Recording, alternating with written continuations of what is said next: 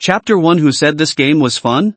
So hot. Staring at the unconscious woman on the hotel king-size bed, I fell into deep thought. She was a dazzling superstar, one of the 4 young Dan actresses, the campus belle during my college years, and my longtime crush, the goddess Young Man. At that moment, several options appeared before me. 1. Gather ye rosebuds while ye may, for the goddess stands within reach. Since we've come this far, surely taking advantage can't be wrong. Option 2. A new prank show? Or a honey trap? Fearing this might be a setup, you choose to ignore Zhang Man and leave the room directly. 3. You commanded Zhang Man with a stern expression, take off your clothes. For a free simulation I selected option 4, but a prompt appeared stating that free simulation required 50 simulation attempts, and my remaining balance was insufficient. I'm Chen Bai, a transmigrator who waited 3 years and then another 3, finally obtaining my golden finger, a dating simulator. But this thing is as useless as some cheap indie game from a small studio. I can select 1 female character provided by the system to engage in a dating simulation. The simulation includes text and 1:1 scenario reenactments. After completion, the system evaluates and rates my performance, granting rewards based on the score. The higher the score, the better the reward. The system generates simulation candidates based on my social circle. Initially, there are only 2 options. 1 is my childhood friend Chen Cece, whom I've always treated like a little sister. The other is Zhang Man, whom I have absolutely no memory of. So I initially chose Zhang Man as the simulation subject. Who would take advantage of their own sister? That's downright beastly behavior.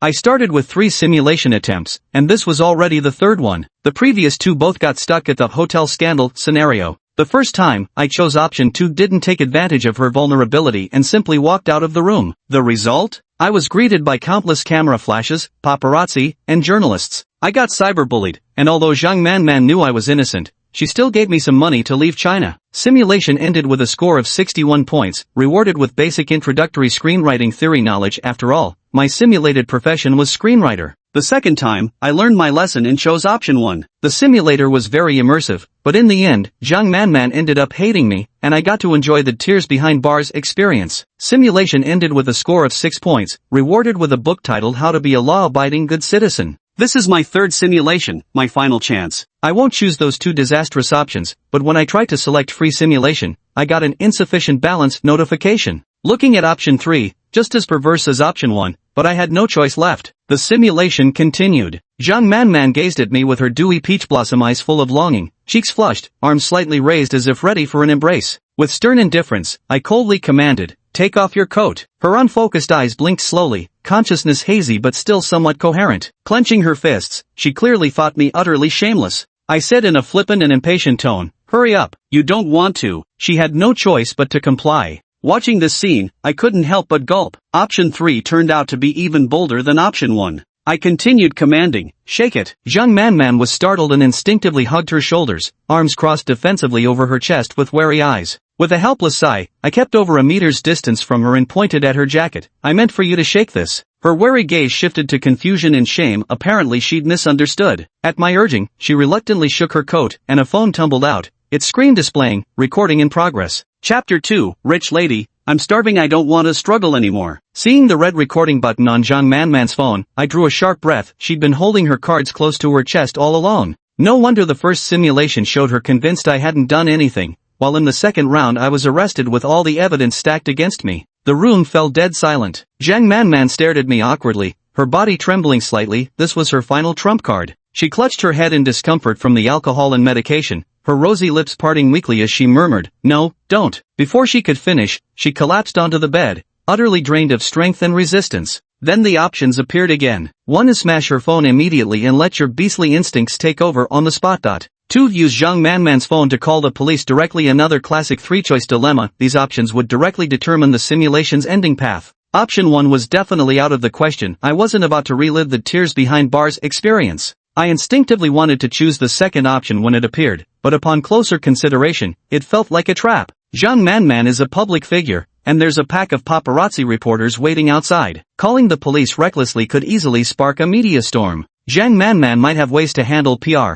but I'm just an ordinary person. When the time comes, I'd have no way to defend myself and would most likely get cyberbullied again, just like in the first simulation. Looking back at option 3, it feels like it has undertones of blackmailing Zhang Man's manager. If things go wrong, I might end up making license plates in prison. After agonizing over it for a long time, I ultimately chose option 3. I pointed my phone at Zhang Manman's face, unlocked it through facial recognition, left the ongoing recording untouched, and directly dialed her agent sister Zhou's number. Auntie Zhou picked up the phone. At first, I didn't say anything, and she thought it was Zhang Manman, her voice full of concern and urgency. But the moment I spoke, silence fell on the other end. I said in a flat yet deep voice, "Hello, are you Zhang Manman's agent? Zhang Manman is currently in my hands." She remained silent for a long moment before finally asking what my intentions were, insisting that I guarantee Zhang Manan's safety and to name my price anything they could do to meet my demands. I felt somewhat helpless, not understanding why I was being treated like some kind of pervert. I didn't make any demands to Zhang Manman's agent. Instead, I simply told her our hotel location and room number. Additionally, I specifically warned Sister Zhou that there might be paparazzi outside and to be careful. I also asked her to bring a doctor, as Zhang Manman didn't seem to be in good condition. Sister Zhou was surprised by my words,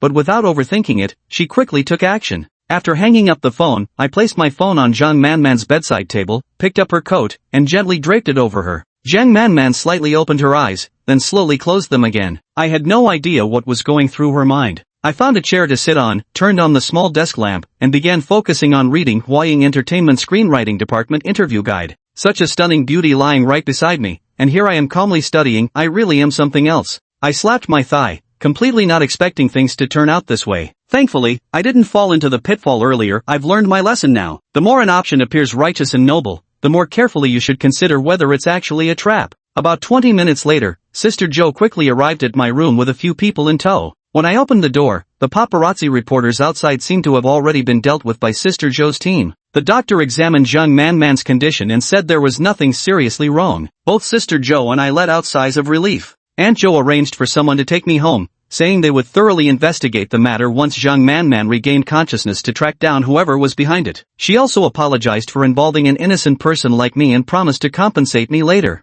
Having saved the person I've had a crush on for years, I felt absolutely wonderful, overflowing with a sense of accomplishment. What I didn't understand was why Zhang Manman's agent, Aunt Zhou, looked at me so strangely, almost as if she'd known me before. The next day passed without incident. There were no trending hashtags about Zhang Manman. Instead, the top spots were dominated by various scandals about a certain A-list male celebrity, who now risks being banned from the industry or even becoming a legal case. I feel like this male celebrity's name sounds quite familiar. If memory serves, he attended the same university as me, and there were campus rumors about him and Zhang Manman. Zhang Manman came to my place to thank me for what happened yesterday, and another set of options appeared. The first option aligns with my upright gentlemanly character, textbook good Samaritan behavior, so I immediately ruled it out. Not taking advantages when they're offered? That'd make me a damn fool. Didn't even need to think about the second option. The ending would definitely be prison blues, so crossed that out too. The third option seems somewhat reasonable. 1 million is a huge sum for a broke screenwriter like me. The fourth option, sugar mommy. I'm starving, I don't want to work hard anymore. What the hell? Is this implying Zhang Manman should keep me, letting her be the MVP while I freeload?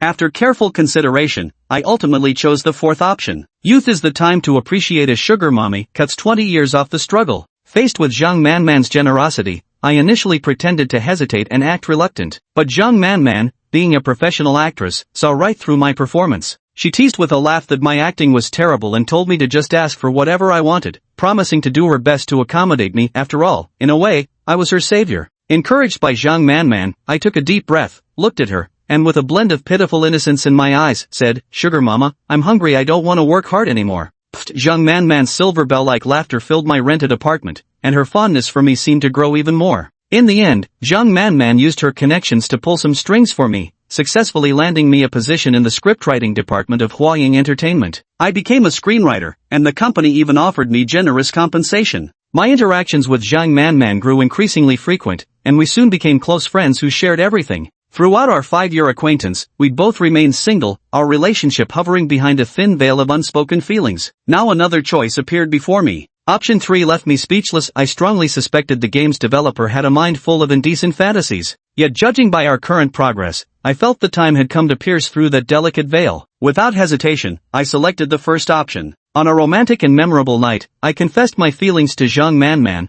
only for her to reject me. Damn it, now everything's ruined. Tonight, the circus has my performance, I'm the clown. Whatever, if she's not interested then forget it. Honestly, I didn't like her that much anyway. She's just a 2D waifu from a simulator game. Pretty mid actually. Alright, I admit I got a little tilted. Getting too serious about games means you've already lost. I kept watching the simulation unfold. After Zhang Manman rejected my confession, I was both shocked and panicked, worrying that we might not even remain friends afterward. However, Zhang Manman noticed my concerns and apologized to me, explaining that she didn't dislike or resent me. Rather, she was highly career-driven and didn't want to consider romantic relationships for the time being, prioritizing her career above all else. My name is Chen Bai. That heartbreaker Zhang Manman suggested we interact like before, even claiming I was her closest and only male friend, coming up with this whole friendship theory. Let me tell it like it is, she denies, never initiates, but doesn't reject either. Ask her, and she'll just say we're friends. A certified heartbreaker through and through. This friendship theory made me laugh in bitter frustration.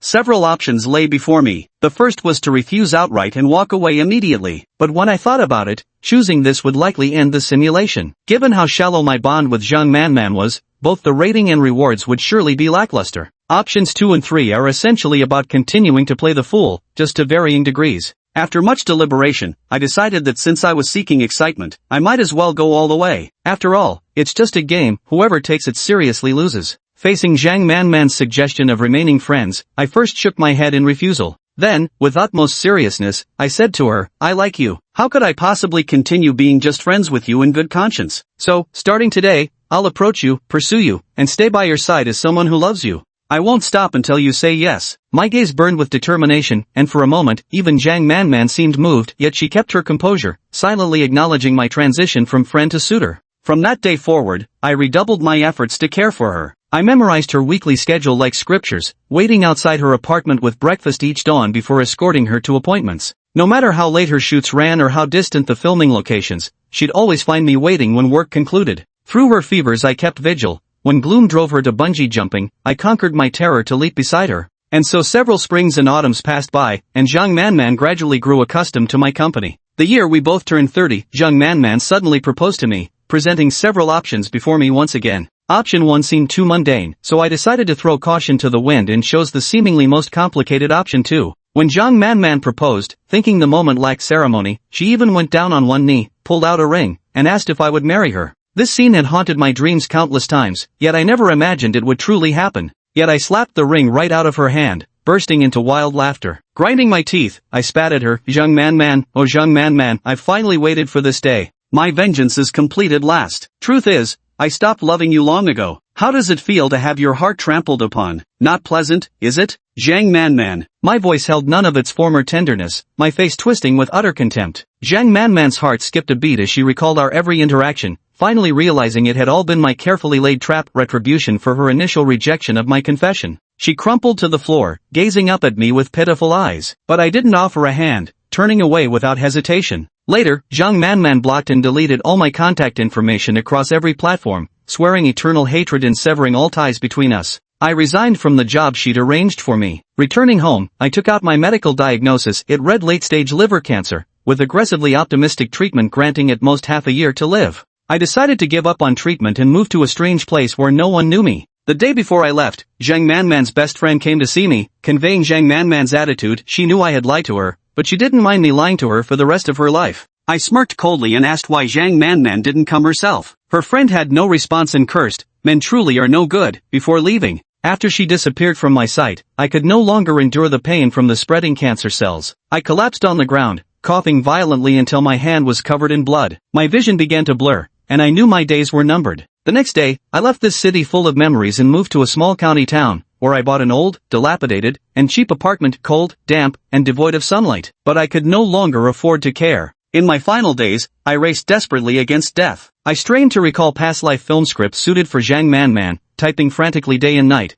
combining everything I'd ever learned to write hit screenplays. My late-stage liver cancer had worsened, the tumor grew, my liver function severely deteriorated, my appetite faded, and bloody coughing fits increased. My body weakened to the extreme. In just half a month, I became skeletal and pale. Sometimes the pain knocked me unconscious, my body aching and exhausted, longing only for eternal sleep. But no, my script isn't finished yet. I must write the best screenplay for Zhang Manman to help her claim the Best Actress crown. Through sheer willpower, I repeatedly wrestled myself back from death's clutches, waking each time only to continue writing. I am Chen Bai. Not only will I help Zhang Manman become an acclaimed actress, I'll also assist her in becoming a successful film investor, because I know in the entertainment industry, only by becoming capital yourself can you avoid being manipulated by others. Driven by this indomitable spirit, I miraculously persisted for half a year without receiving any medical treatment. But my sleep grew increasingly prolonged while my waking hours diminished. I knew my time was drawing near. On a night of swirling snow, I fell into an eternal slumber and never woke again. 3 months later, Jung Man-man's new film premiered to disastrous box office returns. Ridiculed as having exhausted her talent, the movie received the lowest ratings in recent years, branded as the year's worst cinematic flop. Her career suffered an unprecedented blow, leaving her in terrible shape. Her friends, family, and management team all believed I was the root cause of it all, accusing me of toying with Jung Man-man's emotions, destabilizing her convictions, and impacting her career. Yet Jung Man-man insisted it wasn't my fault. She admitted her own mistakes too, and forbade those around her from mentioning me. Just as her career hit rock bottom, she received an anonymous package containing a bank card with all my life savings and a USB drive loaded with dozens of screenplays with blockbuster potential. This was nothing short of a godsend for her. With these scripts, she stormed back onto the silver screen and staged a dramatic comeback. After that, the entire entertainment industry was dominated by Jung Man-man, with her hit dramas being produced one after another without any bottlenecks. Within just a year, she became the undisputed box office queen, earning billions, a well-deserved film icon. In 3 years, she rose to fame and became the youngest international film icon in history, winning awards non-stop. She also became the top investor in Chinese cinema, a Time magazine cover figure. The industry buzzed with the saying, Jung Man-man's productions are guaranteed to be first class. In an interview, Jung Man-man openly admitted that her success was thanks to the mysterious sender of that script and expressed her gratitude without reservation. The whole world had sparked a frenzy to find the mysterious man, yet no one connected me, the selfish, vindictive scumbag, with him. Gradually, I was forgotten by everyone, including Jung Man-man. One day, my younger sister Chen Cece confronted me. Though she harbored hostility toward Jung Man-man, with tears in her eyes, she revealed the truth behind the script. Jung Man-man never imagined that the mysterious man was me. She believed her heart had already settled into stillness, but now, she found herself in disarray. She wanted to demand why I hid despite liking her, to call me a coward, to say she missed me and longed to see me. But Chen Cece coldly informed her, Chen Bai is already dead. Hearing the news of my death, Jung Man-man felt as if struck by lightning, utterly heartbroken. From her sister, she learned that those scripts were trophies from my battle against death. I rejected her marriage proposal because my illness was terminal and I didn't want to burden her. I had ruined my health by caring for her day and night. She was overwhelmed with regret, hating herself for how she had treated me. Later, every work related to Jung Man-man would bear the words by Jung Man-man's husband, Chen Bai. The world came to know that I, Chen Bai, was Jung Man-man's peerless hero. Jung Man-man never married. After completing the production of my last script, she chose to lie beside me in eternal rest. That same year, my younger sister Chen Cece fell from the 20th floor while clutching my photograph. Simulation ended. I was completely baffled. I could understand Jung Man-man taking her own life out of love after filming the script I left behind, but what was up with my sister? This simulation was impressive, though a bit hard on sisters. The next moment, an evaluation and score appeared before my eyes. A score of 92, with the comments saying my protection of Jung Man-man resembled the North Star illuminating her path forward. My love was understated yet profound, making me her peerless hero. I also gained professional knowledge and skills related to award-winning screenwriting, and in an instant, a flood of expertise surged into my mind. I think if I switched to the screenwriting major, I could definitely get perfect scores. For a college student like me, it's like having cheat codes. It opens up another career path. Turns out my cheat device is good for something beyond dating 2D waifus. Ding ling ling, break time ended, and next was homeroom teacher Yao Min's class. Everyone steeled themselves for the Demon King's lesson, since she always claimed she wouldn't take attendance yet randomly called out names before class to get acquainted. But this time was different. Behind Yao Min walked in a ponytailed girl. She moved with the grace of a woodland deer, her delicate features crowned by dewy peach blossom eyes that shimmered with charm. A crisp white uniform shirt tucked carelessly into a black pleated skirt. White knee-high socks hugging shapely legs, every smile and glance of hers tugged at heartstrings. The homeroom teacher introduced, this is Jung Man-man, newly transferred. She majors in performing arts with a minor in management. Jung Man-man's eyes sparkled intently, locked solely on me, sitting in the farthest corner of the classroom's last row, my face frozen in shock. What would you think if your 2D anime waifu suddenly appeared before you in real life, and became your classmate?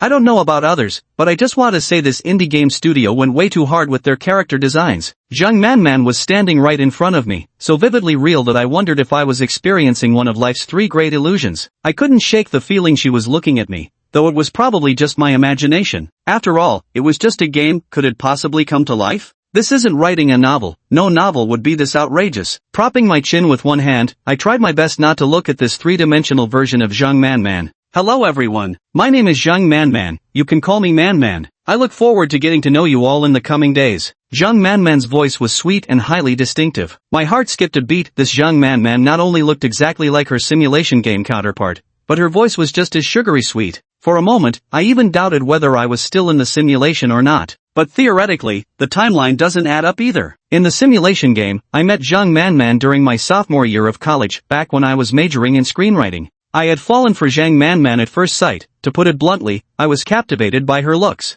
But now I'm just a freshman, and as far as I know, Zhang Manman never minored in any other subjects in the simulation. So, it must all be just a coincidence. I took a deep breath to calm myself down. It was just a coincidence anyway. Zhang Manman definitely had no clue about what happened in the simulation game, so there was no need for me to make such a fuss. Holy moly moly moly. Lily little bai. Feng Yui, who sat in front of me, suddenly spun around, beads of sweat rolling down his forehead, his face lit up with excitement. Feng Yui was my best buddy, a dude who liked chicks and dreamed of being a kept man for a wealthy sugar mama. Confused, I asked him, "What's up? Can't hold it in anymore?" Old Yao never said we weren't allowed to use the bathroom during her class. Even if you weren't faking it, you could just ask, though looking at you now, I'd say there's an 80% chance you're not. I've always thought Feng Yui was a genius at time management. During his free time, he'd play or sleep like crazy, never wasting a single second. And he always managed to time his bathroom breaks exactly during class hours. As he put it, this gave him more personal time at school than others,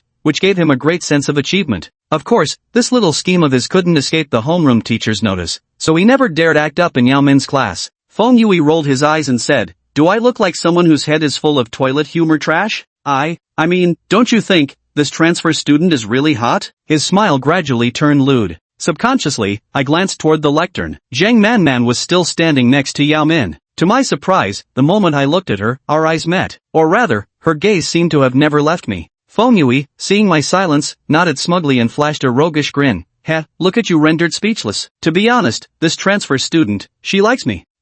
Zhang Manman's appearance had already surprised me, but Feng Yui's words left me utterly bewildered. This time it's definitely not my imagination. Zhang Manman has been looking at me since she walked into the classroom. Feng Yui made his case logically, fearing I might break down on the spot, so he gave me a preemptive warning. "I'm really sorry, my friend, but it looks like I might be the first to leave the bachelor pack behind." With that, he turned around dramatically, flicked his hair, and gazed at Zhang Manman with sparkling eyes as she actually began walking towards them. Closer and closer, Feng Yui felt his heart was about to leap out of his chest. Zhang Manman's appearance quickly became the focal point of the class. Though she hadn't yet evolved into her ultimate form, her campus belle level looks were enough to drive these adolescent boys and girls wild. "Hello, classmate. Is the seat beside you taken? May I sit here?" Zhang Manman stopped in her tracks, asking politely with a sweet smile. Feng Yui sprang up from his seat as if triggered by a switch. He gently pulled out the vacant chair beside him, bending his left arm in a courteous please gesture while lowering his voice to make it deep and magnetic. "Of course you may, classmate Zhang Manman. Right this way." Yet his please gesture lingered for who knows how long. His arm grew sore,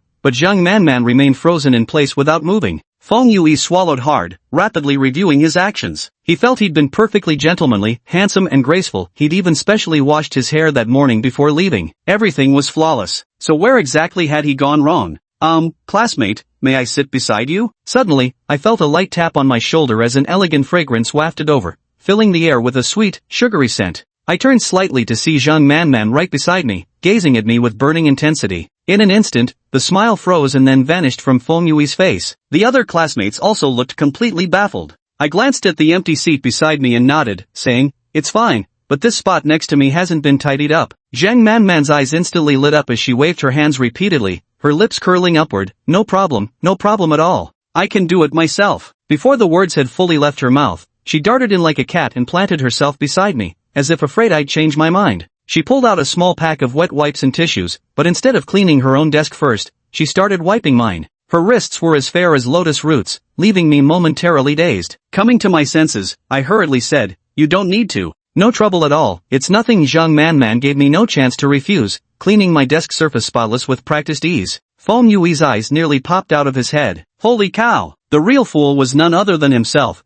and that person turned out to be me. This was more painful than killing him outright. Crack crack crack, the classroom echoed with the sound of clenched molars grinding from all directions. Suddenly, Jo Jun, the class monitor from Section 4, raised his hand. On the podium, Yao Min snapped out of her spectator mode. "Yes, Jo Jun? What is it?" Teacher Yao, every student in our class sits separately at individual desks. You always said desk partners only slow down academic progress. Jo Jun clenched his fists, righteous and solemn, the air around him thick with the sour scent of lemons. Well, that may be true, but, Yao Min stammered, at a loss for words. The rule of one person per desk was hers to uphold, yet Zhang Manman had just transferred and finally settled in. Making her, a girl, stand up again would undoubtedly humiliate her. As Yao Min struggled with the dilemma, Zhang Manman wiped every corner of my desk, her watery peach blossom eyes brimming with a hint of grievance. But it's my first day transferring here, and I'm not familiar with the school environment or the coursework yet. Zhang Manman's words dissipated Yao Min's embarrassment. With a nod, Yao Min said, there's always an exception to every rule. Zhang Manman, take a seat next to Chen Bai. Chen Bai, we'll need you to make an extra effort, show Zhang Manman around campus after class, help her with coursework, and exchange study tips. Oh okay, I looked utterly bewildered. What's going on here? How did I just get scheduled without even realizing it?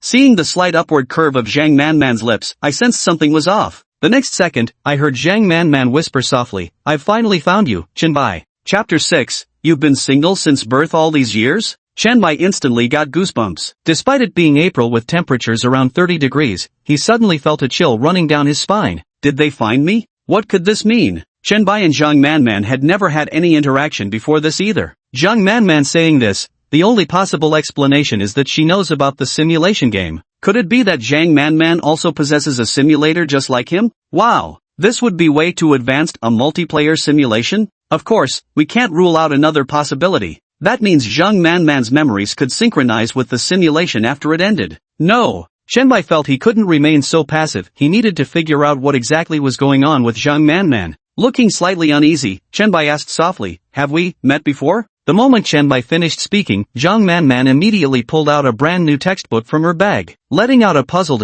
her clear peach blossom eyes flickered with a trace of confusion. The atmosphere instantly turned awkward. But Zhang Manman's sweet smile quickly eased the tension. Rather than answering Chen Bai's question, she pointed to her textbook and asked with sugary sweetness, found this textbook, Chen Bai? I didn't buy the wrong one, did I? Chen Bai glanced at the textbook in Zhang Manman's hands, then at her utterly guileless and sincere smile. Only then, belatedly, did he realize that when Zhang Manman earlier said I found you, she was talking about the textbook. Just calling out your own name was merely to confirm you hadn't bought the wrong textbook. And no mistake here. Chen Bai answered Zhang Manman's question, struggling to focus all his attention on the blackboard. So embarrassing it kills. Chen Bai regretted deeply having asked Zhang Manman that question earlier. He must have been mistaken for Feng Yui, the kind of guy who approaches every pretty girl with nothing but dirty thoughts in his head. Feng Yui, sitting at the desk in front of them, clenched his fists tightly. At this moment, only 5 words could describe his feelings: frustration at one's inability to mold iron into steel. Ever since Zhang Manman and Chen Bai became deskmates, Feng Yui's ears perked up as he focused intently on eavesdropping on the conversation between the two behind him.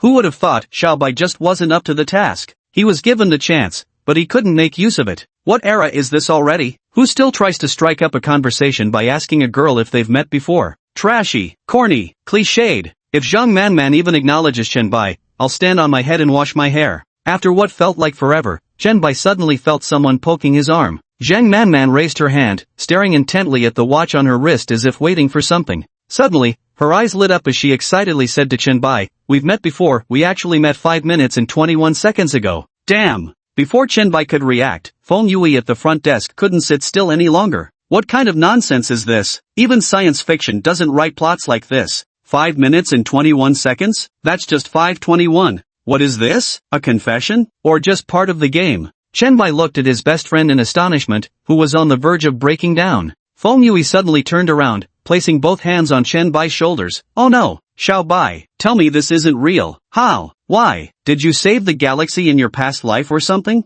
Say something, just tell me this isn't true. Even lying to me would be better. Feng Yui looked like he had put on a mask of agony. Whoosh! A piece of chalk, like a silver bullet, struck Feng Yui squarely on the back of his head. Turning around, Feng Yui found himself face to face with the red-faced demon homeroom teacher in full fury. Feng Yui finally realized his inappropriate behavior. Looking at Chen Bai and Zhang Manman again, the two simultaneously wore identical looks of confusion. Damn, they really look like a married couple. Oh no, what married couple? Clearly a pair of damn cheaters. Feng Yui, stand at the back and listen to the lecture. Yao Min's stern rebuke made Feng Yui freeze in fear. With a meek tilde of assent, he picked up his textbook and stood at the back of the classroom. Ah ha ha ha ha, Feng Yui's totally broken now. Feng Yui, the wound of betrayal will never heal. Exactly. Chen Bai and Feng Yui have been eternal lone wolves. If Chen Bai actually got a girlfriend, it'd hurt Feng more than killing him. I think Feng Yui is making too big a deal out of it. Zhang Manman probably just picked a seat at random, and besides, sitting with Chen Bai is only temporary anyway. Feng Yui's little stunt was indeed a bit awkward. If I were Zhang Manman, I'd be thoroughly embarrassed too.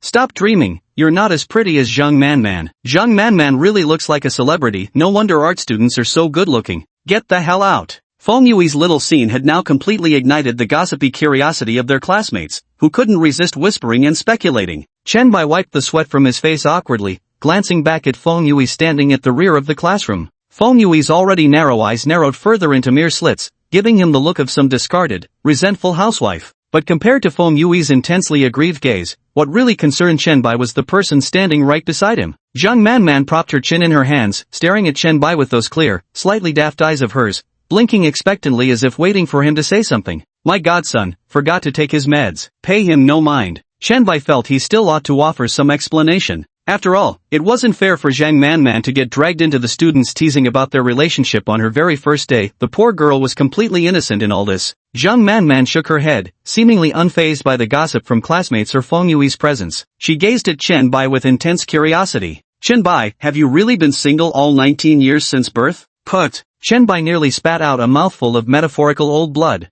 No, sis, are you joking? What kind of bizarre focus is this? That hits hard, old heart. Bang! Yao Min delivered a Buddha's palm strike to the lectern, and the once noisy classroom instantly fell silent. Do you think this classroom is a vegetable market? Are you all guaranteed post-grad admission to Tsinghua or Peking University? Planning to earn six-figure monthly salaries after graduation? Or are you just preparing to work as assembly line laborers? To be perfectly honest, in my over 20 years of teaching, you're the worst cohort I've ever had. And you still won't work hard? Is this how you repay your families and yourselves? You act like I'm forcing you to study and pay attention in class. Would I lose a pound of flesh if you fail courses or get held back? You're all taking this exam for yourselves, not for me. Alright, turn to page 56 in your textbook and look at Maslow's hierarchy of needs. Yao Min's classic reprimand instantly took control of the classroom rhythm, commanding everyone's attention. Even Zhang Manman, who normally seemed fearless, toned it down, though just slightly. For instance, she stopped whispering to Chen Bai. Instead, they passed notes. Zhang Manman, you still haven't answered my question, Chen Bai? Chen Bai, your textbook isn't the wrong one. Zhang Manman, but that's not what I just asked. Chen Bai, classmate Zhang Manman, no daydreaming in class, no passing notes. After writing these words, Chen Bai nudged Zhang Manman's arm with his elbow and passed the note to her. Upon reading this, Zhang Manman showed no sign of displeasure. Instead, she continued to write something on the note. Moments later, she passed the note back to Chen Bai. Chen Bai sat upright this time and shook his head, refusing the note Zhang Manman handed him. Ha! Don't think you can corrupt my righteous heart. Just one last time. Chen Bai's sleeve was gently tugged by Zhang Manman, who lowered her voice, yet her tone carried a hint of coquetry. Alright, so this is how you want to play. She took another look at the note, deciding she wouldn't reply to Chen Bai anyway. Pressed by Zhang Manman, Chen Bai reluctantly unfolded the note. Zhang Manman, is it because your little sister at home doesn't agree with you dating right now? In an instant, Chen Bai's eyes widened in shock, his mind momentarily going blank. He hurriedly picked up a pen and began scribbling on the note. Chen Bai, how did you know I have a younger sister? Zhang Manman looked at the message on the note, then revealed a knowing smile. Chen Bai received another note from Zhang Manman. However, the words on it nearly made Chen Bai crack on the spot. Zhang Manman, classmate Chen Bai, don't get distracted in class, don't pass notes. Chapter 7, He's My Peerless Hero. Chen Bai never expected that the words he had solemnly written on a note just a minute earlier would come circling back like a boomerang and hit him right between the eyes. Unbelievable. How can anyone play this chapter without nerfing Manman? How on earth did she know Chen Bai had a younger sister? Moreover, Chen Bai couldn't tell if it was just his imagination, but he always felt that Zhang Manman understood him extraordinarily well. It was as if they had been close friends for many years. Seeing how attentively Zhang Manman was listening to the lecture, Chen Bai couldn't bring himself to press her further with questions. What neither Chen Bai nor Zhang Manman realized was that every single move they made had been quietly observed by Feng Yui, who stood at the very back of the classroom. From exchanging flirtatious glances to passing notes, and now pretending to be model students listening attentively in class. Put. Such phonies. Are you folks for real? Feng Yui currently looks just like that wide-eyed single meme dog sitting between a rabbit and a fox. A 45-minute class period passed by in no time. For Chen Bai, every second felt like a year, agonizing, like sitting on pins and needles. Putting aside the many suspicious points about Zhang Manman, her sitting next to him felt a little strange. Though the whispers and note-passing had stopped, he couldn't tell if Zhang Manman was doing it accidentally or on purpose when she occasionally brushed against him.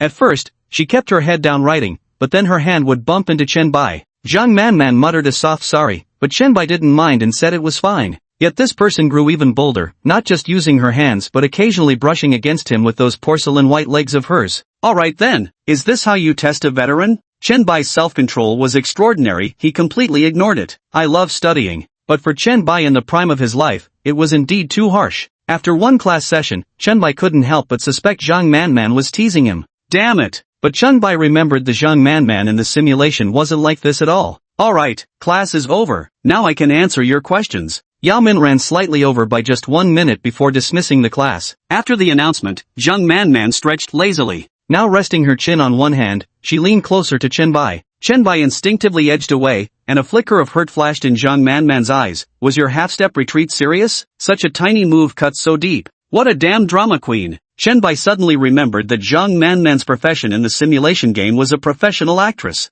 If Zhang Manman really pursued this career path in the future, based on Chen Bai's current interactions with her, he could only say she was a naturally gifted performer. Chen Bai couldn't be bothered to indulge this drama queen's act, and asked sternly, first question, how did you know I have a sister? Well, because. Zhang Manman paused, then raised her finger to point at the water bottle on the side of Chen Bai's backpack. Because my younger sister said purple has a special charm, so I guessed you might have a sister. Turns out you really do have one. What's her name? She must be adorable, right? Chen Bai silently took out his thermos. Zhang Manman was right, this taro purple thermos had indeed been bought for him by Chen Sisi. But Zhang Manman judging by younger sister has purple charm seems like such a stretch. What kind of bizarre thought process is this? Seemingly logical yet actually just spouting nonsense with a straight face? What truly crushed Chen Bai was realizing that in front of a natural-born actress like Zhang Manman, he couldn't tell whether she was being truthful or lying. Alright, I'll believe her on this matter for now. Chen Bai didn't discuss his sister's issue with Zhang Manman. Lowering his voice cautiously, he said, another question, are you also playing that kind of game? That kind of game? Zhang Manman froze, her eyes widening. Who knows what came to her mind, her cheeks instantly flushed crimson. Chen Bai immediately sensed something was off. Wait a minute, are you misunderstanding this? What kind of game are you thinking of? Zhang Manman blushed shyly. She inched her chair closer to Chen Bai, hesitated for a moment, then lowered her head and cautiously murmured, you mean, it's not that kind of, spicy game? Oh no. She really did misunderstand. Chen Bai's mother tongue was speechlessness. Seeing Chen Bai remain silent, Zhang Manan thought he was angry and quickly said, is there a multiplayer mode? I can play along. What kind of adult game even has multiplayer? If there is, you must tell me. Okay. No, I wasn't talking about that kind of game, cough cough. Of course, I never play those kinds of games anyway. Chen Bai explained earnestly and solemnly. Based on Zhang Manman's reaction, Chen Bai preliminarily concluded that his dating simulator likely didn't have online multiplayer capabilities. As for whether the memories from the simulation were synchronized, that remained to be seen. Of course, Zhang Manman's sudden appearance had given Chen Bai quite a bit to process, and he needed some time to absorb it all. Chen Bai picked up his water bottle and stood, then after a brief hesitation asked Zhang Manman, I'm getting some hot water, need me to fill yours too? Chen Bai reached out toward Zhang Manman for her cup. For a fleeting moment, Zhang Manman seemed to freeze slightly, as if something had just occurred to her. As if moved by some supernatural force, she even forgot to hand Chen Bai her thermos, directly reaching out to place her slender, delicate hand upon his palm. The warmth radiating from Chen Bai's palm felt exceedingly real. Zhang Manman felt as if an electric current had passed through her body, giving her a slight tremble. She felt her face grow even hotter, her nose tingling with the urge to cry. Ding! You've had intimate contact with Zhang Manman. Simulation count +1. At the same time, Chen Bai's mind suddenly heard the notification sound from the simulator system. Chen Bai was instantly stunned. I had been worrying about how to replenish simulation attempts once they ran out, but now it seems, as long as I get physically intimate with Zhang Manman, my simulation attempts will increase? To put it another way, as long as I have simulation attempts and can keep playing, I can uncover even more rewards. What does this indicate? It's clear that Zhang Manman is practically an untapped goldmine waiting to be discovered. Chen Bai gazed at the small hand placed in his palm, inwardly overjoyed. Zhang Manman seemed to suddenly realize her impropriety and swiftly withdrew her hand, then briskly handed her water bottle to Chen Bai. Then I'll trouble you with this, thank you. Blushing crimson, Zhang Manman turned her head away, too embarrassed to look at Chen Bai. Chen Bai resisted the urge to touch Zhang Manman's hand, for mining, again, took her water cup instead, and responded with a charming smile. No big deal, deskmates should help each other out, right? After making sure Chen Bai had left the classroom, Zhang Manman finally let out a sigh of relief. So close to giving in and hugging Chen Bai right then and there. That incredibly vivid dream remains clear before my eyes, as if I were actually there. Except, in that dream, she had already lost Chen Bai. Zhang Manan placed her hand on her chest, feeling the rapid heartbeat. Without realizing it, tears slipped silently from her eyes. Perhaps it was because heaven was smiling upon her, granting her another chance. This time, it was her turn to pursue Chen Bai. She couldn't bear to lose Chen Bai again. That heart-wrenching pain was something she never wanted to experience again. Zhang Manman quickly wiped the tears from her face, picked up her pen, and wrote a single line in the blank space of her book. I don't know if he saved the galaxy, but I do know he's my legendary hero. Chapter 8, New Simulation Target, Su Qingxue. Xiao Bai, tell me truthfully, what exactly is going on between you and Zhang Manman? Feng Yui stormed over from the classroom with furious momentum. Seeing the pink insulated cup in Chen Bai's hand engraved with ZMM, the personalized initials of Zhang Manman, she completely lost it. What's going on? Are you two dating? Feng Yui's eyebrows knitted together tightly into a character 3. Chen Bai didn't hesitate to shake his head. No, where did you get that idea from? Oh, I knew it. Feng Yui exhaled in relief, his face breaking into a huge grin, leaving Chen Bai utterly speechless. But thinking of Zhang Manman, Chen Bai still specifically reminded him, I've known her for the same amount of time as you. She just transferred here and doesn't know anyone. She happened to want someone to show her around, that's all. Stop spreading gossip and making a fuss, it doesn't look good for her. Feng Yu was on the verge of tears. Then why couldn't that someone be me? Classic you, always fixating on the most unexpected details. Chen Bai massaged his temples, exasperation written all over his face. Feng Yui, the big oaf, awkwardly scratched his head, waffling with words stuck in his throat. Spit it out already. Chen Bai nearly slapped him upside the head to make him talk straight when he saw Feng Yui acting so wishy-washy. Sob. Xiao Bai, I was wrong about you. Only then did Feng Yui explain, it's all my fault. I overreacted. Well, mainly because I was so shocked Zhang Manman is drop-dead gorgeous, easily on par with our campus belle Su Qingxue. Plus, the way Zhang Manman acted around you didn't seem like you'd just met, so I thought you two were really an item. Get to the point. The point is, it seems like the whole class is gossiping about you two right now. Feng Yui, a nearly 1.9-meter tall hulk, lowered his head. His apologetic demeanor somehow added an unintentionally comedic touch. Oh, what exactly are people saying? Chen Bai looked on with curiosity. Rumors say you and Zhang Manman are childhood sweethearts. As the perfect white moonlight little sweetheart, of course she should stay by your side, leaving vivid strokes across the canvas of your life. Feng Yui had quickly gathered and synthesized the class gossip within a short time span. Hearing this, Chen Bai chuckled. Ha, now that's sharp. Must have read quite a few romance novels. This fellow probably still has a whole stockpile of extracurricular reading material. Another version says you're Zhang Manman's child groom, raised by her since childhood. It seems this young man has grasped the true essence of rich women's appeal, saving himself 20 years of detours in life. Ha! Feng Yui was stunned by Chen Bai's response and asked in confusion, Xiao Bai, aren't you angry? In just one class period, several different versions about Zhang Manman and Chen Bai's relationship had already emerged. Chen Bai sighed and shrugged nonchalantly, saying, there's no need to get angry about this. People have their own mouths, it's not like I can stop them from talking. And you know how it is, rumors always get more and more outrageous as they spread. I say I deliver takeout in Dongguan, you go around telling people I sell illegal services there. I say I got into a top-tier university, you go around telling people I'm dancing in bars. Chen Bai shrugged his shoulders. Rumors are just like that, you can't control them, so there's no need to care. Anyway, there's absolutely nothing going on between me and Zhang Manman. Chen Bai was quite philosophical about it. During school days, everyone lived in their own little circles. The slightest stir could spark endless gossip, speculation, commotion, and rumors. Chen Bai remembered the most absurd incident was when Chen Sisi suddenly came to deliver him a lunchbox one day and got spotted by others. On the first day, people gossiped about seeing a girl feeding Chen Bai. By the second day, the rumor evolved into Chen Bai having an off-campus girlfriend. On the third day, it turned into Chen Bai dating a young fashion model. On the fourth day, rumors escalated to Chen Bai keeping 18 young models off campus who fed him meals. In short, things kept getting more absurd until Chen Bai was forced to explain that Chen Sisi was his younger sister for the matter to finally be settled. Having learned from this experience, Chen Bai developed a remarkably calm attitude toward such gossip. Listening to Chen Bai's words, Feng Yui seemed half convinced before suddenly looking enlightened. Oh, I get it now. Xiao Bai, you were dancing in Dongguan bars selling your body.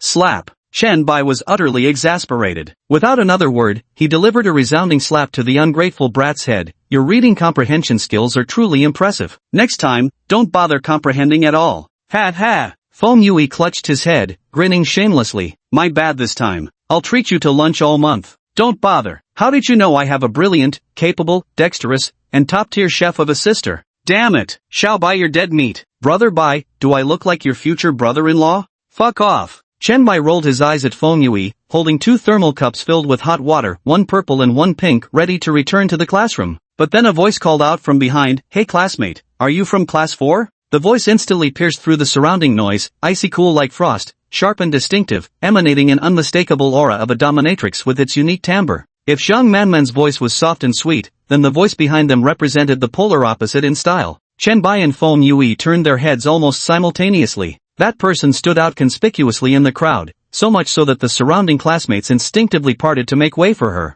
Jet black straight hair, a white school uniform shirt tucked into a high-waisted pleated skirt, perfectly showcasing that classic S-curve figure. Standing approximately 1.72 meters tall with golden waist-to-leg proportions, her long, straight legs look even more sculpted wrapped in black stockings. Even perverts would exclaim, I'm Uzumaki Naruto's brother Uzumaki Mouther. Su Qingxue, the campus belle of Jiangzhou University and president of the student council, captivating both men and women alike. Without exaggeration, she's the dream lover in every male student's heart across Jiangzhou University. Su Qingxue's presence seemed to freeze the very air in the corridor. Her presence was overwhelmingly powerful. Actually, Su Qingxue and Chen Bai were in the same department but different classes. Rumor had it she had family assets to inherit, so she rarely appeared on campus, let alone took the initiative to speak to someone, especially this ice-cold beauty. Feng Yui looked left and right, gulping hard as his hands began trembling uncontrollably. Because, among all the people in the hallway, only he and Chen Bai were from class 4. Feng Yui was also a member of the student council and occasionally appeared in front of Su Qingxue once or twice, while Chen Bai had absolutely no connection with Su Qingxue, so, theoretically speaking, Su Qingxue was definitely here for him. Xiao Bai, she seems to like me. Feng Yui lowered his voice, trembling as he spoke. Was happiness coming too suddenly? This time, Feng Yui didn't hesitate at all. He immediately took a step forward, raising his head with confidence as he nodded. That's right, I'm from class 4. May I ask, classmate Su? Unexpectedly, before Feng Yui could even finish speaking, Su Qingxue directly walked past him and stopped in front of Chen Bai, who stood behind Feng Yui. She handed a document folder to Chen Bai, her tone still icy and devoid of emotion. This is your class's future career planning intention form. You, sign here. Yet at this very moment, the simulated game system's notification sound rang in Chen Bai's mind. Drip. New simulation target detected, Su Qingxue. Chapter 9, Zhang Manman's gift. A new simulation target? Chen Bai thought he must have misheard and hurriedly checked his system panel. Dating simulator. Bound player, Chen Bai. Remaining simulations, 1.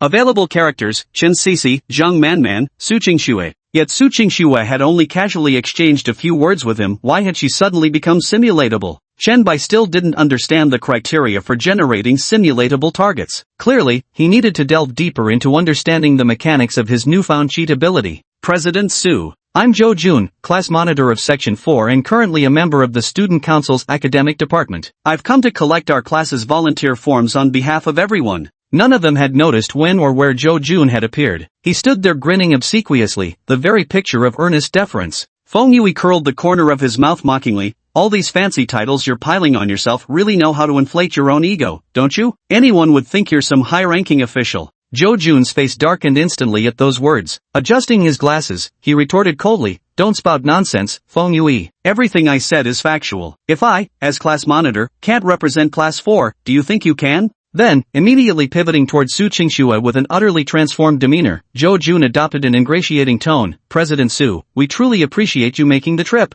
Just as Zhou Jun reached out to take the document folder from Su Qingxue's hands. To everyone's surprise, Su Qingxue's eyes were fixed intently on Chen Bai as she tilted the file folder in her hand to one side. Zhou Jun immediately lunged forward but grabbed nothing but air, leaving him immensely embarrassed. From start to finish, Su Qingxue never even glanced at Zhou Jun. Her voice remained frostily indifferent. Inconvenient? Chen Bai snapped out of his daze and glanced at the 2 insulated cups in his hands. The answer was obvious. So with both hands fully occupied, Chen Bai cast a pleading glance toward Feng Yui. Yet to Chen Bai's surprise, Feng Yui seemed to have been struck by some immobilizing spell at that moment. Both eyes widened as large as bronze bells, wearing an utterly incredulous expression. Picture should be inserted here. No telling what grand drama this guy's imagining again. Zhou Jun nearby couldn't make sense of it either, deciding to speak up once more. President Su, this classmate has his hands full right now. Maybe I should handle it. Oh, give it to me. Instead of handing the documents to Jo Jun, Su Qingxue went directly to take one of Chen Bai's insulated cups from his hands. That thermos cup belongs to Zhang Manman.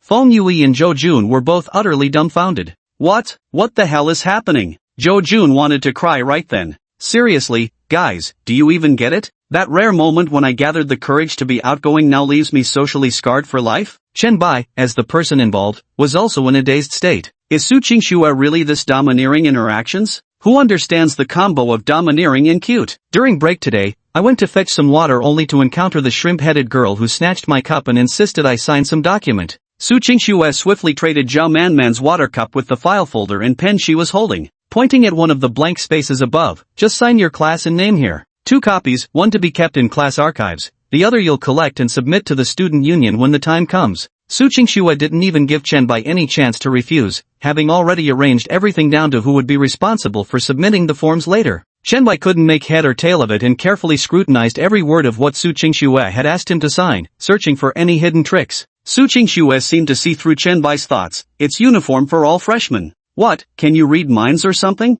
Having been read so easily by Su Qingxue, Chen Bai could no longer afford to dawdle and quickly signed his name on the registration form. As he handed the form back to her, Chen Bai noticed Su Qingxue was now holding Zhang Manman's cup with both hands. Wait, Chen Bai suddenly realized something was off. Whether it was his imagination or not, he seemed to see Su Qingxue toying with Zhang Manman's thermos cup. Her movements were subtle, but Chen Bai couldn't shake the feeling there was something unusual about how Su Qingxue handled that cup. She treated it with peculiar fondness. Su Qingxue took the registration form, but she hesitated for a moment before handing Zhang Manman's thermos cup back to Chen Bai. Oh ho, did Chen Bai just discover something shocking? Of course, it could also just be his imagination. Too many strange things happened today, and Chen Bai still needed to verify his suspicions one by one. Jo Jun had already slipped back into the classroom unnoticed and was now in a withdrawn state. Feng Yui placed one hand on Chen Bai's shoulder while holding the stack of volunteer forms with the other, his gaze fixed intensely on Chen Bai. Chen Bai felt a chill under Feng Yui's piercing stare. What's wrong now? He asked. You actually know Su Qingxue? I don't know her at all.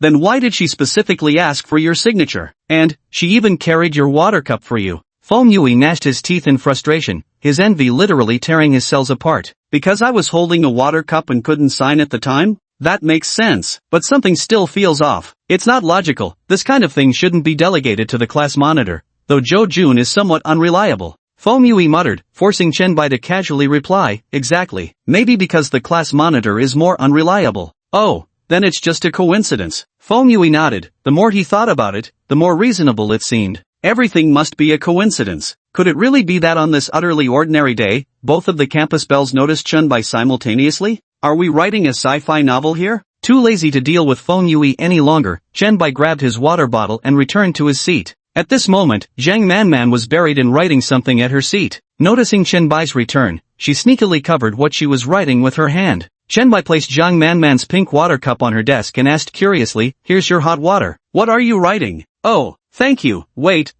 don't look yet. Zhang Manman's delicate face flushed slightly, afraid Chen Bai might see. She leaned forward to block the small note she had written. I won't look. Chen Bai wasn't particularly curious either, he was actually pondering Su Qingxue's unusual gaze moments earlier. Ding ding ding. Zhang Manman tore out a page from her notebook and proudly handed it to Chen Bai. Chen Bai looked at the note, which read, Zhang Manmanos Chen Bai 1. What's this? Chen Bai held the note, looking puzzled. Thanks for getting me the hot water. Here's your reward. Ha! You can exchange this note for one small wish with me, or have me answer one of your questions. Zhang Manman explained. Actually, there's no need. Helping each other is what deskmates do, and it was just a small favor. No. That's not right. How can you take someone's kindness for granted? Zhang Manman shook her head repeatedly, recalling the dream where she had grown accustomed to Chen Bai's kindness toward her. Day after day, year after year, she took Chen Bai's goodness for granted. Yet she failed to realize that even the most devoted person grows weary and exhausted. A one-sided love cuts deepest of all. Chen Bai saw Zhang Manman's insistence and stopped refusing.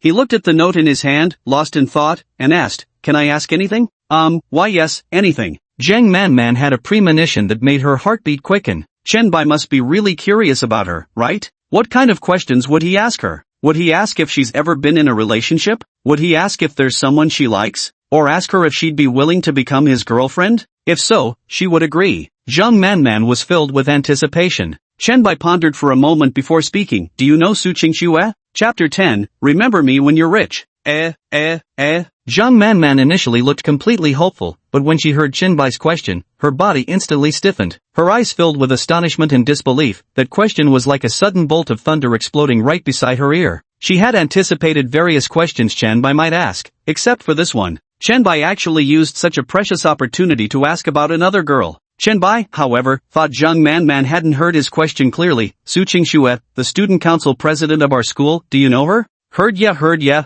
Honestly, you didn't need to repeat that. Zhang Manman flopped onto the table like a deflated balloon, stretching out her arms weakly. Ugh, are you seriously using this chance to ask that? Zhang Manman wasn't willing to give up just yet and asked Qinbai one more time for confirmation. Qinbai asked puzzledly, is it really that hard to answer? If it's difficult. Qinbai stroked his chin, looking rather perplexed. No, I mean. Zhang Manman suddenly stood up, but the words stuck in her throat. Aha! Zhang Manman was utterly frustrated inside. I meant you shouldn't ask me about other girls, that's just too unfair. Of course, Zhang Manman would never outright voice the thoughts in her heart. After all, she had no standing, no capacity to say such things. In that startlingly realistic dream, she had taken Qinbai's favor for granted. She neither gave Qinbai any promises nor clarified the nature of their relationship. Under the guise of friendship, she engaged in ambiguous behavior, blindly accepting Qinbai's kindness towards her. In the end, she selfishly took Qinbai's affection for granted, illegally monopolizing it without giving Qinbai or others a chance to develop anything further.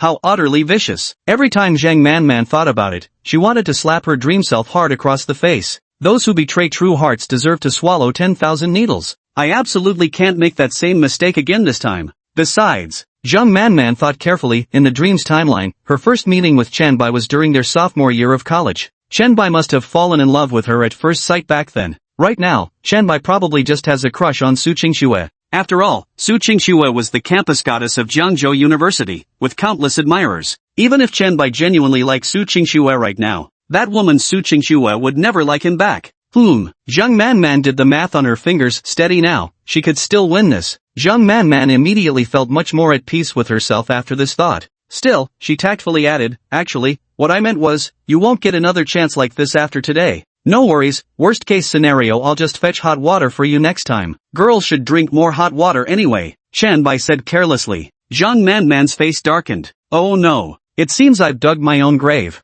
Well, alright then, I know Su Qingxue. Our families have a good relationship, we used to be neighbors before she moved. Zhang Manman let out a light sigh and had no choice but to come clean. When she mentioned Su Qingxue, her expression remained utterly calm, showing no trace of emotion. Just as Qinbai had suspected, the two of them knew each other. But according to what Zhang Manman said, Su Qingxue might actually be the only acquaintance she had at this school. Why didn't Zhang Manman have the slightest intention of looking for Su Qingxue? Just now, Su Qingxue's appearance outside the classroom, including inside the class, caused quite a stir. Logically, Zhang Manman should have at least come out to greet Su Qingxue. Yet the reality was that Zhang Manman had absolutely no such plan. So, they know each other but don't get along? Of course, Qinbai didn't voice these questions in his heart. Qinbai wasn't stupid. Just by asking whether Zhang Manman knew Su Qingxue, she had already wilted like a flower. If he pushed any further, the mind that was Zhang Manman might collapse before he could even dig anything out. I can wait until lunch break after school to go back and open the simulator to see what's going on. Qinbai nodded and didn't press further, appearing as if his question had been just idle curiosity. Feng Yui was filling out a career planning intention form, so Qinbai took the opportunity to change the subject. Are you planning to go to graduate school or find a job after graduation? With the topic shifting away from Su Qingxue, Zhang Manman instantly revived with full energy. Me? I'm going to focus on my performance major. Someday I'll become a big star, even win Best Actress. Zhang Manman's eyes were brimming with aspirations for the future. She had always been a person with clear goals. Whenever she spoke of her dreams, Zhang Manman seemed to glow from within. She truly was destined to become the dazzling superstar adored by millions. Qinbai propped his chin and quipped, I can see Zhang Manman is a highly career-driven person. You'll be successful. Zhang Manman's expression froze instantly. The phrase you'll be successful felt achingly familiar to her. In that dream, her eyes had seen nothing but her career. Yet Qinbai remained silently by her side, helping her realize her dreams. In the end, she became a household name international movie star, achieving her dream, but Qinbai had disappeared.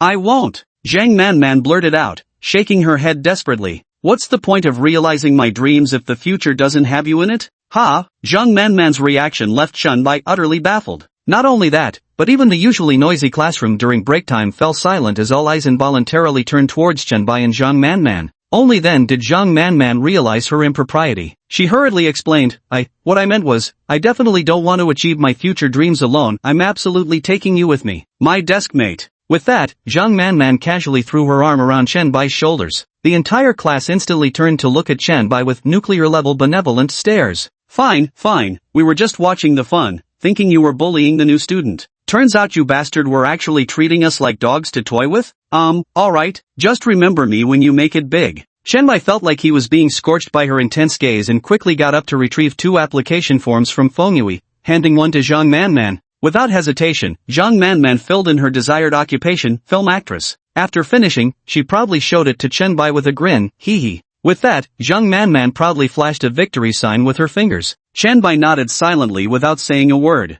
Just as Zhang Manman grew curious and stretched her neck to peek at what Chenbai had written on his preference form, he suddenly folded it up and stuffed it into his school bag. An overwhelming sense of foreboding instantly surged through Zhang Manman's heart. She swallowed hard before hesitantly asking, by the way, Chenbai, you still haven't told me what career you want to pursue in the future. We get one chance to change majors during our sophomore year. You'd switch to the screenwriting department that complements the acting department, right? Or perhaps double major in screenwriting management like me? The future won't change too much, Chenbai will fall hopelessly in love with me just like in the dreams, right? In an instant, Zhang Manman felt her heart leap into her throat. Chapter 11.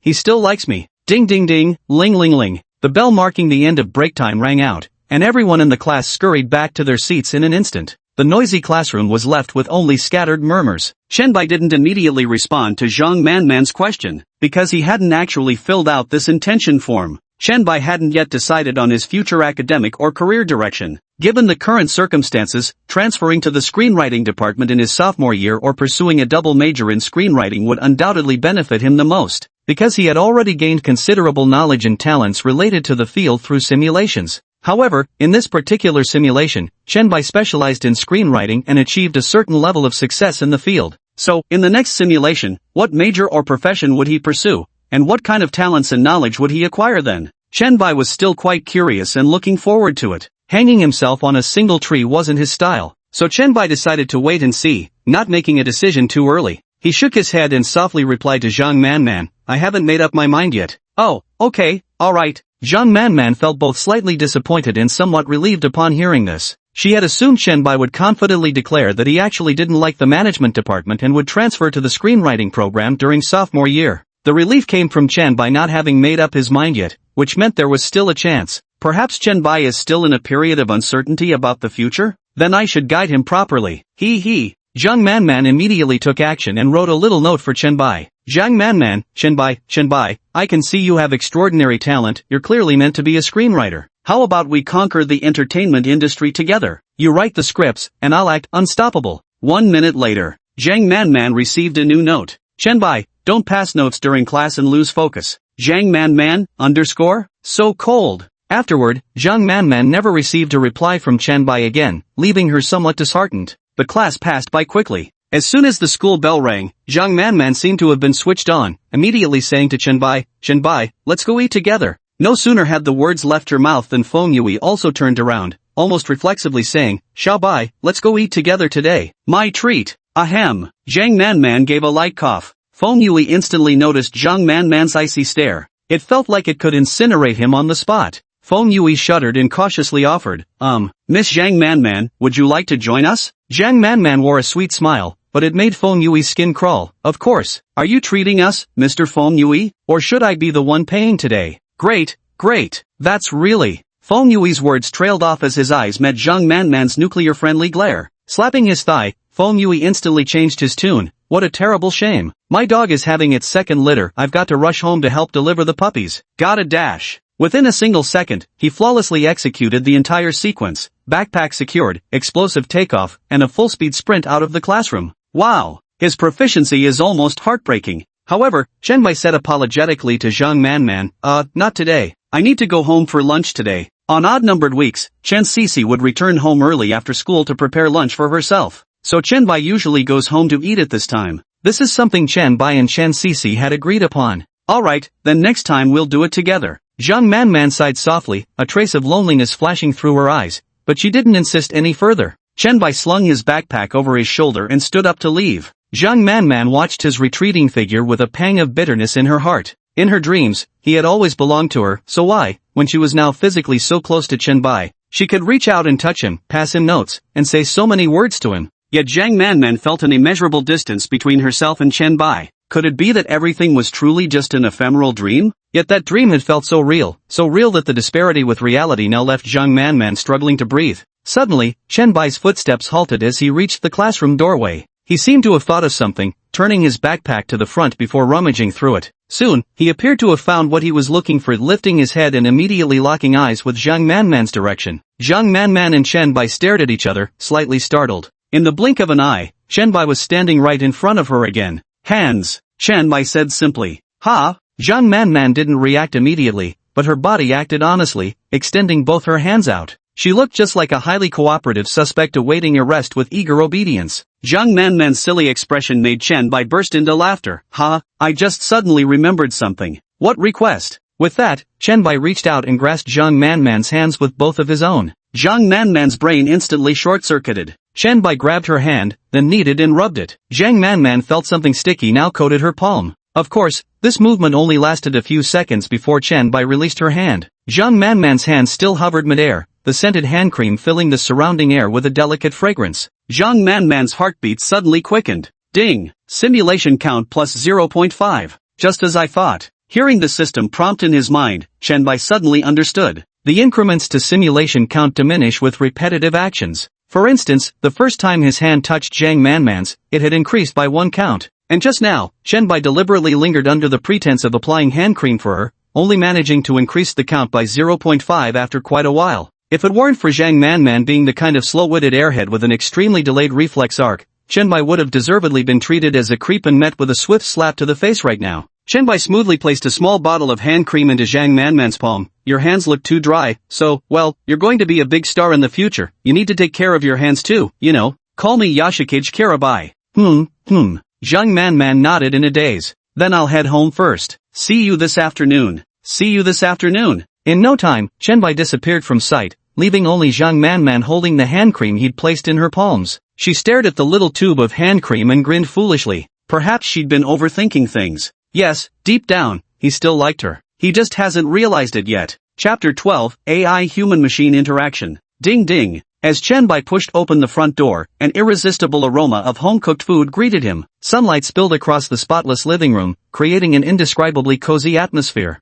Brother, you were 5 minutes late today. Chen Cece walked lightly out of the kitchen, holding a kitchen knife in one hand while lifting her other wrist to glance at her watch with casual indifference. She was dressed in a simple pure white home-style tank dress made of soft fabric. With an apron wrapped around her waist and her hair tied in a low ponytail, she exuded a quiet and elegant aura. Of course, this was all under the condition that one ignored the kitchen knife in her hand. That's terrifying. Got delayed by some things. Chen Bai resembled a naughty child returning home late, offering weak excuses to his parents. Even though he was clearly older than Chen Cece. Alright, actually it's just 2 months older than me. Damn it! Who made this little sister so smart and capable? Most of the time, it's Chen Cece who takes care of my daily life. While this is undoubtedly a good thing, Chen Bai sometimes feels that Chen Cece acts way too mature for a college student. More like an AI. Chen Cece skillfully placed the soup on the dining table. After washing his hands, Chen Bai sat across from Chen Cece. Shall we eat together then?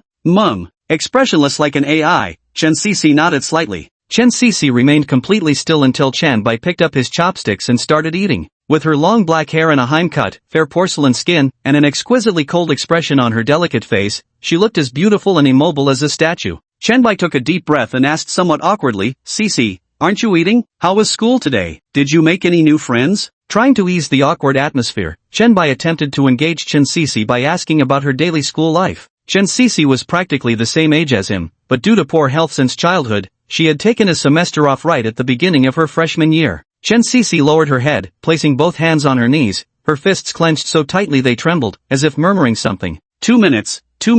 Chen Bai listened carefully and realized she seemed to be repeating 2 minutes. Wow! Today I went home 2 minutes later than usual because I wanted to test the rules for increasing simulation attempts with Zhang Manman. Did Chen Cece really get so upset about this that she couldn't eat? Wait a minute. Why does this little sister seem to be developing in a Yandere direction? That's seriously terrifying. I need to find a way to stop Chen Sisi from heading down this path. Chen first explained, there's a new transfer student in our class. Since she's not very familiar with the campus environment and class situation, the teacher arranged for her to sit with me as deskmates. We had a brief discussion about our study progress after school, so it took some extra time. Strangely enough, as soon as Chen finished speaking, Chen Sisi raised her head. Though the movement seemed somewhat mechanical, it at least meant she'd started using her chopsticks. Chen breathed a sigh of relief. Naturally, he wouldn't tell his younger sister that the reason he was late coming home was because after school he'd gone to touch some other girl's hand several times. Big brother, is your deskmate a girl or a boy? Cough. The rice just stuffed into his mouth nearly sprayed out. Chen Sisi's sudden question had caught Chen completely off guard. Chen Sisi remained utterly calm as she reached her own conclusion. Oh, so it's a girl. That's right, it is a girl. Actually, to be precise, she was originally supposed to sit with Fengyue, but, Chen racked his brains, scrambling to fabricate another version on the spot. As she spoke, something felt off again. What kind of nonsense is this? It was like being caught cheating and desperately making excuses to your wife. But Big Brother seduced her, and in the end she became his deskmate, right? Chen Sisi's tone was indifferent, as if stating an undeniable fact. Oh yes. Chen was struggling to come up with more excuses. No. Let me at least attempt to explain, let me properly explain. Oh no, this is bad. Fell right into their trap. What's with this sarcastic nonsense? Stop.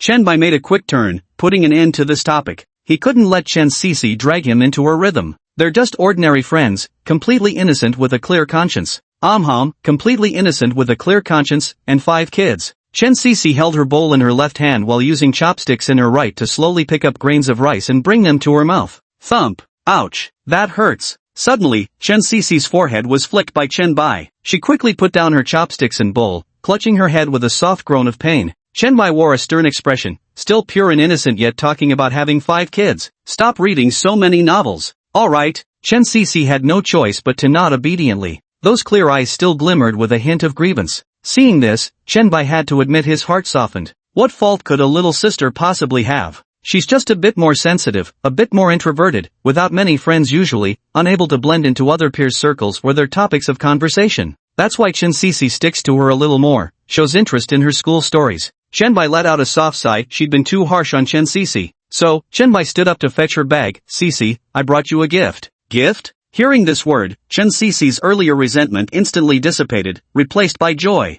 Yes, should I give it to you now? Chen Bai hugged her backpack tightly and smiled mysteriously. Chen Sisi straightened her posture, the hand holding chopsticks trembling slightly as if she was desperately suppressing her excitement. Eventually, with great effort, she managed to calm herself down and switch back into AI mode. Let's finish dinner first. Chen Sisi didn't want Chen Bai to waste his precious time on her. Good. Chen Bai had no choice but to put down his backpack and pick up his bowl and chopsticks again to continue eating. Chen Bai finally realized that Chen Sisi wasn't just socially awkward and introverted. She was also exceptionally skilled at suppressing her emotions. She'd consider everyone else's feelings, yet lacked concern for her own. It seemed everything else could take priority, while anything concerning herself was always put last. It seems impossible to change Chen Sisi's ways in the short term. We'll have to take it step by step. Perhaps. Could we start by helping Chen Sisi expand her social circle? How about introducing Zhang Man to Chen Sisi? I'm full. The sound of chopsticks being set down with a clack echoed as Chen Sisi, having finished her meal, stood up directly and walked over to Chen Bai. Brother, may I see the gift you gave me? Chen Sisi's deadpan AI-like manner nearly made Chen Bai burst out laughing. Chen Bai nodded solemnly. Of course you may. Oh. Chen Sisi crouched down and slowly opened Chen Bai's backpack, revealing a copy of a social psychology theory thicker than a dictionary. Chen Sisi's eyes gradually widened as she lifted her gaze to glance at Chen Bai in bewilderment. Next, Chen Sisi rummaged through all the other compartments and pockets of Chen Bai's backpack. There was nothing. So, the gift you're giving me is this textbook thicker than a dictionary? Chen Sisi pulled out the book, revealing a rare look of astonishment. Aha, do you like it? Chen Sisi's facial expressions at this moment were extraordinarily vivid. Shock, confusion, mild anger. Fine, I'll endure it. Still hard to comprehend. Finally, with a swift motion, Chen Sisi crouched down and placed the brick back into Chen Bai's backpack. I don't want this. What's the matter? Chen Bai shrugged nonchalantly. Chen Sisi clenched her pink fists, stammered for a long while, and finally mustered all her strength and means to retaliate against Chen Bai. Then you washed the dishes yourself today, brother. With that, she huffily ran to her room and slammed the door shut with a loud bang.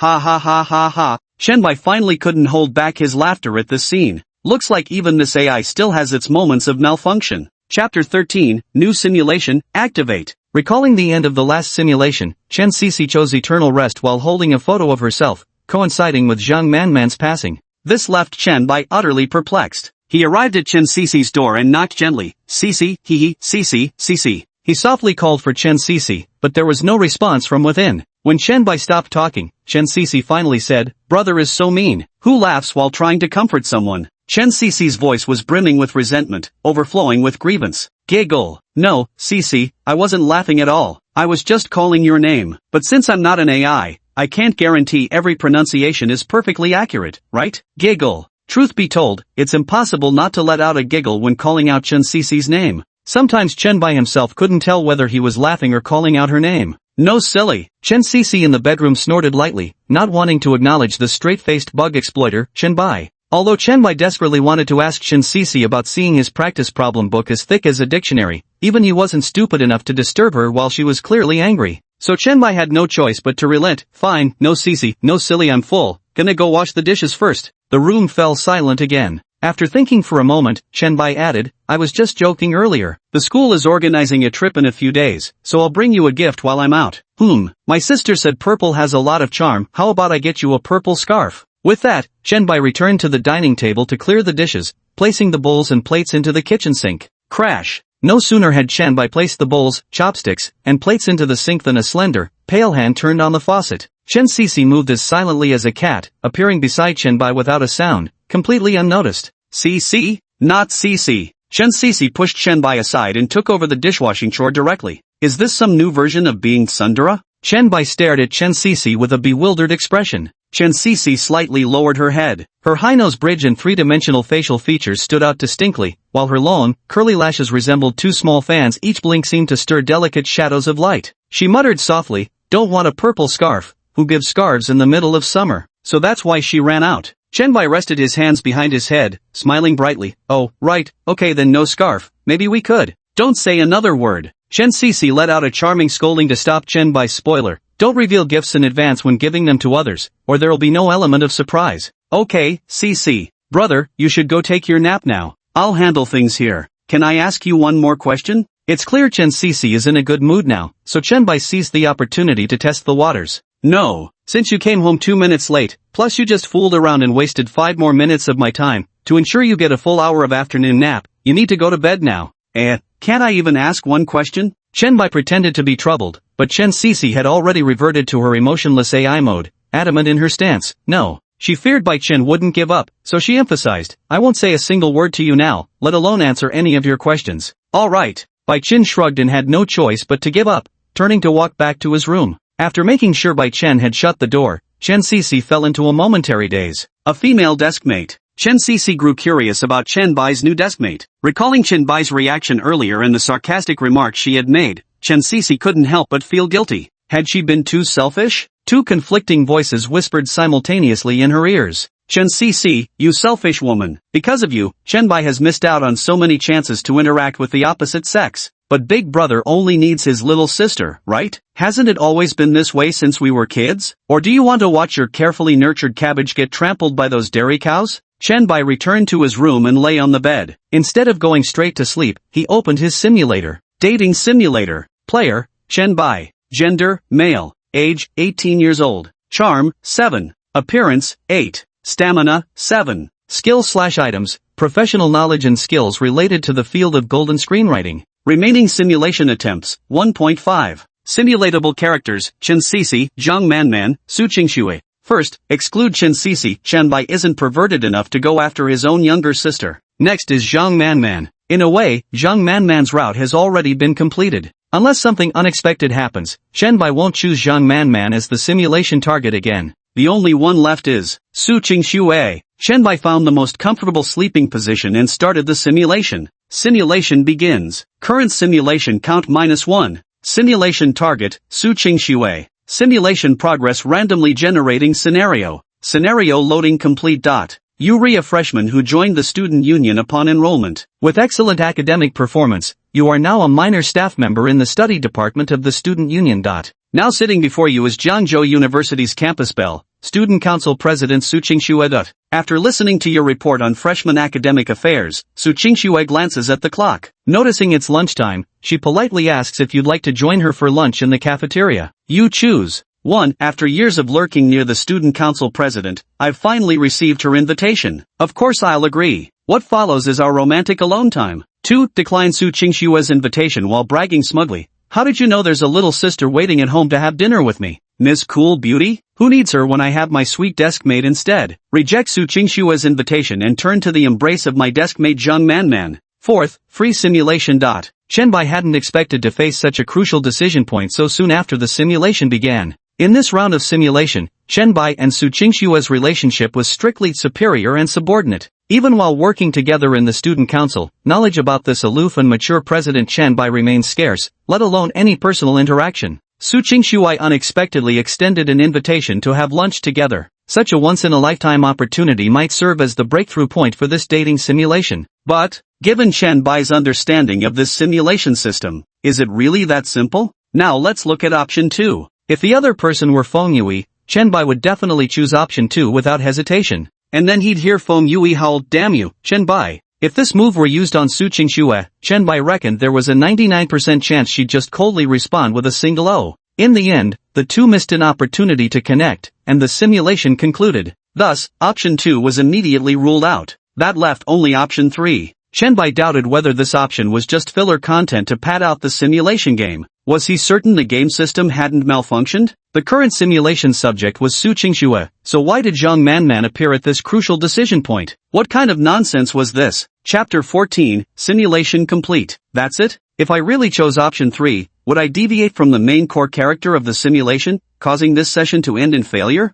After much hesitation, Chen Bai ultimately chose the seemingly safest option 1. Flattered by Su Qingxue's invitation, you eagerly nodded in agreement and, in a rare act of rebellion, sent Chen Cece a message canceling your pre-arranged meeting, though she had already prepared a lavish lunch at home awaiting your return. Chen Cece was quite disappointed, but she still replied with an okay accompanied by a cute GD equals, omega, smiley face oh, easing your guilty conscience. Su Qingxue tidied up briefly and walked out of the student council with you. Together, you headed towards the school cafeteria. Along the way, numerous students whispered among themselves, their attention almost entirely focused on the man accompanying the school's reigning beauty. Some speculated that you came from a prominent family, likely a relative of one of the school administrators. Others claimed you were just a shameless admirer clinging to Su Qingxue, and that she was merely humoring you with this meal because she happened to be in a good mood. There were even rumors that you were one of Su Qingxue's kept male companions. Gossip about you and Su Qingxue spread like wildfire. You knew Su Qingxue was popular at school, but never imagined it to this extent. She seemed more like a celebrity living under everyone's microscope.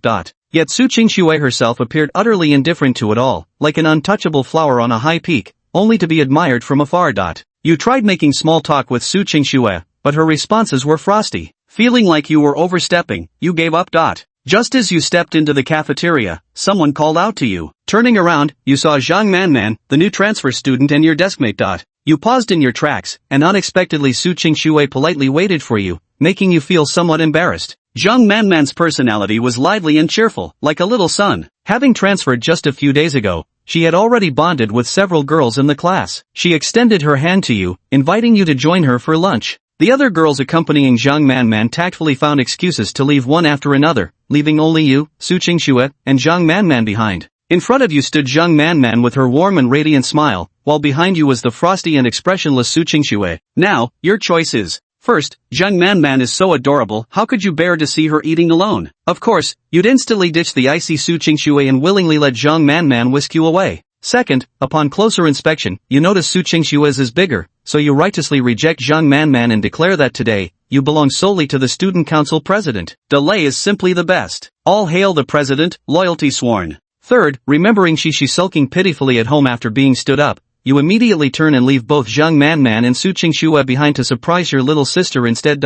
Fourth, sandwiched between Su Qingxue and Zhang Manman, you lower your head in brief contemplation before making a bold decision. You're here to join this household, not tear it apart. Free simulation. Staring at the 4 options before him, Chen Bai fell into deep thought once again. Chen Bai truly couldn't understand why Zhang Manman kept appearing at crucial decision points whenever it came to simulations involving Su Qingxue. This time, there were even 2 options related to Zhang Manman. It feels like the system has been deliberately guiding me away from the core simulation character, Su Qingxue. Is it a trap? Or some special hint? Or is it implying something? Of course, as per convention, the first option to eliminate is still Chen Cici's choice. Choosing option 3 would probably end the simulation right here. Next are options 1 and 4. Option 1 is standard enough. But what the hell is this? Come to join this family, not to break it apart nonsense. So I become part of Su Qingxue and Zhang Manman's play? I'm actually the third wheel here? This is utterly absurd. Without hesitation, Shenbai immediately eliminated option 4 from these two choices.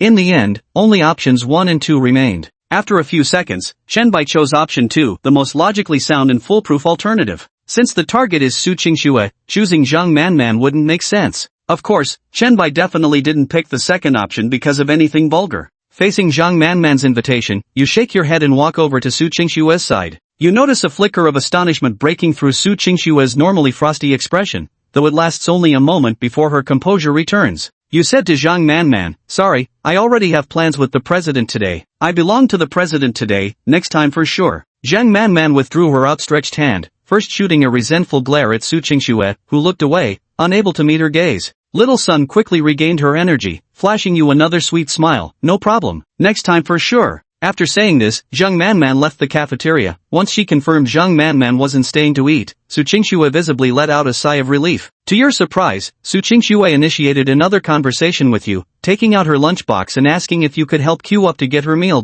You were delighted that Su Qingxue sought your help, a sign that your relationship had grown closer, and happily agreed. Her deep blue lunchbox was simple yet stylish, radiating a mysterious aura, much like her own quiet and cool demeanor. Holding the lunchbox in your hands, you felt as though you'd found an entry point into this iceberg of a person, and suddenly, life seemed full of promise. It seems I didn't make the wrong choice when Zhang Manman suddenly appeared halfway through. Shenbai breathed a sigh of relief. He had worried this safe, conventional Big Thunder option might hide some nasty surprise. Turns out he was overthinking it. Who says this bomb isn't good? This bomb is absolutely fantastic. Once you've opened the entrance to the iceberg, the progress that follows will become much smoother. Shenbai decided to continue the simulation. He'd just take a short nap and pause when the next critical decision point appeared. You're holding Su Qingxue's lunchbox and have become the center of attention. Everything went smoothly. You successfully helped Su Qingxue buy the shredded pork with garlic sauce she likes.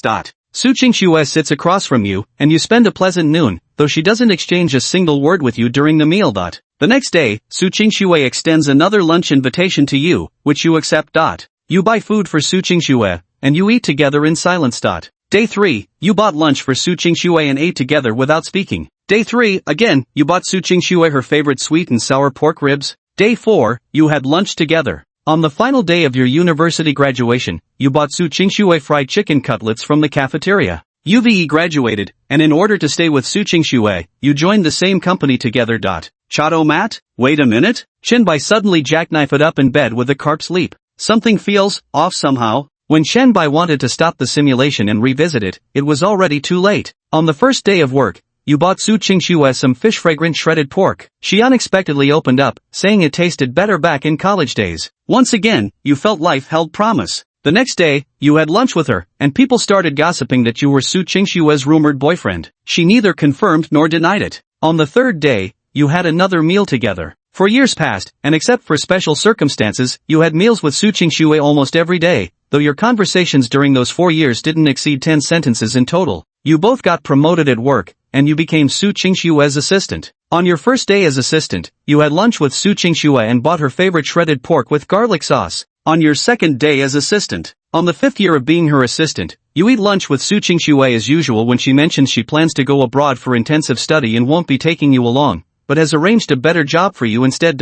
Simulation ended. Shenbai nearly slapped his thigh in exasperation. That's it? At $$ and asterisk. Chapter 15, Shishi's complete victory. Then let me ask you, am I some kind of cheap person to you? Why do you treat me, Shenbai, like some Japanese officer from Imperial Japan? Answer me. Of course, the simulator didn't give Shenbai any explanation. At best, it just responded with, final interpretation rights belong to the simulation system. Left with no choice, Shenbai could only check the system rating and evaluation for the simulation session. Current simulation score, 66. The score isn't actually that low. The damage is minimal, but the humiliation is extreme. Simulation evaluation, 3 years and another 3, 3 years yet another 3, nearly a decade has passed. Year after year, day after day, rain or shine, you've brought meals for Su Qingxue and dined with her. You've left a negligible mark on her youthful years in life. Rather than seeing you as a potential romantic partner, she'd much rather consider you her dedicated meal buddy. Simulation settlement, congratulations. You've obtained the divine gift of cafeteria lady's shaky hand giving you extra meat and the rare purple title Super Meal Fetching Glutton. Is there any way to uninstall this simulation game? Would 360 force delete work? Shenbai nearly fainted when he saw the reward from the simulation results, his vision going dark. What kind of absurd game is this? I can understand the saintly cafeteria auntie who's been serving meals for a decade getting shaky hands and giving extra meat portions, but labeling it superhuman garbage disposal is going too far. Who are you calling a garbage disposal? Your entire family are garbage disposals. Asterisk, Omega Q. Shenbai temporarily closed this infuriating simulator and continued lying on the bed, staring blankly at the ceiling. Su Qingxue's route appears to be far more complicated than he imagined, with too many unanswered questions. Taking the conventional choices definitely wouldn't work anymore. What caught Shenbai's attention the most was still the matter regarding Zhang Manman appearing in the simulation. Of course, Chen Cece was also quite suspicious. Though Chen Cece had also appeared twice in the options, based on Shenbai's understanding of her, her social circle was so small that it seemed her entire world revolved solely around Shenbai. Therefore, the possibility of Chen Cece knowing Su Qingxue was practically zero. Shenbai instinctively assumed the option featuring Chen Cece in the simulation was just a filler choice. But how could Chen Cece actually see the true nature of his system rewards? The failure of this simulation made Shenbai even more cautious. To be safe, he decided to confirm things with Chen Cece after his afternoon nap. Wake up, time for school, or you'll be late. Shenbai faintly heard a voice softly calling his name. Feeling a ticklish sensation on his neck, he groggily opened his eyes. Our eyes met. Chen Cece had an exquisite oval face with delicate features, a high nose bridge, and mesmerizing peach blossom eyes. Her lustrous black hair cascaded down to Shenbai's neck, carrying a faint fragrance. Gee, get up, Cece, maybe you. Before Shenbai could finish his sentence, Chen Cece leaped from his bedside like a bolt of lightning. Then she stood rigidly beside Shenbai, as stiff as an AI robot. Sitting up in bed, Shenbai found himself with a slight headache from this. Actually, there was nothing wrong with Chen Cece waking him up like this when they were kids. Now that everyone has grown up, this approach feels somewhat inappropriate. To avoid unnecessary troubles in the future, Shenbai felt it necessary to have a proper talk with Chen Cece. I slept quite deeply and seemed to have dreamed something, but I can't remember what it was upon waking. Chen Cece nodded. Then it must have been a bad dream. Brother, just forget about it. I forgot. Oh right. Next time I oversleep or can't get out of bed, play this alarm for me. Shenbai picked up his phone from the bedside table and found the alarm tone he'd previously saved, a noise so grating it could wake the dead. Chen Cece wasn't stupid. She immediately sensed that Shenbai was gently hinting at the problematic nature of her waking habits. The AI character's face displayed an expression of disbelief tinged with faint sorrow and grievance. Shenbai pretended not to understand. Isn't this alarm tone too scary? How about changing it? What do you think of this one, Cece? Shenbai randomly tried a few more alarm tones. Acting cute? No use. Standing nearby, Chen Cece seemed even more at a loss. Her head hung low, hands clutching the hem of her clothes, her voice still carrying a faint tremor from crying. Big brother, I've already squeezed the toothpaste for you, and the face towel has been disinfected and dried for you. Remember to hurry up and wash up for school. As she spoke, her hand lifted slightly, pointing toward Shenbai's bedside table. Shenbai looked to see a dark brown tray on his bedside table. On it sat his toothbrush cup, the toothbrush inside already loaded with toothpaste, and beside it lay a neatly folded face towel. At this moment, Shenbai slightly regretted what he'd just said. Damn, I really should fucking die. What could possibly be wrong with my sister just trying to make me get to my mandatory class on time without being late? What's wrong with this waking up method? Absolutely nothing's wrong with it. She and Chen Cece have a completely innocent and clear conscience. Theirs is simply a pure sibling relationship. Could Chen Cece possibly devour her alive? Anyone who finds this suspicious should go face the wall in self-reflection. Seizing the moment while Shenbai remained silent, Chen Cece's eyes gleamed with mischief as she hastily added fuel to the fire, delivering a knockout blow on the spot. Since Big Brother is tired of little sister's wake-up service, I just won't do it anymore. If Big Brother prefers those alarms, then so be it. As expected, someone like me is easily disliked, isn't she? No. Shenbai literally jumped out of bed, grabbing his toothbrush cup and face towel. What awful alarms. They're so unpleasant they definitely ruin the mood, and aren't even helpful for studying. Only Cece can wake me up properly. Chen Cece pouted, still looking utterly wronged. Damn Tsundere, you're definitely loving this deep down. Others might not understand, but Chenbai knew his sister Chen Sisi all too well. She was the upgraded tsundere version. However, Chenbai glanced at the wall clock. Time was running short. He needed to meet Jiang Manman soon to get familiar with her again and unlock more simulation attempts. So with Chen Sisi, he had to make it quick. I still need you to wake me up going forward, Sisi. Please, Sisi. Then, if Big Brother doesn't mind, alright. Chen Sisi reluctantly nodded, then watched as Chenbai left the room to wash up. After confirming Chenbai couldn't see her, a faint smile curled at the corners of Chen Sisi's lips. She even gave a small victory sign to the air, murmuring quietly, total victory for Sisi. Chapter 16, Chen Sisi slightly loses out. At the entrance of the neighborhood, Chenbai and Chen Sisi went their separate ways as usual. Jiangzhou University of Technology, where Chen Sisi studied, happened to be in the exact opposite direction from Chenbai's Jiangzhou University. Brother must pay close attention in class this afternoon and definitely not be influenced by your deskmate. Good. I'll head to school first. Yeah, by the way, does Shishi know about Qing Shui? What?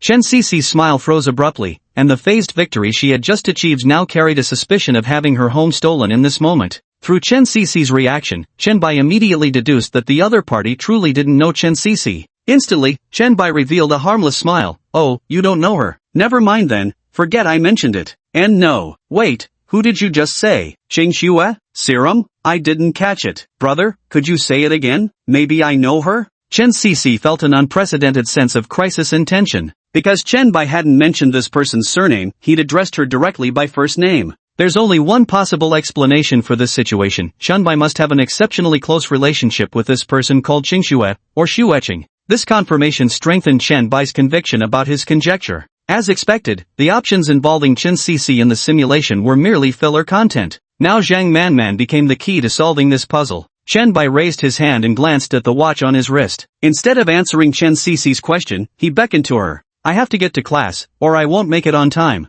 Wait. Sisi surely wouldn't want to see me get scolded head to toe by the teacher for being late, right? Of course I wouldn't. Chen Sisi quickly shook her head. Bye-bye. In the blink of an eye, Chenbai vanished from Chen Sisi's sight. Chen Sisi stood there in bewildered innocence, like an unclaimed kitten. A few seconds later, she finally snapped out of it, smoothing out her meticulously styled hime-cut hair with a slight sigh. Seems like the tables have turned. Would this person, Qing Shui or Xueqing, become Chenbai's new deskmate? How far had things progressed between them by now? Countless questions swirled within Chen Sisi's delicate mind. Both Jiangzhou University of Technology and Jiangzhou University are key institutions in Jiangzhou. However, the gender ratio at Jiangtech is far more unbalanced compared to Jiangzhou University. Male students make up 80% of the entire school population, leaving female students pitifully sparse. Oddly enough, though the girls here have far more say in choosing partners than at other schools, most don't date within their own institute, yet they absolutely love to gossip. That's why Jiangzhou University of Science and Technology stays remarkably well informed about all sorts of sensational stories, both within their own campus and beyond. Hey, remember how Wang Lingchuan, the hottest senior from last year's class, finally won over senior Hia after graduation? They even got jobs at the same company. Guess what happened next? Hia cheated on him with her roommate. Holy shit. So tell me this, was Hia's roommate a guy or a girl? Isn't that obvious? Of course it's a girl. This rumor's gone viral. They say Wang Lingchuan lost to a female student. During school years, certain types of people tend to be more popular, never lacking friends and always surrounded by crowds. Some girls are so popular they've never gone to the bathroom alone throughout 4 entire academic years. The first type is the exceptionally good-looking, the second are top academic performers, and the third would be the information hubs. Almost every class has its own informant. This informant is like the paparazzi of the entertainment industry, familiar with all kinds of insider information and gossip. Lin Xiaojun is Class 2's informant. With average looks and academic performance that ranks only middle to lower tier in this accelerated Class 2, but with her cheerful and easygoing personality, often bringing gossip for everyone to enjoy, she actually had quite a few friends around her. Yet Lin Xiaojun had her own troubles as well. It's true she didn't lack friends, but what she truly wanted was to get closer to that person and become friends with them. She regarded her as her goddess, someone to be admired from afar but never profaned. Sometimes just overhearing the other person's voice, the sound of her reciting textbooks, would make her feel sublimated and healed. Lin Xiaojun didn't know if this tendency of hers was pathological. In short, apart from getting into the graduate program of her dream university, she had another small goal throughout her 4 college years, to actually speak with Chen Sisi. If possible, she dared to dream even bigger, like truly becoming Chen Sisi's friend.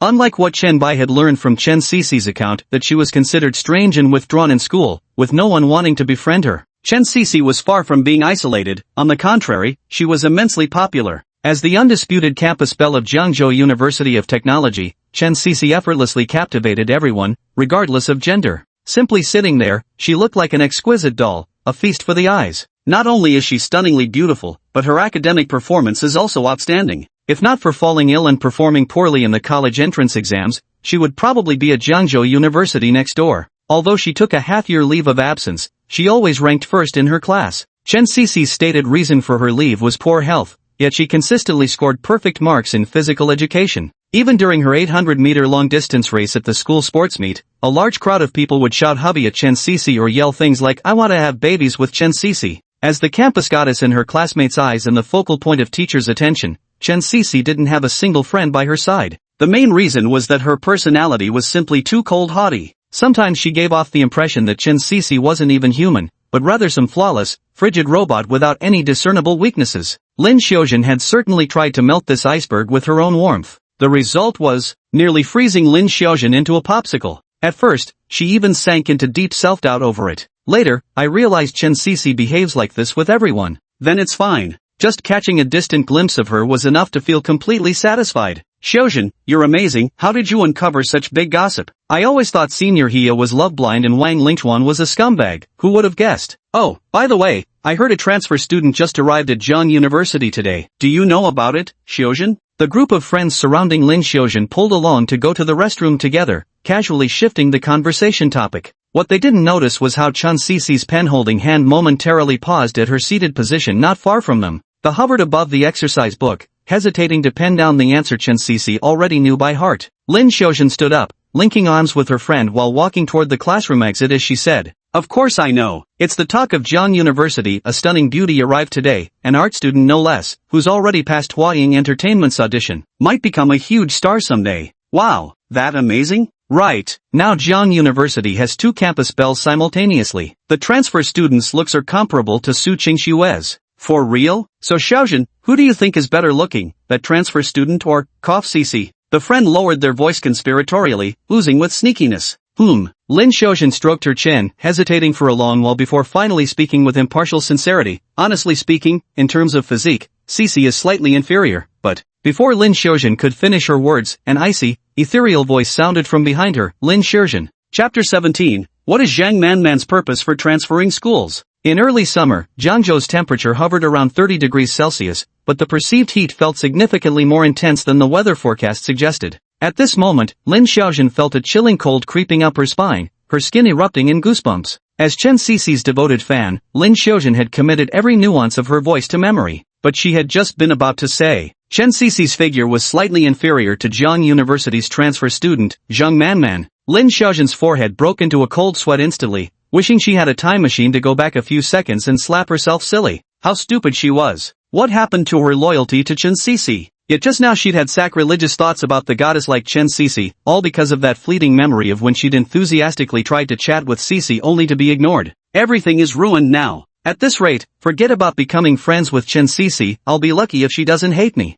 Oh no, Chen Cece will probably come to despise her, won't she? Going behind her back to compare her with other girls, calling her his goddess while claiming her figure isn't as impressive as the buxom transfer students. Damn Thunder Girl, you ruined me. Achoo. Are you okay? Zhang Manman suddenly sneezed, and Chen Bai took a pack of tissues from his backpack. The tissue is printed with cute patterns and carries a faint peach fragrance. Undoubtedly, Chen Cece placed this in her own school bag. Thank you. Zhang Manman accepted the tissue and blew her nose with it. Sniffing the scent on the tissue, Zhang Manman was surprised. Huh, so fragrant. Where did you buy this tissue? It's so cute. This was my. Chen Bai suddenly paused and changed the subject. I just casually picked this up at the supermarket. They happened to be on sale, so I bought them. Chen Bai wasn't about to make the mistake of constantly mentioning other girls in front of a woman. Even one's own younger sister isn't entirely appropriate. Right now my simulation attempts remain at only 0.5. I need to figure out how to dig deeper with Zhang Manman. Though come to think of it, I wonder how Chen Cece is doing at school. I always encourage her to make friends so she can break free from this state of isolation. But making friends might be an even more challenging task for Chen Cece, don't you think? So that's how it is. I thought some girl gave it to you.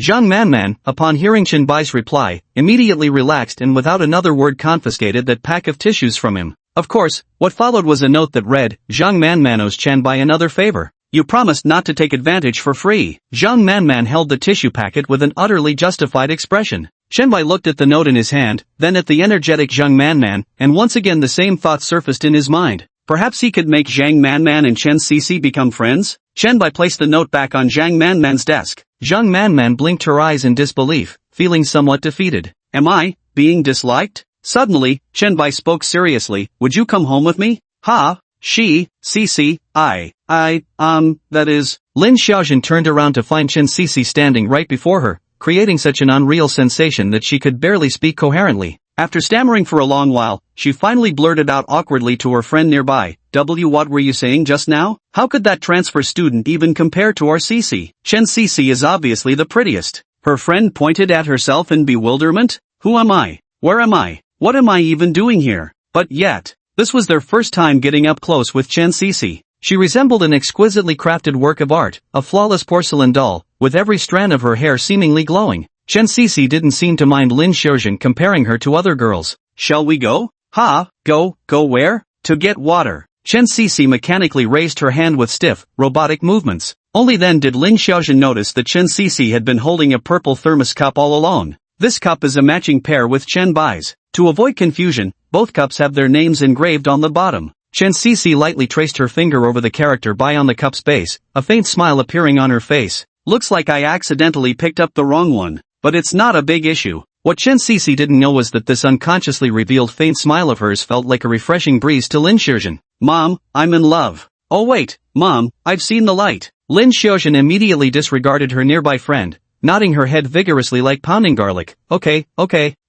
let's go together. Ah Chang, you go to the bathroom by yourself. Chen Cici nodded, and Lin Xiaojun happily trotted along beside her. Walking next to Chen Cici, Lin Xiaojun instantly became the center of everyone's attention. Lin Xiaojun had no idea why happiness had struck so suddenly. She wasn't foolish either. After comparing the transfer student from Jiang University to Chen Cici, she naturally didn't bring up the Jiang University transfer student again. Instead, she tried her best to find some conversation topics, from astronomy and geography above to how many kittens some family's cat gave birth to below. In short, Lin Xiaojun gave it her all, pouring out her lifetime of learning and extroversion, all for Chen Cici. Of course, apart from those gossip, someone as unattainable as Chen Cici probably wouldn't be interested in such trivial gossip. Yet despite Lin Xiaojun exhausting all her efforts and tactics, Chen Cici remained as emotionless as an artificial intelligence. Nothing but him and oh. Lin Xiaojun was about to cry. This was absolutely revenge. It was Chen Cici getting back at Lin Xiaojun for comparing her to the transfer student. Lin Xiaojun was in deep anguish. The truly brave dare to face life's harshest realities. Taking a deep breath, Lin Xiaojun said solemnly, Cici, I'm truly sorry. I shouldn't have compared you with that transfer student from Jiang University. Actually, in my heart. To Lin Xiaojun's surprise, mentioning this transfer student finally elicited a trace of emotion on Chen Cici's face. How much do you know?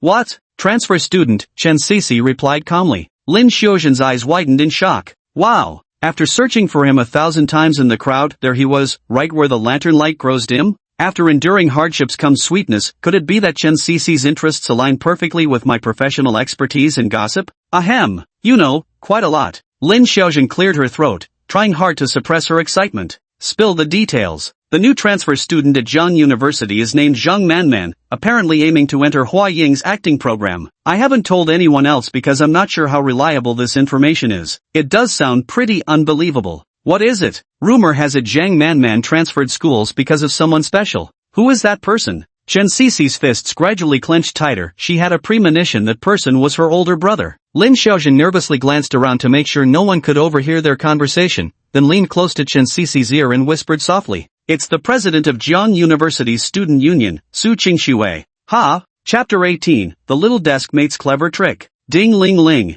The class bell rang, but Zhang Manman sitting next to Chen Bai still hadn't snapped out of her daze. She definitely didn't mishear it. Chen Bai had genuinely just attempted to use Zhang Manman's wish coupon to make her go home with him.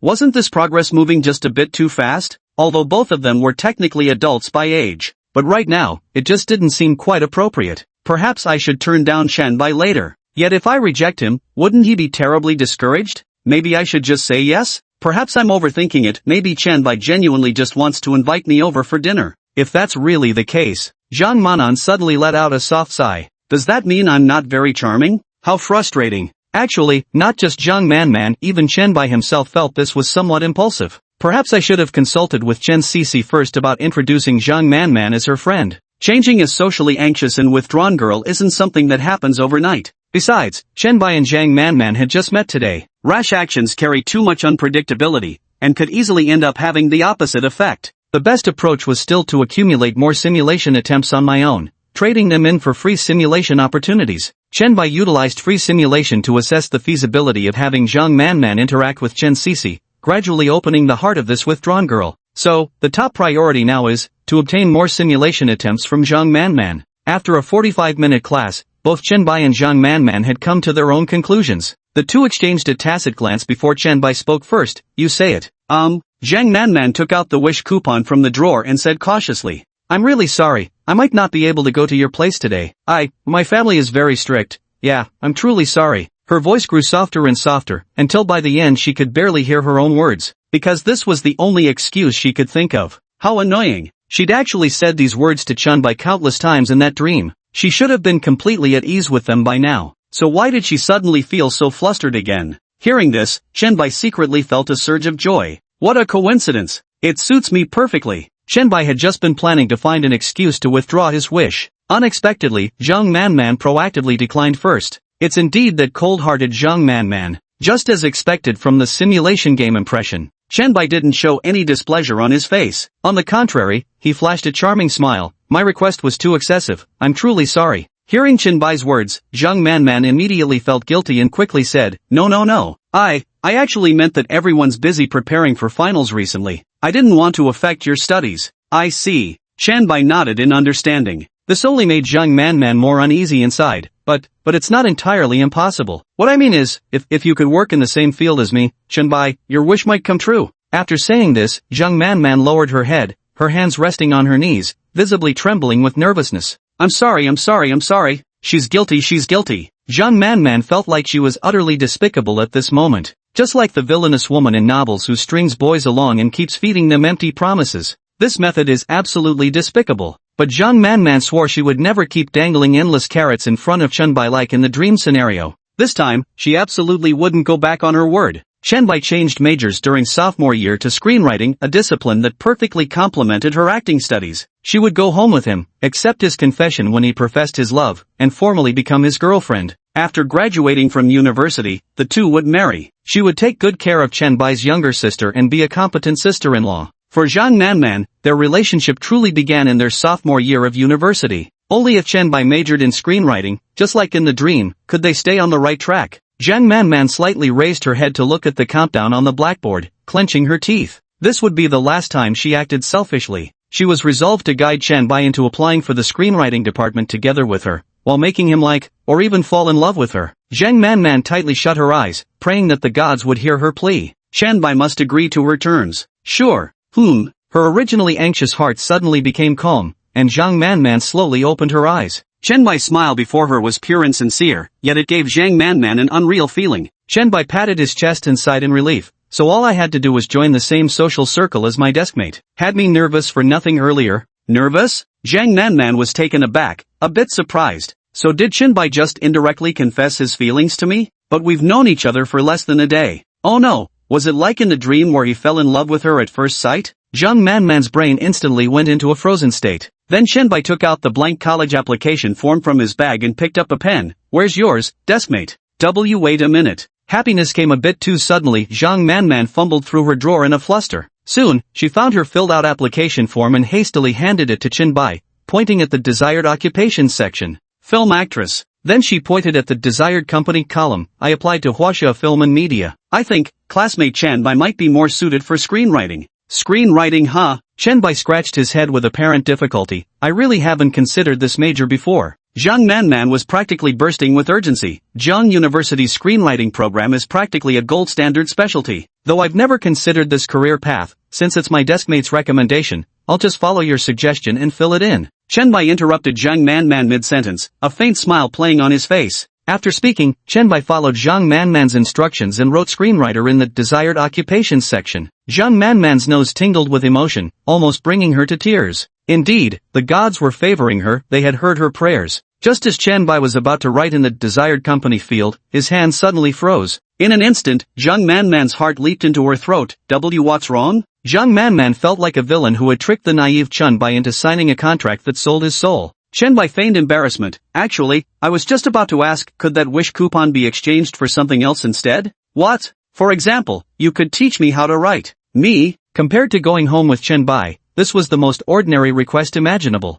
Meishem, because I noticed your handwriting is really beautiful, and I can't imitate it. I wonder if I'm holding the pen wrong. Chen Bai still wore that earnest expression that made Zhang Manman unable to refuse. Zhang Manman burst into laughter, thinking to herself how unbelievably adorable her deskmate could be. I really want to hug his head and give it a good ruffle. Zhang Manman immediately picked up her pen, demonstrating her usual grip. This is how I hold the pen. Chen Bai imitated her mannerisms perfectly yet purposely couldn't get it right no matter what. So he dangled the bait.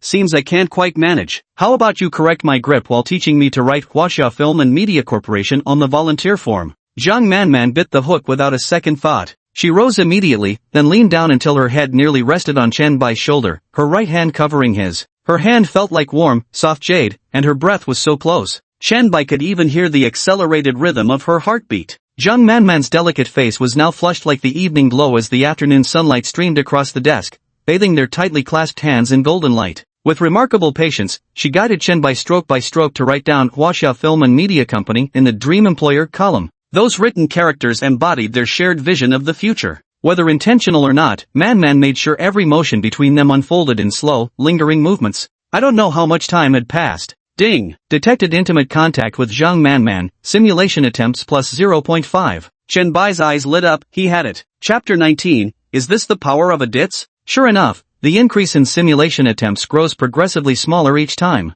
This time, Zhang Manman kept her hand touching his for much longer, yet the notification about increased simulation attempts appeared after a significant delay. Chen Bai speculated that holding hands likely wouldn't yield any more additional simulation attempts next time. What a shameless game this is. Although this simulation count only increased by 0.5, it finally added up to a complete attempt when combined with the previous ones. Having learned his lesson from the last glutton incident, Chen Bai found it necessary to first understand Su Qingshua's situation before proceeding with the simulation. Otherwise, he'd have to sacrifice his dignity again just to earn more simulation attempts.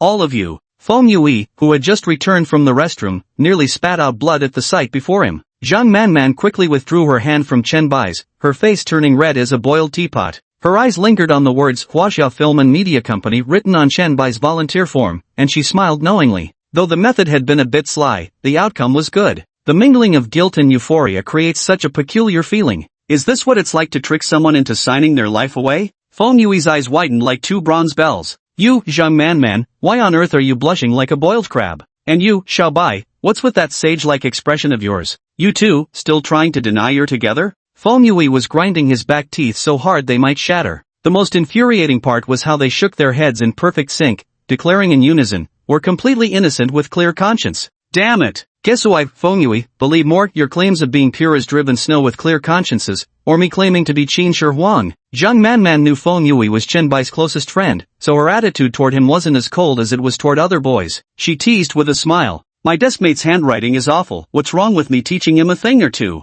Chen Bai nodded in agreement. Exactly, what's the issue with deskmates helping each other out? Zhang Manman instantly chimed in. Exactly.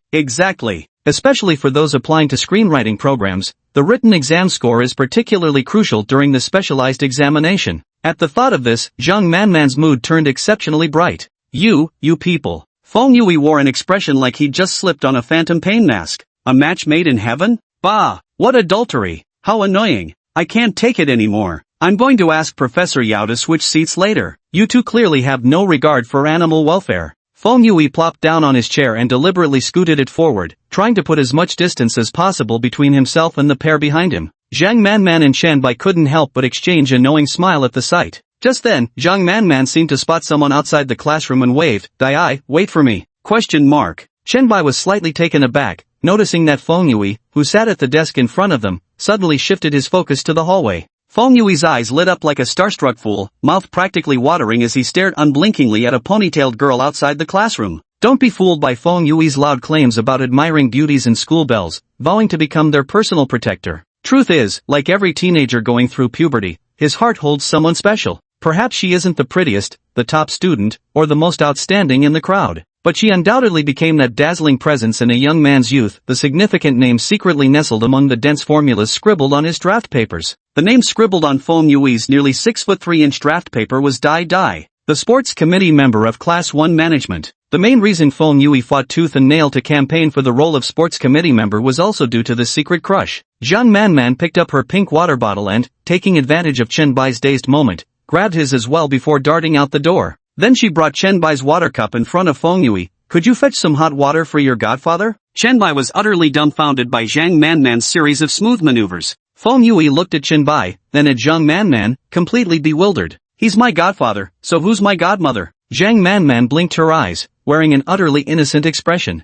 "Ha!" Chen Bai gave a cold laugh. "Zhang Manman, you don't understand the bond between me and my godson. How could you possibly sow discord between us so easily?" "Right, my godson." Before Chen Bai could finish speaking, he noticed that the seat in front of him was empty. Fong Yui was seen holding his own water bottle, following behind Zhang Manman and Diana, his gaze fixed on Diana. The nearly 190 centimeters tall boy wore an unexpectedly bashful expression. Meanwhile, Zhang Manman chatted and laughed with Diana as if they were long-lost best friends. "Wait, bro." Chen Bai was completely stunned. "Traitor, traitor, the wound of betrayal never heals." Chen Bai never expected that Zhang Manman could be so terrifyingly capable. In less than a single day, she hadn't just uncovered who his best friend had a crush on, she'd also instantly bonded with the girl like sisters. And in the end, she even turned his own traitorous son against him? There's another expert? Hold on, Zhang Manman, aren't you supposed to be that simple-minded career-focused airhead? Your character setting just collapsed. Alright, looks like I shouldn't underestimate this little desk neighbor's combat abilities after all.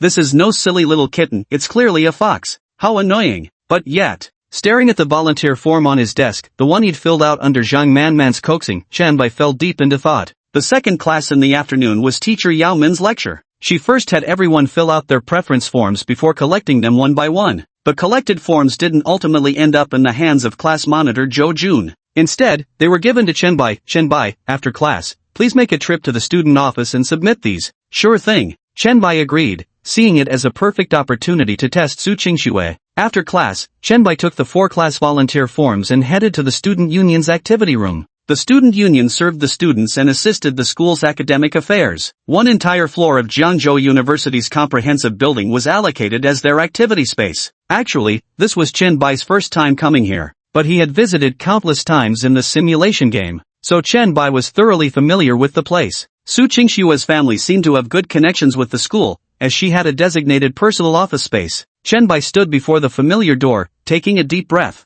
He didn't knock and enter directly. Instead, he took Zhang Manman's application form from the stack and slid it into his school bag. Then, he retrieved his own application form as well. Looking at the volunteer form in his hand that read screenwriter, Huaxia Film and Media Company, Chen Bai hesitated for a moment. Rip. A few seconds later, the form turned into shreds of paper as Chen Bai threw it into the trash can. Chapter 20 Shocking. The aloof mature woman actually is. Such beautiful promises are born of youthful naivety. Chen Bai had to admit, Zhang Manman was truly brilliant. Her personality was exactly like in the simulation, still self-centered and domineering, deceiving and enticing Chen Bai to study a complementary major that would assist her in her future work. Perhaps even she wasn't aware of it, but deep down Zhang Manman still arrogantly regarded Chen Bai as her possession. Becoming a renowned screenwriter, the man behind a superstar, was certainly not a bad future prospect. Yet Chen Bai still wanted to explore different horizons. So, Chen Bai chose to break free from Zhang Manman's restraints. Knock, knock. Chen Bai gently rapped on Su Qingxue's office door. "Come in." After about 10 seconds or so, the slightly lazy mature female voice finally came from inside. Chen Bai pushed open the door and found Su Qingxue directly facing him. She stood with arms crossed, expressionless, like an aloof goddess upon a sacred pedestal. Chen Bai handed the document folder to Su Qingxue. "President Su, these are the volunteer forms from Class 4. Su Qingxue took the folder without a word, immediately opening it to retrieve the contents inside. Suddenly, her movements halted mid-action. She raised her eyes slightly, regarding the youth before her with suspicion. "Do you have something else to say?" "Nothing." Chen Bai heard Su Qingxue's unmistakable dismissal and turned to leave without hesitation. Only, Su Qingxue couldn't understand why the boy wore that profound, unfathomable smile as he walked away. Su Qingxue quickly flipped through the volunteer forms the boy had just delivered, and her pupils abruptly contracted. As if suddenly discovering something, she sprang up whoosh and bolted out like an arrow piercing through clouds. Seeing Chen Bai's retreating figure, Su Qingxue let out a sigh of relief. Her voice, no longer as composed as before, carried a hint of urgency. Wait. Chen Bai halted his steps, the corners of his lips curling into a barely perceptible smile. Everything was going as smoothly as he had anticipated. Though perhaps influenced by his actress Deskmate, Chen Bai was also starting to embrace his inner drama queen. He turned around, looking bewildered at Su Qingxue, who was walking towards him. Huh? President Qingxue, are you calling me? Su Qingxue walked up to Chen Bai and nodded with difficulty. She swore this was the most awkward moment in her 18 years of flawless and dignified life. It felt like a slap in the face. Just moments after demanding his departure, she's now telling him to come back. It feels somewhat like toying with him. Fortunately, this young man doesn't seem to mind at all. Of course, such behavior isn't surprising for Su Qingxue. Who asked her to be Su Qingxue? Her strong self-confidence alleviated some of Su Qingxue's guilt. Your class is missing one volunteer form. Missing one? That couldn't be. I checked them all when I brought them here. It's actually missing 2 forms, you foolish club president. Chen Bai's tone was firm, looking every bit the wronged innocent that Su Qingxue had framed. Could the student council president really have made a mistake? That doesn't seem possible, does it? Somehow this feels so thrilling. Just like those teenage campus novels where the domineering student council president bullies the nice boy to get his attention. This is so strange. First personally delivering the volunteer forms, then going out of her way to keep him here. I've never seen the president treat anyone like this before. That guy looks like he's from class 4, right? The student council members couldn't help but start gossiping. Driven by some inexplicable impulse, Su Qingxue's damned competitive spirit flared up. Tipping her chin up slightly, she looked unbearably haughty as she commanded, "Come with me." Without giving Chen Bai a chance to refuse, Su Qingxue took action directly. She grabbed Chen Bai's sleeve in one swift motion. Her strength was formidable, practically dragging Chen Bai along. This scene elicited a collective wow of astonishment from the entire student council. Once again, they returned to that familiar office. Su Qingxue sat in her exclusive chair. Check again, there's one missing. President Su is really concerned about our class. As student council president, knowing the headcount of every class is perfectly normal.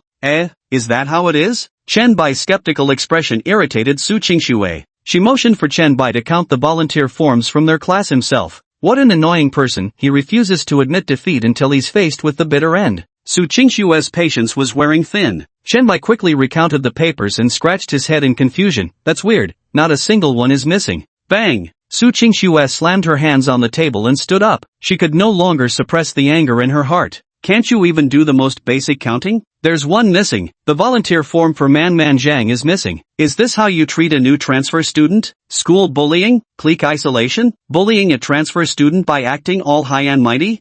Someone's mad. Seeing Su Qingxue's reaction, Chen Bai already had his answer in mind. Su Qingxue's connection with Zhang Manman was indeed far from ordinary. Chen Bai wasn't entirely clear about Zhang Manman's attitude towards Su Qingxue at the moment. But one thing was certain, Su Qingxue definitely cared about Zhang Manman. This explains why Zhang Manman always appeared in the critical decision points during the last simulation. Therefore, when it comes to Su Qingxue, Zhang Manman is the key to solving the puzzle. Of course, the top priority right now is... Chen Bai pretended to be startled by Su Qingxue's sudden rebuke. I remember collecting Zhang Manman's volunteer form back then. Chen Bai began unzipping his backpack, rummaging through it in a frantic hurry. Su Qingxue covered her forehead with her hand and muttered to herself, I really don't understand why she chose you as her deskmate. Found you. Chen Bai pulled out Zhang Manman's hidden future career aspiration form and placed it before Su Qingxue. Su Qingxue stared at the aspiration form before her, her previous stern expression instantly softening. Her gaze grew tender as she unconsciously reached out to gently trace her fingers over Zhang Manman's handwriting.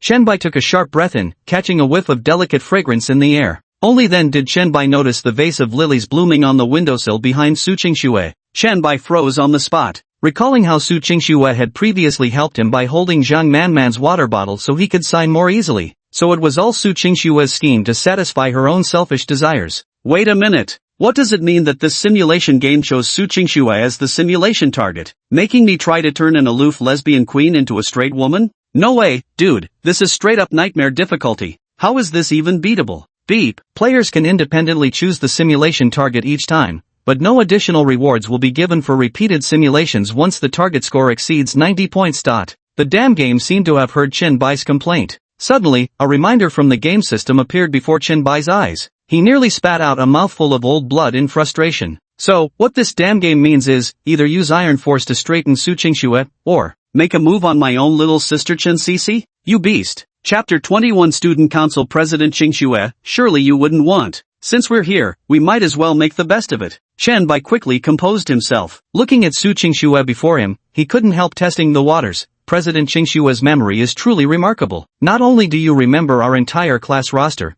but you even remember every single student. And you seem particularly concerned about my deskmate too. Su Qingxue froze momentarily, her willow-like brows knitting slightly as she replied with her usual icy tone, is remembering every student's name really that difficult? With the memory palace technique, such things are trivial matters. Besides, it's completely normal for many people to know about a good-looking girl transferring schools. As the head of the student council, it's my responsibility to pay extra attention to Zhang Manman's situation and prevent transfer students from developing a bad impression of our school. In doing this, I'm defending Jiang University's entire reputation. Su Qingxue immediately regretted saying this. This was probably the most she'd spoken at school all year. Something must be wrong with her, or maybe she was sick. To think she'd explain so much to someone she even slightly disliked. Su Qingxue picked up the water glass on the table and took a tactical sip. She mercilessly issued another dismissal to the boy. Your class's volunteering forms are all complete now. Is there anything else you need? Yet unexpectedly, this time the boy didn't obediently leave as he had last time. Instead, he stared into Su Qingxue's eyes and asked strangely, is that really the case? What? Su Qingxue couldn't meet Chen Bai's gaze, her guilty conscience showing. Was President Qingxue really remembering all our classmates' names, or was she just paying special attention to Zhang Manman? Chen Bai's retort immediately provoked Su Qingxue. Is memorizing dozens of names really so difficult? Just what are you trying to say? Look, you're getting impatient again. Chen Bai sighed softly, remaining calm and composed. What do you mean again? Wait a minute. Why should I keep responding to him and answering his questions repeatedly? Is this some new stupid tactic of adolescent boys trying to attract pretty girls by forcing themselves upon others? Truly, male creatures are vulgar beyond words. Su Qingxue mocked herself inwardly. She resolved not to acknowledge Chen Bai no matter what he said next, for this was all just the boy's scheme to cozy up to her. Chen Bai shook his head helplessly, sighing with regretful innocence. Our class's volunteer forms are still missing one person's signature. Su Qingxue's eyes widened, a flash of astonishment flickering through her gaze. Her small mouth opened slightly, words seemingly caught in her throat. She suppressed her curiosity, suspecting this must be yet another layer of Chen Bai's intricate schemes.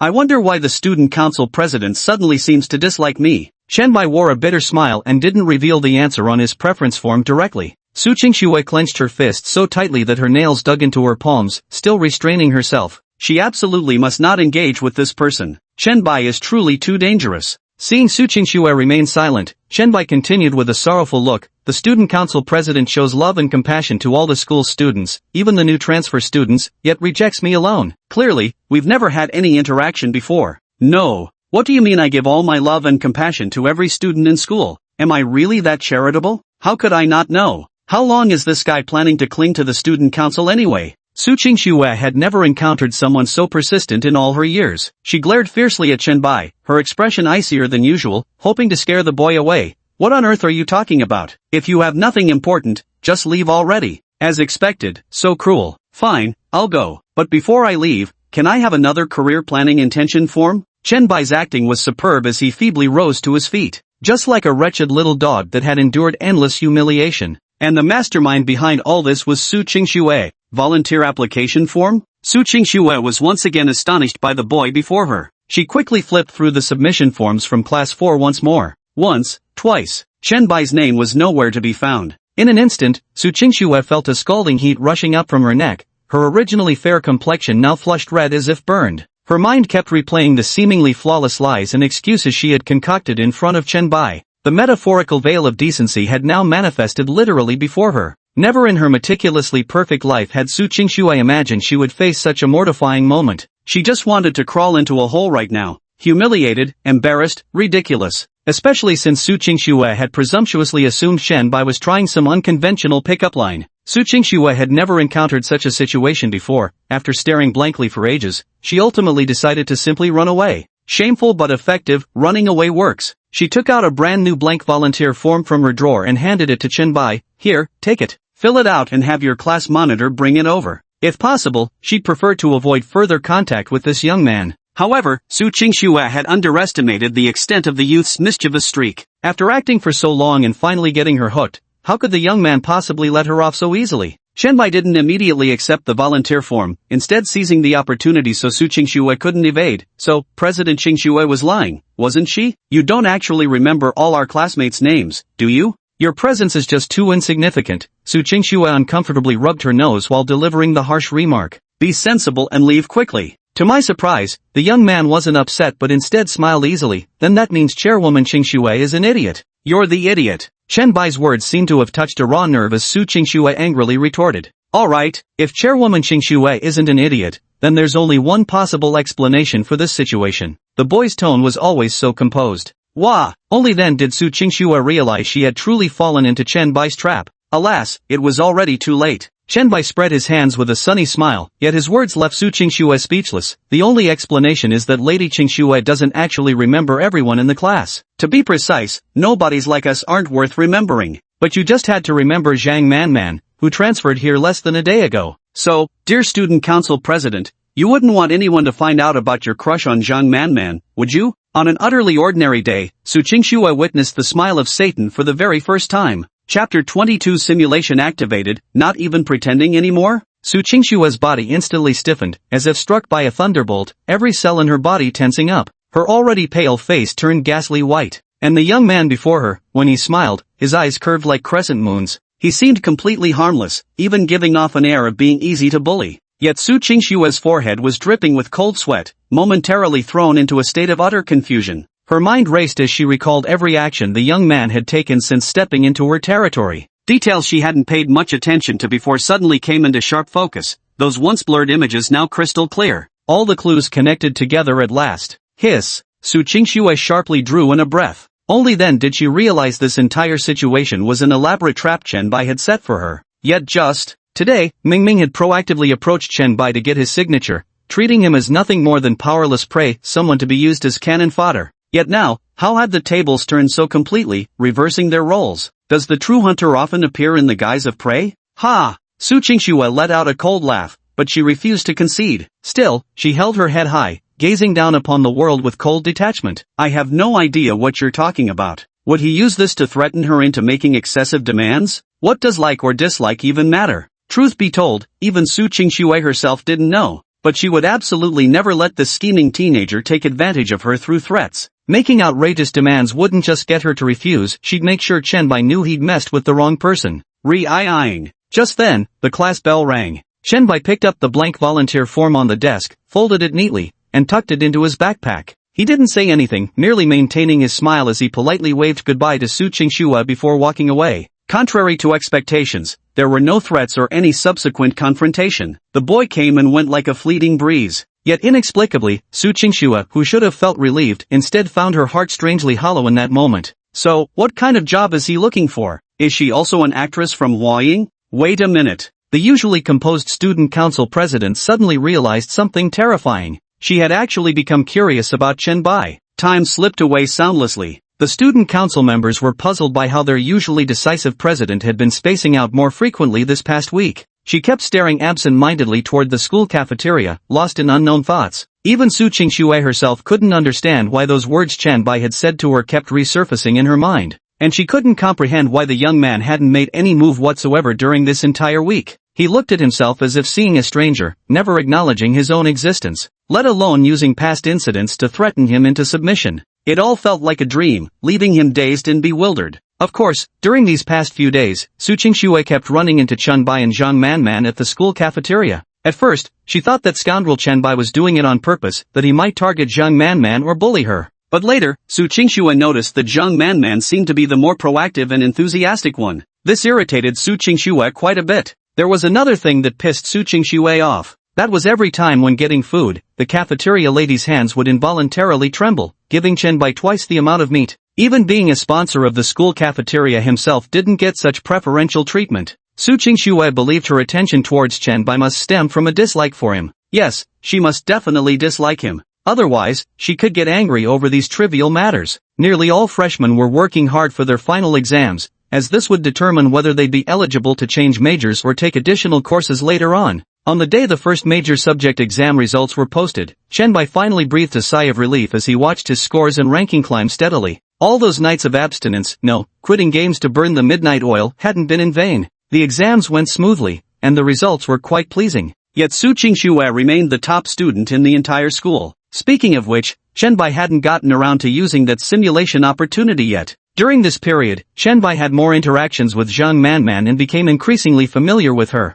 From time to time, this guy would even dare to hold her small hand. But the number of simulation attempts didn't increase. Thus, Shenbai currently still only had one simulation attempt left. Gazing at the name Su Qingxue perched defiantly atop the academic ranking board. I choose you. Dating simulator, activate. Dating simulator. Player bound, Shenbai. Simulation subject, Su Qingxue. Simulation attempts 1, remaining attempts, 0. Simulation begins. Su Qingxue sits across from you, politely asking if you'd like to have lunch together. You choose. Option 1, agree directly with Su Qingxue and enjoy some alone time together. Option 2, decline Su Qingxue and return home to find Chen Sisi. Option 3, decline Su Qingxue and go find Zhang Manman. Option 4, free simulation mode. Returning to the initial crucial decision point, Shenbai now understood that Zhang Manman held the key to solving the puzzle. Therefore, in scenarios involving Su Qingxue, choosing any option related to Zhang Manman would undoubtedly be the correct move. This time, without any hesitation, Shenbai selected option 3. Though you desperately wanted to accept Su Qingxue's offer directly, you were well versed in the principle that women don't cherish what they easily obtain. What remains out of reach forever tantalizes. Thus, you decided to play hard to get and tactfully declined her invitation. As the campus belle of Jiangzhou University, countless boys have tried to ask Su Qingxue out to dinner, only to be rejected every time. Su Qingxue never expected that when she took the initiative to ask a guy out for the first time, she would face such humiliation.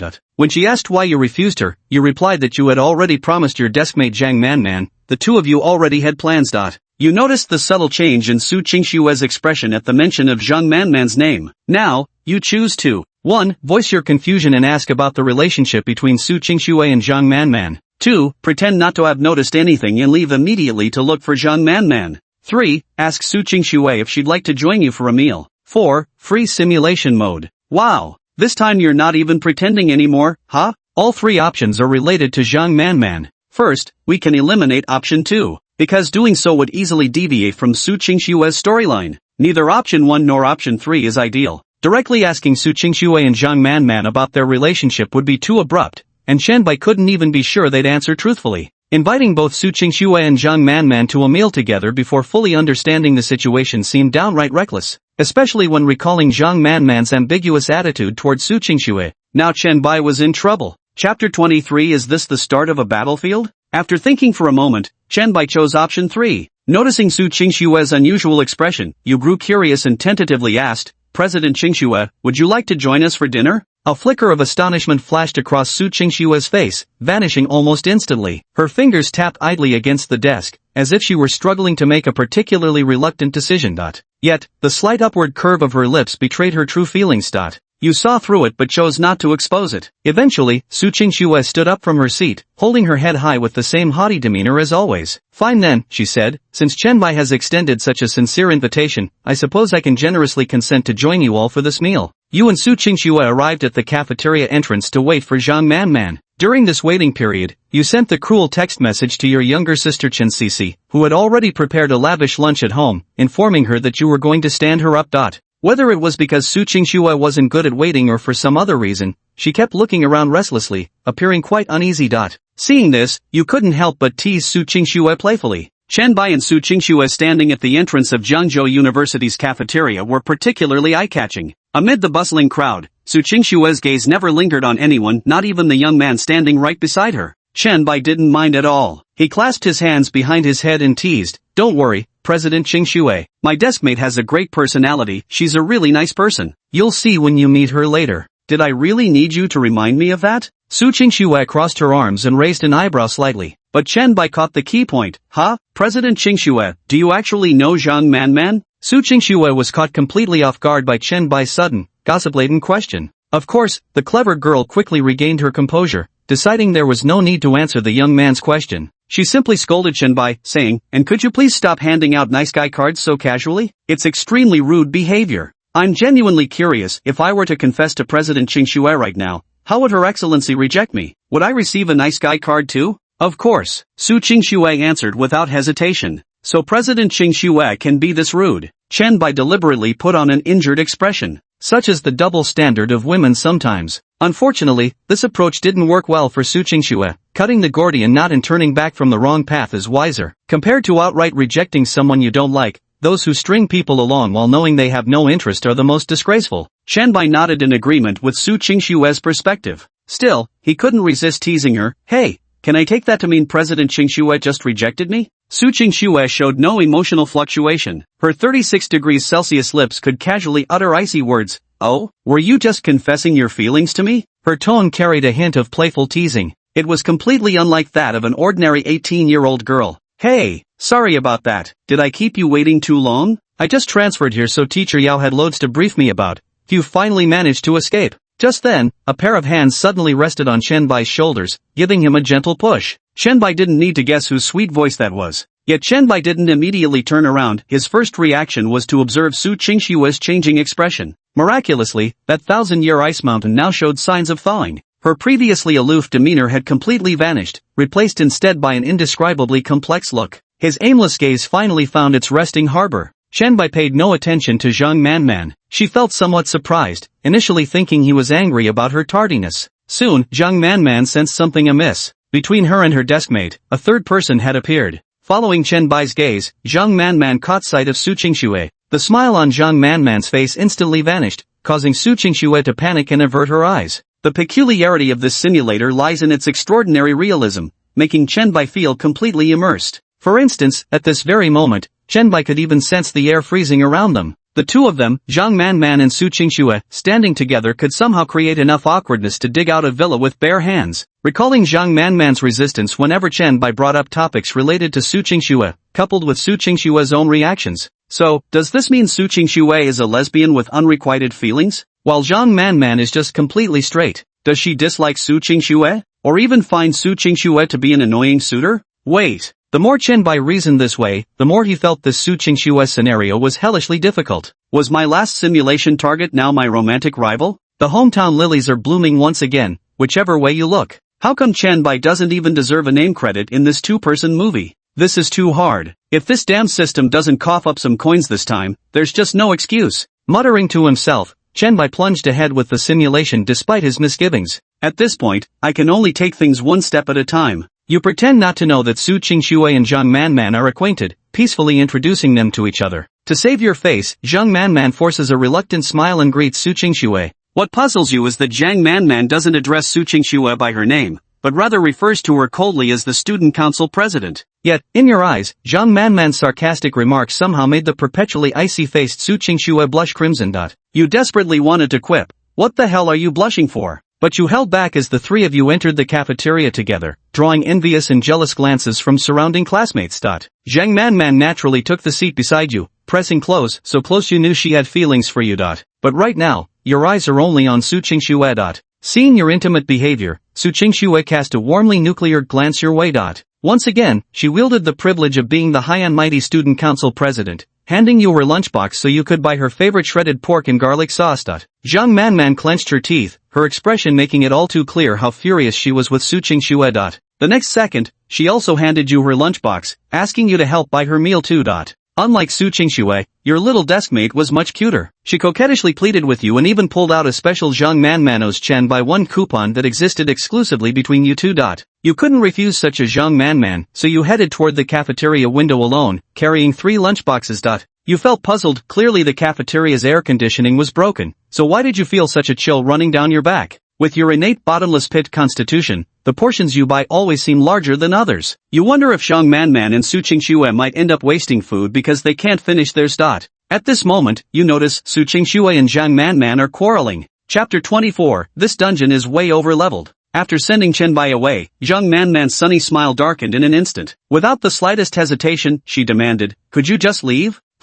Should I leave then? Su Qingxue wasn't surprised by Zhang Manman's sudden change of expression, but instead of her usual frosty demeanor, she wore a rare smile on her face. This made their interaction seem more like friendly banter between close girlfriends. As the saying goes, one shouldn't strike a smiling face. Yet Su Qingxue's shamelessness in front of her made Zhang Manman desperately want to stand up and slap her. You better leave right now. Whoever stays is a puppy. But I haven't even had my shredded pork with garlic sauce yet. It seemed Su Qingxue's skin was thicker than Zhang Manman had imagined. Zhang Manman was like an unraveled kitten, slightly frantic, seemingly unwilling to spare Su Qingxue any face. Su Qingxue, is this fun for you? Because of you, even my favorite fish-flavored pork shreds have become detestable. It wasn't that delicious to begin with. You're utterly insufferable. Don't you have hands and feet of your own? Do you expect others to wait on you? Student council president? More like a gangster. Man, you're asking too many questions, I don't know which one to answer first. Faced with Zhang Manman's barrage of questions, Su Qingxue remained unruffled, instead calmly explaining her difficulties.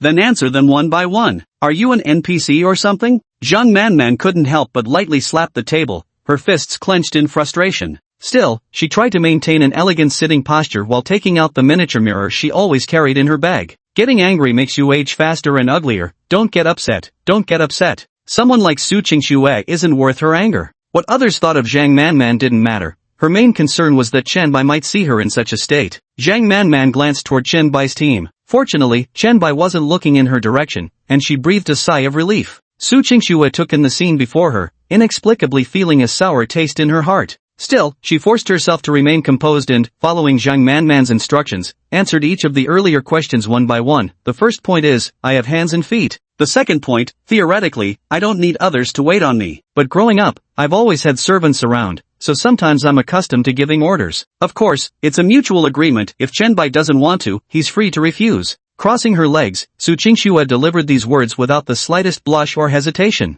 In her eyes, Chen Bai was no different from those other hormone-ridden teenagers who coveted her beauty. This privileged student council president who grew up with a silver spoon actually had a mischievous habit of toying with these simple creatures who only thought with their lower halves. So, she felt no psychological burden whatsoever. The last two questions, whether I'm in the mafia and whether I'm a bot, the answer to both is no. Even someone as good-natured as Zhang Manman couldn't hold it anymore. Su Qingxue, you're truly the most shameless woman I've ever met. I used to feel indifferent towards you, but now all I feel is contempt, nothing but contempt. Zhang Manman's words struck Su Qingxue like a bullet piercing straight through her heart. She couldn't believe what she just heard, and for a moment, she was completely flustered. Zhang Manman hadn't spoken to her in 3 years. Zhang Manman had a good personality, and by comparison, she seemed to have quite a lot of friends around her. But Su Qingxue only had Zhang Manman as her one and only friend. It wasn't like this, it was absolutely not like this at all. She had imagined conversations and interactions with Zhang Manman, but she never expected it to end with Zhang Manman angrily saying she hated Su Qingxue. She had clearly responded to every word she said. She had clearly answered every one of Zhang Manman's questions too.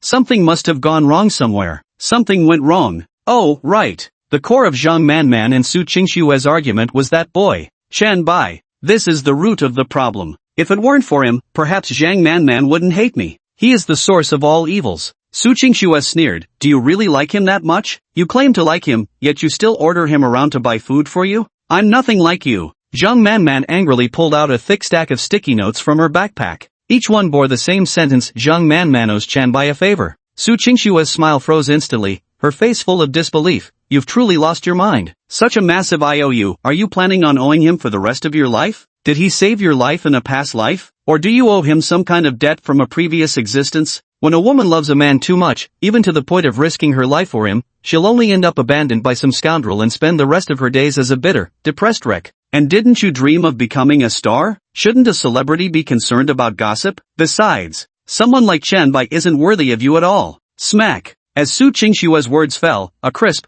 resounding slap echoed through the air, capturing everyone's attention. Yes, Chen Bai saw it correctly. Zhang Manman stood up and slapped Su Qingxue, the renowned student council president of Zhang University. Su Qingxue instinctively covered her slapped cheek, her face blank with shock. Though Zhang Manman hadn't struck her too hard, yet, she felt her heart twist painfully in bouts. Whether someone is worthy or not isn't for you to decide. What right does someone like you have to judge others? Zhang Manman was furious. Su Qingxue had never seen her this angry before. Unable to maintain her pride or ease the pain in her heart, Su Qingxue's tone instead turned meek. Please don't be angry. You're right, someone like me isn't worth it. Holy crap, looks like Su Qingxue is truly in love with Zhang Manman. I initially thought Su Qingxue just had a slight crush. Never imagined the Yuri blossom would exceed my wildest expectations. Chen Bai was like a random bystander savoring the juicy gossip with great relish. Of course, Chen Bai soon stopped laughing. Since she's both head over heels and utterly repulsed by me, how am I supposed to play this? How do I even clear this level?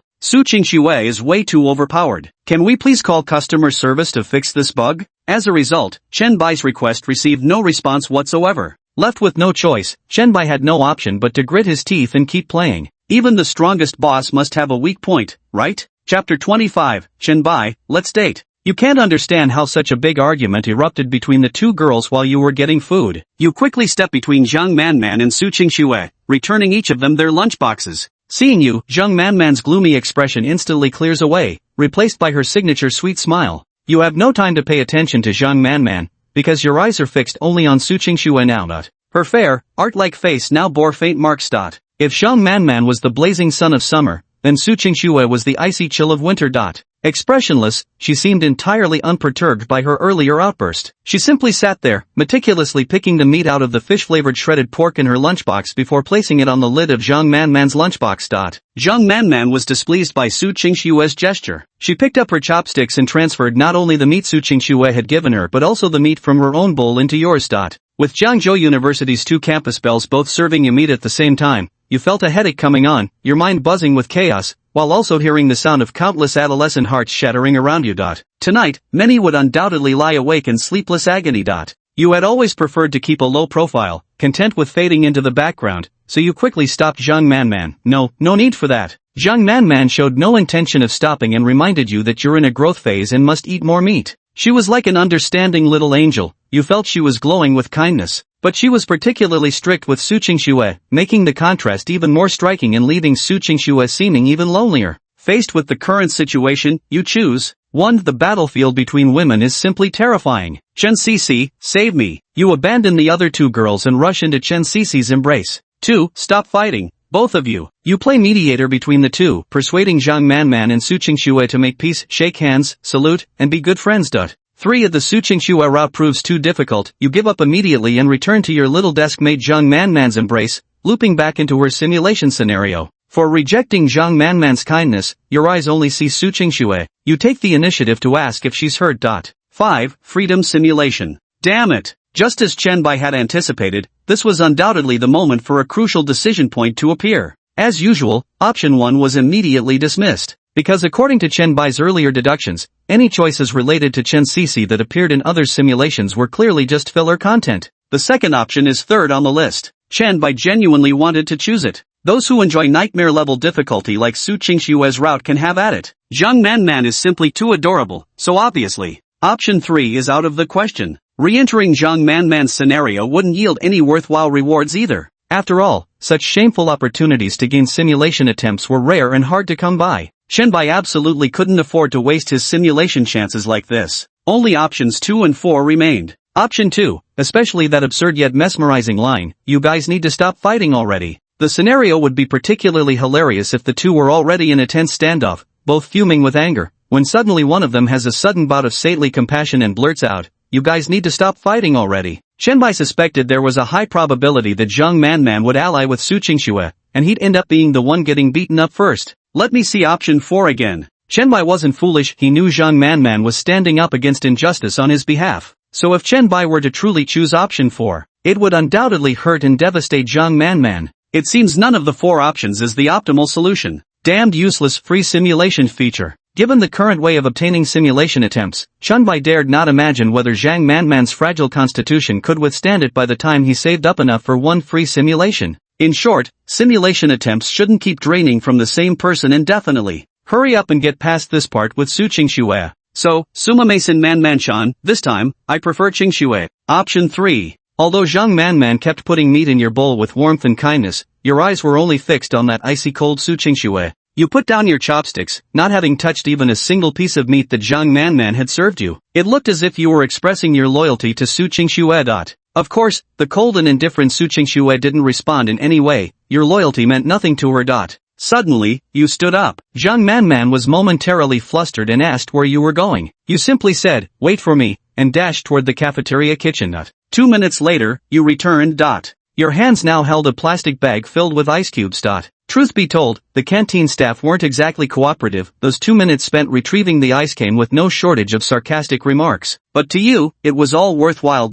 Under Zhang Manman's astonished gaze, you handed the ice directly to Su Qingxue with quiet concern. "Does it hurt? Use this to soothe it first." Su Qingxue's fingers froze mid-motion as she stared at you, at your warm smile, at the ice bag in your hands, utter disbelief flashing across her face.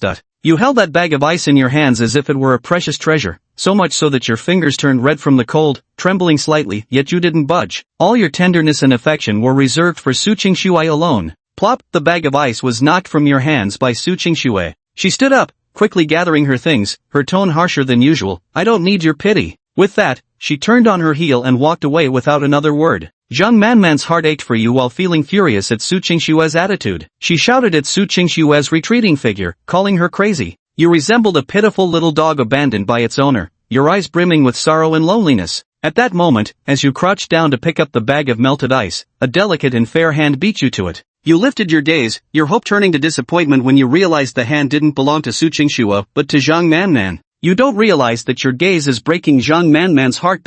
After locking eyes for a moment, Zhang Manman pleads with you in a desperate tone to look at her instead of only having Su Qingxue in your eyes, claiming that Su Qingxue is a bad woman. You counter Zhang Manman, insisting that Su Qingxue isn't what she claims, declaring you'd never marry anyone but Su Qingxue in this lifetime. You'd never take any other bride. Deeply hurt, Zhang Manman still believes you're speaking out of anger and vows to change your mind. To put an end to Zhang Manman's wishful thinking, you pull out the wish coupon she gave you and declare your wish to her, hoping she can reconcile with Su Qingxue. Zhang Manman never expected you to adore Su Qingxue so deeply. She breaks down in tears and runs away. The next day after school, Su Qingxue summons you to her office. Seated in the student council president's chair, Su Qingxue is as breathtaking as a statue, radiant and untouchable. She notices your exhausted expression and your eyelids twitching slightly. You had thought Su Qingxue was going to kick you out of the student council, but instead, she suddenly says, Chen Bai, let's be in a relationship. Wait, what the hell? Chen Bai leaped to his feet. Chapter 26 Su Qingxue's 3 Cardinal Rules. Is this some sort of science fiction novel? Is this a game bug or program error? Just moments ago, Su Qingxue was still acting like she couldn't stand Chen Bai more than anything. You're confessing your feelings right off the bat today? This doesn't feel right. Something's definitely off here. Chen Bai continues examining the subsequent simulations, determined to figure out what trick Su Qingxue has up her sleeve. You're rendered speechless by Su Qingxue's sudden confession, precisely the reaction she anticipated from you. Su Qingxue crossed her arms, her legs clad in black thigh-high stockings entwined as she maintained her queenly demeanor. What followed felt like a royal decree bestowed upon you. You heard right. By dating, I mean a formal relationship contract as boyfriend and girlfriend with the ultimate goal of marriage, growing old together for life, she declared. Though her words were filled with romantic promises, something about it struck you as oddly clinical.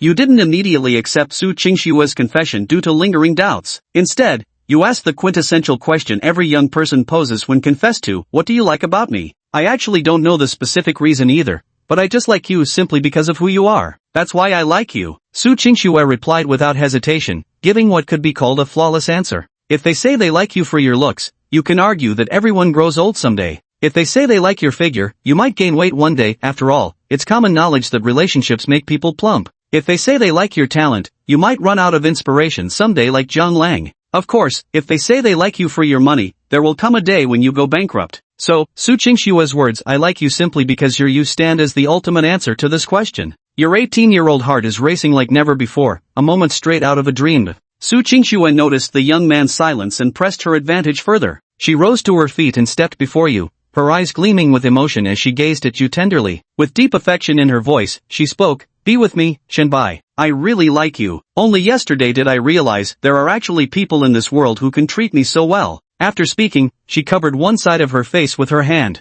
That was the side Zhang Manman had struck yesterday. Only then did you understand Su Qingxue wanted to be with you because your actions had truly moved her. Your heart races wildly, as you realize this may be the one and only chance in your lifetime to win Su Qingxue's affection. Now, you choose. Option 1, accept Su Qingxue's confession. Immediately call your younger sister Chen Sisi to announce she's getting a sister-in-law. Beg Chen Sisi to get along with Su Qingxue, then confess to Qingxue that you're a hopeless siscon through and through. Option 2, you expected pursuing Su Qingxue to be a long journey, but happiness arrived so suddenly. You accept her confession, you're already naming your future children in your mind. Option 3, as an innocent 18-year-old virgin, you're certain the student council president has sinister ulterior motives. How could a pure virgin fall for a femme fatale's seductive traps blinded by lust? Reject her. Swear loyalty to the Virgin Brotherhood. 4. Free simulation. Chen Bai nearly passed out in shock. First, regarding this initial choice, accepting the confession would mean just going along with it. What the hell are sister complex and sister obsessed? Slander. This is pure slander.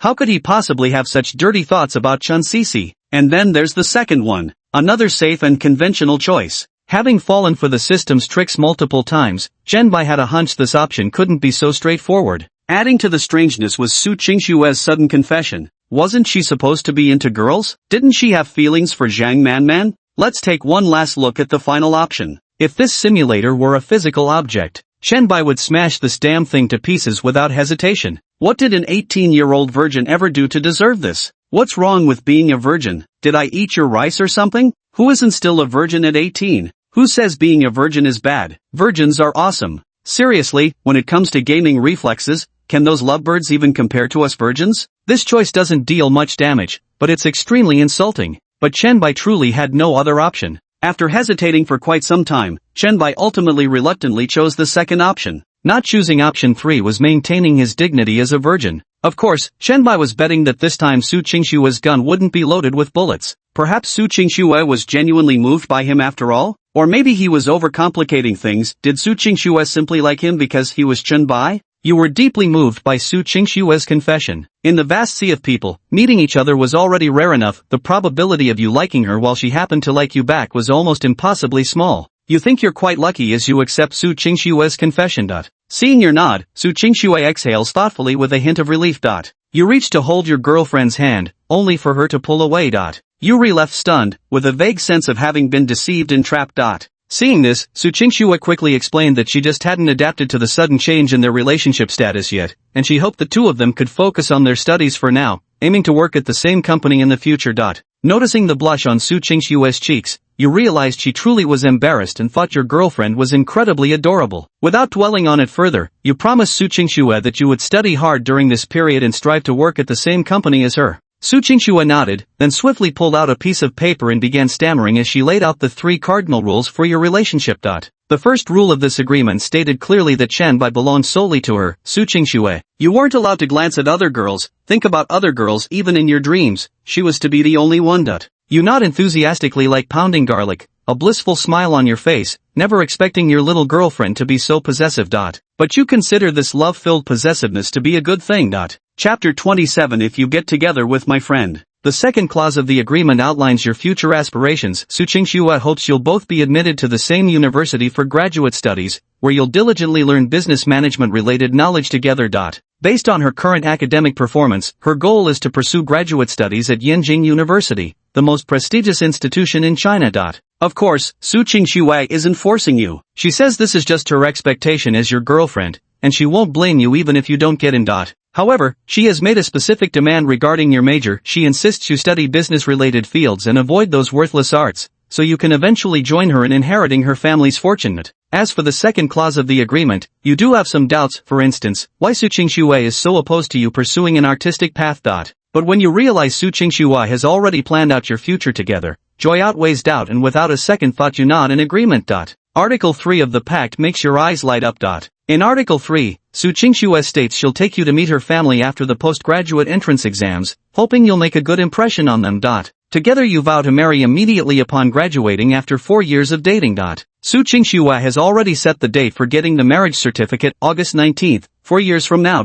You keep feeling like August 19th might be someone's birthday, but you can't quite remember. Right now, you feel like the luckiest virgin in the world. Zhenbai's face darkened. Seriously, how much hostility does this game have against virgins? Besides, how could a college student be thinking about nothing but dirty stuff? Horrible game. Absolute trash. But then again, August 19th. Whose birthday was that again? This wasn't a special day for Zhenbai, nor was it Su Qingshue's birthday. Hey, man, are you a Leo? A fire sign? Yeah, what about it? Leo women are straightforward in love, naturally bright, approach romance with sincerity and pursue purity. But sometimes they can have sharp tongues with soft hearts, and actually have quite strong possessiveness in relationships. Tell me, did I analyze that right? In the hallway, best friends Dai Dai and Zhang Manman were chatting. Dai Dai, who had quite some knowledge about zodiac signs, analyzed things with solid reasoning. Zhang Manman immediately straightened her back, her peach blossom eyes widening in disbelief. Wow, Dai Dai, you're scarily accurate. Did you install a surveillance camera on me or something? Dai Dai grinned smugly. Actually, so-called zodiac analysis has some psychological basis, but your crush on Zhenbai is practically written all over your face. I don't. What are you talking about? Out of nowhere. Weren't we just talking about zodiac analysis? Zhang Manman's delicate face flushed instantly, and she quickly averted her gaze from Chen Bai in the classroom. Dai teased with gossipy eyes, I swear your eyes were practically glued to Chen Bai. What nonsense! Was it really that obvious? Zhang Manman stubbornly refused to admit it, doubling down on her denial. Dai didn't care at all. Gossip was her top priority in heaven and earth. So, when are you going to confess to him? What confession? Right now, academics come first. Look at him, staring at those practice problems for so long. His mind is completely focused on studying. I absolutely won't disturb him. Zhang Manman's gaze soon drifted back to Chen Bai again. After Jian University's first examination ended, Chen Bai didn't go out to play basketball or relax like the others. Instead, he was reviewing his exercises with the workbook in hand. Ah, so diligent. Surely he's working this hard to get into Huaying Entertainment with me? Zhang Manman rested her chin in her hands as she leaned against the classroom windowsill, watching the boy intently. A focused man is truly handsome. How about confessing to him on your birthday? I'll have Feng Yue trick Chen Bai out then. Dai's gossipy heart stirred at the thought, picturing a fairy tale romance between prince and princess. My birthday? Zhang Manman blinked her eyes, lost in thought. Yes, it's August 19th. Whatever, if I can't remember whose birthday is on August 19th, then so be it. Probably someone not too important anyway. What matters most right now is checking out what happens next in clearing this boss level with Su Qingshuo. The simulation continues. Without a doubt, Su Qingshuo's third agreement shows she includes you in her future plans, making you feel guilty for previously having doubts about her. Therefore, you voluntarily confessed your initial suspicions about her confession motives and apologized to her. Su Qingshuo froze momentarily, her thoughts unclear, but she ultimately accepted your apology. To put your mind at ease, she deliberately added another line on the paper, stating that during your relationship, you must fully trust each other, avoid crises of trust, and openly communicate and confess everything between you. Yuri even more touched. You feel like you must have saved the galaxy in your past life, which is why the heavens blessed you with such a perfect girlfriend. Yuri itching to sweep Su Qingshuo off her feet and spin her around, but she coyly turns you down again with a bashful excuse. Although I'm a little disappointed, it's okay, you can take your time. Su Qingshuo noticed your disappointment and patted your head to comfort you. At that moment, you really interacted like a normal couple. Seeing your mood had improved, Su Qingshuo suddenly brought up one final request. Strangely, this time she didn't rush to state her demand, instead, she asked you to promise first. You hesitated for a moment, but she reminded you of the agreement you just made to be honest and trust each other. So you gave in to her request. Su Qingshuo took a deep breath and even sat directly on your lap. Being a virgin, how could you have ever encountered such a scene? Your adrenaline spiked, and all your previous doubts instantly vanished. Su Qingshuo's gaze was utterly captivating, and you hurried to reassure her that no matter what she asked, you'd agree.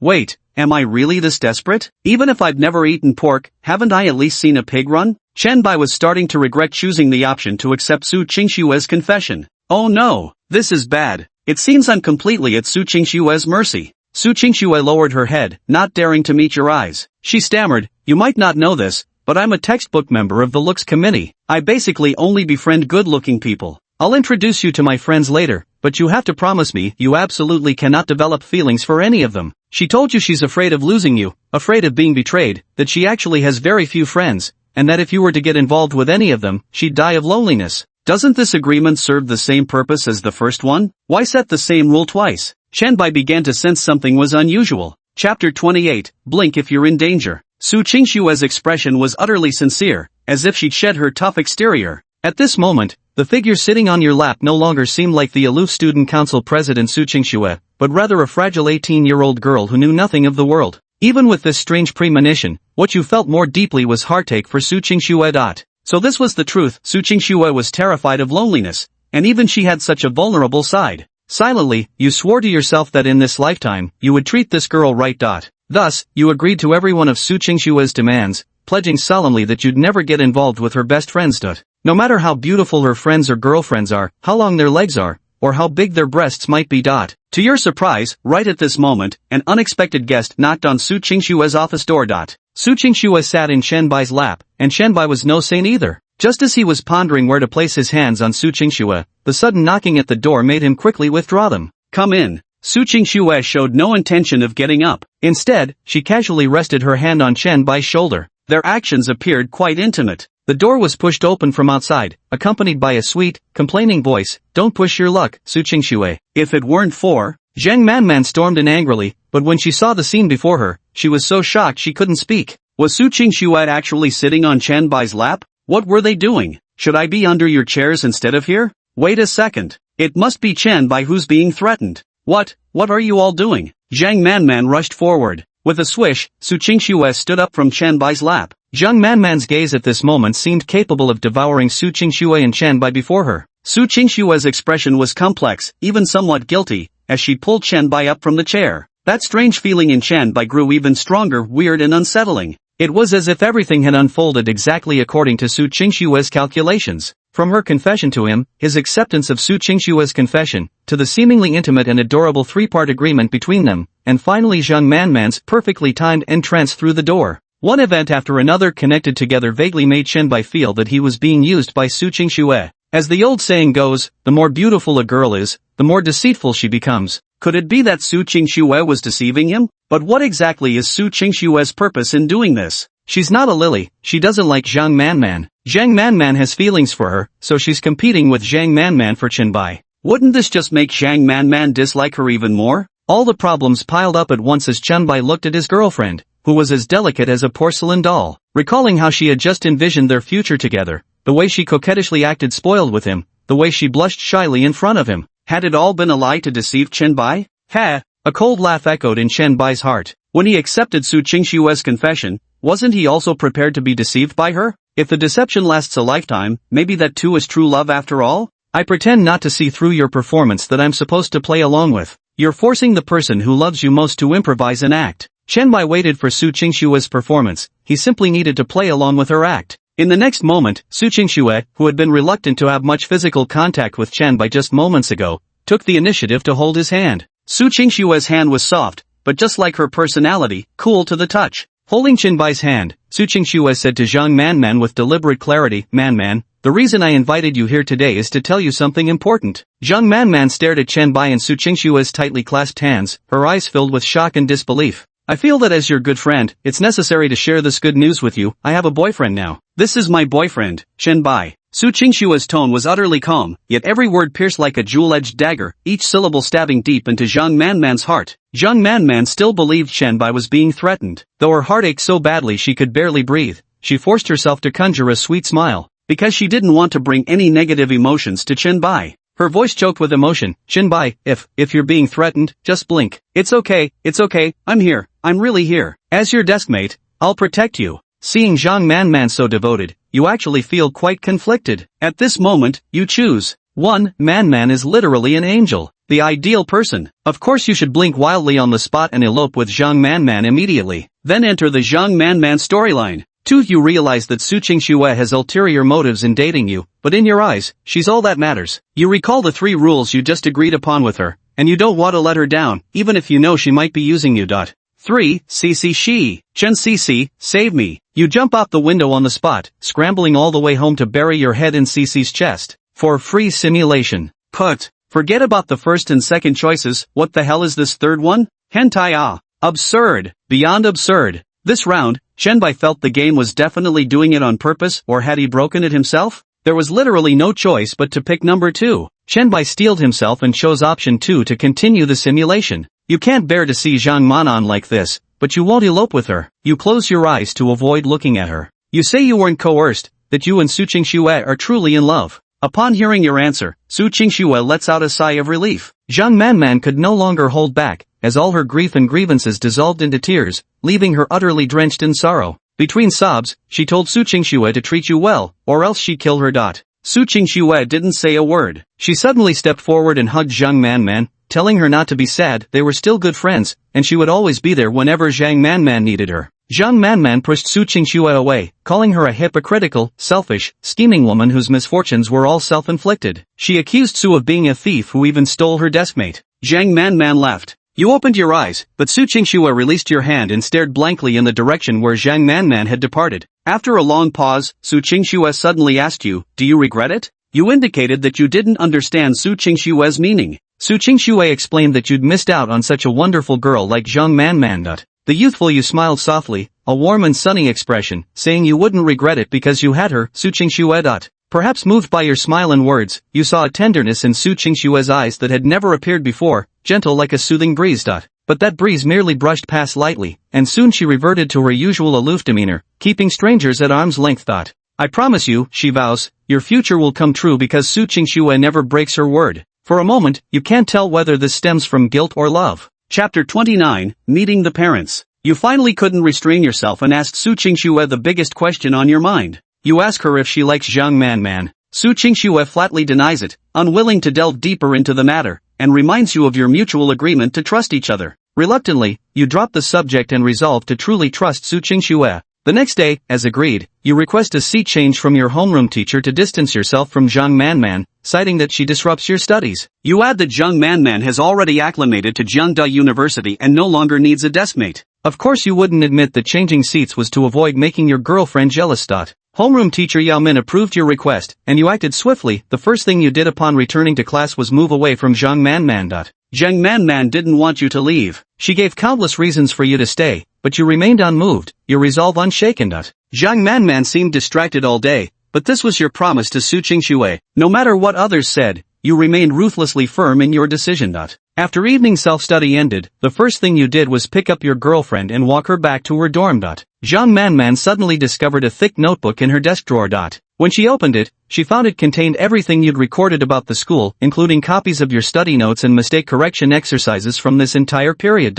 Your documentation was extremely thorough. You'd even noted which cafeteria window had the aunties who scooped more generous portions when their hands shook. Zhang Manman looks at the notes you left her while crying. She seems to have found closure, understanding that this marks the end of your shared story. Yet Zhang Manman can't comprehend why even your farewell had to be so tender. What you don't know is that from that day onward, Zhang Manman's only wish would ever be for Chenbai to enjoy health and happiness in this lifetime. The following days passed swiftly. You and Su Qingxue became nearly inseparable, except when using the restroom, sleeping, or attending classes. You were practically always together. But most of your interactions revolved around academic discussions. At times, your relationship resembled that of close buddies more than romantic partners. Wait, hold on. This feels like the same old routine, the same old development? Chenbai had a bad feeling about this. Who wants to be just buddies with Su Qingxue? Is he sure he's playing a dating sim game, and not how to raise a girlfriend into a best friend? This really gave Chenbai a headache. Just which part had gone wrong? But now that things had come to this, there was no putting the spilled water back in the bucket. The main issue was, even now, Chenbai still didn't fully understand Su Qingxue. Hell, difficulty dungeons really were something else, because you simply have no clue what's truly on their mind. They always say girls' thoughts are universally hard to decipher, but Su Qingxue is the type who won't even give you a chance to try guessing. The key question now is, what exactly is Su Qingxue's attitude towards Zhang Manman? Time waits for no one, and soon the postgraduate entrance exam day arrived. With love for Su Qingxue and dreams of the future in your heart, you performed exceptionally well in the exam hall. On the day the postgraduate exam results were announced, you lifted Su Qingxue into the air and spun her around while holding the score report, overjoyed that your score was 3 points higher than hers, making you the top scorer in the entire school. Now, you could both apply for graduate studies at Yenjing University together. As you set Su Qingxue down, she blushed and shyly avoided your gaze, acting just like a love-struck young girl. Zhang Manman watched your intimate display from afar and sighed deeply. It seemed she had found closure, yet not entirely. Still, in the end, she wished for your happiness. Both you and Su Qingxue applied to Yenjing University. You chose the business management program, while curiously, Su Qingxue ultimately enrolled in the law school. When you voiced your confusion, Su Qingxue explained that she chose law because she wanted to assist you as a legal advisor after you inherit her family's business in the future. Deeply moved, you reflected on Su Qingxue's remarkable foresight, believing wholeheartedly that she would become both an excellent wife and a role model for your future daughter. After both you and Su Qingxue received your Yenjing University acceptance letters, she decided to take you to meet her parents. This is your first time meeting Su Qingxue's family, and you're taking it very seriously. You've crammed at the last minute to learn many things, so that when Qingxue's family chats with you, there won't be any awkward silences. However, your younger sister Chen Cece isn't very happy about it. Still, she helped you prepare by picking out a suit and tying your tie, saying she didn't want her older brother to embarrass himself. You arrive at Su Qingxue's home, located in Jiangzhou's affluent district, where she owns an entire villa and a sprawling garden. You notice Su Qingxue had returned home as stern and aloof as when you first met her, like a hedgehog bristling with spines. Her dignified demeanor made her seem somewhat unfamiliar, as if she had turned into an emotionless porcelain doll. Thinking she might be overly nervous, you took her hand and reassured her not to worry, promising you'd definitely make a good impression on her family. You were confident in yourself, after all, you'd done thorough preparation. Su Qingxue nodded expressionlessly without saying anything further. You entered the villa with her, the interior lavishly decorated like a palace. Yet somehow, this home gave off an eerie feeling that sent chills down one's spine, devoid of the warm atmosphere found in ordinary households. You sat quietly on the sofa with Su Qingxue, waiting in silence. After about 5 minutes, you hear a heavy cough and glance over to see a middle-aged man. His eyebrows and eyes bear some resemblance to Su Qingxue's. Though his face bears the marks of time, it's not hard to tell he must have been quite handsome in his youth. He is Su Qingxue's father, Su Guanyao. Upon seeing him, Su Qingxue immediately stands up, and you follow suit. You're about to deliver the self-introduction you've practiced countless times during this period, hoping to leave a good impression on Su Guanyao. Smack, a crisp slap sound forcibly swallows the words poised on your tongue. This slap was delivered by Su Guanyao. Of course, this slap definitely didn't land on your face. This slap lands on Su Qingxue's face, leaving you utterly stunned, yet she remains unfazed, her expression unchanged as if this were the most commonplace occurrence to her.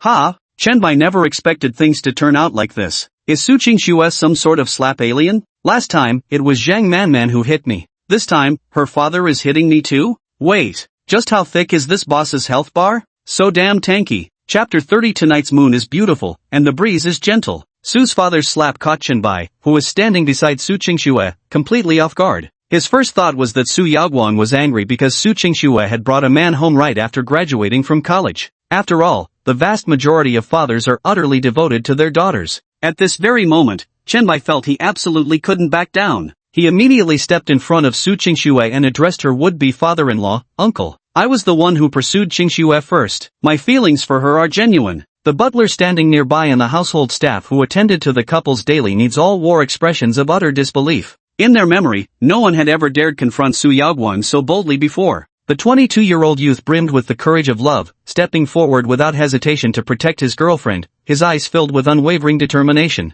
Su Yaoguang's gaze was fixed intently on Chenbai, his brows furrowed so tightly they nearly formed the Chinese character 3. At that moment, Su Qingxue suddenly tugged lightly at Chenbai's sleeve. Turning around, Chenbai saw the vivid imprint of a slap clearly visible on Su Qingxue's right cheek. Su Yaoguang wasn't Zhang Manman. He had greater strength than her, and unlike Zhang Manman who always held back her force even at the peak of anger, he didn't possess such restraint. For a moment, Chenbai felt a pang of heartache. He reached out, wanting to gently stroke Su Qingxue's face. At that moment, he felt an overwhelming urge to take her away from this place, to run away with her. But Su Qingxue rejected Chenbai's touch, shaking her head at him and motioning for him to step aside. She stepped out from behind Chenbai. She hung her head like a child who'd done something wrong. Chenbai had never seen such a side of Su Qingxue. In his memory, Su Qingxue had always carried herself with her chin held high, the very picture of aloof superiority. Dad, even though I didn't perform well in this exam and came in second place in the entire school. Su Qingxue's tone was calm, but she paused and took a deep breath. But I brought the school's top scorer back with me. His name is Chenbai, you can call him Xiaobai. He scored 3 points higher than me, and we're applying to Peking University together, for the business management department. After Su Qingxue finished speaking, Su Yaoguang's gaze once again fell upon Chenbai.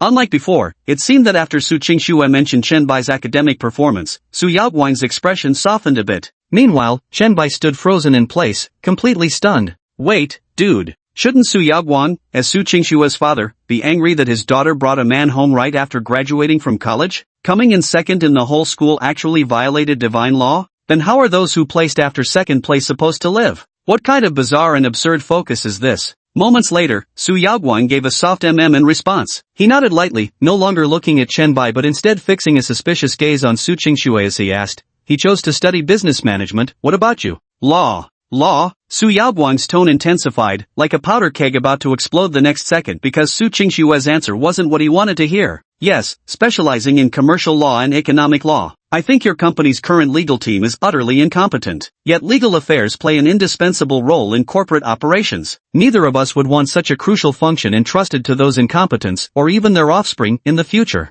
Su Qingxue's response sounded more like a postgraduate thesis defense. She appeared calm, but beads of cold sweat had already begun forming on her forehead. Fortunately, after Su Yaoguang pondered for quite some time, his brows finally relaxed and he nodded in agreement. After Su Qingxue's answer passed the test, Su Yaoguang's attitude toward you underwent a complete 180-degree change. He warmly entertained you, instructing the butler to prepare an extravagant dinner. At the dining table, Su Yaoguang even shared drinks with you. The two of you exchanged toasts, chatting so amiably that it felt like you should have met much earlier in life. Of course, you know this has a lot to do with your own diligent homework and the fact that Su Yaoguang is naturally a talkative businessman. But you can't shake the unease in your heart, because throughout the meal, Su Qingxue could barely get a word in. She just sat quietly by the side, eating her food, reverting to that icy, porcelain doll perfection. Though multiple times you tried to steer the conversation toward Qingxue, hoping to involve her in your discussion. Each time, Su Qingxue would only say 3 words, you chat. That evening, you had a long conversation with Su's father, covering everything from his grand vision for the company's future to his small personal preferences in food. Only when childhood embarrassing stories about Su Qingxue were mentioned did this emotionless porcelain doll show any reaction. She would blush and plead with Su Yaoguang to stop.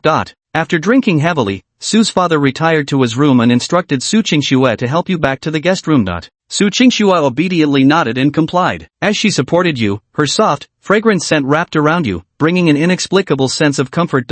You really don't need to drink so much if your alcohol tolerance isn't good. Su Qingxue helped Shanbai onto the guest room bed. Away from Su Yaoguang, she seemed to regain a bit of her usual energy. Her fussing over him made Shanbai happy, though he couldn't tell if it was out of genuine concern for him or some other reason. Just as Su Qingxue had completed the task her father assigned her and was about to leave, her hand was grabbed by Shanbai. Perhaps out of instinct, Su Qingxue's first reaction was to pull away. Even though she and Shanbai had often held hands these past few days, Shanbai's sudden move still made Su Qingxue feel somewhat uneasy. Shanbai knew his girlfriend's awkward temperament, so he took the initiative to let go of her hand. The young man's face was flushed from drinking, and with a warm smile, he gestured assure to Su Qingxue, signaling her not to speak. Su Qingxue blinked her eyes, somewhat curious. Shanbai then stood up and guided Su Qingxue to sit on the bed. Wait for me. In the blink of an eye, Shanbai was already out the door, leaving Su Qingxue utterly baffled. Wait, could it be that he was pretending to be drunk? Su Qingxue muttered to herself, turning the matter over in her mind repeatedly but still feeling utterly baffled. She had no idea Shanbai could hold his liquor so well, let alone that he'd feign drunkenness despite his tolerance just to make Su Yaoguang let him off early and get some rest. Knock knock. A knock sounded at the door, and Su Qingxue straightened her posture. Though it was her own home, she felt far less at ease than at school, her nerves evident. You may come in. The door was pushed open, and the young man stumbled in, clearly intoxicated. He couldn't even walk in a straight line, and only then did Su Qingxue realize her misjudgment. Shanbai was truly drunk. But even so, when he returned, Shanbai was holding something in his hand. With trembling hands, he offered it to Su Qingxue. It was a bag of ice. He pressed the ice cube against Su Qingxue's right cheek and asked softly, "Does it hurt? Tonight's moonlight is exceptionally beautiful. The breeze is gentle, and so is he." Chapter 31, Shanbai, what do you like about me? The cicadas chirping outside the window was exceptionally clear, the chill from the ice cubes on her face spreading along her jawline to behind her ears. Su Qingxue sat there in a daze, only belatedly realizing how hot her cheeks felt. Her face flushed red faster than the ice cubes could melt. I can do it myself. Burning with inner turmoil, Su Qingxue abruptly snatched the bag of ice from Shanbai's hand. Shanbai, perhaps due to being drunk, wasn't as steady on his feet as usual and ended up collapsing beside Su Qingxue. Fortunately, the bed was soft. Are you drunk? Su Qingxue asked the obvious, but her mind had momentarily short-circuited, and she felt that saying nothing would make the situation even more awkward. Never thought she, usually so solemn and unsmiling, would have a day where she desperately tries to initiate conversation topics. Machem, no. Shanbai mumbled drowsily. Though his consciousness was hazy, he harbored a strong desire to bury his head in Su Qingxue's embrace. Su Qingxue sighed softly, "It seems you're genuinely drunk." Usually, people who are drunk tend to be stubborn and insist they're not. Su Qingxue's voice faded away, yet the guest room remained utterly silent. So silent that their breathing became distinctly audible to one another. The ice cube in her hand gradually melted, stirring a pang of bitterness in Su Qingxue's heart. Her mother had passed away due to postpartum hemorrhage the day she was born. Though Su Yaoguang never said it outright, Su Qingxue knew all these years he had blamed her. Her father must have believed she had taken his beloved away, stolen his wife from him. So, Su Qingxue knew that Su Yaoguang definitely didn't love her, he might even hate her. Ever since she was little, he had been unbelievably strict with her. At the slightest disagreement, he would reprimand and beat her. Yet no one ever asked if she was in pain, nor did anyone ever step forward to shield her. More than anything, it's just, Qingxue, don't resent your father or blame him, he's only doing what's best for you. Qingxue, as the eldest daughter of the Su family and its future sole heiress, this little hardship means nothing. Your father suffered far more in his time. Qingxue, sometimes you just have to grit your teeth and endure. Your father has his own difficulties too. Gradually, Su Qingxue shut herself away from the world. Without a heart, there would be no pain to feel. As time passed, Su Qingxue grew accustomed to it. All she had to do was dutifully complete the tasks assigned by her father, just become a worthy successor to the Su family. That was enough. As for how he felt himself, that could always come last. Thus, even when Qianbai was barely conscious, he instinctively found ice for her and asked if she was in pain. This feeling of being cared for and valued, it was truly wonderful. Qingxue, are you crying? Qianbai suddenly murmured to himself from the side. Su Qingxue turned her head away. I wasn't. As long as you're not crying, as long as you're not crying. It would break my heart if you cried. Qianbai covered one eye with his hand while reaching out with the other to tug gently at Su Qingxue's sleeve. Su Qingxue grasped Qianbai's hand in return this time.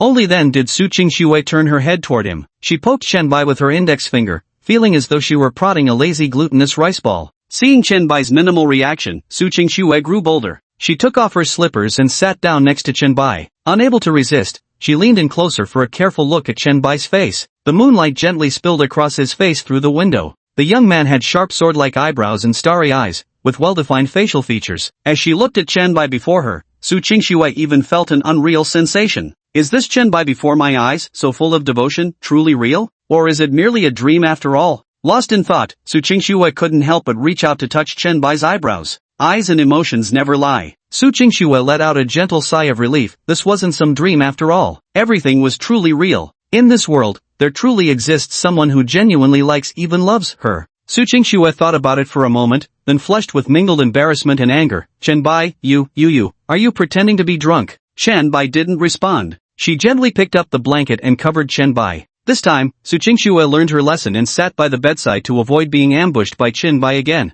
It took me a long time to finally calm down. It wasn't that she was being overly dramatic, it was because this marked her first kiss in 22 years of life. At the thought of this, Su Qingxue's expression dimmed slightly. Qianbai, are you asleep? Qianbai. After a moment of contemplation, Su Qingxue felt she still needed to have a proper talk with Qianbai. Qianbai opened one eye, biding his time without immediately responding to Su Qingxue. After all, he was the one who ambushed her first, so he was clearly in the wrong. Qianbai didn't respond. Su Qingxue began murmuring to herself, Qianbai, what do you like about me? Is it my face? But there are so many beautiful people in this world, and I'll grow old one day, my face will be covered in wrinkles, maybe even freckles. Qianbai still didn't respond. Or do you perhaps prefer my legs, or my chest? But there are so many people in this world with long legs and ample. Put. Qianbai couldn't hold back this time. Like a carp leaping from water, he abruptly sat up, eyeing Su Qingxue with a skeptical look. Today's Su Qingxue was exceptionally different, as if she were drunk. What the hell is all this nonsense? Ahem.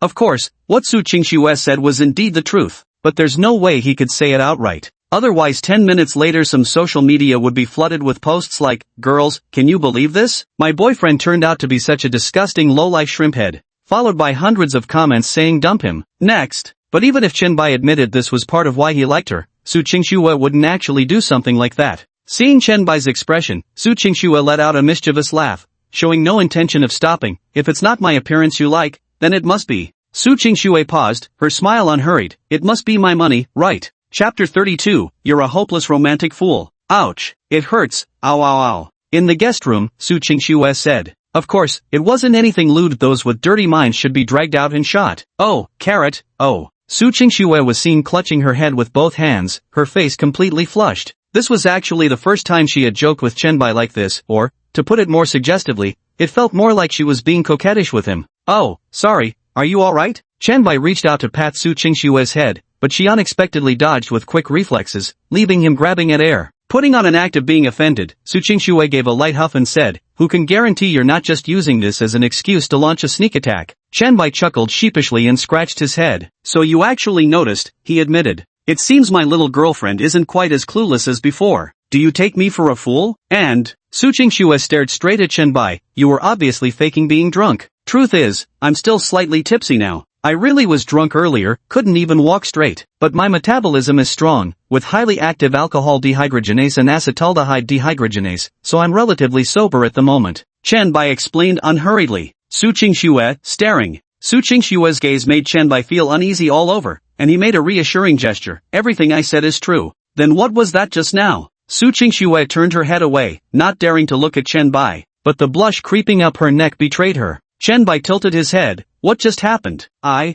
can't quite remember. Ha, are you saying your alcohol dehydrogenase and aldehyde dehydrogenase just died when you kissed me? Ha, did I just kiss you? To be precise, their breakdown speed isn't actually as fast as you'd imagine. It's not like they're some overworked beasts. The young man lazily stretched before leaning against the headboard, watching Su Qingxue with the amused expression of someone observing a puffed-up cat they just provoked. He never expected Su Qingxue could have such an adorable side. One would think someone as icy and aloof as Su Qingxue would remain indifferent even during such intimate moments. You actually. Su Qingxue puffed up her cheeks in anger, looking just like an inflated pufferfish. The next second, in a flash, catching Chen Bai completely off guard, Su Qingxue retaliated by grabbing his head with both hands. Yet clearly having only done this once before, her display was all thunder but no rain. Soon enough, she again found herself breathless and forced to admit defeat. Once again, they ended up fleeing in a flurry. This time, she simply curled up in the farthest corner of the bed, keeping a certain distance from Chen Bai. Chen Bai was momentarily stunned, not fully comprehending the situation. When realization finally dawned on him, he couldn't help but burst into hearty laughter. He was delighted because ever since getting together with Su Qingxue, their interactions felt more like those between ordinary friends.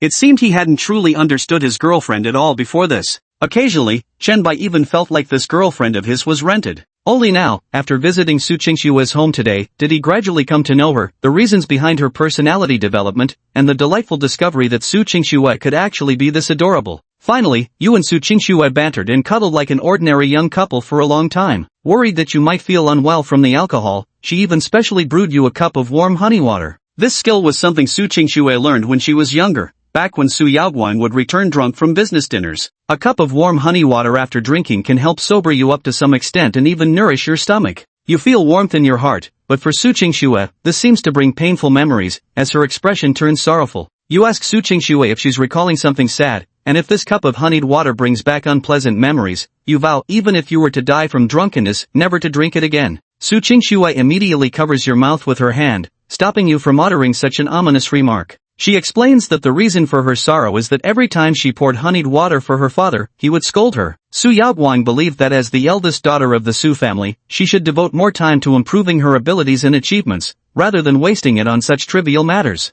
Speaking, she seemed to recall Zhang Manman's words again, murmuring to herself that she was just getting what she deserved. Hearing this, your heart aches for her. You pull her into your embrace and tell her that learning to care for someone is already an extraordinary ability in itself, and in your eyes, she is the most exceptional. Perhaps your words shattered the hardest armor of her defenses, as tears welled up from her eyes and streamed down. You gently patted her back, feeling even more heartache for her, because even in her own home, Su Qingxue didn't dare to cry out loud. You can't imagine how she managed to survive under such high-pressure family circumstances. Because of past mistakes, I chose to build a wall between my world and others, pushing everyone away. She cried for a long time, and you were by her side patiently comforting her. She asks why you're so good to her, whether you're after her body or her family's wealth, saying it doesn't matter even if you do want her physically or covet her family's money, she can satisfy you in all these, because only the exchange of interests gives her a sense of security. But you insist you desire nothing, that you treat her well simply because she's your girlfriend, the companion who'll walk life's path beside you, your closest confidant, the future mother of your children. Your love for her isn't rooted in wealth or curves, but because she is Su Qingxue, that utterly irreplaceable Su Qingxue in this world. Upon hearing this, Su Qingxue froze for a moment, then burst into even louder sobs, cursing you for being an incurable romantic. She said your answer was utterly pathetic, practically plagiarizing her own confession back then and therefore shouldn't count. You saying it doesn't count means it doesn't count, he teased with a cheeky grin, adding that he wasn't after anything in particular. Next, what awaits you is the humiliating iron fist. Soon, you've coaxed her into calming down. Su Qingxue stops crying, but her guilt towards you only deepens. Because she had deceived you. At last, she resolves to come clean with you. Chapter 33, Getting Breakup Compensation After Splitting Up? Su Qingxue tentatively asks you how you would react if she ever deceived you. You express puzzlement, saying it depends on what kind of deception Su Qingxue is referring to. Throughout your interactions with Su Qingxue, you've deliberately avoided any mention of Zhang Manman. From the beginning, you both agreed you wouldn't show curiosity about each other's friends, yet you sense Su Qingxue's next words will involve Zhang Manman. However, this time your guess is wrong again. Su Qingxue still doesn't bring up anything related to Zhang Manman. What if everything you're feeling right now is false? She proposed a hypothesis. Even her being with you or saying she loves you, all fake. How would you react? Seeing you ponder, she pressed further, asking if you'd regret being with her. There's still time to change your mind, she added. If you want to break up, I'll even give you generous compensation. You naturally understood that such hypothetical questions usually meant Su Qingxue was telling the truth. Her inexplicable confession resurfaced in your mind, filling you with complex emotions. Facing Su Qingxue's question, you choose to. Wanting anyway, since we've already kissed and I can get breakup compensation, plus I can brag everywhere that my ex-girlfriend was the campus belle, I should quit while I'm ahead, take the money and run. Find 18 girls tonight. No more virginity, time to embrace the playboy lifestyle. 2. CC. My CC. Where are you? Furiously storm out in anger, cursing Su Qingxue as an emotional fraud, then bury my face in Chen Cici's embrace at home, begging my little sister for comfort. That's right, you're a damn siscon. 3. As the saying goes, if you're gonna go for thrills, might as well go all the way. You're so naughty, Omega. For free simulation. Chen Bai's silence at this moment was deafening. Let's look at the last one first. Screw your damned game. You're the shameless one, your whole family's shameless. Then comes the second one. You're the one with a sister complex, your whole family's got a sister complex. Finally, the first option of breaking up for the settlement money made some sense, but what the hell is this find 18 little sisters nonsense? Die beneath flowers under the moon, even as a ghost I'll be romantic? This damn system is treating Chen Bai like some kind of Japanese eroge protagonist. This time Chen Bai was stumped again. Chen Bai.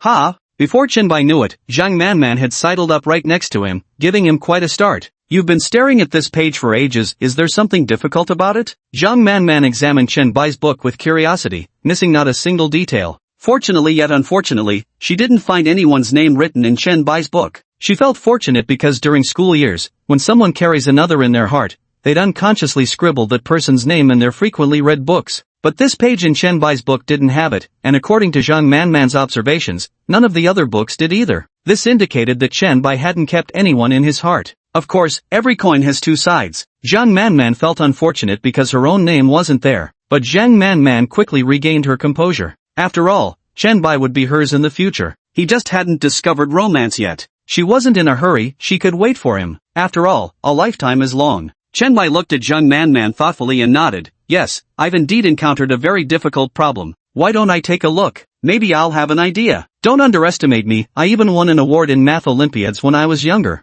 Zhang Manman volunteered eagerly, though she conveniently omitted that it was only a consolation prize in the math Olympiad. Was it a consolation prize? Unexpectedly, Chen Bai saw right through her without mercy. Perhaps Zhang Manan didn't realize that Chen Bai might understand her better than she understood herself. Ah, you caught me. Zhang Manan scratched her head in embarrassment, but couldn't hide the happiness in her heart. Although Chen Bai might have just made a lucky guess by pure coincidence. But doesn't this mean Chen Bai actually knew something about her in private? He really does like me after all. Zhang Manman's mood brightened, yet she still put on a pitiful act and said, I just wanted to help you, that's all. Actually, Chen Bai really wanted Zhang Manman to invite Su Qingxue herself to help him. He couldn't understand why Su Qingxue would deceive him, nor could he quite figure out Su Qingxue's thoughts. Even less did he understand what Su Qingxue's attitude toward Zhang Manman was, and what conflicts existed between Zhang Manman and her. This led to Zhang Manman developing strong animosity towards Su Qingxue. However, Chen Bai absolutely wouldn't let Zhang Manman approach Su Qingxue directly right now. Got it. Suddenly, Chen Bai had a flash of inspiration and remembered a crucial piece of information. His eyes widened as he stared intently at Zhang Manman before him. What do you mean you figured it out? Did you solve the problem? Then after you finish this question, shouldn't we, maybe grab lunch at the cafeteria together? Even though Chen Bai enjoyed looking at her in that dream scenario, when it happened in real life, Zhang Manman still felt somewhat embarrassed. Shyly averting her gaze, she extended a lunch invitation to Chen Bai. Let's skip the cafeteria together today. Chen Bai's words struck like a death knell. Zhang Manman's hopeful expression instantly deflated like a wilting flower. But Chen Bai's next sentence instantly revived Zhang Manman. Because I just had an idea for solving this problem. By the time we go to the cafeteria, there might not be many dishes left. Could you please buy me a meal, Deskmate? Sure. Zhang Manman nodded vigorously like pounding garlic. And how about you also pack a meal so we can eat together? The moment Chen Bai finished speaking, he could instantly feel Zhang Manman's eyes lighting up. Chen Bai handed his meal card to Zhang Manman, who cradled it reverently against her chest as if it were a rare treasure. This feeling is wonderful. It was just like a hard-working husband entrusting his wife with the task of preparing dinner to support the whole family. Zhang Manman couldn't help but laugh softly, as if she had obtained some priceless treasure. Chen Bai casually replied, I'll have the shredded pork with garlic sauce, the minced meat eggplant, and any simple vegetable dish will do. Thanks for the meal, dear tablemate. No trouble at all. Zhang Manman waved her hand modestly. How could this be trouble? It's clearly a reward for her. Seeing the moment was ripe, Shenbai seized the opportunity to ask the question he'd been most eager to ask. So, Deskmate, do you like shredded pork with garlic sauce? I love it. I'm crazy about shredded pork with garlic sauce. Zhang Manman answered almost instinctively, without hesitation. But the moment she finished speaking, she suddenly froze, as if recalling something, and immediately corrected herself. Actually, I don't eat it much these days. I used to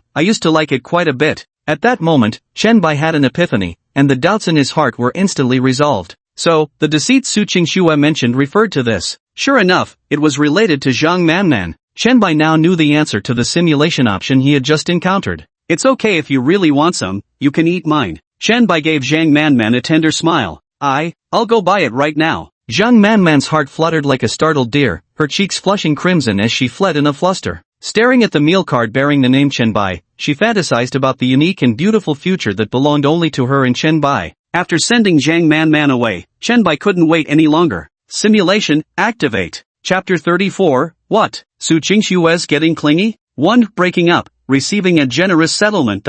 2. You damn siscon. 3. You're so naughty. For a free simulation. The simulation continued, and the choice panel reappeared before Chenbai's eyes. Without any hesitation this time, Chenbai selected the third option. Since we're already here, and if we're going for thrills, might as well go all the way. Faced with Su Qingxue's question, you stare blankly at her. She avoids your gaze, apparently guilt-ridden and too ashamed to look at you directly. She knows you're not foolish. The assumption she made is most likely true. She's deceiving you, pretending she loves you.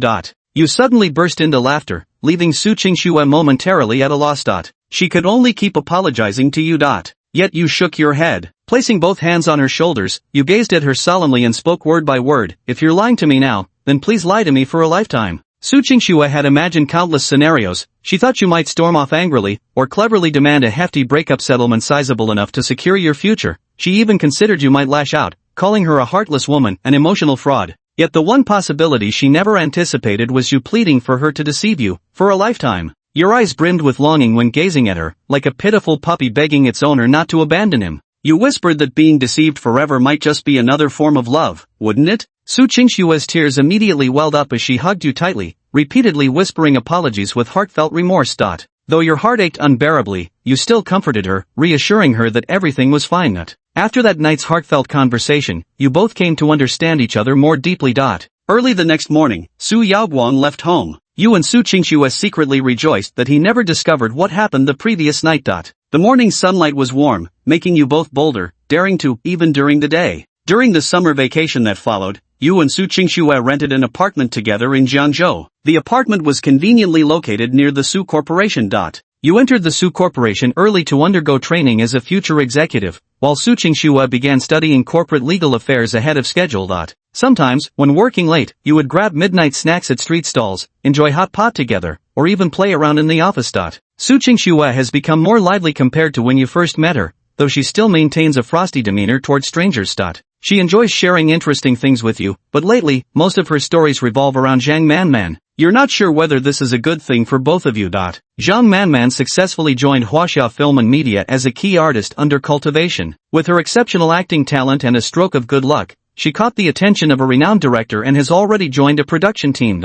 Since you and Su Qingxue got together, the friendship between Zhang Manman and Su Qingxue has gradually mended.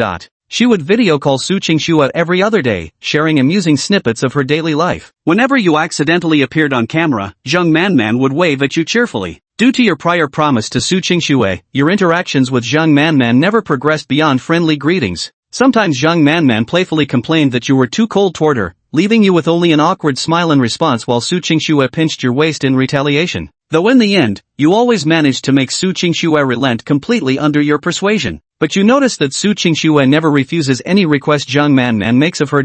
On one occasion, the company had an extremely important meeting where even interns like you and Su Qingxue were required to attend. However, because Zhang Manman sprained her ankle during filming, Su Qingxue rushed to her side upon hearing the news and missed this crucial meeting. That night, when Su Qingxue returned home, Su Yaoguang flew into a rage and slapped her. Fortunately, you shielded her from that slap with your own body, and you reassured Su's father that Qingxue would undoubtedly become the finest lawyer and strongest corporate counsel in the future Su Group. You returned to the apartment you rented together, and Su Qingxue wept. She didn't hold back, her sobs were heart-wrenching, as if releasing years of pent-up grievances all at once. You continued to comfort her gently, telling her that everything would eventually be alright. She felt even more guilty about it and begged you to take something from her even if it was just money. You relaxed with a smile, remembering that day when you asked her to keep deceiving you for the rest of your life. After that day, for some reason, Su Qingxue and Zhang Manman grew distant. From spilling their hearts to each other, she gradually became cold toward Zhang Manman. In the end, it was as if they had returned to those estranged years, becoming strangers once more. On the contrary, she started becoming more clingy toward you. At first, you thought it was a good thing, but later, Su Qingxue's intense possessiveness grew somewhat terrifying. When you had meals with other female colleagues, she would immediately show up, sitting beside you silently, serving you food while radiating pressure until the other woman felt uncomfortable and left. When you weren't by her side, she could call you over a dozen times in just 10 minutes. Soon, in September of that year, you both became new graduate students at Yenjing University. With her striking looks, Su Qingxue quickly became the campus belle of Yenjing University, and her outstanding academic performance made her the representative of the new student cohort. You practically became the public enemy of every male student on campus because Su Qingxue was your girlfriend. What made everyone grind their teeth in envy even more was that this flawless campus belle girlfriend of yours was also incredibly clingy. Whether you're in class, dining, or playing basketball, Su Qingxue is always by your side. Wherever you appear, her presence is certain to follow. You've become the envy of everyone at Yenjing University as the perfect couple, yet sometimes Su Qingxue's possessiveness and controlling nature leave you feeling suffocated. It's as if you've lost all freedom and privacy. Yet you understand that Su Qingxue has lacked a sense of security since childhood, and perhaps you're her only anchor now. So, you remain patient. 3 years passed in the blink of an eye, and now you've reached graduation season. Ever since starting graduate school, it's always been Su Qingxue waiting for you at the foot of your dormitory building. She was invariably earlier than you. On graduation day, because the girls' academic robes arrived late, this time you went to pick up Su Qingxue at her dorm first. Arriving at Su Qingxue's dormitory building, you suddenly realized with surprise that the women's dorm of Yenjing University's law school directly faced the performance department women's dormitory of Huaxia Film and Media University. If you recall correctly, Zhang Manman lives in the building across from Su Qingxue. She's a part-time graduate student at Huaxia University of Film and Television Media.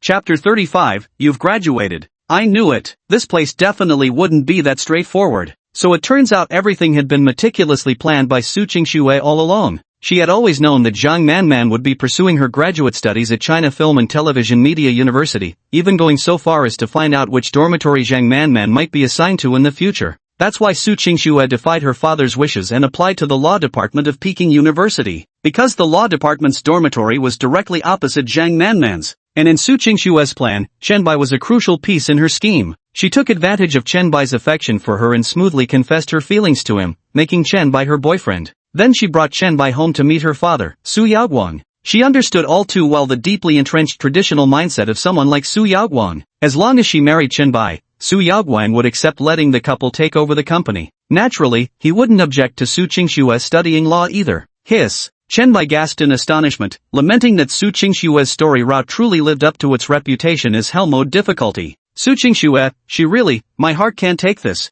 Another pure romance warrior bites the dust? Chenbai now had a real headache because, given the current situation, there was a high chance the simulation run might end up completely messed up. But yet, after reconsidering, Chenbai realized this might not be completely without opportunity. Because no matter how intelligent Su Qingxue was, no matter how meticulous her plans, she could never have accounted for the fact that she had genuinely developed feelings for Chenbai. If at first she had intended to use Chenbai, what followed was guilt born from that exploitation. Ultimately, she actively suppressed her obsession with the unattainable past and came to regard Chenbai as her sole salvation. That's why there was such an almost pathological need for control afterward. Su Qingxue was kind-hearted by nature, but she herself was conflicted. The core issue is that I never clearly understood the relationship between Su Qingxue and Zhang Manman, nor exactly what happened between them. Chenbai stroked his chin, muttering to himself as he zeroed in on the crux of the problem. It just seems a bit too late to realize now, but I suppose we'll take things one step at a time. As you wait for Su Qingxue downstairs at her dorm, the opposite building is surrounded by a crowd holding up fan signs. You spot a familiar face on the posters, Zhang Manman.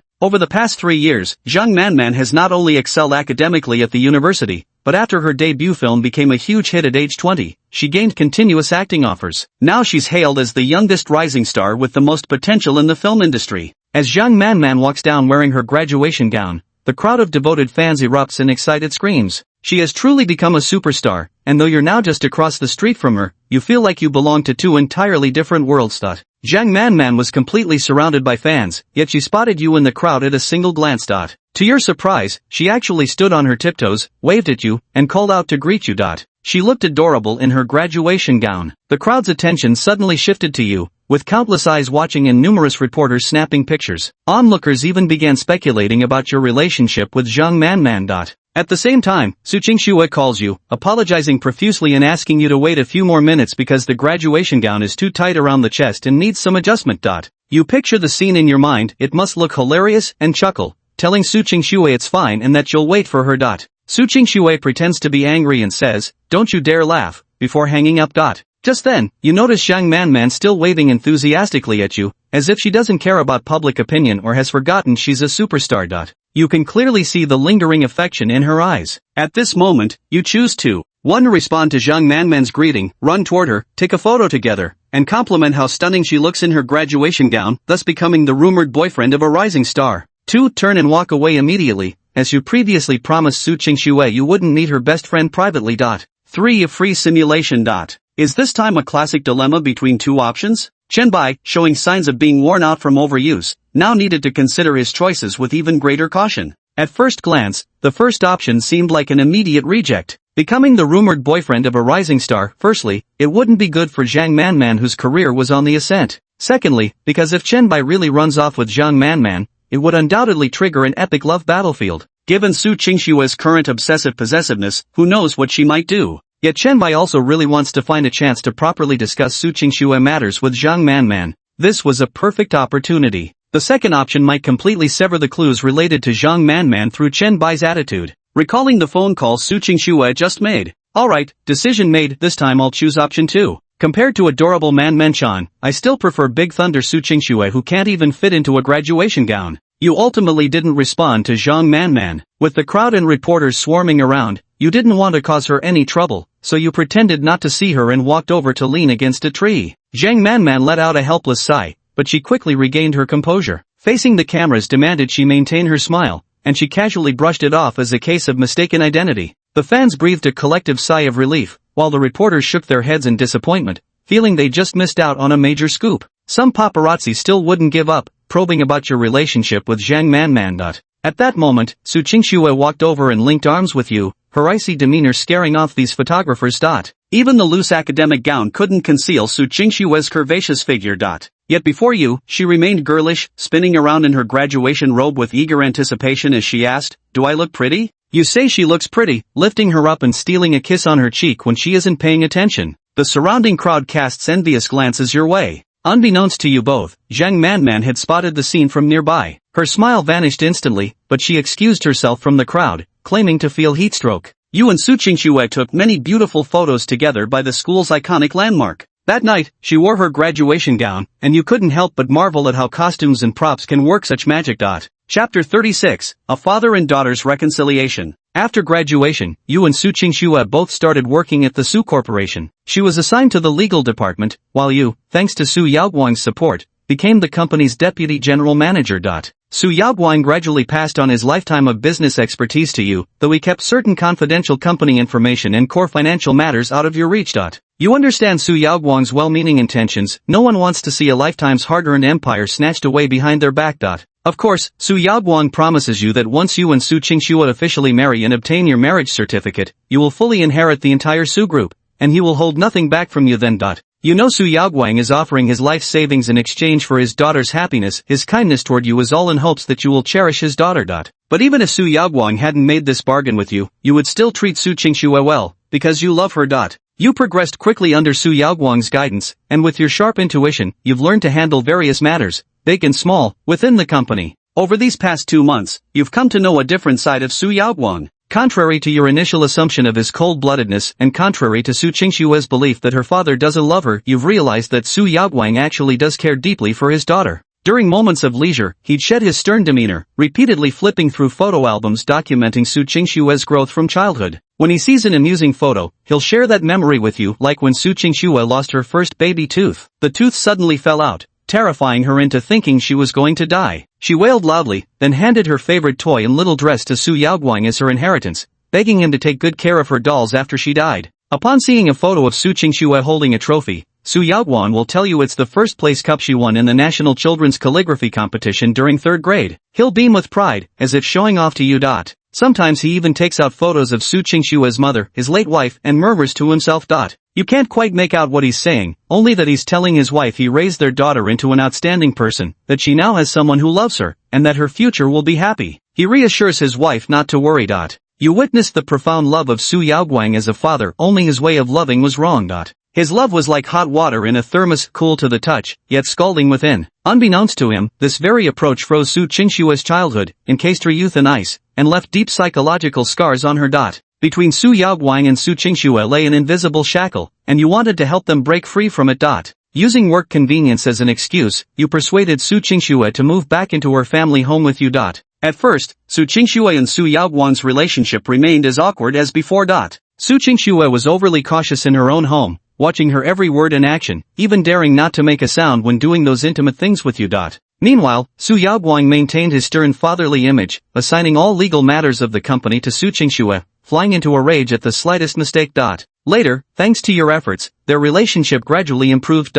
During the meal, Su Qingxue and Su Yaoguang engaged in casual conversation about everyday matters, no longer discussing official business or work-related topics. Your father-in-law grew increasingly fond of you, even specifically approving a 3-day vacation for you and Su Qingxue to travel together as a couple. At your insistence, Su Yaoguang joined you on the trip as well, transforming your romantic getaway into a family vacation. You climbed Manhwa together, witnessing nature's breathtaking craftsmanship, marveling at trees blending with misty haze, cliffs wrapped in thick white clouds, and picturesque sunrise and sunset vistas. Su Qingxue interacted more with her father during the trip. Occasionally, she showed her girlish side, making both you and Su Yaoguang burst into laughter. Sometimes, Su Qingxue would even directly link arms with Su Yaoguang and act coquettishly, asking him to buy her a rattle drum with a peculiar pattern. Holding the rattle drum gifted by her father, Su Qingxue was as joyful as a child. She skipped around, shaking the drum with sheer delight, as if what she held wasn't just a toy but the childhood and youth she had missed. All three of you found this journey incredibly joyful and worthwhile. However, unexpectedly, on the day the three of you returned home, Su Yaoguang suddenly collapsed.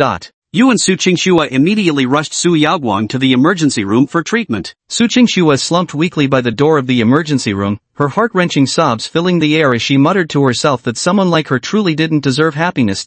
You held Su Qingxue tightly, assuring her that everything would be alright.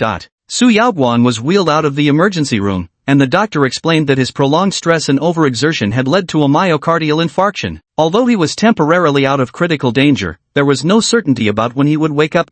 You encouraged Su Qingxue to stay strong, for she was Su Yaoguang's pride. The Su Corporation found itself leaderless, and Su Qingxue, as Su Yaoguang's only daughter, shouldered this great responsibility alongside you. The board members did not recognize you, dismissing you as a greenhorn, plunging the company into chaos.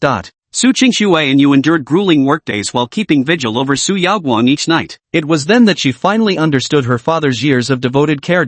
Your exceptional business acumen secured the company's largest investment this year despite immense pressure, instantly revitalizing the Su Group's entire capital chain. As the company improved, many recognized your capabilities. Finally, 1 month later, Su Yaoguang woke up. Su Qingxue realized how much her father had aged during this period. He had truly grown old. Su Qingxue tearfully embraced Su Yaoguang, thanking fate for not taking him away from her. Years of pent-up emotions were finally released at this moment. Su Yaoguang gently patted Su Qingxue's back, his voice slightly hoarse as he softly comforted her, saying, "Don't be afraid, my daughter, I'm here." After this unexpected incident, Su Yaoguang realized the flaws in his parenting approach over the years and deeply regretted them. Father and daughter finally opened their hearts to each other. Su Yaoguang decided to cease interfering in Su Qingxue's affairs, choosing instead to let her pursue her own path with his full support. Su Qingxue forgave Su Yaoguang for his harsh treatment over the years and, in doing so, also set herself free. But it seemed only now that she realized she had never really harbored any dreams of her own since childhood. If forced to name one, it would only have been to fulfill her father's expectations for her. Now, as she looked at you and then at her aging father, she felt that following the path Su Yaoguang had laid out for her might not be so bad after all. After this incident, Su Yaoguang was deeply grateful to you, truly and sincerely accepting you as his son-in-law. He thinks you're worthy of being entrusted with his daughter's lifelong happiness. Soon after, Su Yaoguang recovered sufficiently, and you and Su Qingxue began preparing for your wedding. The day to register your marriage was set for August 19th, a promise between an 18-year-old youth and the girl he loved. But Su Qingxue suddenly suggested changing the registration date. When you asked her why, she refused to tell you. However, since the wedding invitations had already been sent out, changing the date would be inconvenient. In the end, Su Qingxue dismissed the idea. On August 19th, you changed into a white shirt and black pants, looking particularly handsome. But your younger sister Chen Sisi was very unhappy, saying she didn't like this future sister-in-law. You comforted Chen Sisi, telling her it was just because she wasn't familiar with Su Qingxue yet, and that she would come to appreciate her kindness in time. Just as you were about to leave, Chen Sisi stopped you once more, asking if you would truly be happy with Su Qingxue. You replied, "I will, little sister, I will. I'll be happy." Hearing your answer, Chen Sisi finally stopped hindering your pursuit of happiness. Unbeknownst to you, after you left, Chen Sisi's expression darkened. She took out a study abroad exchange application form from her room and filled in her name. On your way to pick up Su Qingxue, you receive an unfamiliar call. At first you assume it's a scam call and weren't going to answer. But when the number keeps calling repeatedly, you finally pick up the unknown call. Hello, Chen Bai, guess who this is? The voice on the other end is unmistakably distinctive. Immediately, the owner of that voice flashed into your mind, Zhang Manman, the transfer student from your freshman year class who'd briefly been your deskmate. You spoke her name aloud, to her obvious delight, and she revealed the purpose of her call. Chapter 37, Su Qingxue's surprise for you. She told you today was her birthday and that she'd be hosting a party tonight. Would you be able to come? You freeze for a moment before realizing today is actually Zhang Manman's birthday and your fiancé deliberately scheduled your marriage registration day to coincide with it. Recalling all of Su Qingxue's deceptions, anger flares within you instantly. You immediately decline Zhang Manman's invitation and inform her today is your wedding registration day with Su Qingxue. At the words wedding registration, Zhang Manman is left utterly speechless. Your patience runs out, and you hang up on Zhang Manman. You picked up Su Qingxue, who was dressed in a white t-shirt today with a white veil over her head, looking delicate and charming. Strands of her hair shimmered in the sunlight. Su Qingxue noticed your mood seemed off and asked if you were feeling unwell. You shook your head and said it was nothing. The drive from home to the Civil Affairs Bureau took about 15 minutes, but eerily, neither of you spoke a word the entire way. Su Qingxue sensed the awkward tension but wasn't the type to initiate conversation. You stayed silent, and so did she, though you could clearly see her growing unease. Su Qingxue had envisioned many possibilities. She thought your unusual behavior might be due to nerves from your wedding day. You arrived at the Civil Affairs Bureau doorway, yet you hesitated to step out of the car. Su Qingxue placed her hand over yours, reassuring you that everything would be fine between you two.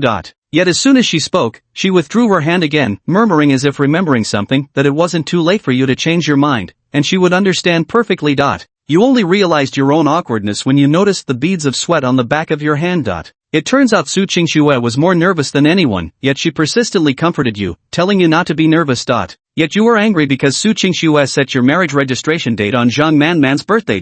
Perhaps Su Qingxue initially had complicated feelings toward Zhang Manman, but she later suggested changing the marriage registration date. The thought filled you with guilt, but you pretended to wipe sweat from your brow nervously, blaming it on how tense you'd been earlier. Getting married to someone you love, you said such a thing seemed like pure fantasy just thinking about it. Su Qingxue burst into laughter. She ruffled your hair, calling you adorable, then caught you off guard with a kiss on your cheek. Then she gazed at you with sincere eyes and asked if it still felt like a dream to you. You freeze for a moment, gazing at the woman about to become your wife, unable to resist holding her tightly and kissing her for a long time.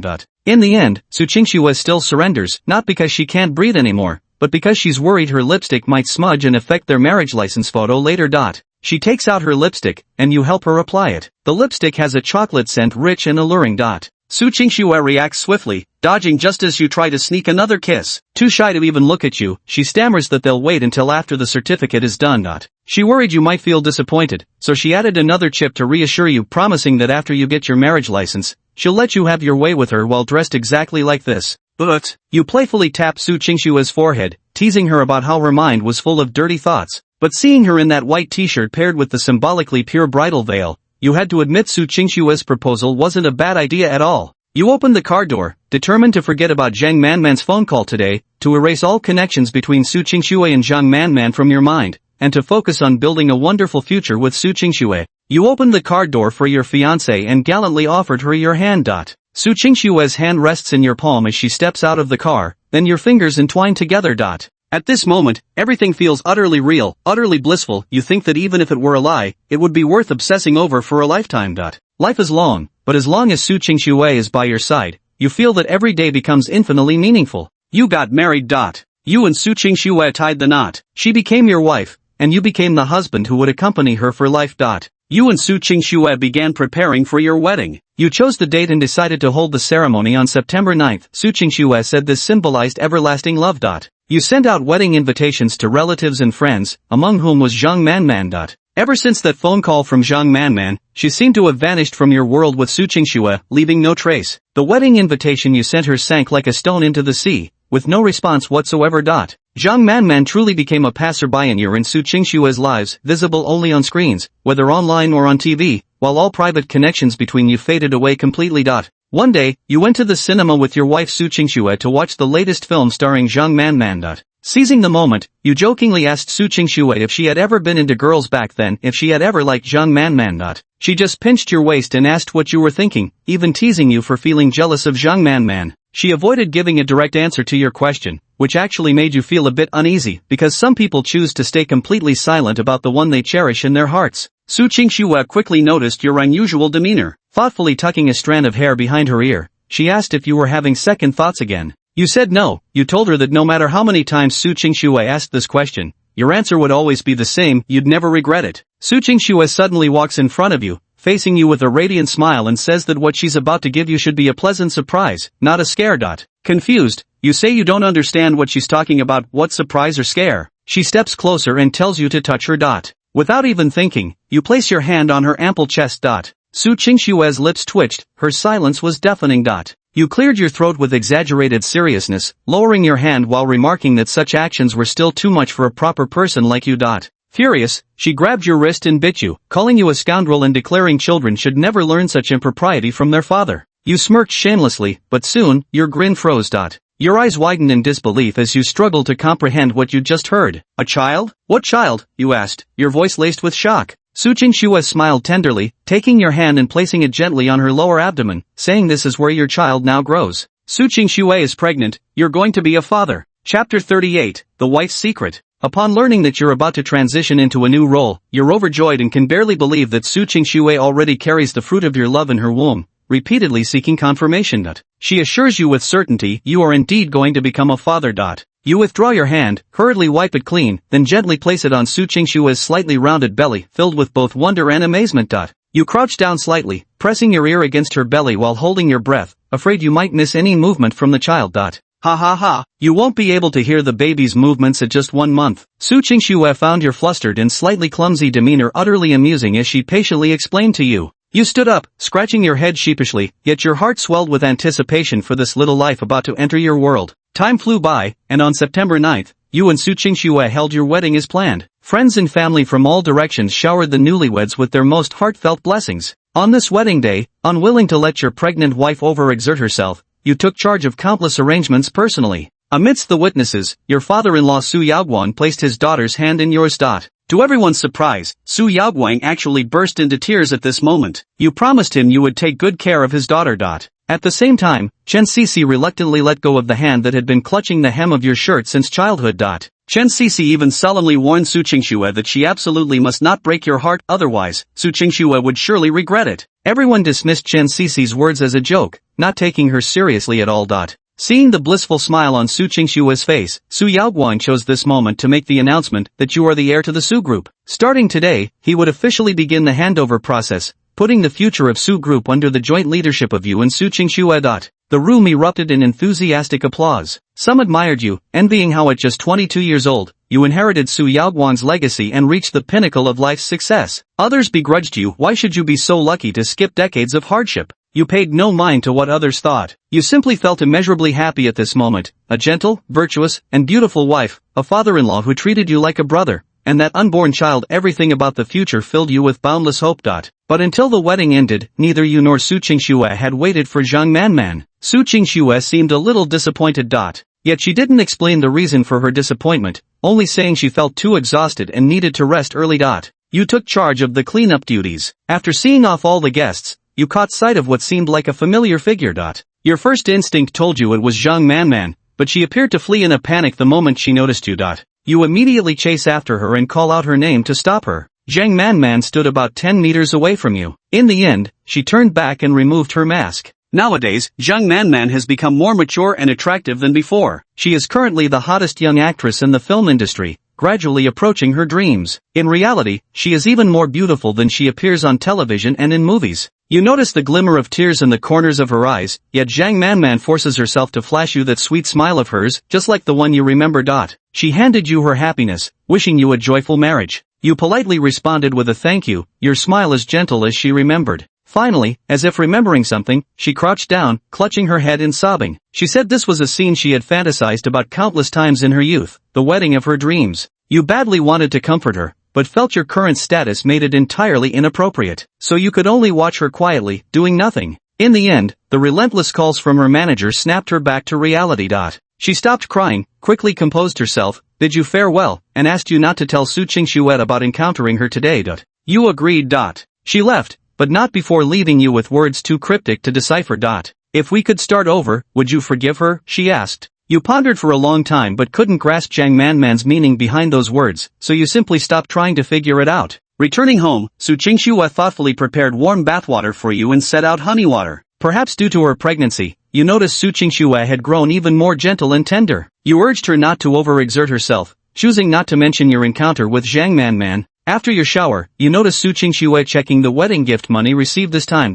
She looks quite puzzled because there's an extra 99,999 renminbi in the gifts, and none of tonight's guest list entries match this amount. You quickly think of one person, Zhang Manman, and suspect this sum is most likely from her. But you don't share this thought with Su Qingshuet, instead telling her to rest early, suggesting perhaps some guests used others' names for the gifts, hence the discrepancy. Su Qingshuet had no choice but to relent, but you could tell something was on her mind. From that day onward, you officially took over the operations of the Su Group Corporation, entering your breadwinner mode. Yet one day, while reviewing financial statements, you discovered the company had regular outgoing payments. It was a film investment expense each month, substantial sums were being invested in certain movies. This amount isn't particularly large for the Su Group, but combined it still totals a considerable sum. Additionally, you've uncovered issues in the investment agreement. It includes a valuation adjustment mechanism with both high returns and high risks. Such an unfavorable venture for the company, you wonder whose orders these could be.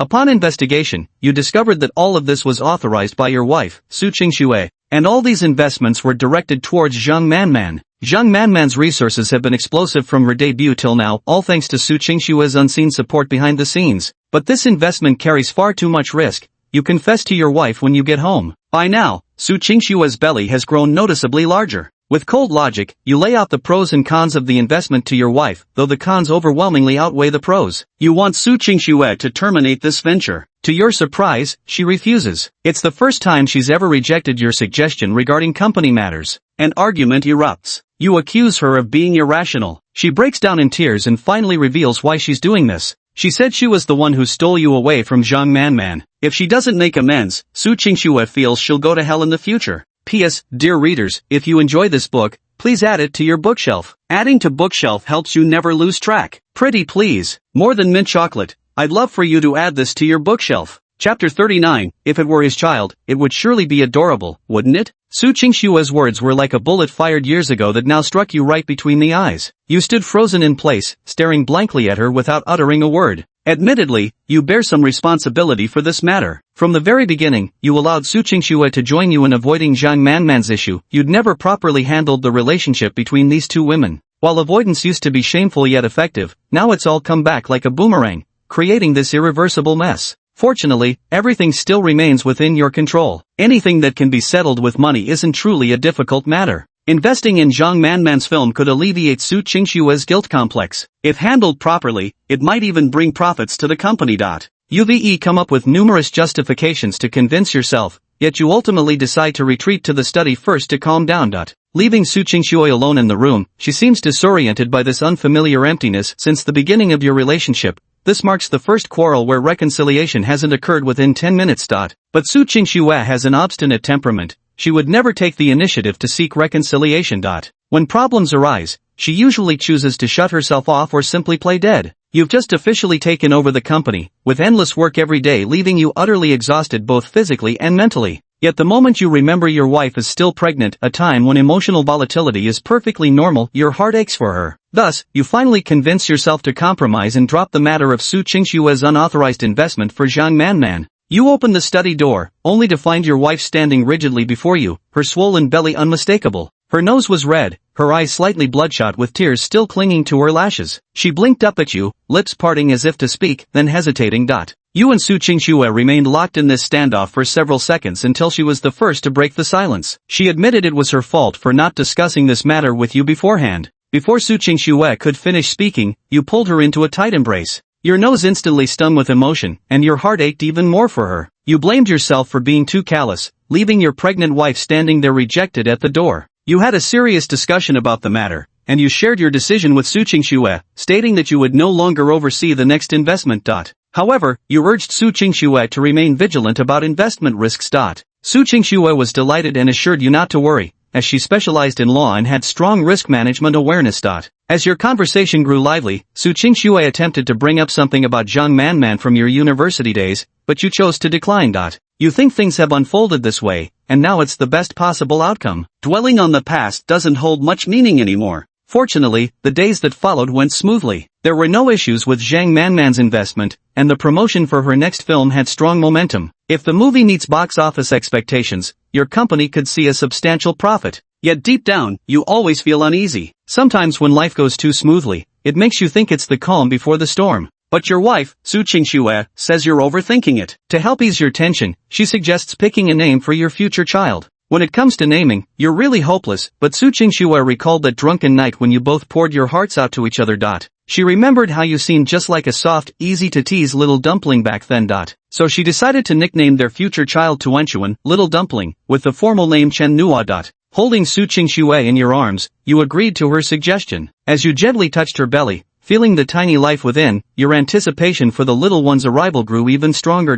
However, just when everything seemed fine, trouble struck. Right during the 39th week of Su Qingxue's pregnancy, just half a month before your wife's due date, the investment project of the Su Group suddenly ran into problems. What set this apart from previous risk incidents was that this time, it was almost like a domino effect caused by a butterfly effect. First, some small investment projects encountered issues, which then began impacting larger investment ventures. The shareholders at the general meeting challenge you one after another, and you take this matter very seriously, conducting a thorough investigation. After about 3 days of investigation, you finally trace the root of the incident. Zhang Manman's film investment has run into problems. It originated from Zhang Manman signing a dual contract without her knowledge before joining the production, and now she is facing backlash from other investors. Meanwhile, more and more negative news about Zhang Manman is surfacing online. One of them feels strangely familiar. It shows Zhang Manman being photographed by reporters leaving a hotel with a man, along with some messy doctored images. Zhang Manman's studio issued an urgent statement and sent legal notices to the rumor mongers,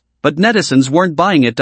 Su Qingxue saw the news about Zhang Manman and grew deeply worried.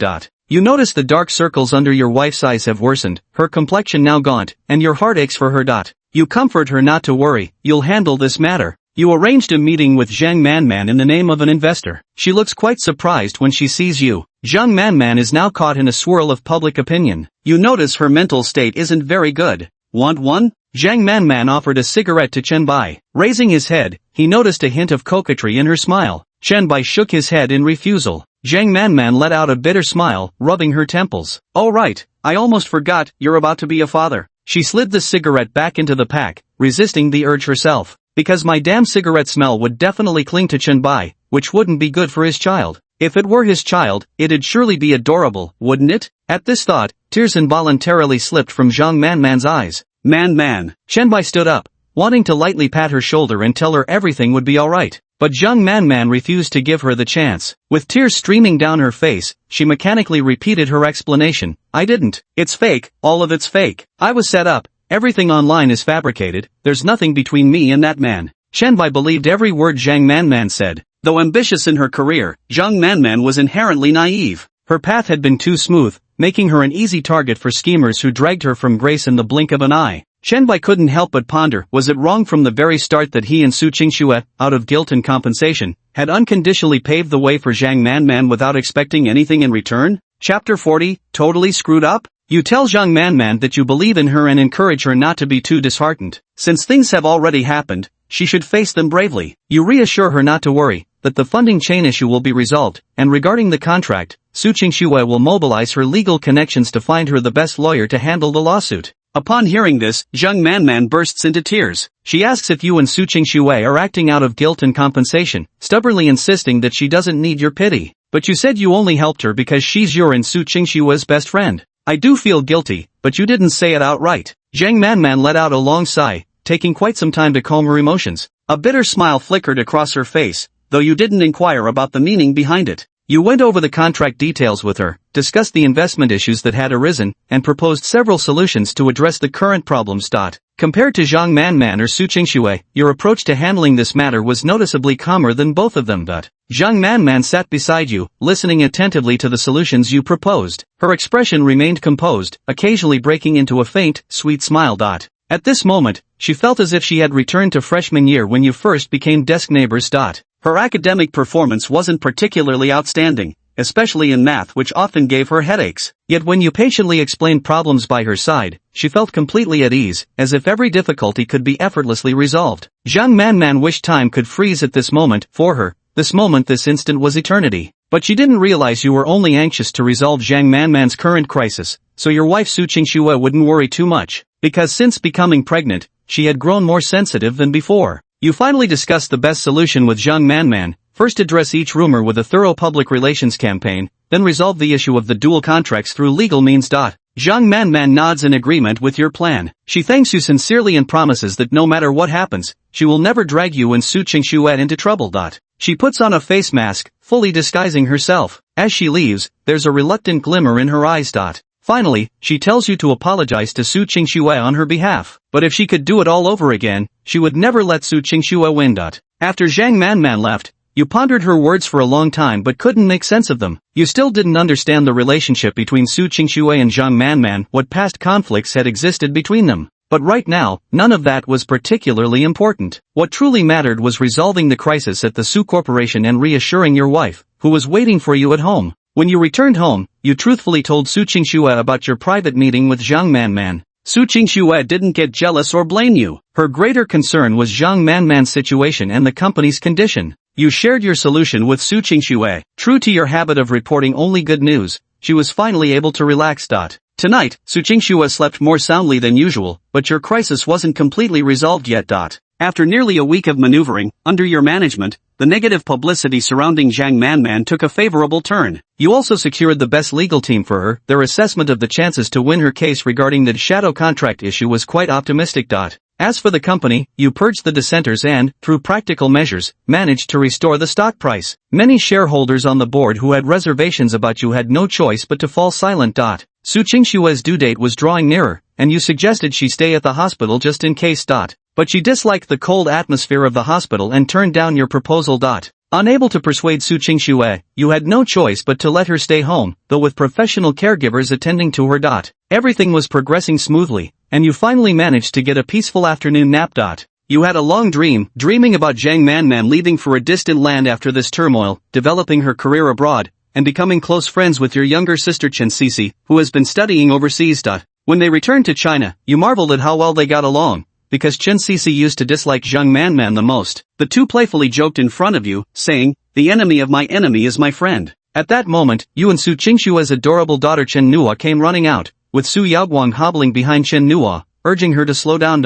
Chen Nuo was the complete opposite of her mother's personality, a social butterfly, lively and cute. When she saw Chen Cece, she suddenly blurted out, "Wifey, you're so beautiful." Chen Nuo's greeting left your AI robot sister Chen Cece speechless with shock, while everyone else, including you, couldn't stop laughing at Chen Nuo's antics. You gently tapped Chen Nuo on the head, telling her she should call Chen Cece auntie, not wife. The dream felt remarkably real, and in your slumber, you couldn't help but curl into a faint smile. Yet you couldn't understand why Chen Nuo's mother didn't appear in this dream. Chen Nuo only called for Chen Cece and completely ignored Zhang Manman sitting right beside her. The scenes in the dream grew increasingly hazy, and you felt a sudden sensation of falling. With a jolt, your eyes flew open. By now, you're covered in sweat despite the room's air conditioning being set very low. Just then, you receive a phone call bearing bad news. Your company has run into trouble. Its vital confidential information has been leaked. You rush to the office to investigate the situation. It turned out that the person who leaked the secrets was Su Yaoguang's most trusted secretary of over 20 years. Even his son's education had been funded by Su Yaoguang. This man had lurked by Su Yaoguang's side for years, only to be uncovered as a spy planted by a rival company. He struck when Su Yaoguang was least vigilant during the transition with you, leaving both of you in deep trouble. Upon learning of this, Su Yaoguang rushed to the company, though his health had already weakened considerably after a previous serious illness. Su Yaoguang confronted the traitorous secretary, only to realize the man had long coveted the Su family's fortune. The secretary believed the position of the Su family's son-in-law rightfully belonged to his own son. Su Yaoguang was so furious that he vomited blood on the spot, immediately suffering a stroke and being rushed to the hospital for emergency treatment. On the same day, a piece of news topped the trending searches. Popular rising film and TV star Zhang Manman passes away by suicide at home. Su Qingxue learned about this matter and experienced severe abdominal pain, causing her to be rushed to the hospital due to premature labor.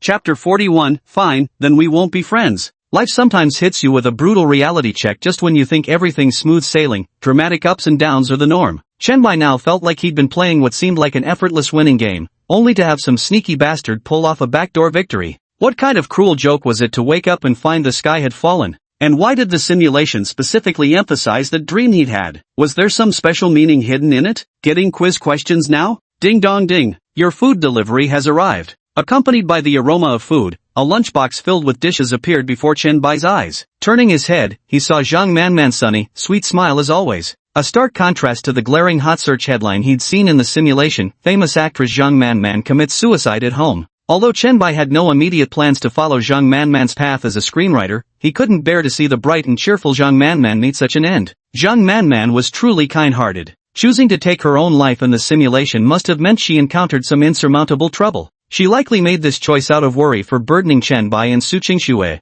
and Zhang Manman served as the crucial solution step to the boss-level challenge that was Su Qingxue. Right now, it appears Chen Bai's current simulation run is completely ruined, forcing him to restart. Of course, before restarting, Chen Bai needed to play through this failed attempt to its conclusion, searching for any possible clues. No matter how vast the world may be, filling one's stomach comes first. Chen Bai took the lunchbox handed over by Zhang Manman, revealing a handsome smile. Thank you, my deskmate. Sit down and eat with me. At that moment, Zhang Manman felt that standing in line for so long was completely worth it. Chen Bai, are you some kind of charm demon? Man originally promised to eat in the cafeteria with me, where there's air conditioning. Now we're all stuck here with you under this fan. Dai couldn't help but tease when she saw the situation.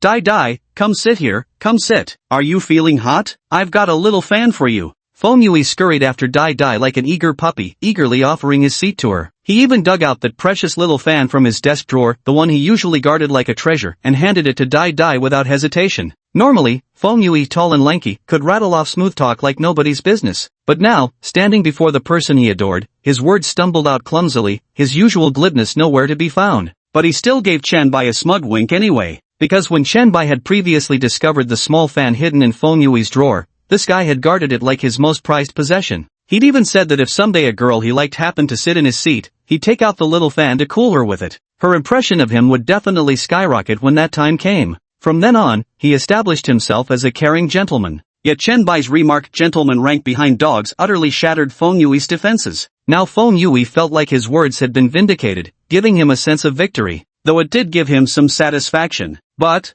Chen Bai turned to look at Zhang Manman, whose smile was as pure and flawless as an angel's. Little did Chen Bai know, his sworn son Feng Yui was just scratching the surface of the game, while Zhang Manman had already mastered the highest level. Dai, can't even this milk tea shut you up? Zhang Manman promptly handed Dai 2 cups of milk tea, and the girl immediately fell silent, turning her head away to avoid looking at the pair behind her. Only Feng Yui was still winking and making faces at Chen Bai, showing off one's skill with the axe before Guan Yu. Dai shook her head and had no choice but to poke Feng Yui with her pen. Feng Yui startled, even standing at attention like a soldier in shouting present, on the spot. Dai couldn't help but laugh at Feng Yui's silly demeanor and quickly called him to sit down and eat, signaling him not to disturb the two at the table behind them. Dai was the kind of person who could always be relied on as the ultimate wingwoman, no matter the situation. Of course, compared to getting caught up in the adorable celebrity deskmate and her wingwoman best friend's endless schemes, Chen Bai was much more interested in finding ways to clear Su Qingxue's scenario. This is for you.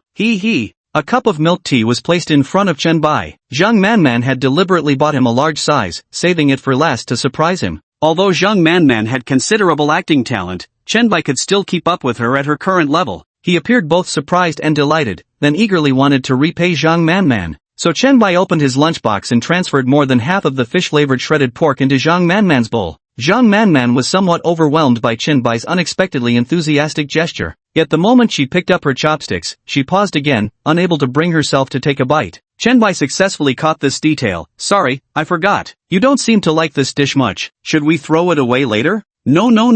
Zhang Manman shook her head like a rattle drum, her rebellious spirit flaring up. Not wanting to disappoint Chen Bai, she immediately took a big bite. Her eyes gleaming, she couldn't help but exclaim, "It's been so long since I've had this. I never expected the cafeteria's fish-flavored shredded pork could be this delicious." With that, she took another large mouthful, her face blossoming into an expression of pure satisfaction. Anyone watching would have thought she'd stumbled upon some divine culinary masterpiece. Suddenly, her silly demeanor shifted as she became indignant. "How infuriating. It's all that wicked woman's fault, making me avoid fish-flavored shredded pork for years." Chen Bai's eyes lit up. Sure enough, the gullible Man Zhang was still easiest to coax into talking. Playing along with curiosity, Chen Bai asked, "Huh? That's a thing? Man, would you actually stop liking something just because someone you dislike happened to enjoy it too?" Without hesitation, Man nodded. "Yeah, I don't know if this makes me kinda messed up, but whenever someone I hate takes a liking to something I love, it feels contaminated somehow, like it's been tainted, and then I just stop loving it as much." Sure enough, Chen Bai became even more certain of his previous speculation.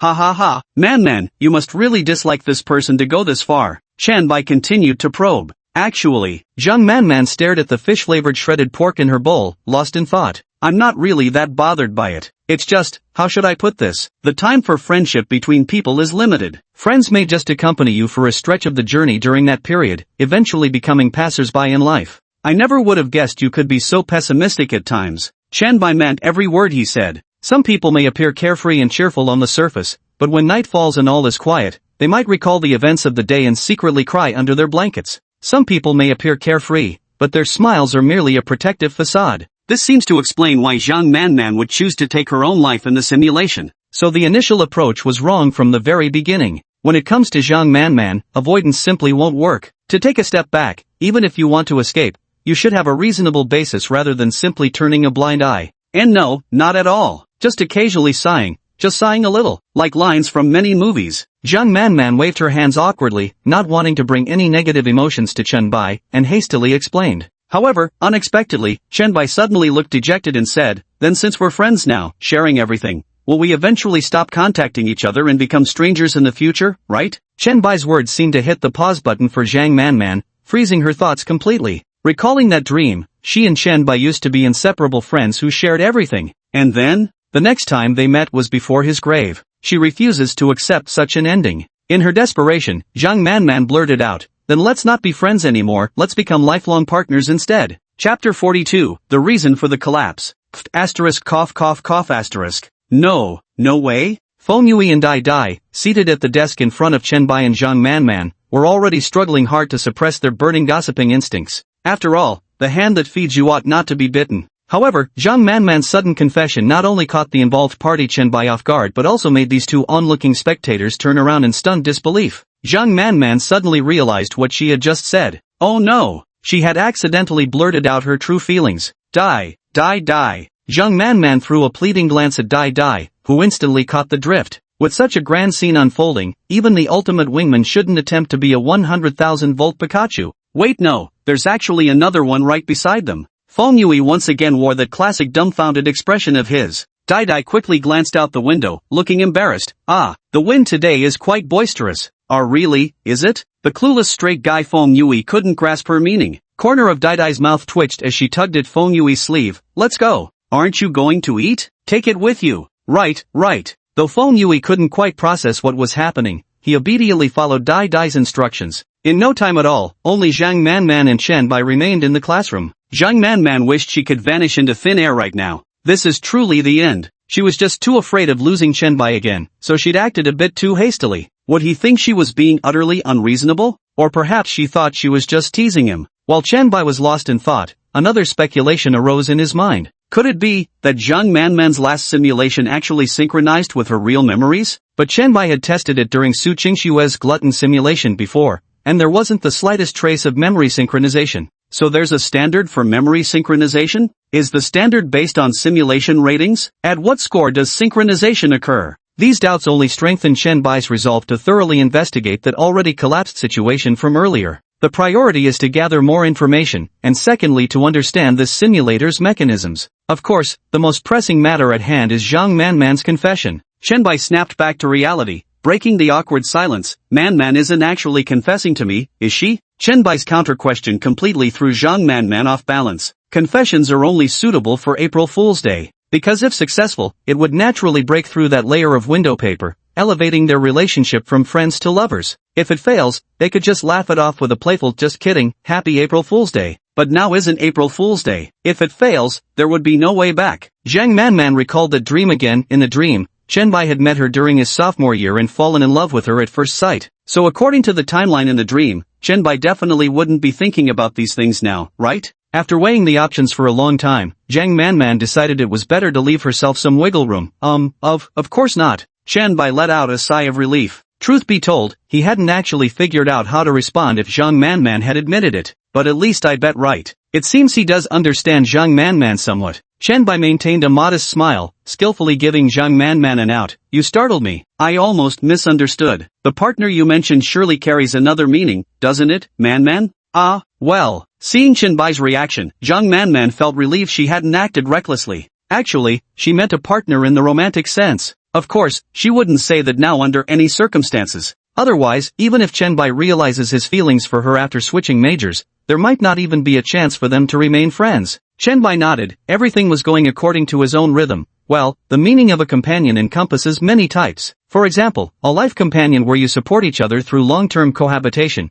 or a cooperative partner for mutual benefit in academics and career, or perhaps simply a companion of shared interests and spiritual connection, staying together due to aligned values and passions. Anyway, Chen Bai added, it probably doesn't mean partners in the sense of a married couple, right?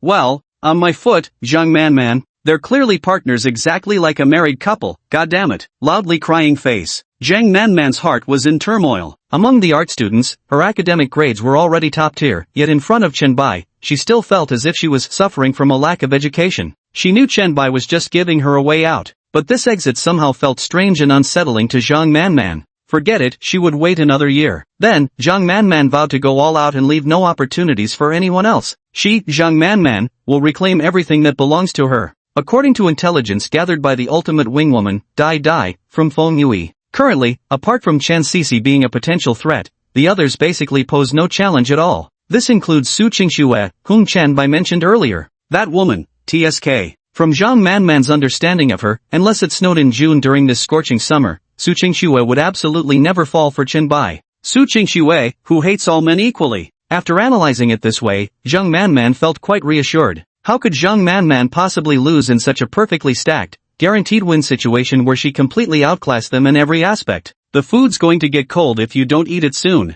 Chen Bai picked up another piece of fish-flavored shredded pork from his bowl and placed it in Zhang Man's dish. Oh, right. Got too caught up in chatting. He. Zhang Man happily accepted, radiating warmth and happiness in her smile. I suddenly got a bit curious. If Man, you dislike something simply because you dislike a person, then, just hypothetically speaking, if you ended up really liking a guy in the future, but the person you hate happened to like him at the same time, would you still like that guy? Seizing the moment when Zhang Man let her guard down, Chen Bai asked the question that had been burning in his mind, the one that would confirm whether his suspicions were correct. The origin of Su Qingxue's greatest lie, the root cause leading to the simulated collapse. P.S. Bookshelf editions and following rates determine whether this book sees tomorrow's sunlight. Kneeling in earnest request, dear readers who enjoy this book, please add it to your bookshelf. Pretty please with a cherry on top. Chapter 43, Simulation, continued. Zhang Man didn't immediately answer Chen Bai's question this time. As she ate the fish-flavored shredded pork he had served her, she contemplated the issue carefully. To be honest,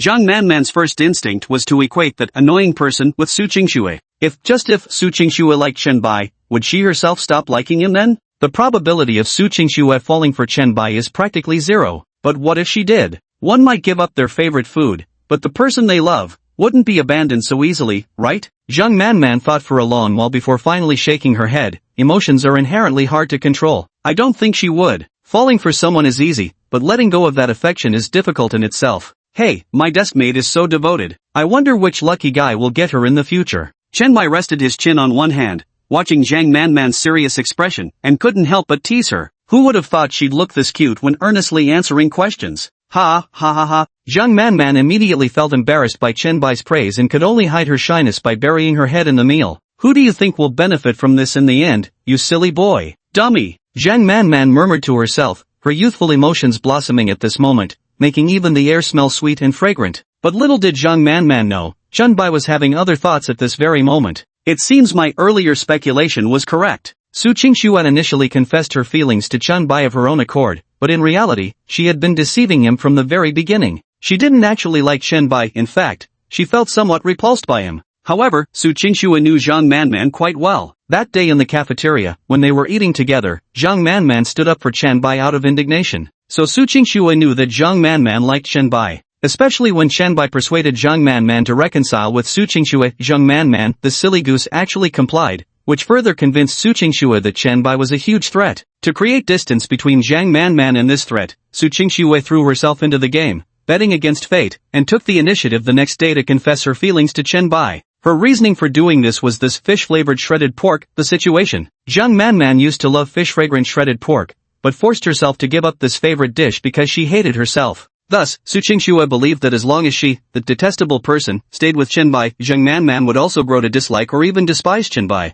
Yet despite all Su Qingxue's calculations, she never anticipated just how complex human emotions could be. Desire to achieve beauty can drive a person to diet, forsaking beloved fried foods and sweets. You might grow to dislike a particular dish just because you dislike the person who enjoys eating it. Yet liking someone is beyond self-control, it's an involuntary feeling. Love itself is a surrender of free will. Reason might tell Zhang Manman that Chenbai being liked by Su Qingxue is now tainted, and she shouldn't like him anymore. How could free will ever kill the feelings she had for him? Su Qingxue never imagined that, through her subsequent interactions with Chenbai, her initial exploitation towards him would transform into guilt until Chenbai himself could no longer discern whether love had been tangled within those emotions. Thus, the root of everything lay in Su Qingxue's self-righteous misunderstandings, in what she thought were impeccably woven lies. In the end, no matter how cautious, deliberate, or meticulous Chenbai tried to be, everything still hurtled toward destruction. But if Zhang Manman was the key to clearing this hellish dungeon, how can I avoid both shutting out Zhang Manman and not go off topic by jumping into a simulation belonging to Zhang Manman?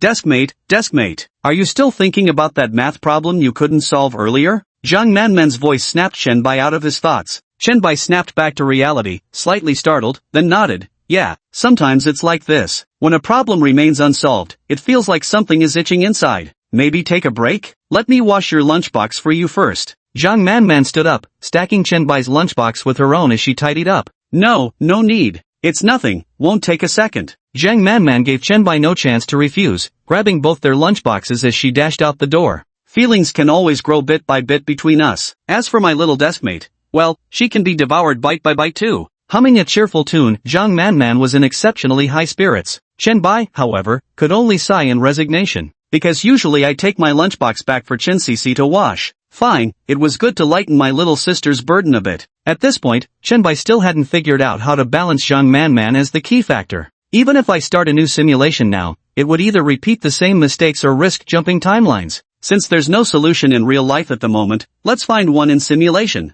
Additionally, Chenbai also needed to explore the mechanism of synchronizing simulation scores with memories. This time, fearing the simulation might be interrupted, Chenbai deliberately left Zhang Manman a note saying he was going to the library to solve math problems. Carrying a math exercise book, he headed straight to the library. Today, Jian University's library was unusually quiet. Chenbai found a seat in the corner and sat down. Simulation, continue. Without time to think of anything else, you quickly took Su Qingxue to the hospital. The premature birth was caused by your wife's mental shock, making the delivery quite difficult. You waited anxiously outside the emergency room while work dumped a mountain of problems on you, all messy situations left behind by that traitorous secretary. Meanwhile, Su Yaoguang wasn't doing well either. The doctor said Su Yaoguang had temporarily passed the critical phase, but there was no telling when she'd wake up. This time, her unconsciousness had lasted even longer than before. You felt like fate was playing a cruel joke on you. Just yesterday, life was perfect, blissfully happy and successful in your career. Now, it was as if you'd plummeted from heaven straight into hell. You couldn't bring yourself to deal with the company's mess, sitting alone outside the ER doors as if time had stopped. Occasional agonized cries from your wife inside the emergency room sent piercing pain through your chest. You couldn't tell how much time had passed, your hair had turned noticeably grayer overnight, and unkempt stubble covered your face. The man who'd never believed in deities now desperately prayed to every god and Buddha for Su Qingxue and the baby's safety. The doctor finally emerged from the operating room, and you, like a lost soul, grabbed the doctor's arm, asking about Su Qingxue and the baby's condition. The good news is, the gods heard your prayers. The doctor tells you that your child was born safely, a baby girl. You feel a weight lifted off your shoulders and let out a sigh of relief. However, good and bad are inherently contradictory, interdependent entities. The bad news is, the gods have developed selective hearing. The doctor sighed and told you to see your wife one last time. Chapter 44, The Termination of Promise. In an instant, lightning seemed to strike you, leaving your mind completely blank. You couldn't believe what you just heard, numbly repeating your question to the doctor as if your soul had left your body. The most dreaded scenario in hospitals had happened. The doctor before you shook their head helplessly, saying they'd done all they could. There was a cyst in your wife's abdomen, previously always detected as benign during checkups, yet this time it had turned malignant. Combined with Su Qingxue's premature labor complications, saving the baby at all had been a small miracle. You remembered that cyst appearing annually on Su Qingxue's medical reports during your routine checkups. Since it always showed as benign, neither of you had paid it any mind. Now you felt utterly powerless, drowned in waves of regret. If only I'd insisted on Qingxue getting that cyst removed, if only we'd decided against having children, if only I'd been firmer about intervening in Man's investment contract, if only I hadn't married her, if only I hadn't accepted her confession, if only we'd never met. But the future's unforeseeable, and there's no such thing as a pill for regret. You enter your wife's hospital room like a lost soul. She's propped up on the bed, her face paler than the icy expression she wore when you first met, the snow-white sheets stained crimson with blood. You can't hold back anymore, tears burst forth. Only now do you understand how small and powerless humans are before fate's designs. Ha! This is the first time I've seen you cry. Come here, quick. Su Qingxue's voice was faint, yet her breathing was noticeably labored, as though she were mustering every last ounce of strength just to speak. A faint smile graced her face, beautiful yet fragile as a flower about to wither. Qianbai walked up to Su Qingxue, bent down, and took her hands in his. From the first time Qianbai held Su Qingxue's hand, he felt it was like a piece of warm jade, cool to the touch but pleasantly so. But now, Su Qingxue's hand felt like a block of ice, its chill piercing to the bone. Qianbai, as if out of his mind, cupped her hand between his, rubbing it, breathing warmth onto it. Yet nothing worked. It was like trying to hold onto sand. No matter how tightly he gripped, it slipped through his fingers. Qianbai. Su Qingxu withdrew her hand from Qianbai's grasp, snapping him out of his emotions. Her hand gently stroked Qianbai's cheek as she wiped away his tears. Why haven't you changed since college days, still so foolish? Qianbai shook his head pleadingly. Don't go, our daughter, Manhwa, was just born. She can't grow up without a mother. Please, just hold her. What Qianbai truly wanted to say was he couldn't live without her either. But Qianbai stood up, wanting to go through the glass of the sterile room to bring their daughter Manhwa for Su Qingxue to hold. Qianbai. Yet Qianbai was stopped when Su Qingxue tugged at his sleeve. Her eyes had also turned red, made especially vivid against her pallid face. Su Qingxue shook her head, her voice choked with tears. I don't have much time left. I want so dearly to hold her, but I can't in this state. Worse, I might pass my illness to her. No, no. Qianbai, listen to me. In the end, Qianbai couldn't resist Su Qingxue anymore, simply holding her in his arms, listening to her voice, feeling a life gradually slipping away within his embrace. Do you remember the 3 covenants I told you about when we first got together? I remember. I've kept it saved in my phone's notes all this time. Qianbai hastily pulled out his phone from his pocket, choosing to ignore all the work-related notifications flooding the screen. He opened the Notes app, where pinned at the top was an entry titled Qianbai and Su Qingxue's Promises. Promise number 1, I, Qianbai, belong solely to Su Qingxue. No peeking at other girls, no thoughts of other girls, and in dreams there shall only be Su Qingxue. Qianbai began reading the words on the memo pad, while Su Qingxue in his arms smiled beautifully. At that moment, it was as if she had traveled back to her freshman year. Pack 2, with Su Qingxue, get admitted to Yenjing University's graduate program to study business management, completed. Hearing this, Su Qingxue nodded contentedly. Agreement 3, meet Su Qingxue's parents after the postgraduate entrance exams are over, must leave a good impression on my future father-in-law, completed. Agreement 4, no matter what happens, we must avoid a crisis of trust between us. Agreement 5, absolutely must not get involved with Su Qingxue's friends. Qingxue, look, I remember them all. After finishing reading, Qianbai put down his phone. Over the years, he had kept these words in his heart and put them into action with his deeds. Very well, thank you, Qianbai. But now, I declare our agreement is dissolved. You're free. Yet Su Qingshua's words struck like a judge's gavel while ostensibly granting Chen Bai his freedom. They felt more like sentencing him to death. No, no. Chen Bai shook his head desperately, already feeling his wife's body temperature rapidly fading in his embrace. Chen Bai, let me explain first. It was me who broke the agreement. I deceived you from the very beginning. At the last moment of her life, Su Qingxue chose to make her most honest confession. Actually, I never liked you from the start. I cared deeply about Zhang Manman. I thought you were no good, that all men were pretty terrible, so I wanted to keep you away from Zhang Manman. That day in the cafeteria, when you got me that bag of ice from the auntie, I knew then you like me. The next day, when Zhang Manman came to apologize to me, I realized even more how important you were in her heart. But I still didn't trust you. To be precise, under the influence of my father's upbringing, I don't trust any man. So, I made a bold decision at that time, to throw myself into the game. I decided to confess to you first, to make you be with me, so that Zhang Manman would be safe. Su Qingxue spoke a lot at once, then coughed, even bringing up streaks of blood. Chen Bai didn't want her to continue. He held her in his arms, telling Su Qingxue that he knew everything. He knew they were all her lies, but he had once said he hoped Su Qingxue would deceive him for a lifetime. Yet Chen Bai had never imagined that this lifetime with Su Qingxue would be so fleeting. Su Qingxue steadied herself, gently wiping the blood from the corner of her mouth as she continued. Chen Bai, do you know something? I've actually never liked fish-flavored shredded pork at all. I do. Do you know how many times I rehearsed before confessing my feelings to you? I rehearsed 118 times, listed 473 questions you might ask, and prepared 2,365 possible answers. When you asked why I liked you, I said because you were you. Later, you accepted my confession, and I felt relieved. I guessed the answer right from the start. I was scheming from the very beginning, because I'm a bad woman. Chapter 45. She's dead. Why isn't the simulation over yet? Su Qingxue, in her final moments, revealed every step of her calculated scheme to manipulate you from the beginning. She said her encounter with you was premeditated from the start. The first time she took the initiative to speak to you was under the pretext of delivering university application forms. She deliberately handed them to you because she'd learned that Zhang Manman had transferred to Jiangzhou University and seemed quite close to you.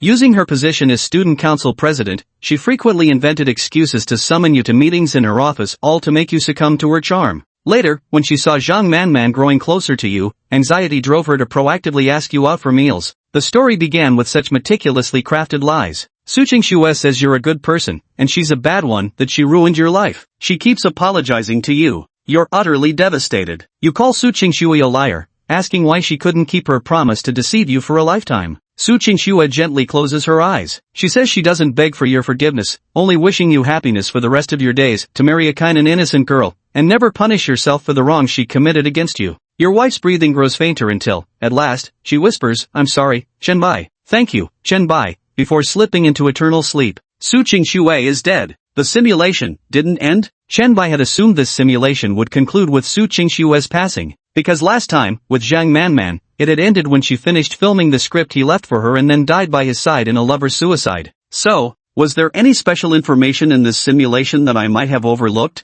Even though Chen Bai knew this simulation wouldn't score particularly high, he still chose to continue. You only arranged a brief, simple funeral for your wife. At the funeral, you didn't shed a single tear. People around said you were a heartless ingrate, some claimed you'd only been with Su Qingxue for her family's fortune all along, while others said you'd finally stopped pretending. Your younger sister Chen Sisi, concerned about your condition, rushed back from abroad to take care of you, but you refused.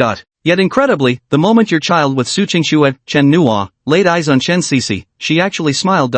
Chen Nuo's eyes and brows resemble yours. Chen Sisi was instantly fond of your daughter and offered to take care of her.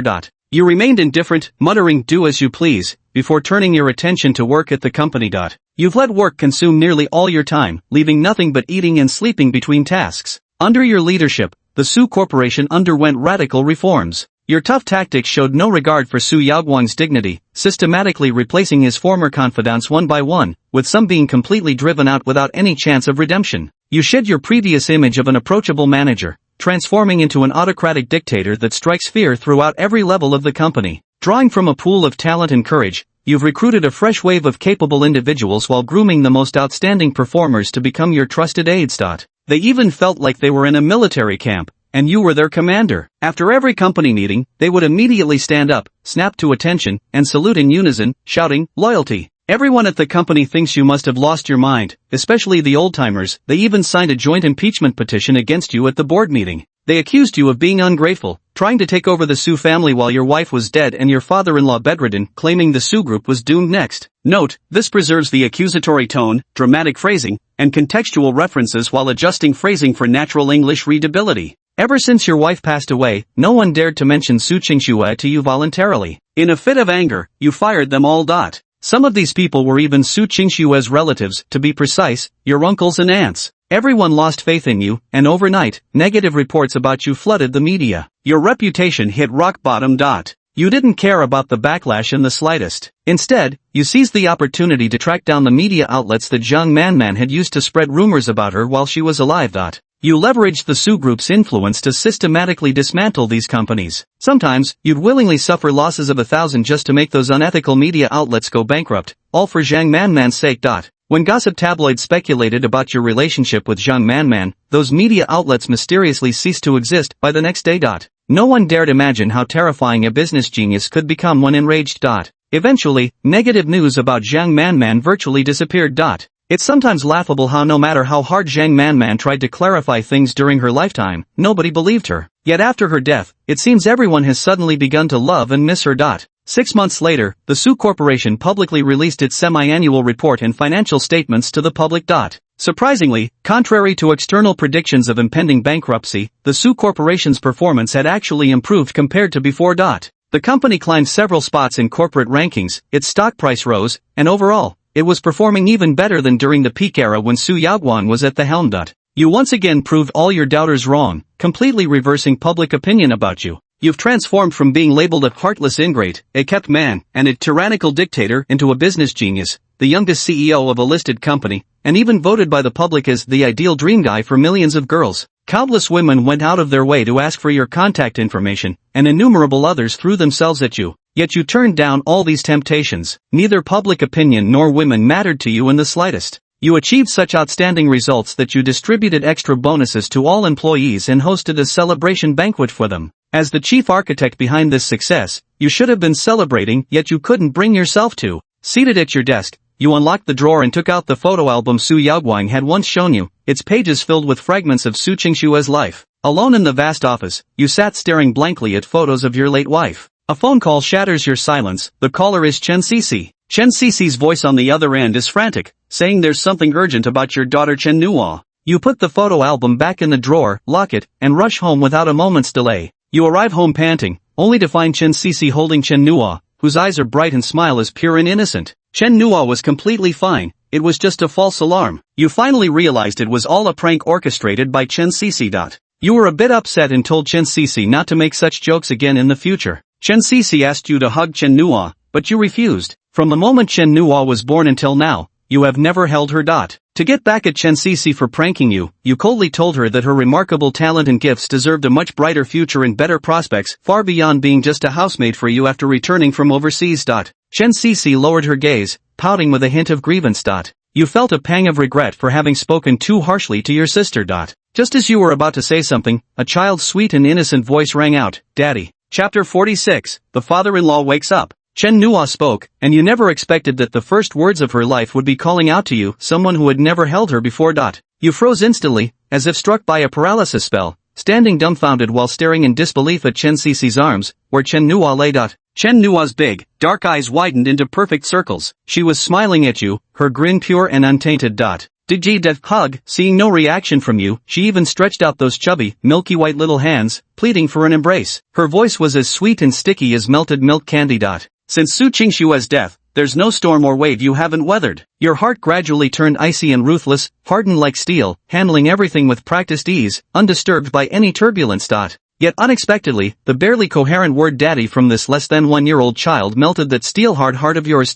You stood frozen, caught off guard and utterly at a loss, just like when Su Qingxue first confessed her feelings to you, your heart racing, nerves tightening. Your feelings towards this daughter Chen Nuo, born of your late wife, are profoundly complex. You don't dare face her. Chen Cece approaches you holding Chen Nuo in her arms, her heart brimming with joy because the tightly shut doors of your heart have finally cracked open a sliver. Chen Nuo is now so close that you could reach out and lift her into your arms at any moment.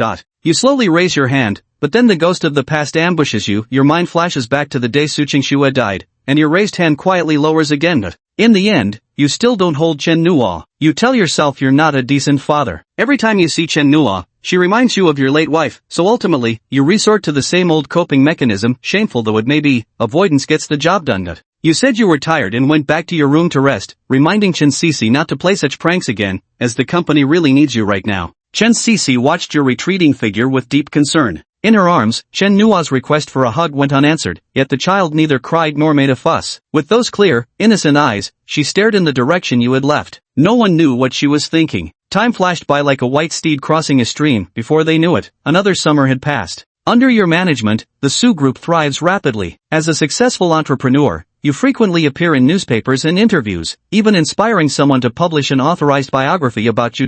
On the day of its release, your biography sells out instantly. Strangely, it makes no mention of your wife at all. Then one day, the hospital sends you electrifying news. Su Yaoguang has woken up. Su Yaoguang's awakening was nothing short of a miracle. You had been in the middle of an important business negotiation when you heard the news, rushing to the hospital without a moment's delay. Upon arriving at the hospital, you took a deep breath, mentally preparing yourself for any reproach Su Yaoguang might hurl at you.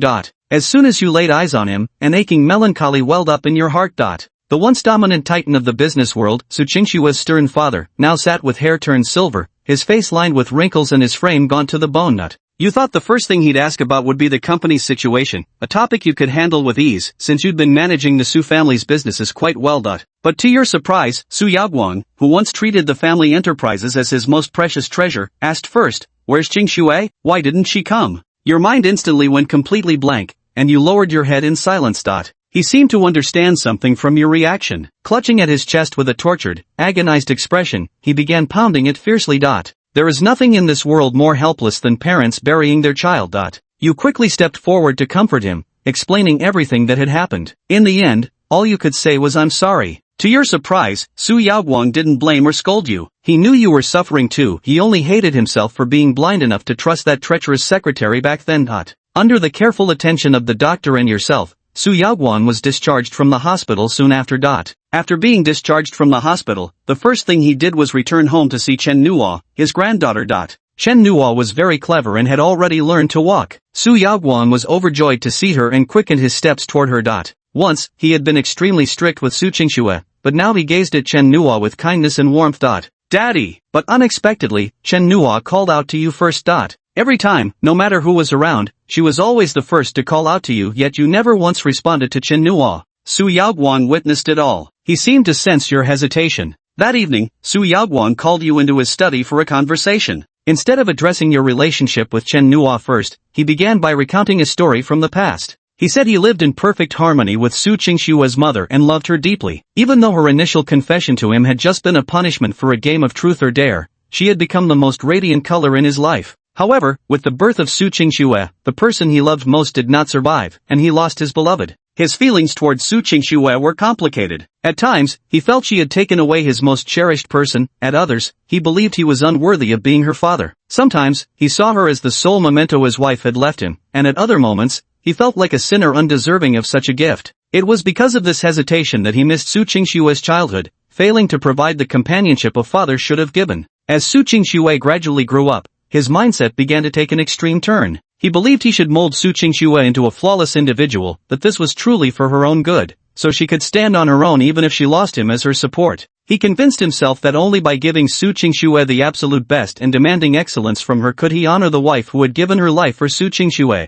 With that, Su Yaoguang let out a long sigh, his face filled with regret. He said it, but he forgot to ask his own daughter Su Qingshuo what she truly wanted. He too bears guilt for creating this current situation. P.S. Thank you for reading my book. Adding it to your bookshelf will help you keep up with updates without getting lost. The weather forecast said it would rain tomorrow, but I misheard it as, there will be you tomorrow, you'll come tomorrow, right? Chapter 47, Is My Daughter a Fool? Su Yaoguang told you many things. In truth, he understands his daughter well. He also knew from the start that when Su Qingshuo first brought you home, you were just a bargaining chip to deal with him. His subsequent actions indulged Su Qingshuo's lie, and he apologized to you sincerely. Percent. With mixed emotions, you simply responded, that's all in the past now. You know the main reason Su Yaoguang told you all this is that he hopes you won't follow in his footsteps, that you'll let yourself go and open your heart to accept Chen Nuo. You said you needed time, Su Yaoguang acknowledged without reproach, showing complete understanding. That night, you tossed and turned, unable to sleep as Su Yaoguang's words kept replaying in your mind. Eventually, you got up and tiptoed silently to Chen Nua's room. Chen Nua was sleeping soundly at this moment, just like her nickname Little Dumpling, curled up like a small rice ball. Her skin was as white as snow, and her lashes were long, just like her mother's. Once again, you thought of Su Qingxue. If she were still here, the three of you could lie together while you hummed a lullaby, soothing both mother and daughter to sleep. People often romanticize the path not taken, but you don't consider your daydreams mere embellishments, they were simply how things should have been. If only. All this assumes Su Qingxue hadn't passed away, yet her departure remains an unchangeable fact. You reach out to gently touch your daughter's cheek, your movement so tentative and careful. Daddy, hug. The baby in the cradle babbles in her sleep, and your hovering hand withdraws once more. You still can't face Chen Nua. Maybe you haven't yet come to terms with your wife's death. You left Chen Nua's room. Your father-in-law, Su Yaoguang, knows you're still struggling to let go. He didn't press the matter further after that. After returning, Su Yaoguang devoted almost all his time and energy to Chen Nua, accompanying her growth and documenting every little moment of her childhood. It seemed like an act of atonement, perhaps making up for past regrets, for failing to give Su Qingxue a complete childhood filled with love. Chen Nua was entrusted to Su Yaoguang's care. At your persuasion, Chen Cece found a job at a university relatively close to both your home and Su Yaoguang's residence. She would come to your place almost every day after work to cook for you, taking care of your daily needs just as before. Yet no matter how busy she was, she would always visit Chen Nua daily, playing with her, teaching her to run, and helping her learn to speak. Shameful yet effective, you buried yourself in work, and under your management, the Su Corporation grew stronger and flourished like never before. Today's Su Corporation is even more prosperous than during the golden age when Su Yaoguang was in charge. You always report the company's situation to Su Yaoguang whenever Chen Nua is asleep or out having fun with Chen Cece. Unlike before, each time now he seemed less concerned with company affairs and more worried about whether your body could handle it. He'll personally prepare his newly learned signature dishes for you, bring home vegetables he cultivated in the garden, and frequently share stories about Chen Nua with you. Sometimes you feel dazed, as if this white-haired old man is spending his remaining days atoning for something. His back has become quite stooped, and you gradually realize that your father-in-law has truly aged. Once, Su Yaoguang brought you a drawing that Chen Nua had made. You sigh with emotion without even noticing. Chen Nua has already learned to draw. In the drawing, there are 5 figures, Chen Cece, the white-haired Su Yaoguang, and little Chen Nua standing in the very center. As for you, you're standing on Chen Nua's left side. All you left her in the painting was a retreating figure. It seemed your back was all she ever saw. Of course, there were only 4 figures on the ground, while the 5th was high above in the sky. Chen Nua painted her with pristine white wings, a sweet smile gracing her face, crowned by a golden halo, Su Qingxue. The moment you saw Chen Nua's portrait of Su Qingxue, your nose stung with emotion. You wanted to tell Chen Nua that her mother had been unbearably aloof in the past and never smiled like that at all. Su Yaoguang handed this painting to you, and you brought it to the company, locking it in a drawer along with your wife's photo album. Time flew by in the blink of an eye, yet another 3 years passed, and Chen Nua was already 4 years old. Since you skillfully avoided her every time, you and your biological daughter never exchanged a single word. You earned a great deal of money, enough to support Su Yaoguang in his old age and ensure that your younger sister and Chen Nua would never have to worry about finances for the rest of their lives. However, one day, Su Yaoguang needed to go to the hospital due to health issues. Chen Cece coincidentally had a business trip for work and couldn't take care of Chen Nua, so Su Yaoguang asked you to look after Chen Nua for a day. At first, you refused, thinking that hiring a professional babysitter would suffice, but Su Yaoguang brought up recent news reports about babysitters abusing children. You tried to excuse yourself with work-related reasons, but Su Yaoguang instantly refuted them, leaving you speechless. In the end, unable to resist Su Yaoguang's persistence, you agreed. Su Yaoguang granted you 3 days off in the name of the old chairman. You said 3 days was too long, 1 day is enough. You're not sure if Su Yaoguang took your words to heart. After packing up briefly, you arrived at your father-in-law's house. Grandpa, can I catch fireflies in this bottle? And then use it to collect dandelions. The villa's entrance beeped as Chen Nua, barefoot and clad in a pristine white dress, came running over with loud pattering footsteps, clutching 2 jars even larger than her head, one in each hand. Her voice was soft and sweet. The moment she looked up and saw Chen Bai, her large, dewy eyes widened in surprise. So astonished was she, and with her small hands barely able to hold both bottles firmly, one of them slipped right out of her grasp. Luckily, the bottle wasn't made of glass, so it didn't shatter when it hit the ground. The bottle coincidentally rolled right to Chen Bai's feet. Little Chen Nua's eyes now brimmed with utter helplessness. Chen Bai was momentarily stunned. From his daughter's birth until now, these 4 years had passed without him ever learning how to interact with her properly. Chen Nua's tiny feet took a tentative step toward Chenbai, only to retreat within seconds. She could only gaze longingly at the bottle near Chenbai's feet.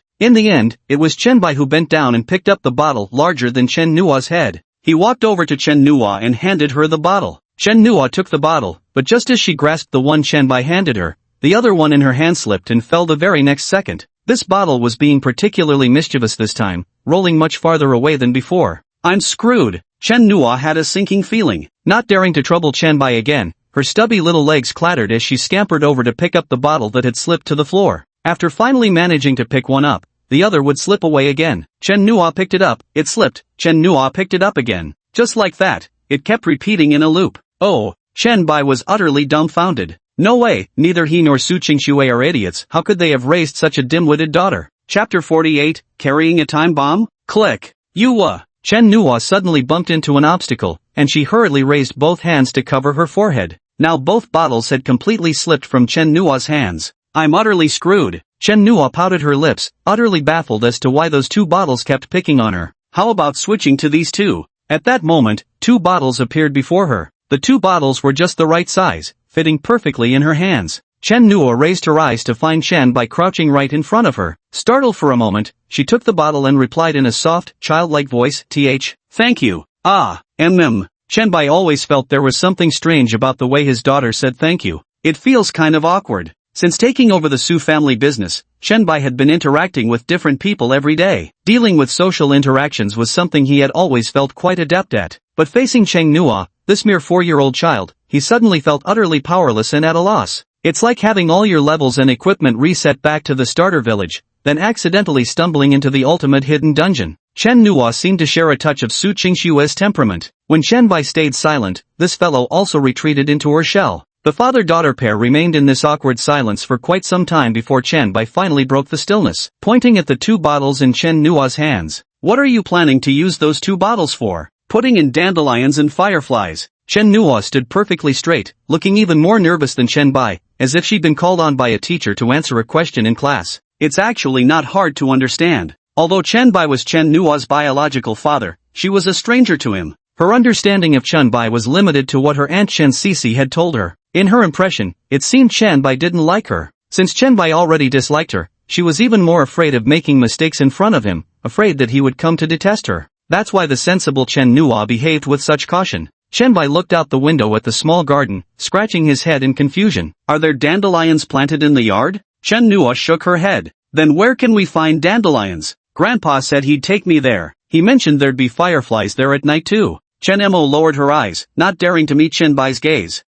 Your grandfather isn't feeling well. Let's go another day. Chen Bai stood up and walked over to sit on the couch in front of the TV. He had only intended to come look after Chen Mo, but found being with her much more difficult than he'd imagined. What if we traveled together? The mere thought gave Chen Bai a headache. Perhaps it'd be better to flee, shameful but effective, right? He turned on the TV, only to be greeted by dull financial news. Then, he picked up his phone and dialed Chen Sisi's number. Bro, Sisi, when are you coming back from your business trip? In a couple of days. Buy your plane ticket and come back today. I can't handle things here by myself. No, Chen Sisi. Bro, my signal's bad here. Gotta hang up now. Beep beep. Chen Sisi hung up on Chen Bai without hesitation, the abrupt tone making Chen Bai's scalp prickle. Sure enough, little sister had finally hit her rebellious phase, but wasn't this rebellious phase arriving just a tad too late? Just as Chen Bai was about to consult an AI app on how to coexist peacefully with teenagers for a day, he caught sight of a small figure in his peripheral vision. When you came to your senses, you didn't even notice when Chen Nua had sat down beside you. She sat with her hands on her knees, upright and serious, completely absorbed in the financial program on TV.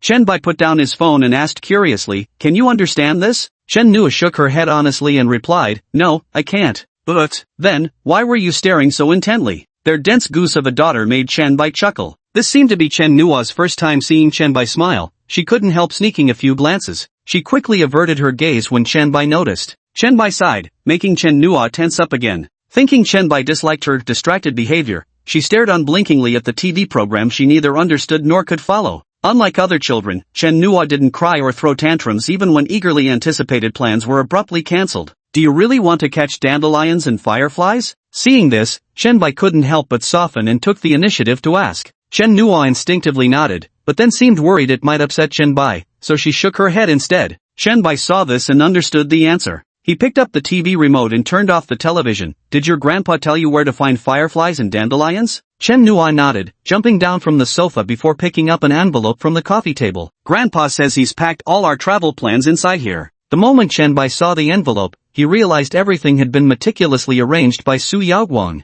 Indeed, ginger grows spicier with age. Let me take a look. Oh, here you go. Chen Nua carefully handed the envelope to Chen Bai once again. Chen Bai opened the envelope to find a sheet of paper inside. On it was written a location, along with a smiley face drawn by Su Yaoguang. It was a small scenic spot in Jiangzhou. It's only a 20-minute walk from here to the villa. Let's go. Chen Bai stood up, found a bag, and packed Chen Nua's 2 empty bottles into it. Yet Chen Nua had already disappeared without a trace. Chen Nua? Chen Bai was momentarily flustered. Here. The next second, Chen Nua suddenly appeared from nowhere, with an extra backpack now slung over her shoulder. The backpack was bulging and appeared rather cumbersome with its square shape. It looked particularly comical seeing Chen Nua carrying it around. Chen Bai couldn't resist teasing. Are you carrying an explosive pack to blow away all the dandelions and fireflies? Chen Nua looked utterly bewildered, as if mentally picturing the scene Chen Bai described. Then she quickly shook her head, and no, not explosives. As she spoke, she placed the backpack on the ground and opened it. This one is for when it rains.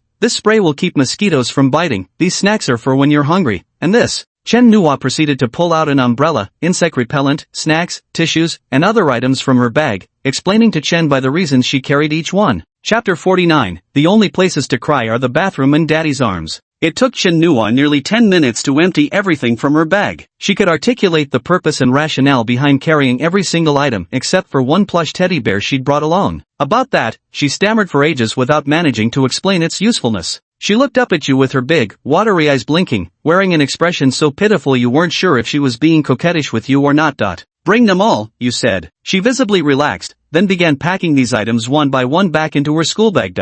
Clearly in high spirits, she seemed brimming with anticipation for this upcoming trip. Your own mood was more complicated, though. If a child could only bring items on an outing after thoroughly understanding their purpose, that struck you as truly tragic. Are you thinking whether shameful escape is really useful? Although you're not as harsh on Chen Nua as Su Yaoguang was to Su Qingxue back then, is your avoidance and laissez-faire approach truly correct? Chen Nua's childish voice calling alright, let's go, snaps you back to reality. Her previously flat backpack bulges again, stuffed to bursting like an explosive package. Despite everything, she stubbornly shouldered the weight, carrying her backpack while cradling the plush bear you'd permitted her to bring. Give it to me. Without hesitation, you lifted her pink backpack and slung it over your shoulder. Your tall frame created striking contrast with the pink explosive pack on your back, an indescribably comical sight. Of course, Chen Nua didn't understand concepts like aesthetic contrast. To her, you simply resembled a cartoon superhero carrying a tiny Hello Kitty backpack, an adorable image that made her burst into giggles. You explained awkwardly that you were just worried her backpack was too heavy, it might stunt her growth. She solemnly nods at you, indicating she understands everything. Yet you clearly saw her suppressing laughter, utterly helpless against this 4-year-old brat. You shamelessly used your height and long legs to stride ahead, leaving her little short legs scrambling to keep up behind you. Then you suddenly stopped in your tracks, and Chen Nua, who was chasing after you, couldn't brake in time, smack, directly bumping into your leg. You couldn't help but chuckle at the scene, yet Chen Nua showed no signs of shame or tears. Instead, she planted her hands on her hips and declared with grand ambition that starting today, she'd drink a liter of milk daily to grow taller than you. You say you'll wait and see, refraining from further mischief as you walk side by side with her. At this moment, you notice a subtle shift in your emotions. You no longer feel as resistant to spending time with Chen Nua. Your mood is light and relaxed, a sense of ease you haven't experienced since Su Qingxue's passing. Along the way, they encountered many neighbors, all of whom adored Chen Nua. They eagerly greeted her, offering candy and toys. She has excellent interpersonal skills and appears very cheerful. She even picked out some of her favorite gifts from those given to her throughout her journey to give to you. You arrived at the location Su Yaoguang mentioned, an incredibly beautiful place where a vast field of dandelions resembled a dreamscape. With just a gentle breeze, the entire meadow instantly rippled with white waves. Seeing this, Chen Nua's eyes lit up as she clutched one of the bottles and excitedly dashed into the sea of dandelions. She carefully plucked a dandelion and placed it inside the transparent bottle, where it looked like a tiny fairy. You're not particularly interested in this, and even feel a tinge of melancholy. Dandelions may be beautiful, yet scatter with a single breeze. What's called free wandering is merely the helplessness of being pushed by the wind, perhaps like you and Su Qingxue. She promised to deceive you for a lifetime, yet at some crossroads of fate, that vow was crushed into fleeting memories. You lean against a tree not far from this field of dandelions, watching Chen Nua's small figure darting through the sea of blooms. Even without you, she's perfectly happy playing on her own.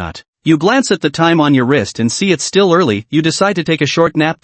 It doesn't seem like a difficult task. Once you wake up, you'll help Chen Nua catch fireflies, then take her home. Tomorrow you'll return to the office, and everything will proceed as orderly as before. You close your eyes and drift off to sleep without realizing it.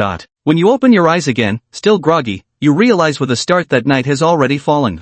You now hold an extra bottle in your arms, the same one you gave to Chen Nua during the day. The difference is, this bottle now contains several fireflies. Under their emerald glow, the bottle looks extraordinarily magical and dreamlike. But then it suddenly hits you, Chen Nua is gone. Chen Bai stood up. What had been a sea of snow-white dandelions by daylight now resembled dark, murky marshland. Only the scattered flicker of fireflies remained. Chen Nua! Chen Nua! Chen Bai couldn't afford to hesitate any longer. Switching on his phone's flashlight, he charged into the swamp. Can't find her, can't find her. Gone, she's gone. At that moment, Chen Bai heard a child's voice choked with sobs. The owner of this voice was none other than Chen Nua. Chen Bai followed the sound with quick steps and finally found Chen Nua in a clearing. Chen Nua's white dress was stained with dust, her face had become dirty, and her hair was tousled, looking like a displaced little princess fleeing hardship. Chen Bai was filled with both self-blame and heartache at this moment. Due to his own carelessness and lowered guard, he had nearly lost Chen Nua. Chen Nua looked at Chen Bai like a child who had done something wrong.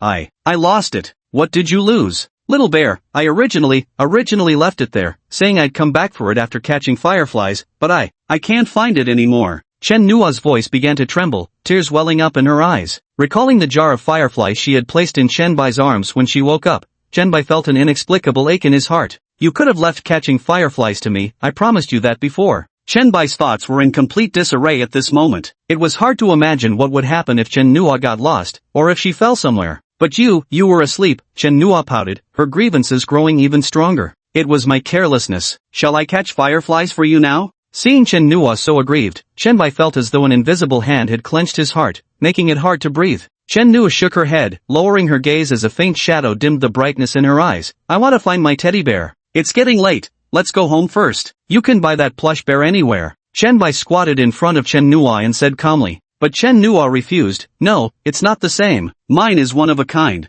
Chen Bai saw tears welling up in Chen Nua's eyes as she added, because it witnessed Dad smiling at me for the first time, taking me out to play for the first time, holding my hand for the first time. His daughter's words pierced through the long-sealed chambers of Chen Bai's heart. He lowered his head, his emotions in turmoil. Little Tuanchuan, are you happy traveling with me? It was the first time Chen Bai had used Chen Nua's childhood nickname. In his mind flashed the memory of Su Qingxue nestled in his arms, naming their daughter. Yeah, happy. Chen Nua answered without hesitation. Then, can I stay by your side and take care of you from now on? Chen Bai cautiously asked, feeling his heartbeat accelerate so violently it nearly leapt into his throat. I've been running away all this time. I haven't been a proper father. But from now on, I'll work hard for you, Chen Nua. I'll strive to become a good, responsible dad. Chen Nua wants Dad by her side. Chen Nua's voice sounded as if it had been kissed by an angel. Really? Yes, really. Okay. Daddy, does this mean I don't have to hold back anymore? Ha! Aunt Cece once said the only places where I can cry are the bathroom and Daddy's arms.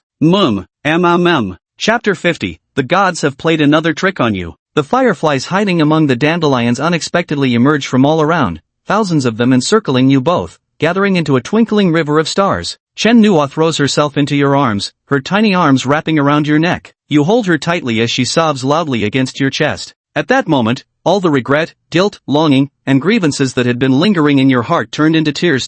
All these years, you never dared to face your true feelings, choosing instead to escape again and again.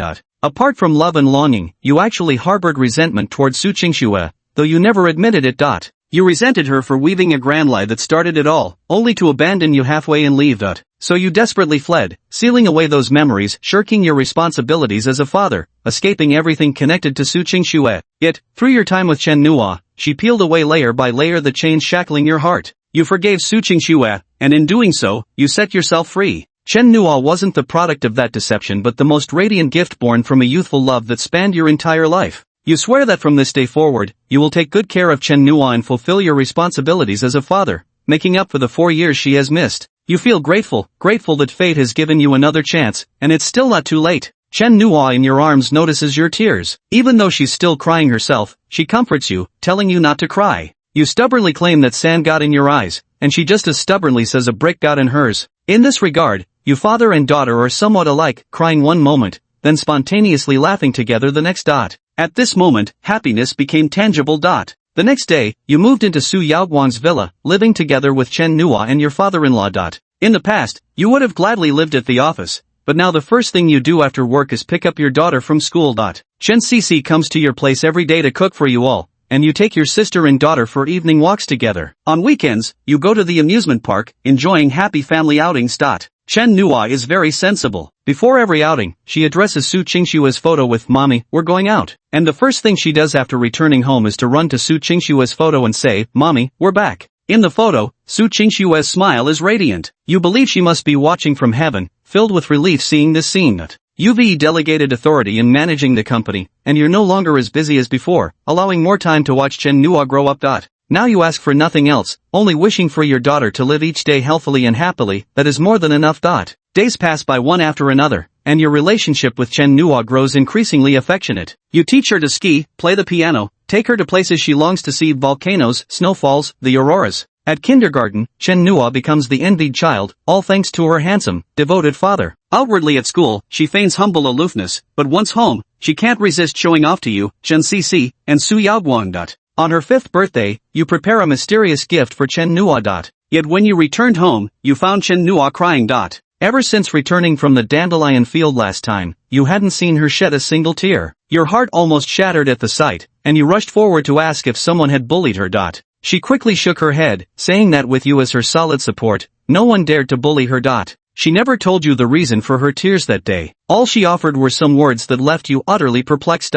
She said if missing mom, Su Qingxue, makes you too sad, then stop thinking about her. Chen Nua inexplicably apologized to you several times. You assumed Chen Nua missed her mother too much, so you didn't pay much attention and took out your gift. The mysterious gift turned out to be the stuffed bear Chen Nua had lost in that dandelion field a year ago. Though weathered by sun and rain, now tattered, dirty, and faded, she still loved it dearly. Having regained something precious, Chen Nua cherished this plush teddy bear dearly. She hugged it close every night when she slept, and before bedtime, she would even give it a voice, murmuring countless words in a one-sided conversation. Of course, most of what she said was praising you. Su Yaoguang witnessed everything and felt that his family had become a burden to you. One day, he proposed introducing you to someone new, a match perfectly suited in age, none other than Xiao Wanfeng, the heiress of the Qiao group. Without a second thought, you rejected Su Yaoguang's attempt to play matchmaker. Right now, you think of nothing else but to be by your daughter's side as she grows up. When Chen Nua was 7 years old, in her 2nd grade, she stood before the national flag as an exemplary student representative to give a speech. Watching her, you couldn't help but think of Su Qingxue from back then. She was just as outstanding as Su Qingxue, but unlike her, Chen Nua had a childhood filled with love. Yet, just as you were feeling heartened, Chen Nua suddenly collapsed on stage.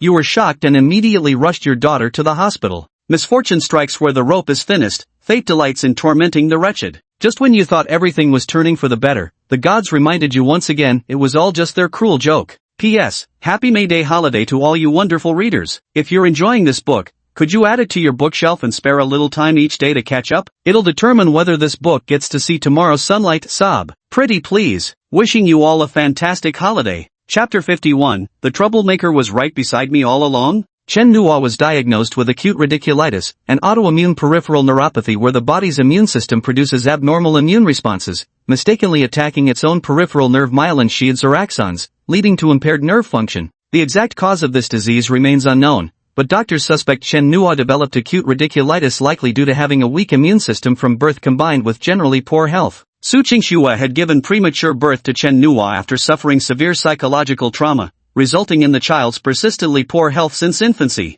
Fortunately, you got her to the hospital in time, and the condition wasn't discovered too late. The doctor said Chen Nua's illness still has a chance of recovery. Looking at Chen Nua's small figure lying in the hospital bed, you swear that no matter what it takes, you will snatch your daughter back from the clutches of death. Su Yaoguang almost fainted upon hearing the news, but he knew this was precisely the time he couldn't afford to collapse. Last time, he didn't even get to see his daughter one final moment. This time, he won't let tragedy repeat itself. You resigned from your company job and embarked on a medical journey with Chen Nua. You're grateful for the financial foundation you've built through years of hard work, enabling you to secure the best medical team for Chen Nua and send her to the finest hospitals. You pray to your wife almost daily, begging her not to cruelly take your daughter away as well. As a steadfast materialist, you suddenly find yourself believing in deities again, keeping vegetarian fasts, chanting scriptures, and copying sutras, pleading with the gods not to play such cruel jokes on you. Chen Nua actively cooperates with treatment. Every day she greets you with a smile, constantly reassuring you not to worry too much. She's strong, and she's definitely going to pull through. After just half a year of treatment, her hair was growing increasingly sparse. For your daughter, you shaved off all your hair and became completely bald. Seeing Chen Nua's concern, you even playfully impersonated One Punch Man, making her giggle uncontrollably. This year's winter was exceptionally cold. Jiangzhou, which rarely sees snow, was now blanketed in thick, goosefeather flakes. Chen Nua grew thinner by the day, her face increasingly pale. You noticed she often sat alone on the hospital bed, staring blankly at the scenery outside the window. Worse still, you caught her secretly doodling in a small notebook whenever you stepped away. She never tells you what she writes, and you beg her not to write a suicide note. You naively believe that as long as she doesn't write a suicide note, death won't take Chen Nua away. Upon hearing this, Chen Nua gives a silly smile and tells you she won't write a suicide note, that she'll survive this winter, that she'll stay with you through it. She tells you this is a little girl's diary, not something to be read casually. She even pouted and said her favorite is you, Daddy, and she wouldn't go to Mommy. The doctor also told you that Chen Nua's condition had improved and there was no need for excessive worry, which finally let you breathe a sigh of relief. You couldn't shake off a sense of foreboding, spending that cold winter in constant unease. Fortunately, this time your premonition was wrong. Chen Nua's illness had gradually healed. It was at the cusp of spring and summer, when the flowering trees shed their glorious attire, their petals drifting down in cascades. With every gentle gust of wind, it was as though a pink rain showered upon the earth.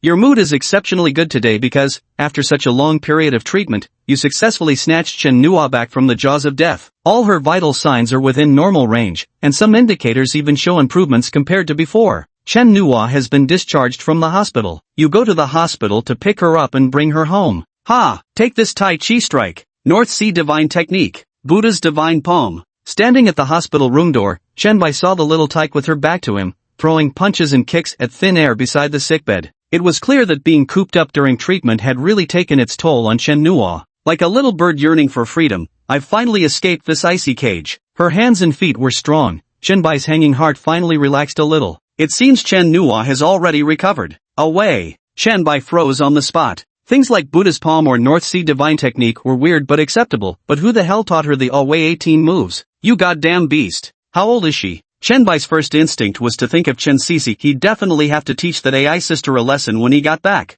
Chen Nua. Chen Bai rushed into the ward immediately. Bro. Hearing Chen Bai's voice, Chen Nua froze as if under a paralysis spell, her head turning stiffly toward him. The moment she saw Chen Bai, she flashed a sweet smile. Daddy. Chen Nua's little legs worked at lightning speed as she rushed toward Chen Bai. Chen Bai immediately set down what he was holding and opened his arms to embrace Chen Nua. Chen Nua had lost quite some weight during this period, which made Chen Bai's heart ache with tenderness. But he was confident in fattening Chen Nua back to her plump, fair-skinned self. I just saw you doing those punches. Were you practicing martial arts? Chen Bai gently rubbed Chen Nua's head, feeling it necessary to correct those so-called martial techniques she'd been practicing. Chen Nua nodded earnestly. You're doing great, but maybe we should skip practicing these 18 styles of Away next time, because my wife said once I get in shape, Daddy can have proper meals. Chen Nua's eyes were clear and bright, brimming with childlike innocence. Though deeply moved, Chen Bai's lips still twitched involuntarily. Wife. That's right, it was Aunt Cece,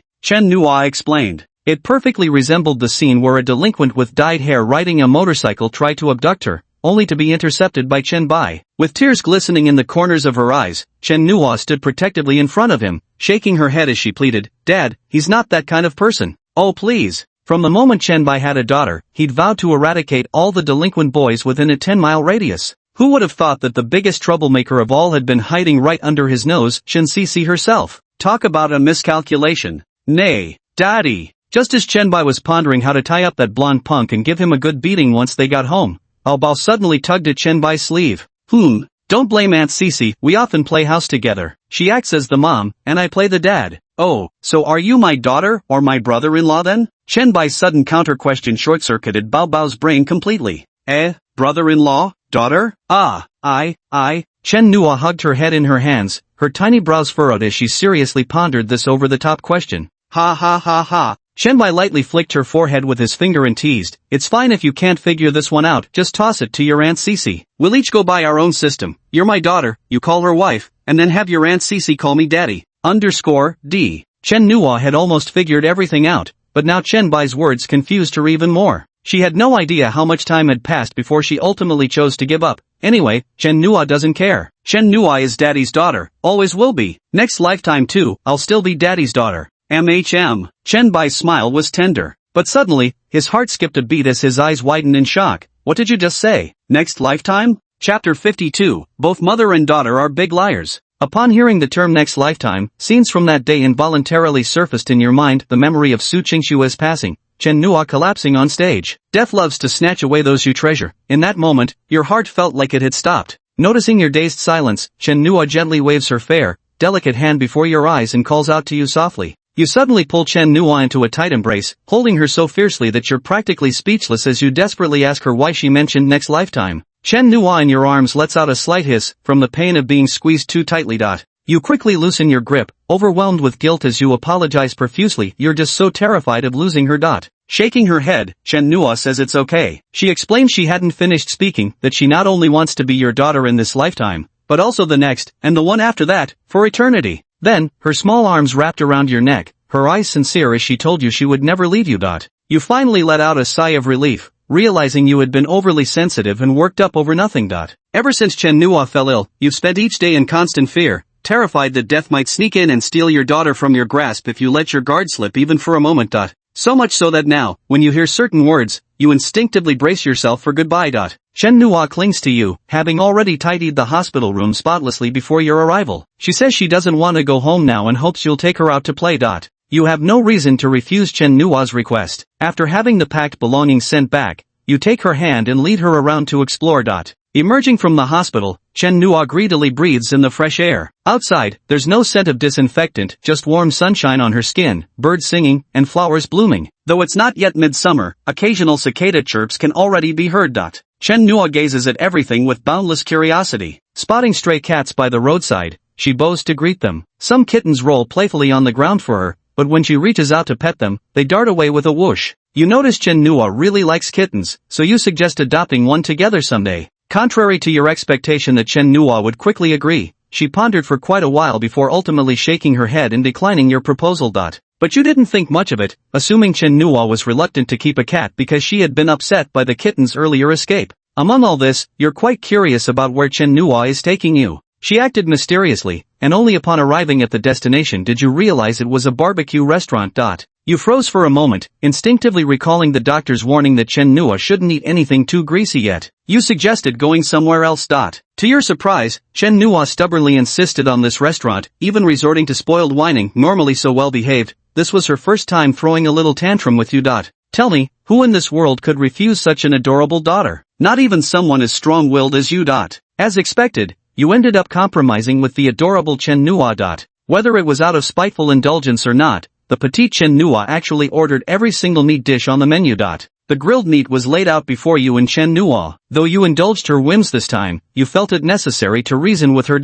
Yet before you could speak, Chen Nua pushed all the grilled meat toward you. You froze for a moment, only to see her pick up a bowl of pumpkin paste and start sipping from it. She said, "All the meat is daddy's. Chen Nua just recovered from illness and can't eat it." Your nose stung as tears fell uncontrollably. It turned out Chen Nua had noticed everything, how you'd been treating her illness, running around for her, even maintaining vegetarian prayers for her recovery. Her first wish after leaving the hospital was for you to eat more meat, to make up for all the delicious food you'd missed during this time. You thanked heaven for returning such a thoughtful and understanding daughter to you. After finishing the barbecue, Chen Nua dragged you to the supermarket. When you reached the household goods section, she heard a salesperson promoting a shampoo that helps with hair growth. She immediately rushed over, hugged the saleswoman's leg, and pleaded, "You must recommend this shampoo to my dad." You touched your bald head, feeling a little embarrassed, while the people around you were both amused and exasperated by Chen Nua. You also bought a lot of candy, for some reason. Chen Nua told you to eat one whenever you thought of Su Qingshuo. Though barely 8 years old, she carries herself like a little adult, meticulously organizing every detail of life for you. You feel incredibly fortunate, yet an inexplicable unease lingers within you. You can't pinpoint the source of this unease, for sometimes you sense your daughter is racing against time itself. She's still so young, with decades ahead: elementary school, then middle school, high school, university. If she desires, you could send her abroad for graduate studies, even a doctorate, to pursue all her passions. Even if she doesn't want to work in the future, it doesn't matter. You've earned plenty of money, enough for her to live off comfortably for a lifetime. Yet ironically, with all the time she has, she insists on finishing everything within strict deadlines. Growing increasingly uneasy, you finally ask her one sunny morning, is she hiding something from you? Is she planning to leave you? Chen Nua looks at you in bewilderment before shaking her head and insisting innocently that she isn't. Chen Nua never lies to you, her eyes brim with sincerity as you believe her words, realizing your own oversensitivity had wronged her. You offer your apologies. You decide this can't go on, you must reclaim your former routine. Chen Nua supports you, saying with a smile that a devoted working father looks handsomest. Returning to office life, you now juggle caring for Chen Nua with professional duties. Your days grow richly animated. Yet unbeknownst to you, Su Qingxue wove your tales beginning with deception, just as Chen Nua unraveled its ending with untruth. Actually, Chen Nua lied that day. Both mother and daughter are damn liars. Chapter 53: The Last Wish. Terminal lucidity originally refers to a natural phenomenon when sunlight briefly illuminates the sky due to reflection right after sunset. Later became an idiom metaphorically describing sudden mental clarity before death. In the medical field, such cases of terminal lucidity are not uncommon. When the functions of various organs gradually decline, the brain's stress response can trigger the release of certain hormones that temporarily enhance heart function, blood pressure, respiration, and other bodily functions. During this period, patients may exhibit improved mental states, sudden clarity of mind, the ability to communicate normally, increased appetite, and sometimes even fool certain medical tests, creating the illusion of normal physiological indicators. On a quiet afternoon, after finishing your work in good spirits, you went to the market and bought pork ribs, Chen Nua's favorite, and ingredients for tomato egg stir fry. You returned home calling Chen Nua's name, but there was no response. You find this strange, so you go to Chen Nua's room door and knock, but there's no response. You push the door open and find Chen Nua lying face down on the floor. Lately, for some reason, Chen Nua has often played such pranks on you. She pretends to collapse, giving you a scare, only to giggle and spring back up the moment you try to tickle her. This time, you assume it's just another one of her prank shows. You crouch beside her, teasing with a grin that her acting this time was clearly much better than before. But she remained motionless, showing no response whatsoever. In that moment, your heart skipped a beat. You said angrily that you wouldn't talk to her anymore if she kept scaring you like that, yet she still didn't react at all. In an instant, your mind explodes with a boom. Your trembling hands reach out to touch Chen Nua's forehead, which burns like a scalding hot sweet potato. Her entire body radiates feverish heat. You hastily carried her and rushed to the hospital. The scene of your wife's passing remained vivid in your mind. The angel in white shook her head at you. Death shows no mercy to anyone. It stubbornly took Chen Nua away. Chen Nua's condition relapsed and worsened, leaving no room for recovery. Only then did you realize that everything before had merely been a temporary rally before the end. Nothing in this world is crueler than hope giving birth to desperation, and desperation to despair. You enter your daughter's hospital room, where she sits small and quiet, blankly gazing at the scenery outside the window. You comfort her, saying not to be afraid, and that you'll do everything possible to cure her. But she shakes her head and says she wants to go home. Suppressing your sorrow, you take her home. When Su Yaoguan, Chen Sisi, and others hear this news, they are all shrouded in grief. Chen Nua, however, flashed her pure and innocent smile, saying she would surely become a star, that she would protect everyone just like her mother in the future. She comforted Su Yaoguan like a little adult, telling her grandfather to remember to come back for meals on time even when playing chess with Grandpa Xiao next door. She also said Dad didn't like that Aunt Xiao and asked Grandpa to stop trying to set her up with Dad. Chen Sisi had always been the one to cook delicious meals for her, but this time she made a special effort to learn from you. With your guidance, she prepared a whole table of tasty dishes for Chen Sisi. Chen Sisi burst into tears at the dining table.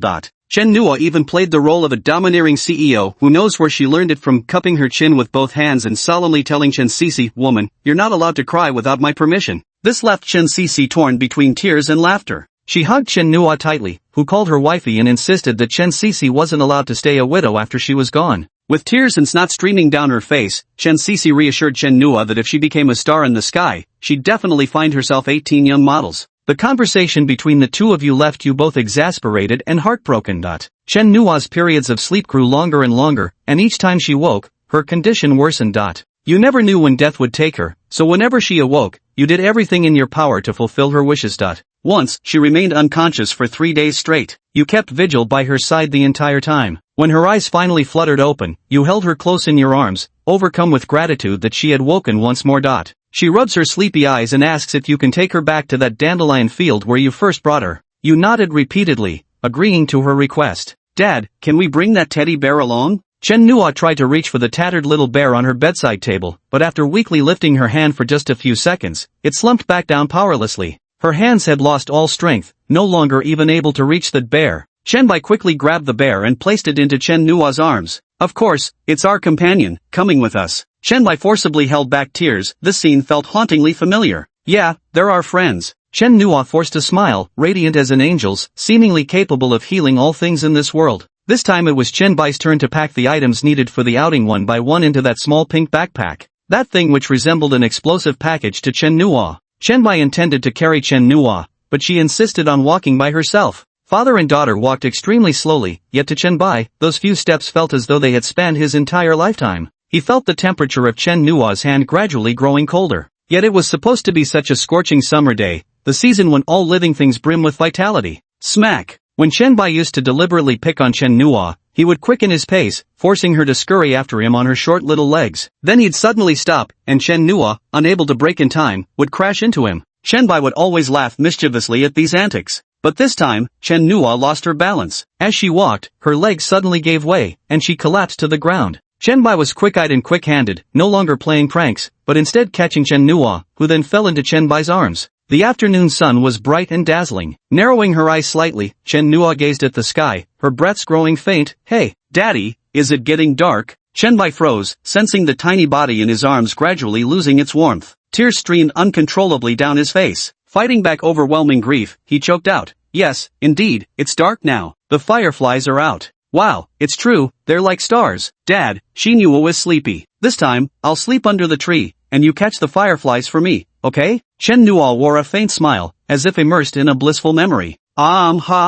This time, I'll help you catch 100 fireflies. Dad, I found the little bear I lost. I'm not really that stupid after all. Chen Nua is the smartest. Dad, the wind is picking up. The dandelions are so beautiful. Yeah, it's like snowflakes floating all over the sky. Today's sunlight was particularly blinding. Chen Bai's vision was already blurred. P.S. This round of simulated storyline is about to conclude. As previously emphasized, this simulation was doomed to fail, yet it plays a pivotal role in ensuring the success of subsequent simulations and real-life plotlines. Bookmark this story to keep up with updates. Chapter 54. The crucial clue emerges. The scorching sun bleached the veins of leaves translucent, while cicadas chirped incessantly. In this midsummer when all living things grew wildly, death once again pressed pause on the life of someone important to you. Su Qingxue began everything with the lie I like you, and you ended it with her daughter Chen Nua's lie I'll stay by your side forever. In the end, you still didn't help your daughter catch the fireflies.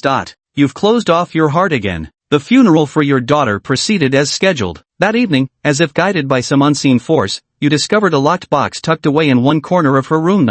You couldn't find the key to this box, so you forcefully pried open the lock. As you open the box, you find 2 bottles inside, the same ones you took with her to that dandelion field back then. One of them is empty. Chen Nua eventually released all those fireflies into the wild. The other bottle contains withered dandelions, and beside it lie 2 notebooks.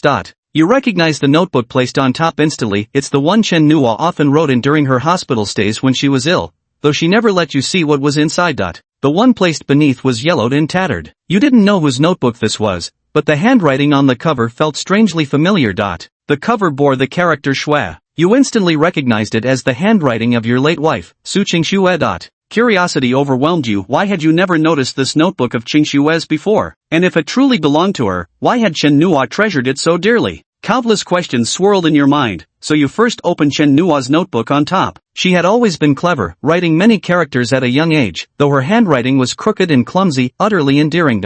Greater than over equal to less than over equal to. So happy, so happy. Dad hugged me today. I want to tell everyone my daddy is the best in the world. He promised to spend more time with me from now on. If only I'd known, I would have caught more fireflies for him. The only sad thing is my little bear went missing. Today my dad took me to kindergarten, and all the girls said how handsome he was. I just smiled without answering, but inside I was like, I don't like Teacher Lin because the way she looks at my dad seems off. Is she trying to steal Dad from Mom? I don't want any other mom, just the one in the pictures. Even though I've never met her, Dad says Mom was a very kind and gentle person. Chen Nua only has one mother. There are guests at home, an old man who's Grandpa's friend. Grandpa told me to call him Grandpa Xiao. There's also an auntie who's really beautiful, but her legs don't seem to work well. so she's sitting in a wheelchair. She stared at the yellowed leaf outside the window for a long time, looking very unhappy. Grandpa jokingly asked me how I'd feel if she became my mom. I angrily hid in Mom's room. Even though that Auntie Qiao looks pitiful and pretty, Chen Nua only has one mother, Su Qingxue. Mom's room has never changed. There's still a faint fragrance on her pillow. Dad says it's her unique scent. Whenever I miss her terribly, I lie down on her bed and immediately fall into a deep sleep. In my dreams, it feels like she's gently lulling me to sleep. When I woke up, it was already dark outside. Grandpa said Dad was working overtime, and that beautiful aunt in the wheelchair had left. I hugged the rabbit plushie on Mom's bed to say goodbye, but something bumped against me. Turns out there was something hidden inside the rabbit plushie, a tiny zipper on its back. I unzipped it and pulled out a notebook. Wow, look what I found. It's Mom's diary. Dad always says, who keeps a diary like a normal person? That's why I've been writing mine in secret. But now with Mom's example here, he can't say anything about it. It's happening. So this was when Chen Nua got hold of Su Qingxue's diary. Chen Bai steeled himself with utmost focus. At the same time, numerous questions swirled in his mind. Why had Chen Nua never given Su Qingxue's diary to her from the beginning to the end? The simulation still hasn't ended. Could Su Qingxue's diary be the crucial clue?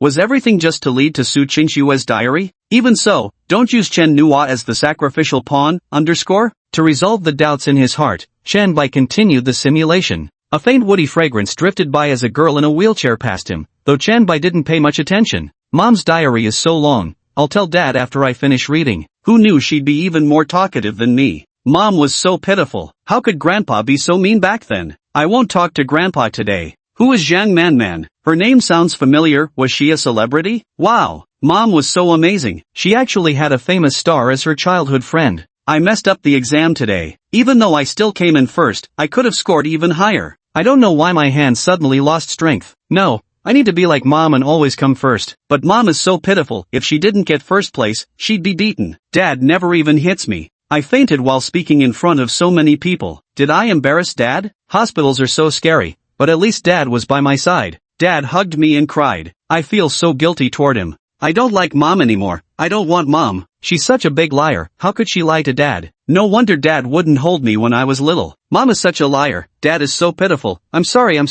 I need to be even better to Dad. I'm getting weaker and weaker, losing so much hair. Dad even shaved his head completely for me. He still looks handsome, but it breaks my heart. I won't read Mom's diary anymore, and I won't let Dad read it either. Mom was too cruel. It's so cold outside. I don't want to leave this world, and I don't want to leave Dad either. I'm amazing, hee hee. I made it through this winter. The doctor says I'm getting better. I can finally prepare to be discharged from the hospital. I'll be discharged tomorrow. I want to visit so many places and eat so many things. Wait, why is my nose bleeding again? Gotta wipe it off quickly, or Dad will worry. Seems like this time, it's really broken. P.S. If you feel like stabbing, cough cough, no need to send warmth, fish, blades, or hardware specialties. I appreciate the love, folks. But if you really want to send something, please bombard me with power for love instead. Chapter 55, Simulation over? Healing? Are we sure it's not depression? P.S. Whoa, I'm finally out of solitary confinement. Starting today, updates will resume normally. Thank you all for your support. Also, let me tell you about some changes to the book settings. The protagonist is now a freshman at Jiangzhou University. All characters are adults. The background will gradually unfold later. Apologies for any inconsistencies. Wishing you all success in your studies and smooth sailing at work. Dad used to take me to the mountains to watch the sunset. When the sun was about to set, even though the light was fading, the sky would burst with dazzling colors and brilliance, orange-red, purple-red, so beautiful that I loved it. Maybe I'm like that final burst of splendor before the sun disappears below the horizon? But it's okay. I don't want to stay in the hospital anymore. I want to leave.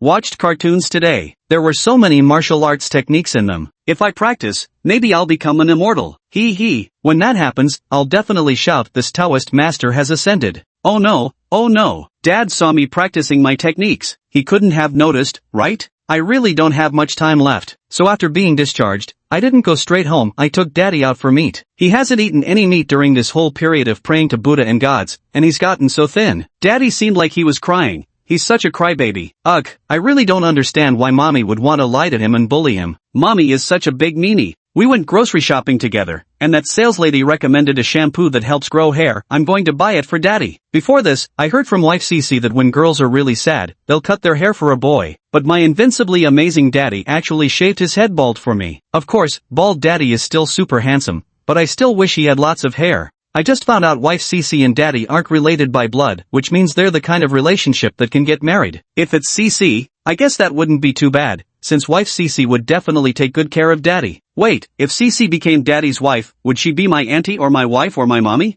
So confusing. Guess we'll just have to go with what daddy says about keeping the titles separate. Lately there are lots of playing dead prank videos online. Well, today I tried imitating one and scared daddy half to death. Consider it a practice run. Hope when it really happens one day, he won't be too sad. Why does daddy cry every time I wake up? He's such a crybaby. I don't want to stay in the hospital anymore. And grandpa too, his hair's gone completely white, yet he still stays up all night keeping watch over me. Made a whole table of delicious food for my wife Cece today. She cried so hard her nose was running. So embarrassing that was. How come I slept so long again? I want to go see the dandelions, have daddy catch fireflies for me, and bring my teddy bear along too. I'm sorry, dad. I lied to you. I'd become just as terrible as mom was. Simulation ended. Shenbai jolted upright, snapping out of the sorrowful atmosphere of losing his daughter. The abrupt end of the simulation left Shenbai completely unprepared. But next comes the simulation's conclusion. This simulation score, 87 points. That's quite a high score? So will this simulation sync with Su Qingshue's memories? Shenbai muttered to himself in confusion. Simulation evaluation. The story began with the fabricated dream Su Qingxue wove for you. You accepted her lies and sank into this dreamscape, steadfastly choosing the disgraceful but useful escape route, which predetermined the tragic arc of this narrative. Yet your daughter Manhwa ended up healing your entire life, using deception to conclude this absurd dream sequence while helping you obtain a crucial clue you'd persistently overlooked, Su Qingshue's diary. Rather than romantic love, what Su Qingshu felt toward you was predominantly guilt, remorse, and gratitude. While you redeemed her miserable childhood by facilitating reconciliation with her father, you never truly penetrated the innermost chambers of her heart. The revolution is not yet complete. Comrades must continue to strive. Keep it up, young man. Shenbai's lips twitched. First of all, was Manhwa here to heal him or to depress him? This is way too healing. Though my daughter is dead, now my wife is dead too? And another thing. After all this drama, you still can't call it love. Shenbai had a headache. If this weren't the library, he'd really want to shout out loud, "What else do you want from me? What more?" Oh. Now distributing simulation rewards. Random reward draw X1, random simulation talent generation X1, Su Qingshue's diary for this round X1. Note, random simulation talent generation can be used by the simulator to automatically carry the talent in the next simulation. This talent is only applicable to the next round of simulation. The talent drawn is related to the simulator's learning content before the next round of simulation. That is, the more the simulator understands the relevant field before the next round of simulation, the higher the probability of generating a related talent. The entries in Su Qingshue's diary perfectly match those in the real Su Qingshue's actual diary with 100% accuracy. The rewards earned this time also include the subsequent entries recorded later in this simulation round. The true contents of this diary are visible only to the simulator's holder, appearing in a different form to others. Claim rewards now? Yes. The rewards this time may seem quite generous, but in reality, most of them are actually geared toward assisting with the next round of simulation. Unlike the last simulation triggered by Zhang Manman where all the rewards were practically useful for Shenbai. Could it be that this is related to the simulation's rating? Is 90 points the threshold determining whether a reward is high quality and useful? Then what criteria are used for the synchronization of memories? Ding! Your reward has arrived. With the simulated system notification echoing in his mind, an additional item appeared atop Shenbai's exercise book. The object was tattered and worn, its cover still adorned in a girlish pink hue with the character Shui, snow, written across it. Exactly as he remembered, this was unmistakably Su Qingshue's diary before his eyes. Shenbai took a deep breath, deciding to postpone reading this diary for the time being. Shenbai was well aware of the hellishly difficult challenge posed by the Lily Su Qingshue's scenario in this simulation. Where you fall, there you lie flat. Shenbai had originally intended to give up on the Su Qingshue's scenario, but Manhwa, such a well-behaved and sensible daughter, shouldn't have ended up like this. So, Kiyuki-chan, prepare yourself for the #1 iron clamp of China. If Shenbai doesn't straighten you out completely, he'll change his surname. At the moment, Shenbai still has one chance to draw a random reward, and he's very curious about what he might get. Use one lottery opportunity now? Yes. A golden light flashed before Shenbai's eyes. Ding! Congratulations on drawing free simulation attempt *1. Shenbai stood up in excitement. It's actually a free simulation. You should know, one free simulation requires exchanging 50 simulation attempts. With free simulations, his success rate for clearing levels improved significantly. Of course, maybe he could also exploit some bugs. For instance, memorizing future lottery numbers or which stocks will skyrocket. Ahem. A soft coughing sound interrupted Chen Bai's reverie, forcing him to turn toward the source of the noise. Not far away, a young woman in a white dress sat in a wheelchair, staring intently at him and the diary of Su Qingshui on the desktop workbook. Little did Chen Bai know that in the girl's eyes, the form that Su Qingshui's diary took was an adult romance novel. Chapter 56, Encounter with the Wheelchair-Bound Girl. Moonlight filtered through the sheer curtains, casting a soft glow upon the girl's figure. Her white gown, woven from delicate fabric, shimmered like gossamer spun from moonlight itself. Her black hair cascaded over her shoulders like a waterfall, accentuating her snow-white complexion. Her long lashes resembled tiny fans, and her aura exuded an undeniable chill, yet unlike Su Qingshui's composed aloofness, hers carried a fragile, desolate quality. She resembled an exquisitely beautiful piece of art, mesmerizing to behold from a distance, yet shatterable with the slightest touch. The girl's gaze was piercing, fixed directly on Chen Bai, brimming with complicated emotions. Perhaps disdain, perhaps impatience, certainly nothing favorable. Chen Bai couldn't understand why this unfamiliar girl harbored such intense hostility toward him. Nevertheless, he hastily stowed away the Su Qingshui's diary that the simulation system had provided. Though he had no idea how this diary appeared to others visually, its essence remained Su Qingshui's personal journal after all. Diaries by nature are extremely private possessions. So this wheelchair-bound girl had been staring at him and the diary, making Chen Bai feel utterly uncomfortable. Yet Chen Bai didn't realize that his behavior only reinforced the girl's stereotype of him. Late at night, posing as someone devoted to studying in the library, seemingly reviewing textbooks, but actually hiding indecent erotic illustrations beneath the workbook. Outwardly a gentleman, inwardly harboring nothing but filthy thoughts. Normally, Xiao Wanfeng would simply scoff at such people, dismiss them with scorn, and ignore them altogether. What infuriated her most about the boy sitting over there was how he'd been staring at her earlier with that sorrowful expression, even seeming to shed tears. What the hell? Did he think she was some pitiful waste of space just because she was in a wheelchair and couldn't walk? Xiao Wanfeng clenched her teeth like a territorial cat, as if she'd pounce the moment Chen Bai dared make any sudden move. Alright, it seems even if Chen Bai were to make any rash moves, there's not much a cripple like her could do about it. But at the very least, she shouldn't lose ground in terms of attitude. Especially not to a scoundrel like this. Wanfeng. The voice of the librarian, Anshin, interrupted the thoughts of the girl in the wheelchair. Ha! The girl snapped back to reality, the anger in her eyes quickly fading as she regained her usual cool and tranquil composure. The books on acute radiculitis are placed on the 4th shelf of the 16th row in our collection. The related research papers and reports are also there. I'll fetch them for you later, just wait a moment. Oh, it's fine, I can get them myself. Anshin smiled kindly, yet Xiao Wanfeng had always disliked receiving special treatment due to her physical condition. Anshin also understood Xiao Wanfeng well, merely reminding her to be careful and to call for help whenever needed. She then headed towards Chen Bai. Chen Bai didn't understand why the wheelchair-bound girl was looking at him with such a nuclear kindness gaze, but the mention of books about acute neuritis by Anshin immediately caught his attention.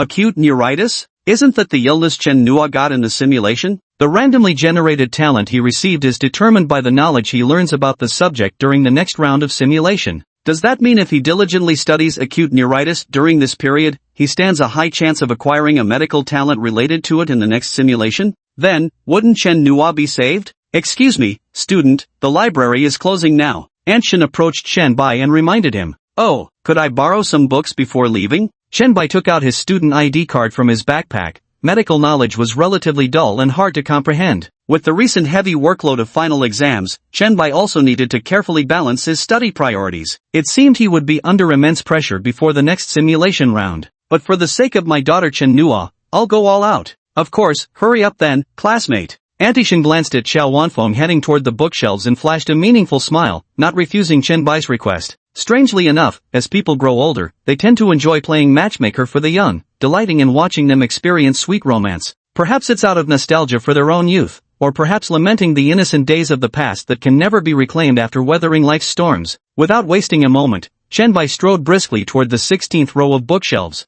Soon, he arrived at the target bookshelf. The entire 4th shelf contained books related to acute neuritis. There were introductions to the pathology of this disease, its clinical manifestations, and treatment strategies for different stages. Chen Bai's student card currently allowed him to borrow 6 books. He took 4 foundational studies on this condition, then noticed the 2 latest treatment research books at the very edge of the 4th shelf. Chen Bai's eyes lit up, his mind filled with Chen Nua's tiny voice and angelic smile. Little did he know, wheelchair-bound girl Xiao Wanfeng had already arrived beside her. The moment Xiao Wanfeng saw Chen Bai, her disgust reached its peak. This gentleman in appearance but scoundrel at heart must have eavesdropped on Anshin's conversation with her and deliberately came here. What is this supposed to be? A staged serendipitous encounter pretending to be telepathic? Fabricating shared interests, feigning concern for her as a patient, the self-righteous romantic coincidence? Ha! Xiao Wanfeng sneered coldly, wanting only to retrieve the book she came for and leave immediately. No matter what this wolf in scholar's clothing said next or how he tried to ingratiate himself, she wouldn't grant Chen Bai the slightest acknowledgement. Little did he know that both Chen Bai and Xiao Wanfeng's gazes had landed on the same two books. Chen Bai reached out to take those two books. At the very moment his hand touched them, a clip snapped shut around his wrist. Chapter 57, the name carved in her heart. Because Xiao Wanfeng had limited mobility, her wheelchair was equipped with a retractable clamp at the back, which she could use to reach for items on higher surfaces. Using this clip to pinch Chen Bai's wrist to interrupt his book-fetching motion was an impolite thing to do. But compared to being impolite, Xiao Wanfeng disliked even more the idea of letting those revered books be touched by this frivolous person.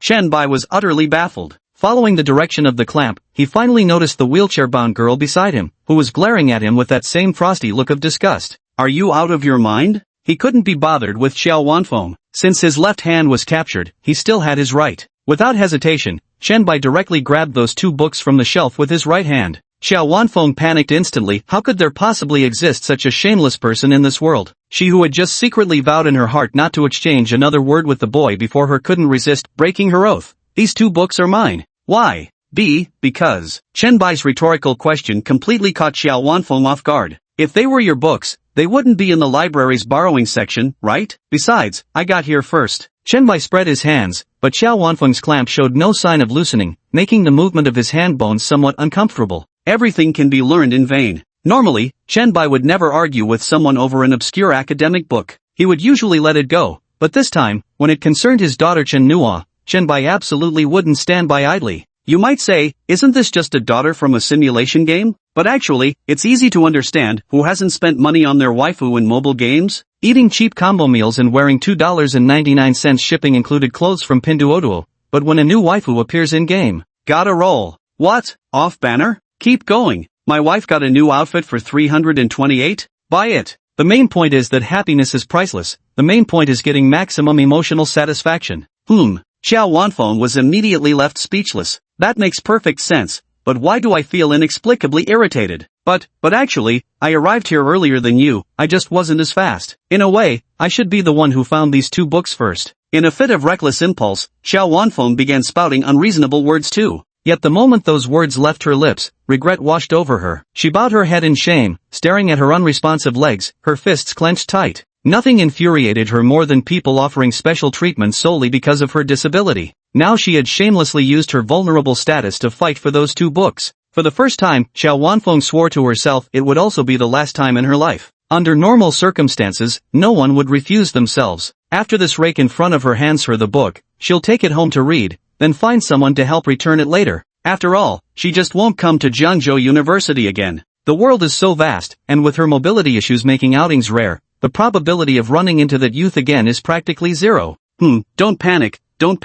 Just gonna be shameless this once. Just as Xiao Wanfeng thought Chen Bai would take pity on her and hand over the books, Chen Bai instead tightly clutched the 6 selected books to his chest. What does it matter to me if you're not as fast as me? Ha! Xiao Wanfeng suddenly raised her head, the flush of shame on her face instantly dissipating as she stared at Chen Bai in disbelief. Chen Bai's eyes held no trace of pity or sympathy for her? Stop gasping. Anyway, you. Chen Bai shook his head helplessly and flicked his left hand, unable to shake off the clamp Xiao Wanfeng had placed on it. Oh no, sorry about that. Xiao Wanfeng was momentarily stunned. After Chen Bai's reminder, she pressed a button on the clamp, which then finally released Chen Bai's hand. Xiao Wanfeng's mind raced at lightning speed. Chen Bai's reaction was completely different from what she had anticipated. But, Xiao Wanfeng recalled the risque novels Chen Bai had been reading, and the more she thought about it, the more she felt he couldn't possibly be a decent gentleman. There has to be trickery afoot. Could it be that he was subtly trying to ask for her contact information? Perhaps intentionally borrowing the book as an excuse, then asking for her phone number or WeChat,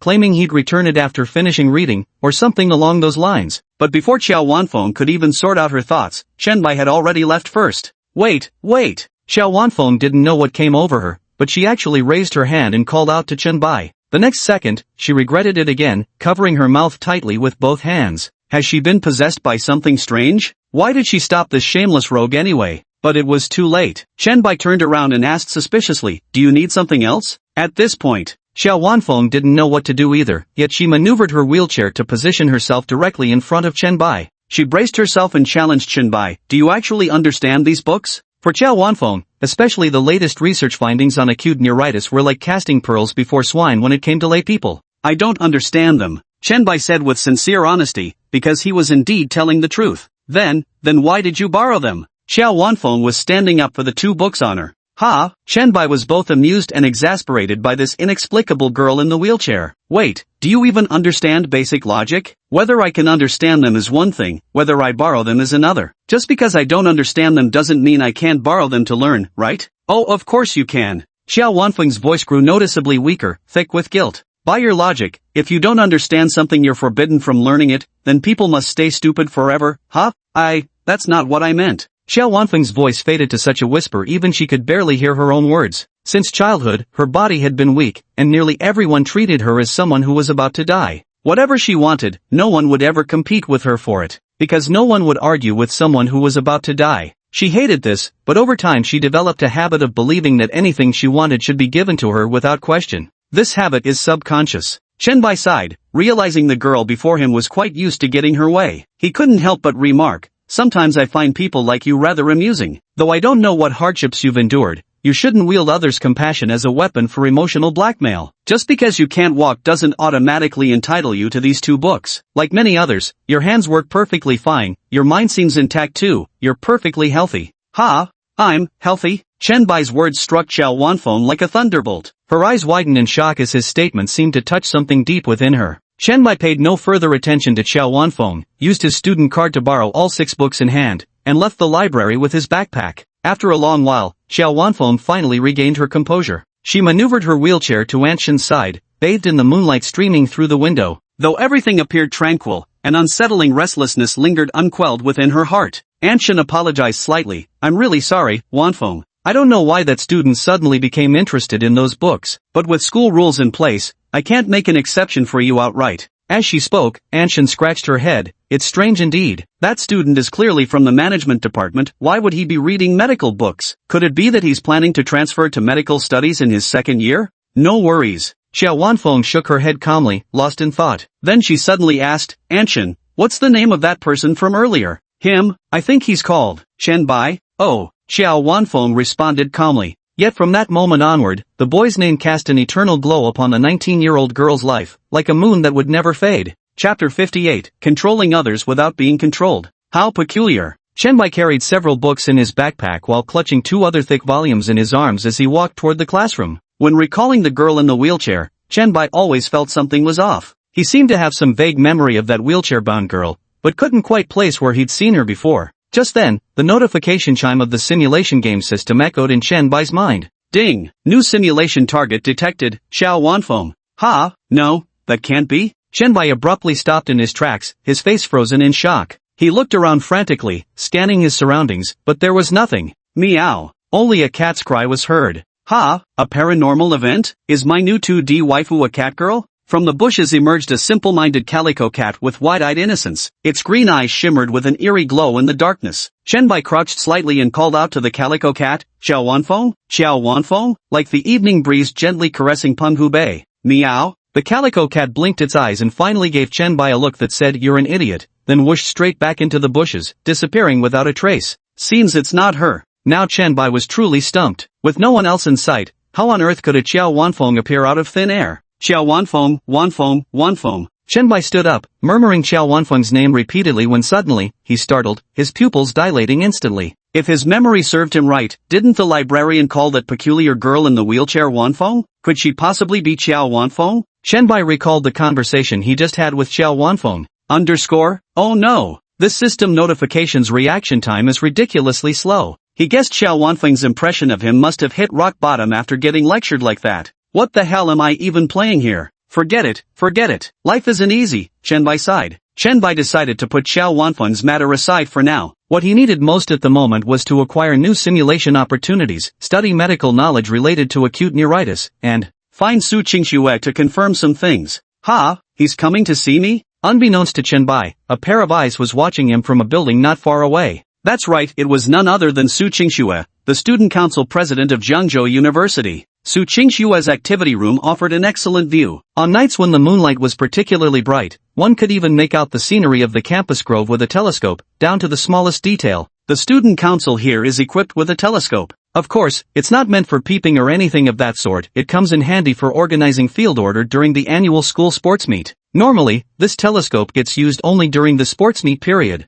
Yet recently, Su Qingxua has been using this telescope unusually often. It all started when Zhang Manman transferred to this school. Then later, it was after Qianbai inexplicably said those words. She had been observing Qianbai's daily routes almost every single day, and clever as she was, she'd even recently mastered lip reading. However, based on these days of observation, Qianbai hadn't mentioned her in front of Zhang Manman after all. This made Su Qingxua breathe a sigh of relief. But just now, why did he mention me? Seems like he's coming to find me? Wait, before that, what was he muttering about? Rice-tapping madness? Ha! Su Qingshua's lips twitched. She'd heard of epilepsy and such, but somebody going mad from tapping bowls? That was a new one. What a strange person. Wait, why is that guy all I can think about? Can't you just get out of my head? Su Qingxua irritably slammed the telescope down on the table with a thud. She rested her chin on both hands, staring blankly straight ahead. The boy's face lingered persistently in her mind. She felt extremely agitated, as if the other party held some compromising leverage over her, a ticking time bomb that could detonate unpredictably at any moment. Su Qingxua took a deep breath and finally made a decision. She would go find Qianbai. Go now, immediately, and block him at the classroom door. One principle in the art of war states: control the enemy rather than being controlled, make them act according to your will, instead of being manipulated or led by the opponent. The core idea is simple: strike first. Qianbai, here I come. Qianbai walked along the corridor of the teaching building, the lights in the classroom he had just left still on. Snap! But then, with what sounded like a circuit breaker tripping, the entire campus plunged into darkness. Whoa! Yeehaw! In this hormone-charged university setting, a campus-wide blackout acted like a switch, awakening humanity's innate curiosity about the unknown. Some found themselves inexplicably excited, while others exhibited atavistic howling behavior. The moonlight was perfect, the atmosphere was perfect, everything was just right. At that moment, someone holding up their phone's flashlight walked out of the classroom. Qianbai, is that you? P.S. I'd like to apologize to the readers who've been following this book. Due to content issues, I've made some revisions lately. Currently, the protagonist is in his university years, a student in Class 4 of the Management Department at Jiangzhou University. Zhang Manman is still a transfer student, but now from an art college, majoring in acting with a minor in management, double degree. Su Qingxua remains the student council president, also in the management department like Qianbai. Chen Sisi is also a university student,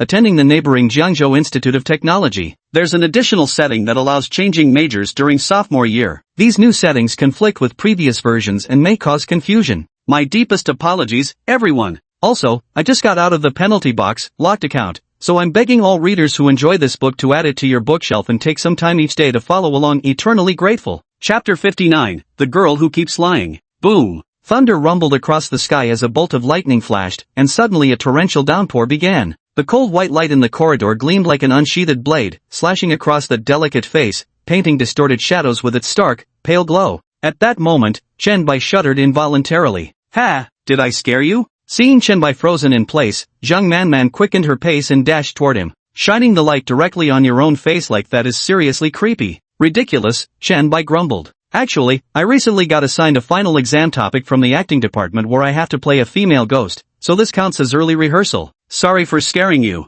Zhang Manman clasped her hands together apologetically, her sparkling eyes shining brightly like little suns, radiating warmth and brightness even in the darkness. Qianbai was slightly taken aback. If she's a female ghost, give me 10 of these kinds of female ghosts, alright? I'll take on all 10. Of course, it was just a fleeting teenage delusion, as Qianbai quickly realized something was wrong. The phone in Zhang Manman's hand. Qianbai suddenly realized, isn't this my phone? Oh, yes. Zhang Manman guiltily lowered her head and hurriedly returned Qianbai's phone to him. Qianbai froze on the spot, his brain shutting down completely. There was once a survey asking men, if you were in a dying state and could only utter one last sentence, what would you say? The most common answer was, delete my browsing history. Oh no, this is bad. That was reckless. Qianbai had rushed straight to the library without even bringing his phone, all to ensure an uninterrupted simulation session. If Zhang Manman truly had synchronized memories from the simulation, she would know Qianbai's phone password. The thought sent chills down Qianbai's spine. You didn't open it, did you? You didn't see anything, right?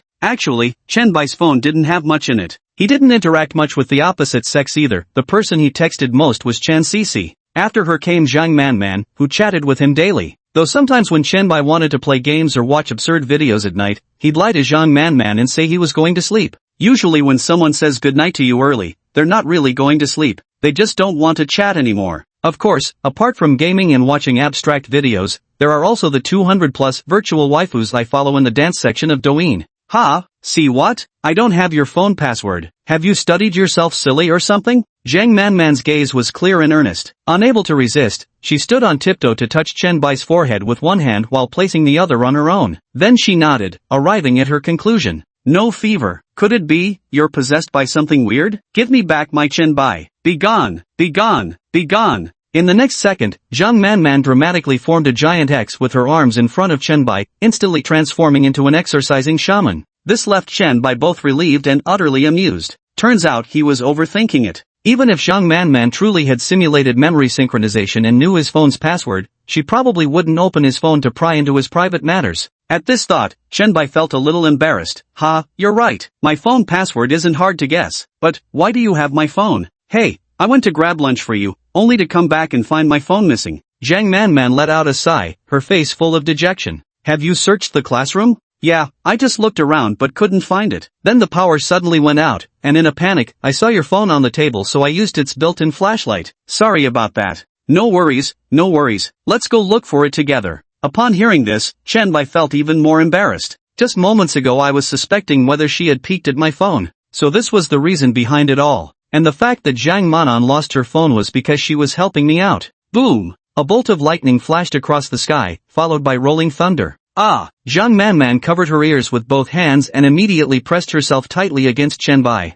Chenbai was momentarily stunned. If I remember correctly, there had just been lightning and thunder moments ago, yet Zhang Manman had been acting like a female ghost as if nothing was happening. Could this be the legendary life is like a play, all depending on acting skills? The moment Zhang Manman looked at Chenbai, he was even more astonished. Her face was filled with fear and unease, streaks of tears still visible, her curved eyelashes now dotted with tiny droplets of water, biting her lower lip tightly. I can only say, she absolutely deserves to be a future best actress. Before this, Chenbai had seen all those jokes online, about how when girlfriends are alone, they're as strong as Hercules, capable of lifting an ox by themselves. But when her boyfriend is around, she can't even twist off a bottle cap. Chenbai never understood it before, but now it seems, well, the rumors are true. But I'm not your boyfriend, you drama queen, CL classmate. I'm a little scared. Can I hold your hand? Zhang Manman transformed into an Oscar-winning Cannes Film Festival actress, trembling like a startled little white rabbit. Why yes. In the past, Chenbai would never have recognized her acting skills. But now, with a wealth of screenwriting knowledge in his mind, such scripted scenarios had become all too familiar to him. Of course, Chenbai wouldn't expose her acting skills. After all, such a dramatic deskmate meant no harm and was even somewhat adorable. Just the wrist will do. Zhang Manman's eyes sparkled as she directly grabbed Chenbai's wrist, the one not holding the books. One had to wonder if Zhang Manman had some special connection with the Thunder God. With another bang, Zhang Manman abruptly closed her eyes, her hand moving downward until it firmly grasped Chenbai's. Perhaps because her little scheme had succeeded, the corners of her lips curled into a faint smirk. No prompt appeared in Chenbai's mind to indicate an increase in simulation attempts, leaving him with a slight sense of regret. Still, he allowed Zhang Manman to pull him along as they returned to their shared seats in the classroom. Have you checked everywhere? Chenbai was genuinely determined to help Zhang Manman find her phone. After all, he bore some responsibility for her lost phone. Yeah, I've looked everywhere. For some unknown reason, I couldn't shake the feeling that Zhang Manman lacked confidence when she said those words. Let me try calling your phone. My phone happens to be dead and powered off. Zhang Manman said regretfully. Chenbai was about to dial Zhang Manman's phone when he suddenly stopped. There was no reason for Zhang Manman to lie to him. Chenbai chose to trust her. Chenbai put the book back properly and crouched down to check both their drawers for her phone. Zhang Manman suddenly noticed the book Chenbai had borrowed and exclaimed in surprise, Deskmate, why are you suddenly interested in medical books? At the same moment, Chenbai spotted a phone lying in the corner of Zhang Manman's drawer. The casing was pink and adorable, it had to be Zhang Manman's phone. With a furrowed brow, Chenbai ignored Zhang Manman's question and pressed again, Manman, are you absolutely sure you've checked everywhere? Positive it's not in your bag or drawer? Chapter 60, The Actress and Screenwriter's Duel of Acting Prowess. Zhang Manman replied almost without thinking, I think it might have fallen on the way. I've checked everywhere. By the way, why did you borrow these books on acute neuritis? I've never even heard of this condition. She even pulled Chenbai up, as if trying to cover something up. Was she deceiving herself again? Chen Bai felt somewhat disappointed deep down.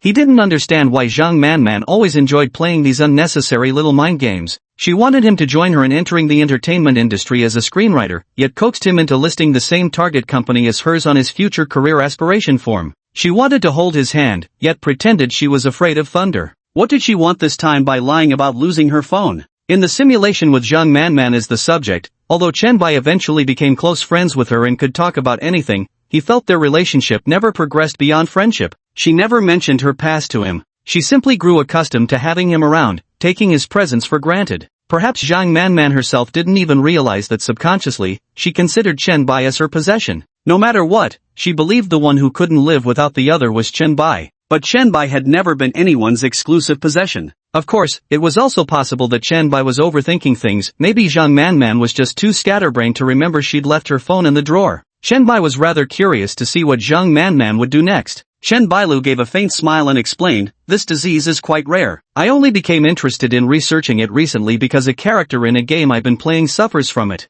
"I see, you're really dedicated, Deskmate." Hearing this, Zhang Manman finally felt relieved. It was just a false alarm. Everything was still unfolding exactly as she had anticipated. Dedicated? Chen Bai was puzzled. "That's right. You even read textbooks to look up unfamiliar academic terms when playing a game. You're truly diligent." "Hee, we girls always say focused men are the most attractive." Zhang Manman always knew how to say things that were comforting and energizing. In his mind, Chen Bai couldn't help but recall Chen Nua's words, "Daddy looks the handsomest when he's working seriously." Chen Bai became even more determined to simulate once more and save his daughter. Of course, his current simulation count was 0. If he wanted to obtain the admission ticket for simulation, Chen Bai gazed at Zhang Manman with burning intensity. The classroom had no lights, only the illumination from Chen Bai's phone flashlight. The rain outside seemed to have trapped the two of them here, and Zhang Manman had never felt so close to Chen Bai before. This closeness wasn't just about physical proximity, but rather the gradual shrinking of the distance between their hearts. In the end, it concluded with Chen Bai deliberately avoiding Zhang Manman's gaze in faux shyness. Pretending to be embarrassed, he turned his back to Zhang Manman and looked out the window. "Deskmate, you must be part of the praise cult or something, flattering me like this until I'm actually embarrassed. I'm nowhere near as good as you say." What? "I'm telling the truth, you're really great. You're the best in the whole world." But before Zhang Manman could finish speaking, Chen Bai cut her off first. "Stop right there. Please don't give me nice guy points. If this goes on, it won't be gentlemanly anymore. Let's keep looking to see if your phone fell somewhere." Okay, I won't say it anymore." Even on a stormy day, Zhang Manman's smile shone brilliantly. This little deskmate of hers is so adorable. And now she's actually getting shy. Zhang Manman really wanted to pinch Chen Bai's cheeks, but right now, the most pressing matter was, Zhang Manman cautiously watched Chen Bai's back as he searched around for her phone, his attention entirely diverted from her. At that moment, Zhang Manman slowly reached her hand toward her desk drawer. Holding her breath, she gingerly felt around until her fingers finally brushed against the phone tucked in the corner of the drawer. She swiftly grabbed it and deftly slipped the phone into her bag. Deskmate, I've already searched the whole classroom and really couldn't find it. Should we go look outside?" After putting away her phone, Zhang Manman suggested to Chen Bai. Having failed completely in his search, Chen Bai reluctantly gave up. "Alright then, but it's raining outside. Did you bring an umbrella?"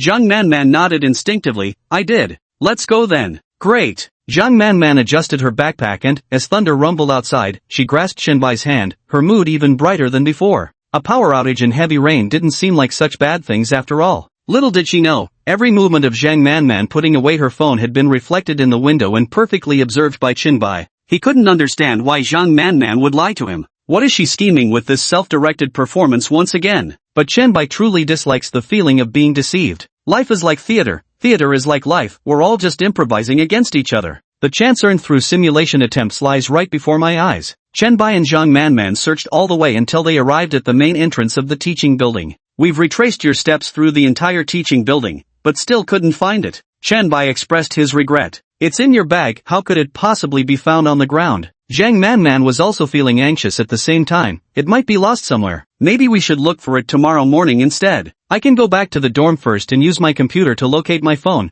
My computer and phone share their locations." Zhang Manman gazed toward the women's dormitory building in the distance. "So that's how it is." Chen Bai suddenly understood. Zhang Manman had staged this whole performance just to get me to walk her back to her dorm. She could have just asked directly. What a childish move. Still, since Chen Bai had played along with her little act, he certainly wasn't going to leave empty-handed. Chenbai first followed Zhang Manman's lead. It's so dark outside, why don't I walk you back to your dorm? That's really too much trouble. Girl, the corners of your mouth are about to lose control like an AK's recoil. No trouble at all, it's not far. With this heavy rain, there aren't many people around. A girl shouldn't walk alone at night. Then, alright then. First take off your shoes and socks. Ha! P.S. Many readers have commented that Zhang Manman, as the first heroine to appear in the simulations, has too few chapters and not enough screen time. The author would like to explain here. When I first started writing this book, the opening was designed to be very fast-paced, with many simulation details left out, mainly to introduce this cheat ability and the characters. This doesn't mean the character isn't important, on the contrary, she's very important. I'll gradually fill in her story bit by bit in the future. I've heard that readers of this book are either as handsome as Andy Lau or as beautiful as Louis Fei. Can you gorgeous Andy Laus and Louis Fei's bombard me with free Omega support? Chapter 61, Simulation Count +1. Take off your shoes? With a deafening clap of thunder, the gusty wind rattled the surrounding windows violently as sheets of rain slanted across the steps. Zhang Manman stood frozen, even forgetting to maintain her usual thunder-fearing character act. She lowered her head, staring at her white sneakers, when an involuntary image flashed through her mind, the scene of her removing her shoes in front of Chenbai. Overwhelmed with shame. Had the power not gone out and the lights in the teaching building remained on, one would likely have seen her flushed cheeks and earlobes. Chenbai nodded earnestly and pointed outside, saying, "The rain is so heavy. If you leave now, wouldn't your shoes get soaked?" Socks too, even socks can do it. Zhang Manman's mind was in complete disarray, she didn't even know what she was saying anymore. Then take off your socks as well. Of course, Chenbai replied without hesitation. Ha! Zhang Manman's heartbeat quickened with a thump, her face growing increasingly flushed. Yet as if possessed by some inexplicable urge, she complied anyway. Though she didn't understand what Chenbai was up to, she trusted him implicitly. She found a step to sit on, her slender fingers lightly hooking the back of her white canvas shoes. With a firm tug, the shoes came off with a soft plop, falling to the ground. Then she bent her knee, grasped the edge of her sock, and unveiled the mystery of her fair, petite feet. Her toes wriggled uncomfortably as she turned her head away, not daring to look at Chenbai. That's better. Go ahead and come up. Chenbai was very satisfied, though of course, he was trying his hardest to restrain his hands from grabbing those fair, delicate little feet. Form is emptiness, emptiness is form, prajna paramitha, a heart sutra from the sword manual shall guide me. Fortunately, Chenbai remained resolute, never forgetting his purpose. Chen Nua, just wait for your old man. Here, right now? Zhang Manman instantly regretted her words, because when she turned her head, she discovered Chenbai was currently crouching with his back to her, his spine forming a firm arc. So it turned out he was just worried the ground was too damp that walking back would soil her shoes and socks, and planned to carry her back to the dorm instead. While I can't believe my mind was just filled with dirty thoughts. Zhang Manman, have some self-respect. V_V. Zhang Manman despised her own weakness but also feared Chenbai might change his mind. Before Chenbai could react, she immediately threw herself into his arms. Of course, this future young queen of acting possessed the ability to immerse herself in any role within seconds. She effortlessly dispelled the earlier awkwardness. Do I feel heavy to you? Never. Chenbai's voice was gentle, warm and soft in her embrace. Zhang Manman carried a faint floral scent, like summer daisies. At that moment, a long-absent voice echoed in Chenbai's mind. Ding! Environment detected. Simulation count +1. I've made it, Grandpa. Chenbai's heart swelled with joy. Then I'll hold the umbrella for us. Obviously there was someone even happier behind Chenbai's back. With a whoosh, Zhang Manman opened the umbrella. Seeing things through to the end, Chenbai temporarily left his backpack in the classroom building and carried Zhang Manman through the rainy night. It's raining like this again. I really hate rainy days. What should I say when I see him later? The opening line should be, "Hey, come here, I have something to tell you."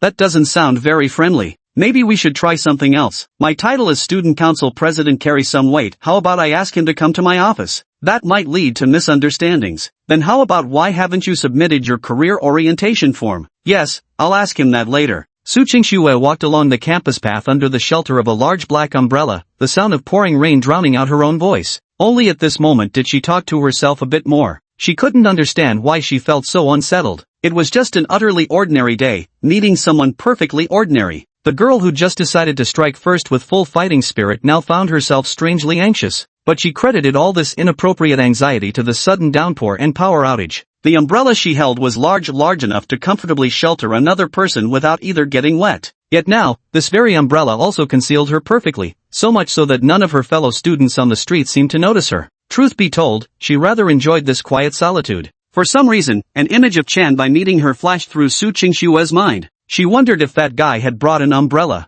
If he hadn't, should she let him hold the umbrella to escort her back, then lend it to him afterward? Wait, why on earth was she having such strange thoughts? This time I went to see Chen Bai just to draw a clear boundary between us. Unconsciously, Su Qingxue walked and walked until she saw the teaching building not far away. A figure was jogging through the rain, coming this way. After so many days of observation, Su Qingxue had unknowingly made it a habit to spot the boy's figure among the crowd. Habits can be terrifying things. So even through the misty rain, she could spot that young man at a glance. Was he running so fast because he'd seen her? Was he coming straight for her? Su Qingxue instantly grew nervous, the words she had practiced repeatedly getting stuck in her throat, unable to come out. If she can't say it, then don't force it. Let's see what the young man has to say. Closer and closer, closer still. So close that Su Qingxue could clearly see Chen Bai's face, and the familiar face nestled against Chen Bai's shoulder. Hee, you smell so good, buddy. Zhang Manman, being carried piggyback by Chen Bai, acted like she was drunk. Sniffing at his collar, she couldn't help sighing in admiration. Seriously, Zhang Manman? Is this how you test an old campaigner's resolve? Chen Bai deliberately frightened Zhang Manman. If you keep this up, I'll put you down.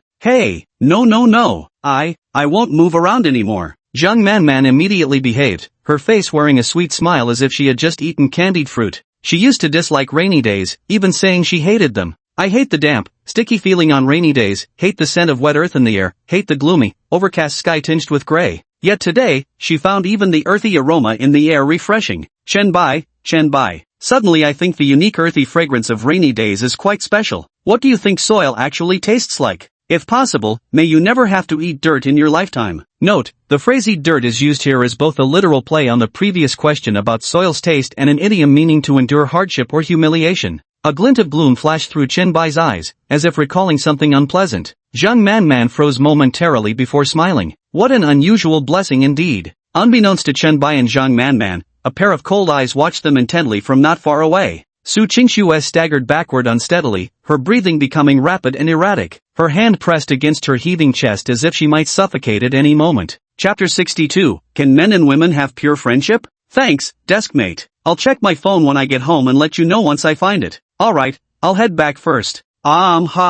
See you tomorrow. After saying goodbye to Zhang Manman, Chen Bai walked out of the girls' dormitory. By now, more than half of his socks, shoes, and trousers were completely soaked. It seemed earning a simulation attempt wasn't an easy task, though thankfully Zhang Manman wasn't particularly heavy. The tricky part was how she'd either intentionally or unintentionally exhale warm breaths against his ear during the entire piggyback ride, sometimes squirming restlessly against him. Who understands this gun control technique? Go back and take a hot shower before heading out to the suburbs. Whoosh! Just then, Chen Bai heard movement from the small bushes not far from the girls' dormitory building. A lone figure holding a black umbrella ran in the opposite direction from Chen Bai. Chen Bai always felt there was something familiar about the figure's silhouette, but the dim light and rainy weather made it difficult for him to clearly identify the person. The figure kept running and running, the white sneakers caked with mud yet utterly disregarded. He. Zhang Manman, I like you, will you be my girlfriend? A faint, ghostly voice came from behind Zhang Manman, startling her badly just as she was about to open her dorm room door. Coming back to her senses, Zhang Manman saw before her a disheveled girl with hair hanging loose. The light cast upon her pale face, along with that creepy smile. Die. Zhang Manman immediately rolled her eyes and shouted the other girl's name. Outside the dorm, lightning flashed and thunder rumbled. In the momentary illumination of the lightning, she clearly saw the ghost that had tried to scare her. Die grinned mischievously, her hand landing on Zhang Manman's shoulder while playfully groping around. Zhang Manman gently pushed Die away. Hey, what are you doing? Well, looks like our Chen Bai protected you so well, not a single drop of rain touched you. Unable to resist teasing, Dai's eyes sparkled, practically begging Zhang Manman to spill every detail of what had just happened. Zhang Manman's reaction was one of surprise. Our Chen Bai? Dai immediately corrected herself. Your Chen Bai, yours. Only then did Zhang Manman's expression soften slightly. Never underestimate a girl's possessiveness. For an extreme example, just think of Yandere. Dai grabbed Zhang Manman's hand, bubbling with curiosity. The heavens are in our favor today, perfect timing, favorable conditions, and now even a power outage. It's the ideal moment for confessing to someone you like. Has Chen Bai confessed to you yet? Can't confess? That can't be right. How long have Chen Bai and I even known each other? We're just purely innocent deskmates, helping each other out and all. Dai, you should really cut back on those romance novels. Zhang Manman shook her head like a rattledrum, stumbling over her words, her cheeks flushing as red as apples. The thought of Chen Bai confessing to her, honestly, she hadn't considered it at all today. But being reminded by Dai this way, she actually began to imagine that scene. Something like this had happened once before. Though it was in a dream, everything felt unbelievably real. Only, she made a choice at that time she would come to regret endlessly. That meant rejecting Chen Bai's confession. Sometimes Zhang Manman wondered, if the version of her in the dream had accepted Chen Bai's confession back then, would the outcome have been different? Recalling every detail of what just happened, she had been so close to Chen Bai moments ago, her heart pounding wildly. His words were gentle, his demeanor chivalrous, and the atmosphere between them could even be described as intimate. To exaggerate a bit, to an outsider's eyes, when he carried her back, the two of them looked no different from an actual couple. He must have felt his own heart racing too. But why hasn't Chen Bai mentioned liking him at all? All of a sudden, Zhang Manman was bewildered. She turned to Dai and asked, well then, Dai, has Feng Yui confessed to you? He did confess. Ha! Zhang Manman's eyes widened. She had originally wanted to refute Dai's theory of confessing with perfect timing, location, and chemistry, but now she was completely at a loss. At that time, Feng Yui said he'd walk me back to the dorm. Then it just happened to rain and the power went out. To be honest, I was really startled in the moment, but when I came back to my senses, well, he suddenly grabbed my hand. And then what? Zhang Manman was beautiful, outgoing, and charismatic. She had quickly learned about Chen Bai's social circle after transferring here. Initially choosing to befriend Dai was actually because she knew Feng Yui had feelings for Dai. But she knew Feng Yui had always secretly harbored feelings for that person. Through Dai Zhang Manman also gathered quite a bit of information about Chen Bai. Who would have thought, with her randomly playing matchmaker, this pairing actually became real? And then, he confessed to me. And then what happened? I didn't give him an answer right away. I was really confused. I had never planned on dating during college, but I didn't outright reject him either. I asked him to give me time to think it over. Honestly, I thought we were fine just being friends. Why did we have to break through that layer of paper? If we took things further and then broke up, we might not even be able to stay friends afterward. Dai let out a sigh. She appeared calm as she analyzed the situation rationally for Zhang Manman, exuding an air of composed logic. Zhang Manman gazed at Dai as if seeing her own dreamlike reflection from the past. She used to think the same way, and then, hey, Dai. Zhang Manman's gaze was firm and serious. What's up? So Chen Bai didn't confess to you? Maybe he's shy? Or maybe, I don't think your way of thinking is right. Ha? Do you think pure friendship can exist between men and women? Absolutely not. If it appears to exist, there are only two possible explanations. Either one party is physically unattractive, or there simply isn't any romantic interest at all. Maintaining a friendship under false pretenses when you harbor no feelings for the other person is taking unfair advantage and shows irresponsibility toward both yourself and them. So, if you don't have feelings for Feng Yui, I think you should stop giving him bottomless hope. Zhang Manman didn't want Dai to repeat her own mistakes, which was why she questioned Dai's approach to handling Feng Yui's feelings. Some people may initially drag out a relationship with good intentions, but what they don't realize is that doing so inevitably gives the other person false hope for a future that doesn't exist. One party keeps giving while the other takes it for granted. The receiver becomes addicted to it. Using friendship as a guise to take the other's kindness for granted is, to put it bluntly, stringing someone along. Of course, the truth cuts like a sharp knife. Honest advice is hard to swallow. Dai's face instantly darkened with displeasure. Zhang Manman, how shameless of you to say that, she snapped. Fine, then let me ask you, what about you and Chen Bai? What exactly are you two? You claim there's no such thing as pure friendship between men and women, that if it exists, one must be ugly. But you're both attractive, which leaves only one possibility. You like Chen Bai, but Chen Bai doesn't like you. Chapter 63, can you sing me a song about dealing cards? Chen Bai doesn't like you. Doesn't like you. I don't like it. Dai's words were undoubtedly an invisible slap, striking Zhang Manman's heart with brutal force. Lying in bed, she tossed and turned, pondering over those words. It's fake. This must be fake. If Chen Bai didn't like her, who else could he possibly like? Now everything was moving in a positive direction. Their future looked promising, and they still had all the time ahead of them. How could Chen Bai possibly not like her? If Chen Bai didn't like her, would he have chosen the same company on the preference form for her sake? Would he have considered switching to the screenwriting department later? Would he carry her back to the dormitory on such a stormy day? In Chen Bai's contacts, Zhang Manman found no other female names besides Chen Sisi and herself. Chen Bai regarded Chen Sisi as his younger sister. There was absolutely no possibility between them. Zhang Manman had suspected Chen Bai might now have feelings for Su Qingxue, but everything remained at the stage of superficial fondness. So, what Dai said must be wrong.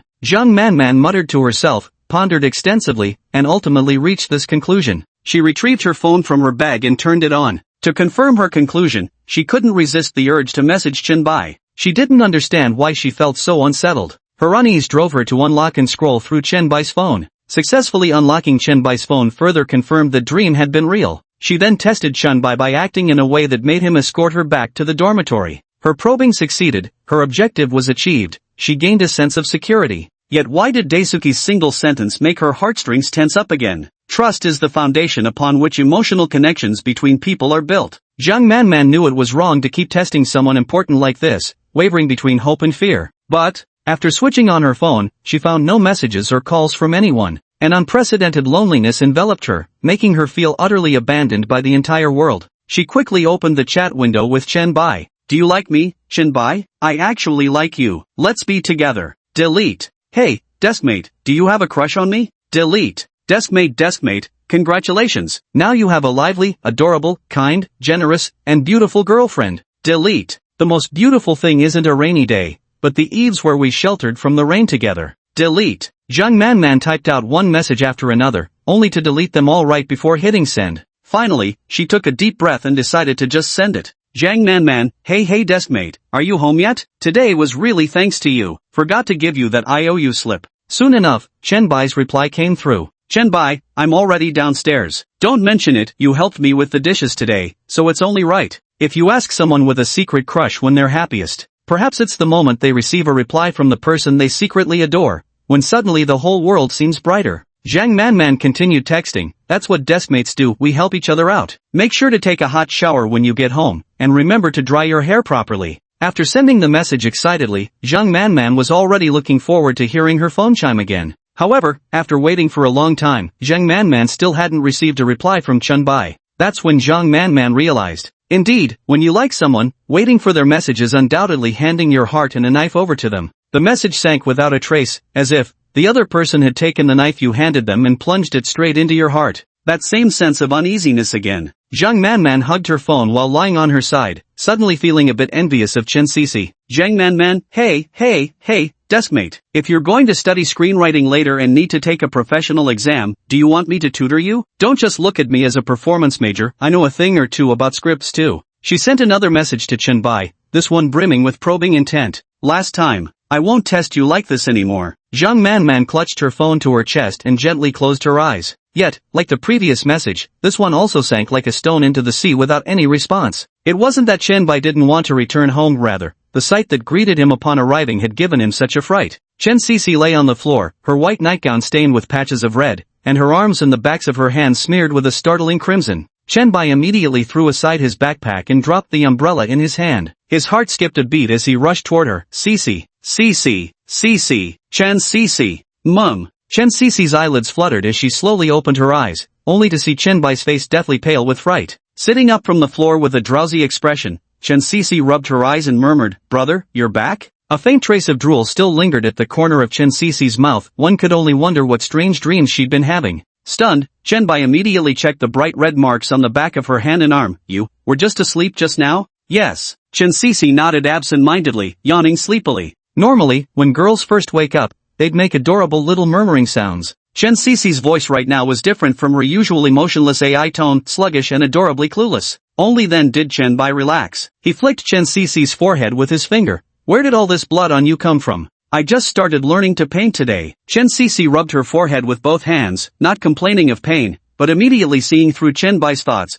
Brother didn't actually think someone broke in and killed me, did you? How on earth could she say something so unsettlingly creepy with that adorably naive voice while keeping such a straight face? Chen-bai wondered. Chen-bai was just about to tell Chen Sisi never to scare people like that again. The AI character started sulking first, but if that's the case, you're being way too heartless, big brother. Ha, what kind of outrageous, topsy-turvy nonsense is this? Isn't it heartless? When you saw me lying in a pool of blood, your first reaction was to mercilessly mock me. Chen Sisi said this with a perfectly straight face. What kind of nonsense are you talking about? I'm telling the truth, you've been mercilessly mocking me with those hee-hee sounds the moment you walked in. Upon hearing these words, Chen-bai froze on the spot, as if turned to stone. This ice-cold joke is chilly, but not funny. After about half a minute, Chen-bai suddenly stood up. Let's go. I'll take you to change your name tomorrow. Whoever backs out is a puppy. Woof. Chunbai was completely bamboozled by Chin Cece. Hey, at least put up a fight. This AI has no backbone at all.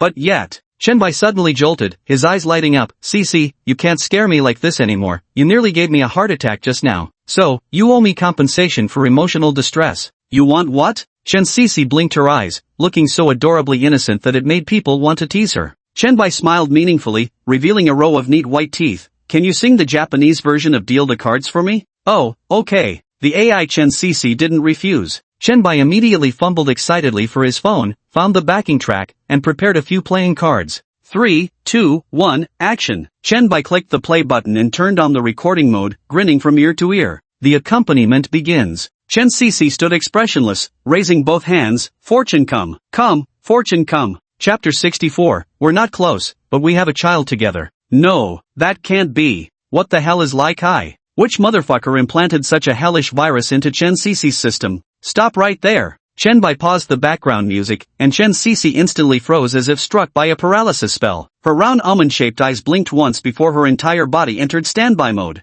Looking at the red dye staining Chen Cece's hand, Chunbai sighed softly. He immediately went to the wash basin to fetch a face towel, moistening it with warm water. Give me your hand. Oh. Chen Cece extended her fair-skinned hand, the crimson pigment still shockingly vivid. Chunbai's distinctly jointed fingers wrapped around the warm face towel as he carefully wiped the paint from her hand. What made you suddenly want to learn painting? Because I want to draw yellow comics for my brother to see. Chen Cece's tone remained as flat and emotionless as an AI assistant. Chunbai's lip twitched as she pinched Chen Cece with extra force. Chen Cece hissed in pain at the sensation. Does it hurt? Mum. Good. That pain should help dump all those dirty thoughts out of your brain. Yes. Facing such an AI sister in-game, Chunbai was completely at a loss. After a simple cleanup, the paint on Chen Cece's hands had faded significantly, but her pristine nightgown was still stained with red pigment, resembling a blood-stained garment. The stains on the clothes will be hard to remove completely. You should wear an apron or something when painting next time. So Big Brother has this kind of preference. Cece understands perfectly. As she spoke, Chen Cece suddenly stood up and in the blink of an eye reappeared before Chunbai, diligently recording something in her notebook with a pen.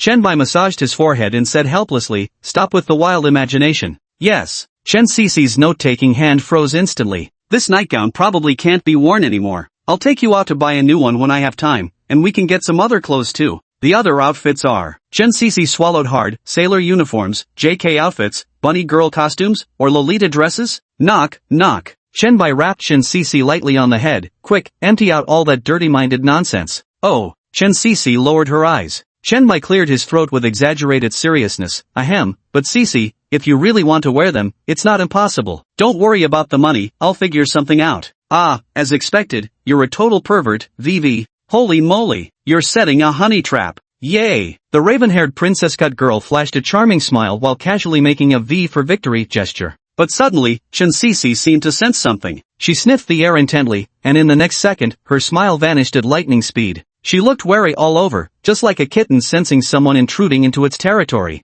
Chunbai reacted swiftly, having experienced Chen Cece's keen nose before, he guessed she must have caught the scent of Zhang Man. How annoying. Hadn't it just rained? How could her nose still be this sharp? Damn, Chen Cece must have been a bloodhound in her past life. Chunbai quickly made up an excuse. I just got caught in the rain, I should go take a shower first. Whoosh. Yet the very next moment, Chen Cece unexpectedly lunged straight at Chunbai. Losing his balance, Chunbai was shoved to the ground by Chen Cece. Luckily, I fell right onto the carpet, otherwise, I might have knocked my brains out. But, Chen Cece buried her nose in Chunbai's shoulder like a puppy, sniffing furiously. Is that her perfume on you? Chen Cece's alarm bells were ringing loudly. It's your nose that committed the sin. Chunbai planned to get away with mischief by playing dumb with internet slang, yet it proved utterly ineffective. Chen Cece raised her head, locking eyes with Chunbai close enough for him to feel her breath. Damn! How many raging boners must a man endure in one day? Chen Cece's eyes brimmed with melancholy again. Is that person Su Qingxue? There's no mistaking this scent. The scent that Chen Shi caught when Chunbai returned last time was exactly the same.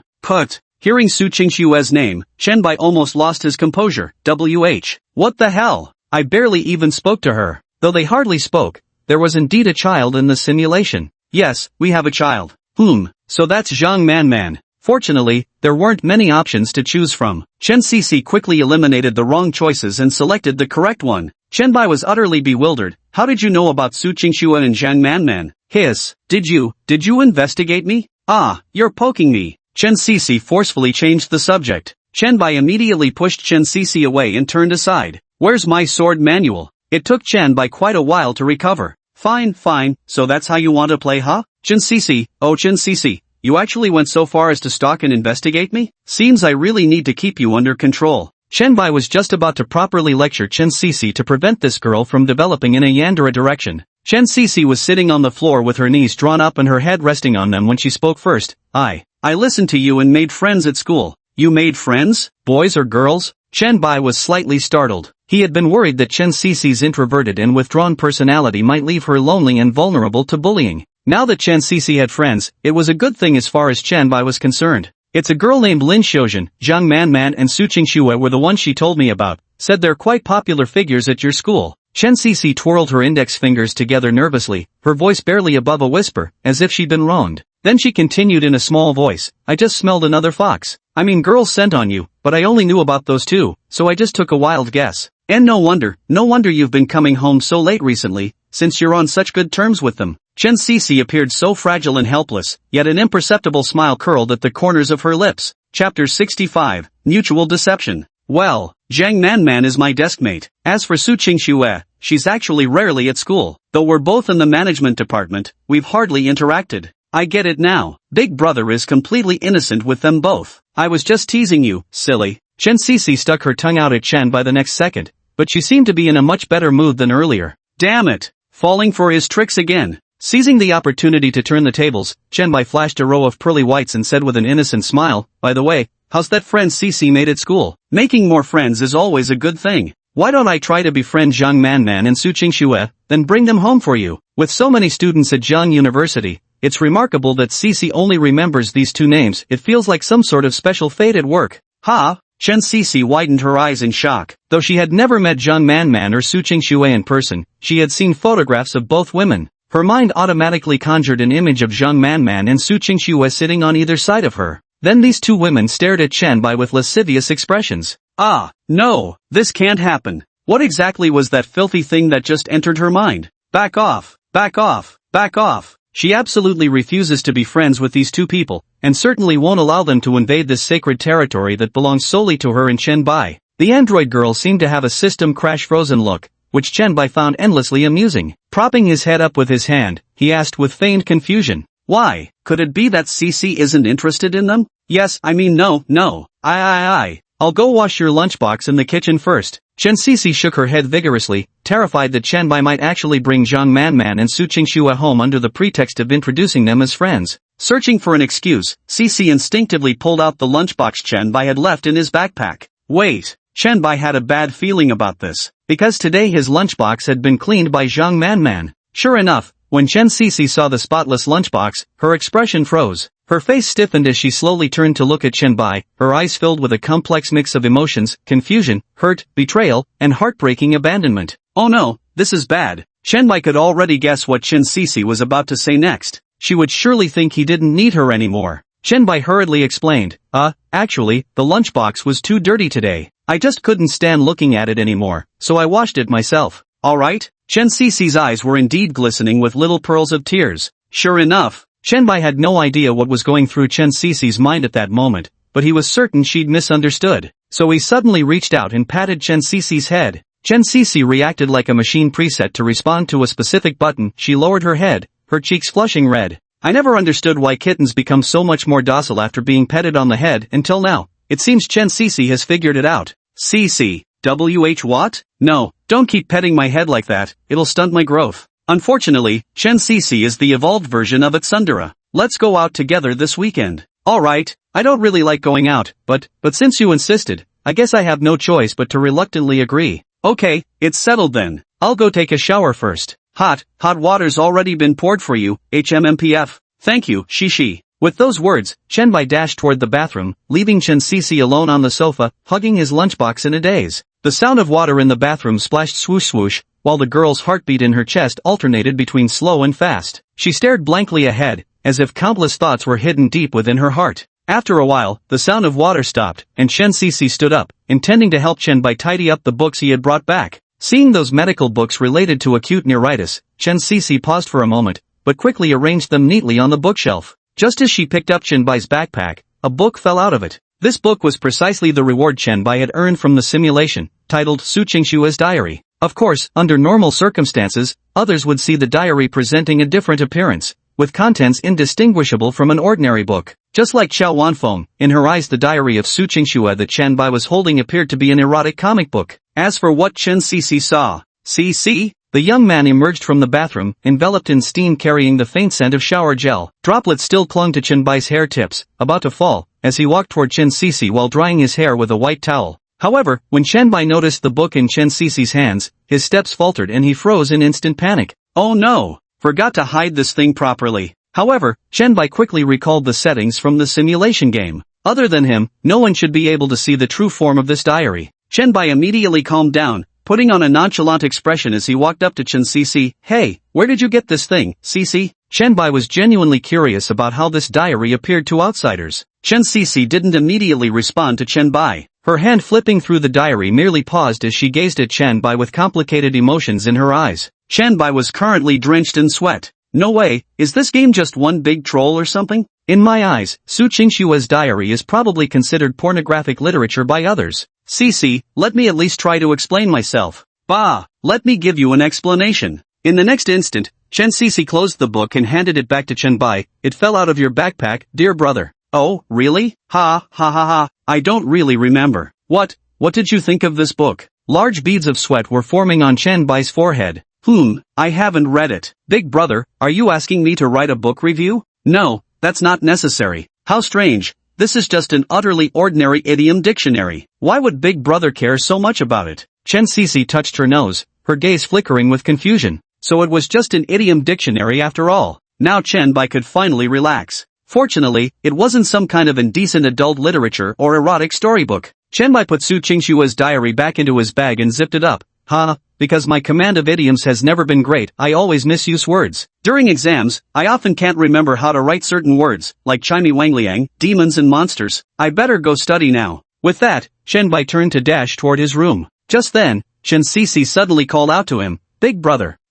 What's wrong? Chen Bai turned around, puzzled. Chen Cici clenched her hands tightly, took a deep breath, and with all her courage said, sometimes, brother can occasionally choose me too. What? Chen Bai didn't fully understand Chen Cici's words but casually responded, I've always chosen Cici. After saying this, he walked into the room and closed the door. Chen Cici stared at the tightly shut door inside. I was fooled, but I fooled brother too. Chen Cici muttered to herself, yet the book she'd just seen kept lingering in her mind. That thing she saw was clearly Su Qingshua's diary, not an idiom dictionary. Chapter 66, Su Qingshua's diary. Back in his room, Chen Bai lay on his bed staring at the ceiling, pondering Chen Cici's earlier words. What did she mean by you can choose her sometimes? Recalling the previous simulations, almost every time a critical decision point arrived, there would be an option related to Chen Cici. Could it be that this is what Chen Cici was referring to? Has she started playing too? That shouldn't be possible. Chen Bai rubbed his temples, mainly because every option involving Chen Cici was somewhat exaggerated and outrageous. Moreover, these choices had too little relevance to the simulation subject, and accumulating simulation attempts was quite challenging, absolutely no room for recklessness. Chen Bai opened the current game interface. Simulation attempts, 1, free simulation attempts, 1. Originally, Chen Bai had considered using a free simulation attempt to explore what would happen if he made Zhang Manman and Chen Cici become friends. However, after today's probing of Chen Cici, Chen Bai ultimately chose to temporarily give up on the matter. Zhang Manman was lively and warm-hearted, while Chen Cici kept outsiders at arm's length. The two were as incompatible as fire and water. But at least now Chen Cici had finally made some friends, so she probably wouldn't feel too lonely at school anymore. Speaking of probing, Chen Bai thought of Zhang Manman again. He unlocked his phone and opened the chat window with Zhang Manman. Zhang Manman, hey, Deskmate, if you decide to study screenwriting later, there'll be professional knowledge assessments. Want me to tutor you? Don't underestimate me just because I'm an acting major. I know a thing or two about scripts too. Seeing Zhang Manman's latest message, he let out a disappointed sigh. Zhang Manman, still testing me. Undoubtedly, Zhang Manman noticed him holding medical study materials and grew concerned that his future path might deviate from becoming a screenwriter. That's why she kept probing Chen Bai repeatedly. By saying such things, she's simply checking whether Chen Bai is genuinely working hard for what she perceives as his destined future. Every different choice in the simulation leads to a different future. How could she be so sure that the future she envisioned would turn out exactly as she imagined? How selfish. Chen Bai couldn't help but let out a cold laugh. Nevertheless, he still replied to Zhang Manman. Chenbai, sorry deskmate, I just got out of the shower. Actually, I've already written a script draft, just for practice though. I was planning to ask for your feedback after finals. Zhang Manman seemed to be conducting a spot check. Fortunately, with his newly acquired advanced screenwriting skills and implanted memories of quality scripts, Chenbai handled her impromptu test with effortless ease. Just as expected, Zhang Manman replied shortly after Chenbai sent his message. Zhang Manman, no problem. For my minor in management, just passing is enough. Most of my performance majors finals are practical exams, and I'm really good at those. I can help you look at them right now. Deskmate. Omega? Zhang Manman had set Chenbai as a special notification. Just as she was about to fall asleep, the alert jolted her fully awake. Being woken up during sleep is usually an irritating experience. But Chenbai was the exception, or more precisely,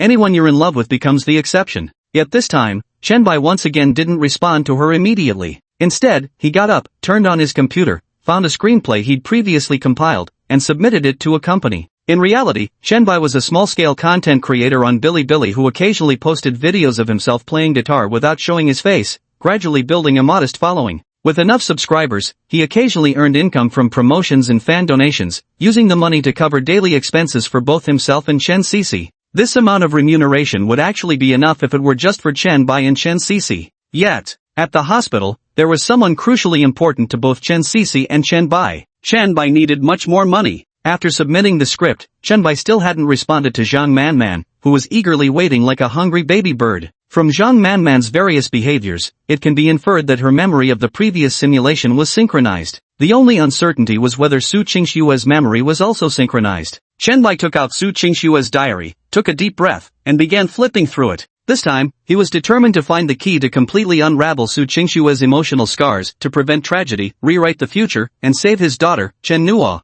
Today is my 6th birthday. I put on a pretty dress, and all my classmates praised how nice I looked. They all wished me a happy birthday, but I just wanted to spend it with my dad. So as soon as school ended, I rushed home. I wanted to eat a sweet cake, receive a beautiful bouquet of flowers, and hear my dad say happy birthday to me. But I ruined it even though I got first place on the test. It wasn't a perfect score. Dad was furious, and he ignored me. I hate learning piano, hate learning dance, hate learning guzheng, hate learning painting. I don't like any of it, but Dad said Mom was someone who excelled in music, chess, calligraphy, and painting while she was alive. I can't disgrace her. But I've never even met her. It's been a month since the last exam. Because I didn't get full marks, Dad hasn't spoken to me for a whole month. Today I couldn't help but cry in front of Dad again. He said I shouldn't be so weak. Got beaten up. I hate Dad, but everyone says he's doing it for my own good. Is he really? Maybe I shouldn't keep a diary. They say only weak people write diaries. I shouldn't be weak. All my classmates think I'm weird, but Dad says the strong walk alone. I really don't want to paint anymore. My world is all gray and black, so why do the worlds in my paintings burst with color? I wish I could just step inside one of them. They all say I'm a genius, a weird genius. I don't like that title, but it makes Dad happy. In the photos, Mom always smiles so gently, but though she gave me life, she took away my smile. Is that fair? 6th grade now. Though I always rank first in exams, Dad still worries about my middle school entrance tests. But actually, I'm really good. After school today, a strange girl stopped me. She had a nice smile but insisted I do cleaning duty with her. I refused, what a waste of time, but she wouldn't give up. Got home 10 minutes late and got scolded again. I hate that time-wasting girl. Her name is Zhang Manman. Chapter 67. So she's actually a hopeless romantic. Chenbai immediately perked up. He never expected that Su Qingshui and Zhang Manman had known each other since elementary school. But yet, Zhang Manman had a bubbly, outgoing personality, even bordering on overly familiar with strangers, while Su Qingshui remained as frosty as an ice block. A song of ice and fire? Just imagining little Zhang Manman pestering the always ice-cold Su Qingshui, only for young Su Qingshui to endure the grievance in silence, returning home to jot it down in her little notebook and mutter I hate her. The mental image made Chenbai burst out laughing. Kinda adorable, NGL. I arrived at school early this morning, and that annoying Zhang Manman was there too. She seemed to be staring at me constantly. I avoided her gaze, but who knew she'd stick to me like glue? She said the area I was responsible for cleaning during yesterday's duty shift wasn't done properly and that she got in trouble because of me. It really upset me. Father always says I shouldn't waste time on trivial matters like this, so I ignored her. Alright. She got scolded by the teacher. She's been staring at me with pitiful eyes. Maybe I should acknowledge her just a little.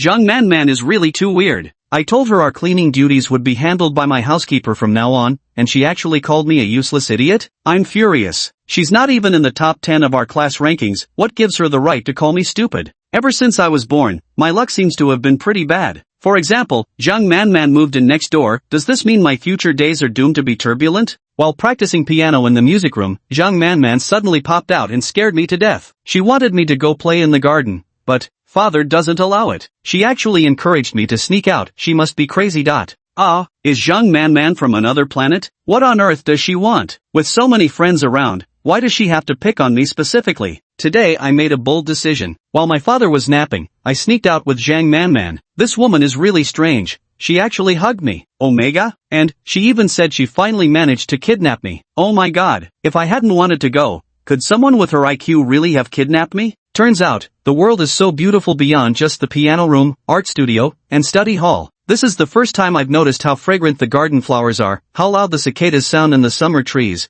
how intricate the roots of that old tree are. Zhang Manman holding my hand, her smile is really beautiful. Wow, junk food is so delicious. Even if it's probably made with gutter oil or something, it's just so good. I asked Zhang Manman if she wants to be a celebrity someday. Can she really eat this stuff? She told me, why overthink it? Seize the joy while you can. Seize the joy. Yeah, I'm happy. Every day we walked to and from school together. Sometimes when classes ended early, Zhang Manman would take me to eat those cheap, unhygienic but delicious snacks. On weekends, using the excuse of seeking inspiration for my artwork, she'd take me to different places to explore. It seemed like being kidnapped by her wasn't such a bad option. We attended the same junior high school. Perhaps this was what fairy tales call fate. We even ended up in the same class. She said I was her bestie. The term bestie felt embarrassingly sweet, yet every time she said it, it filled me with joy. She's so silly, things like function problems that I grasp at a glance take her forever. Luckily, I'm here. I'm kinda relieved to be a top student. At least I can tutor her. I really hope we'll attend the same high school and university, then work in the same city someday. Best friends for life. Before I knew it, 3 syllables had seeped into my existence. Zhang Manman. My world, once monochrome in grays and blacks, suddenly brightened with blues, reds, greens, yellows, a bursting spectrum of color. Damn, these two have such great chemistry. I almost started shipping them. Through Su Qingshue's diary, Chenbai felt as if he had personally witnessed her growth. For Su Qingsue, whose world had only been shades of gray, Zhang Manman was undoubtedly the moonlight that painted colors across her entire life. At the same time, Chenbai finally understood why Su Qingshue's story arc was so incredibly difficult to complete. In Su Qingshue's diary, Zhang Manman was undoubtedly the villain. Yet when Su Qingsue was caught being led astray by this villain, she still shielded Zhang Manman, crying out, "Dad, Manman isn't the kind of person you think she is." By all accounts, Zhang Manman should have been the brightest light in Su Qingshue's life, someone she cherished above all else. What on earth could have happened between these once inseparable friends to bring them to this point? With this question in mind, Chenbai continued reading Su Qingshue's diary. It must be said that Su Qingshue's handwriting has grown increasingly beautiful. The entrance exams are so easy. I don't understand why we're given 1.5 to 2.5 hours when I could finish all the questions in half that time, and we're not even allowed to submit early. When the invigilator came to collect my scratch paper, she found it covered with the words Manon written over and over. The look she gave me was so strange. If I could speak, I'd say, so what? But, ha ha ha ha. Chenbai burst into laughter when he read this piece, unable to hold it in.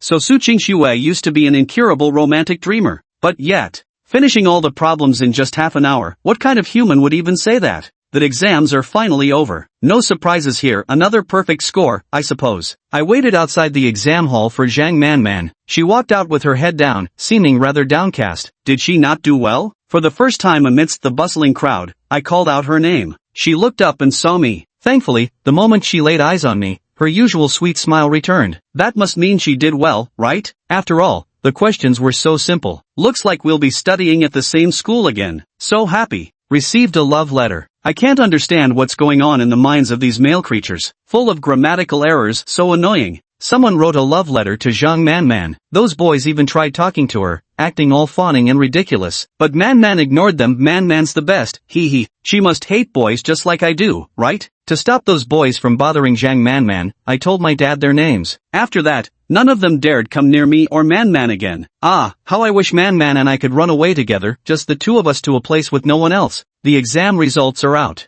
I got full marks in every subject except Chinese, where I was just 1 point short. I ranked first, but this time I couldn't feel happy at all, because Zhang Manman did poorly. With my high scores, I actually have more choices. Behind my father's back, I made a bold decision. I'm in the same school as Zhang Manman again. So happy, but dad got really angry when he found out. He hit me again, it hurt so much, and made me kneel before mom's photo to repent. But whenever I think of Zhang Manman, I don't regret it at all. Dad won't let me play with Zhang Manman anymore. He says she's a bad influence on me. Must he strip away my only friend, my only happiness? Chapter 68. I could have endured the darkness. Could this be the turning point in Su Qingxue and Zhang Manman's relationship? However, through Su Qingxue's diary entries, Chen Bai also came to understand why she had grown so clingy towards the end of their previous simulation. Only after losing someone or something truly important does one learn to cherish what remains in front of them more deeply. This kind of devotion might even develop toward a pathological level of possessiveness. In truth, there are quite a few people similar to Su Qingxue out there, living in her own little world, repeating the same routines day after day, year after year. It was both monotonous and highly guarded,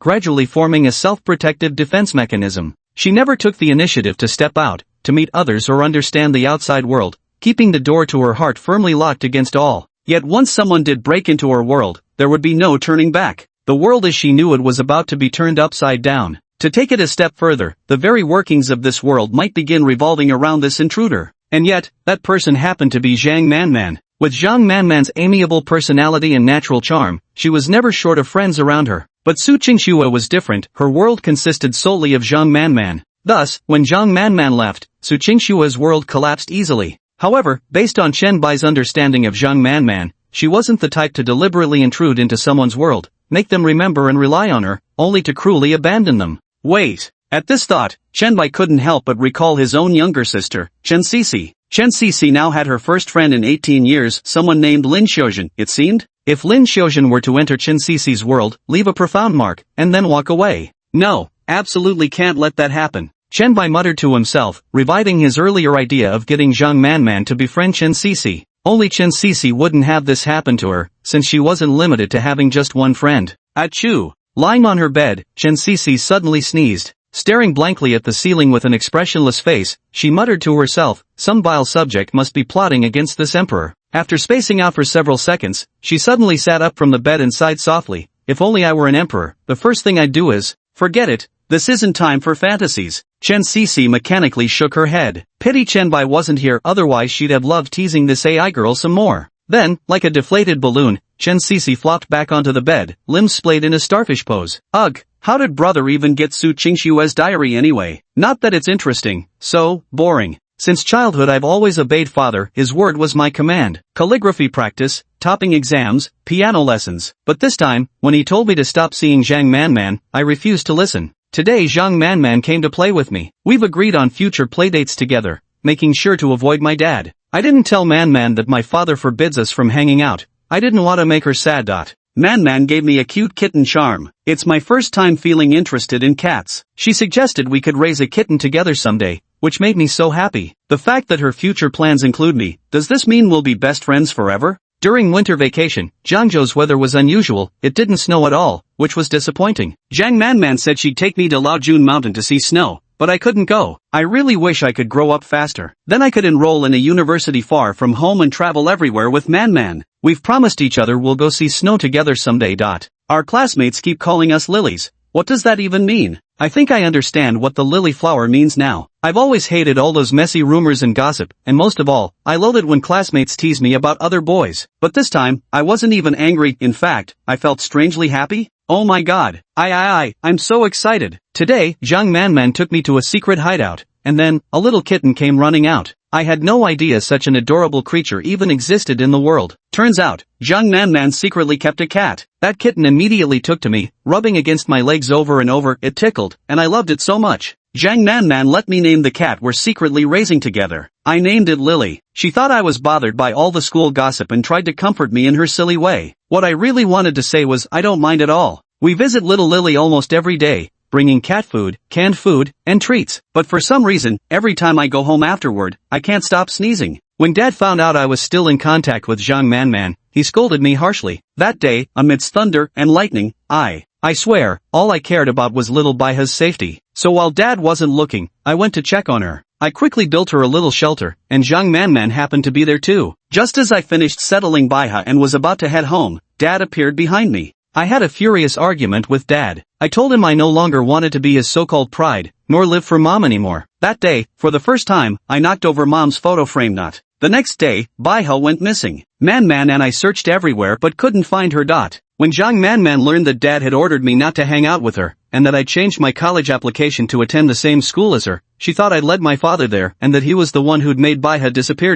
I confronted my dad, demanding to know where he'd hidden Yuri. Dad said I didn't need that cat, it'd only make me weak. I hate him for it. Zhang Man declared she's cutting ties with me. She's completely ignoring me now. My world feels like it's crumbling apart. I could have endured the darkness, had I never seen the light. Chapter 69, the aloof beauty queen, actually stabbed a voodoo doll of me behind my back? Zhang Man has moved away. I've seen a world full of bustling excitement and splendor, but now my world is eerily quiet. I went to find Zhang Man. The disappearance of Lily had deeply saddened her. I tried to comfort her by saying we could always get another one, but she just told me to get lost. Zhang Man was transferred to another class. She has new friends now, new girl buddies, but I'm still alone. I can't help but feel a bit envious of her friends. She never walks home with those people after school, which gives me some comfort. At the very least, I must be truly special to Zhang Man. No one else, besides me, would ever really step into her world. She adores fish-flavored shredded pork. Even though I can't handle spicy food, I've somehow grown to love this dish too. Is this what they mean by love me, love my dog? She must have noticed I always order this dish during meals. Since then, she stopped touching even her favorite shredded pork with garlic sauce. Does she really despise me that much? Well, no surprise, top of the city again. Dad was very pleased. Originally, he hoped I'd apply to Yinjing University, and deep down, I wanted that too. After all, Man's dream was to attend Huaxia Film and Television Media University, which is very close to Yinjing. But the Su Group has a corporate university partnership with Jiangda University. This time, I didn't defy Dad's wishes, because the cost of going against him was just too high. I became the student council president, the center of everyone's attention. But none of that mattered to me. All I cared about was how Zhang Man was doing in Yinjing, whether she'd been chosen by any film crews, if anyone was giving her a hard time. Then again, with her personality, she probably had no trouble getting along with people.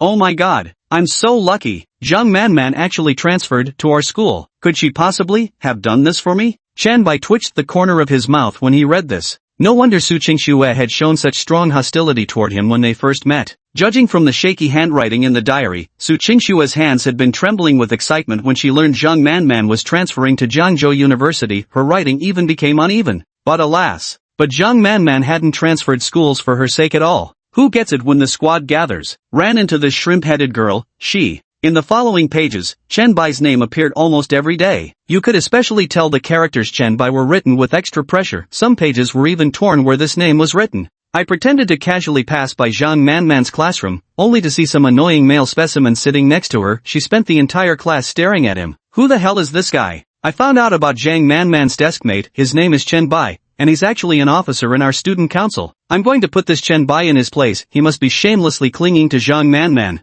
Ah, he's actually fetching water for Zhang Man? He's holding Zhang Man's water bottle? What is Zhang Man thinking? Back off, back off, back off. No, this is completely wrong. Zhang Man seems to treat Chenbai differently from other boys. Could it be Zhang Man has fallen for this bad guy? Chenbai is simply a huge liability. I wish I could do what I used to, tell Dad that this guy named Chenbai is disrupting my school life and have him find some excuse to kick that bastard out. But, if I do that, Zhang Man will surely know it was me. Just like with little Lily, she'd resent me even more.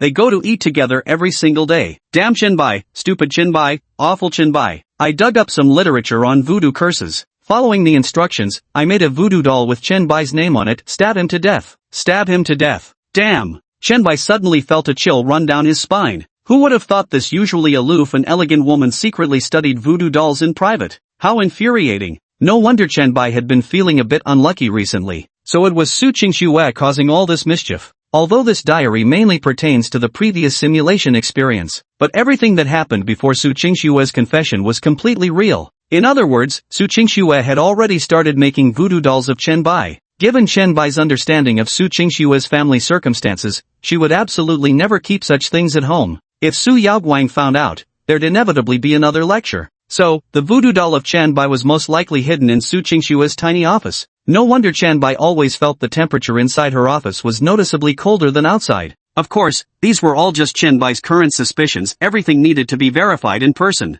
But knowing your enemy and yourself ensures victory in every battle. Chenbai continued reviewing subsequent diary entries to find anything that could help with defeating Su Qingxue offline and the next simulation. Humph, as expected, men are all unreliable. Chenbai seems so close with Zhang Manman, yet apparently he likes me? How detestable. He keeps staring at my chest when looking at me, typical filthy creatures who think with their lower bodies. I can't let Zhang Manman fall too deep. I must find a way to distance her from that scoundrel Chenbai. I truly can't think of any other solutions. Forcing that rotten scumbag to transfer schools won't work. A terrifying idea occurs to me. To enter the game myself. Since Zhang Manman dislikes me enough to skip her favorite fish-flavored pork strips, surely she'd grow to hate Chenbai because of me? Once she dislikes him, I'll dump Chenbai. That way, Manman will be safe. That guy Chenbai actually had the nerve to invite me to have dinner with him and Manman. Ha, doesn't he know that Manman and I used to be the closest of friends? What a conceited jerk. But Manman actually slapped me, saying I shouldn't have used my status to boss Chenbai around. And that bastard Chenbai actually pitted me. What the hell is this? I've made up my mind. Chenbai has to stay away from Zhang Manman. Chenbai accepted my confession. I was already prepared for his questions, and he said yes. It was even easier than I'd imagined. I don't want him touching me. I don't want him holding my hand. He respects my wishes. Huh, what a fake act. Chenbai is such an idiot, right? He agrees to whatever I say. How can someone so stupid exist in this world? Zhang Manman made up with me, but she keeps asking about Chenbai. Meanwhile, that fool Chenbai doesn't care at all and still dumbly follows that ridiculous 3 rules agreement. Dad really likes him, but why can he like a complete stranger so much, while hating me, his own daughter? This guy really is an idiot, even though he knows I'm tricking him. Should I break up with Chenbai now? Forget it, he's simple-minded anyway. Might as well keep deceiving him, he's willing to go along with it. Chenbai. I wronged Chenbai, but there's no taking it back now. I can't tell whether what I feel for Zhang Manman is friendship or love that slipped away.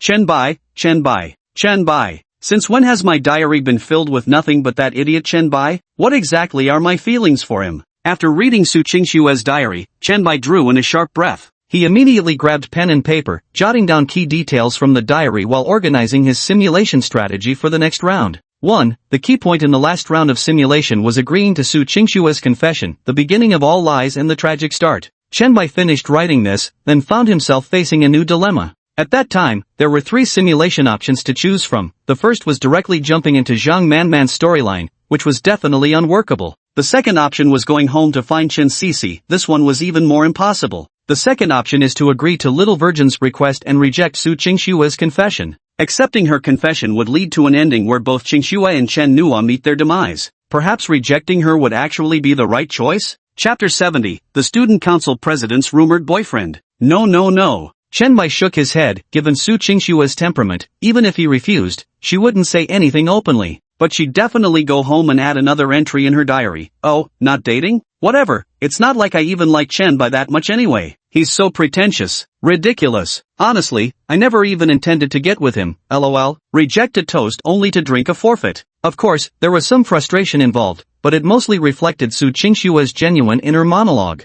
Especially now that her feelings toward Chenbai were this odd mix of fascination and annoyed disdain. Su Qingsue would likely resort to drastic measures should Chenbai reject her, adopting a lose-lose approach where she'd harm others at greater cost to herself, such as making Zhang Manman resent her for life while forcibly transferring Chenbai to another school. The key to clearing Su Qingshue's route is to avoid evading the issue between her and Zhang Manman. Not only must I not avoid it, but I must also ensure neither Su Qingsue nor Zhang Manman evade it either. Chenbai rubbed his temples. It seemed his freedom simulation ability had to be used after all. With that thought, Chenbai immediately continued jotting down his next steps. 2. Utilize the free simulation mode to help Su Qingsue confront her relationship dynamics and conflicts with Zhang Manman, achieving Zhang Manman's sincere blessings for us during the simulation. Core. Of course, there's one more very important thing. 3. The relationship between Su Qingsue and her father Su Yaoguang is strained, with certain misunderstandings between them. Su Yaoguang's influence on Su Qingsue is profound and cannot be overlooked. In the previous simulation round, thanks to Chenbai's mediation, the relationship between Su Qingsue and her father had reached a point where both opened their hearts to each other. This marked the crucial turning point in Su Qingshue's changing feelings towards Chenbai. So this time, Chenbai couldn't ignore it either. But the issue regarding Su's father needs to be resolved much earlier. For, even after resolving the current issues with Chen Nua's illness, there's no guarantee she won't fall sick again. Try to draw medical talents related to acute neuritis as a precaution. If unsuccessful, after marrying into Su Qingshue's family, have Su's father establish a specialized medical team in advance to research this condition. After sorting out the next round of simulation strategy, Chenbai finally let out a long sigh of relief. Hell yeah, Kiyuki-chan, I'm gonna tap that. Tomorrow I'll personally visit Su Qingsue to confirm some things. Of course, there's one more very important thing. The next day, Chenbai had no morning classes, while Chan Cece had an early lecture, so she made breakfast and left a note before heading to school. Chenbai had studied Su Qingshua's class schedule the day before. She had a compulsory statistics class in the morning that ended around 10, so he needed to arrive at Su Qingshua's personal activity room before 10.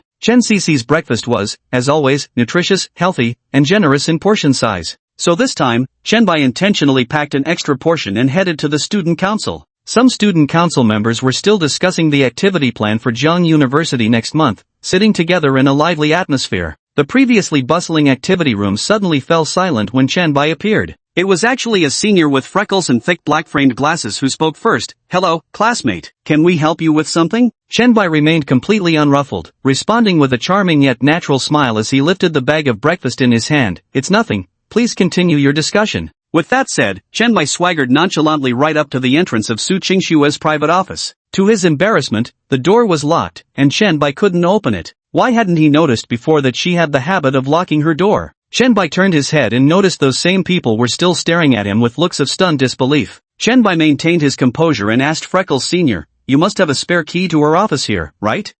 Yes, we do have one." Freckles Sr. adjusted her thick black-rimmed glasses, looking utterly confused. She wondered inwardly who this young man was who seemed so familiar with their club president. From what they knew, Su Qingxue had never been seen with any young men before. Had there been even one, it would have spread like wildfire across the entire campus network. Yet here he was bringing her breakfast, and even seemed so familiar with the student union's internal layout. Chenbai didn't give the freckled senior too much time to hesitate. Scratching his head, he offered an embarrassed smile. The thing is, she forgot to give me her keys last night. It's really inconvenient, I'll just wait here for her. Upon hearing this, everyone looked shocked, exchanging bewildered glances. Last night? Did Su Qingxue forget to give him the keys? That's way too much information at once. There were once rumors that Su Qingxue kept a younger boyfriend. Could this guy here be the rumored male lead? Everyone's gossipy instincts were piqued, and Freckles, the senior girl, even mentally embellished this harmless young man into the student council president's precious favorite, not daring to slack off, just opening the door, "No problem. I'll do it right now." She acted swiftly. Su Qingxue, who became the student council president of Jiangzhou University as a freshman,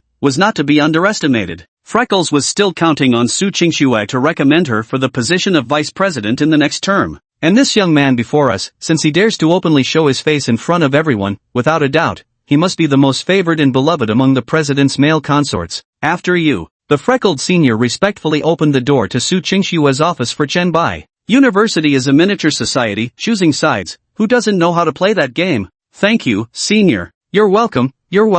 It's my pleasure. The president should be back soon. The freckled senior considerately closed the door for Chenbai, convinced she had opened up a broad and prosperous path for him. Little did they know, at the moment the door closed, the young man flashed a meaningful smile. Action. Chapter 71: The Arrival of an Uninvited Guest. Although Chenbai had visited this office belonging to Su Qingxue countless times in the simulation, he had never really paid attention to the specific furnishings of the room. Su Qingxue's office was very tidy, with many school-related documents placed on the desk, and on the surface, there didn't seem to be anything suspicious. Chenbai, with a heavy sense of stealth, circled around the office before finally noticing an inconspicuous corner where a box was covered with a black cloth. Chenbai lifted the cloth to reveal what turned out to be a small safe. However, this safe required a password to open. Chenbai first tried Su Qingxue's birthday, but unsurprisingly, the password was incorrect. August 19th. Suddenly, Chenbai remembered his wedding anniversary with Su Qingxue, though in reality, the more memorable date was Zhang Manman's birthday. Beep.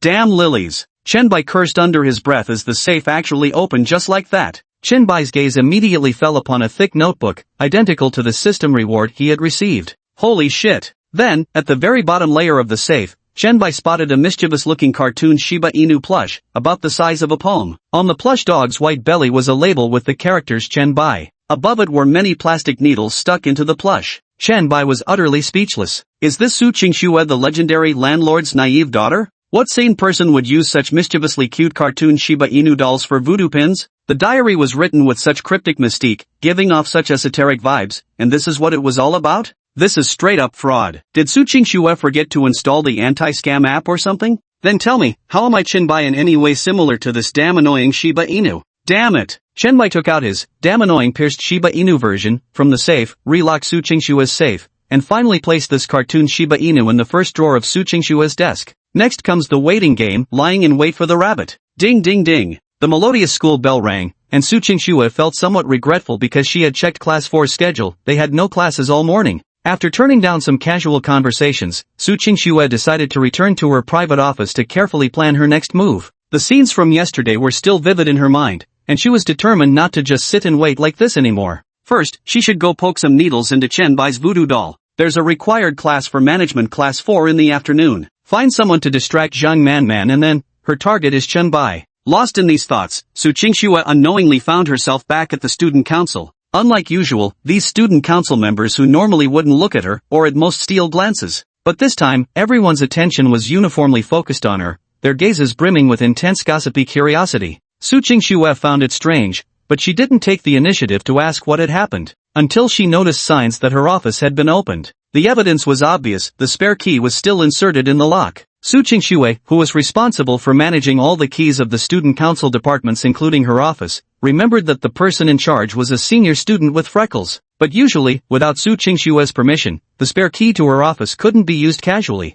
After all, there were still some important things hidden inside. So, who was it that made the freckled senior voluntarily open this door? The principal? School administrators? Someone who collaborated with her father? President Qingxue. I was the one who opened the door for him with the spare key. Before Su Qingxue could even begin her interrogation, the freckled senior eagerly stood up to claim credit. Su Qingxue desperately wanted to know who had arrived, but she figured the freckled senior wouldn't have the answer anyway. She simply replied with a perfunctory, well done, before heading toward her office. Little did she know, the freckled senior was wearing a classic auntie's knowing smile behind her back. Today I received praise from President Kiyuki. Indeed, that smiling young man clearly has a special relationship with President Kiyuki. Even at university, you can learn workplace survival techniques. Having keen perception is an extremely important trait. The freckled senior was in high spirits, considerately trotting along behind Su Qingxue with a spring in her step. She held the door open for Su Qingxue, and after Qingxue had entered, locked it securely from the outside.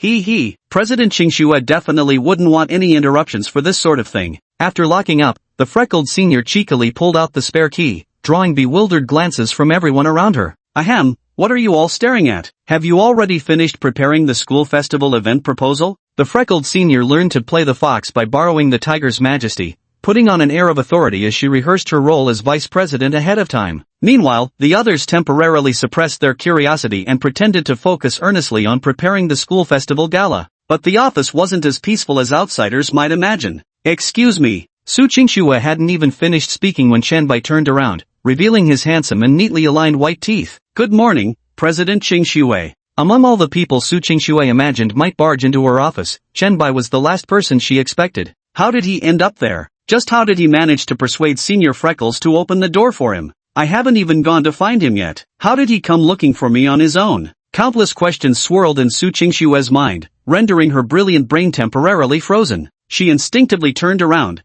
wanting to flee. Yet, unexpectedly, the door wouldn't open. The door was locked from the outside. Calling for help now would be far too undignified. But as for Freckled Senior's act of letting the wolf in through the door, she would absolutely have to deal with him properly. Wait. Su Qingxue suddenly came to her senses. This is her territory. If anyone should be running, it's Chen Bai. Why should she flee? Running away is shameful and futile. Su Qingxue took a deep breath and instantly regained her composure. She turned back to face Chen Bai, realizing she actually had something to discuss with him. Her icy gaze met his. What do you want? Are you trying to threaten her? Or are you bragging about how you sold your charm to bribe Freckleface Sr. while also getting intimate with Zhang Manman? Chan Nua. Chen Bai leaned lazily against the chair and uttered these two words. Chapter 72 Silence. I, Su Qingxue, have lived with integrity all my life. His first priority was to determine whether Su Qingxue retained any memories synchronized from the simulation. Ha, what are you talking about? What promise did I ever make to you? Su Qingxue was utterly bewildered,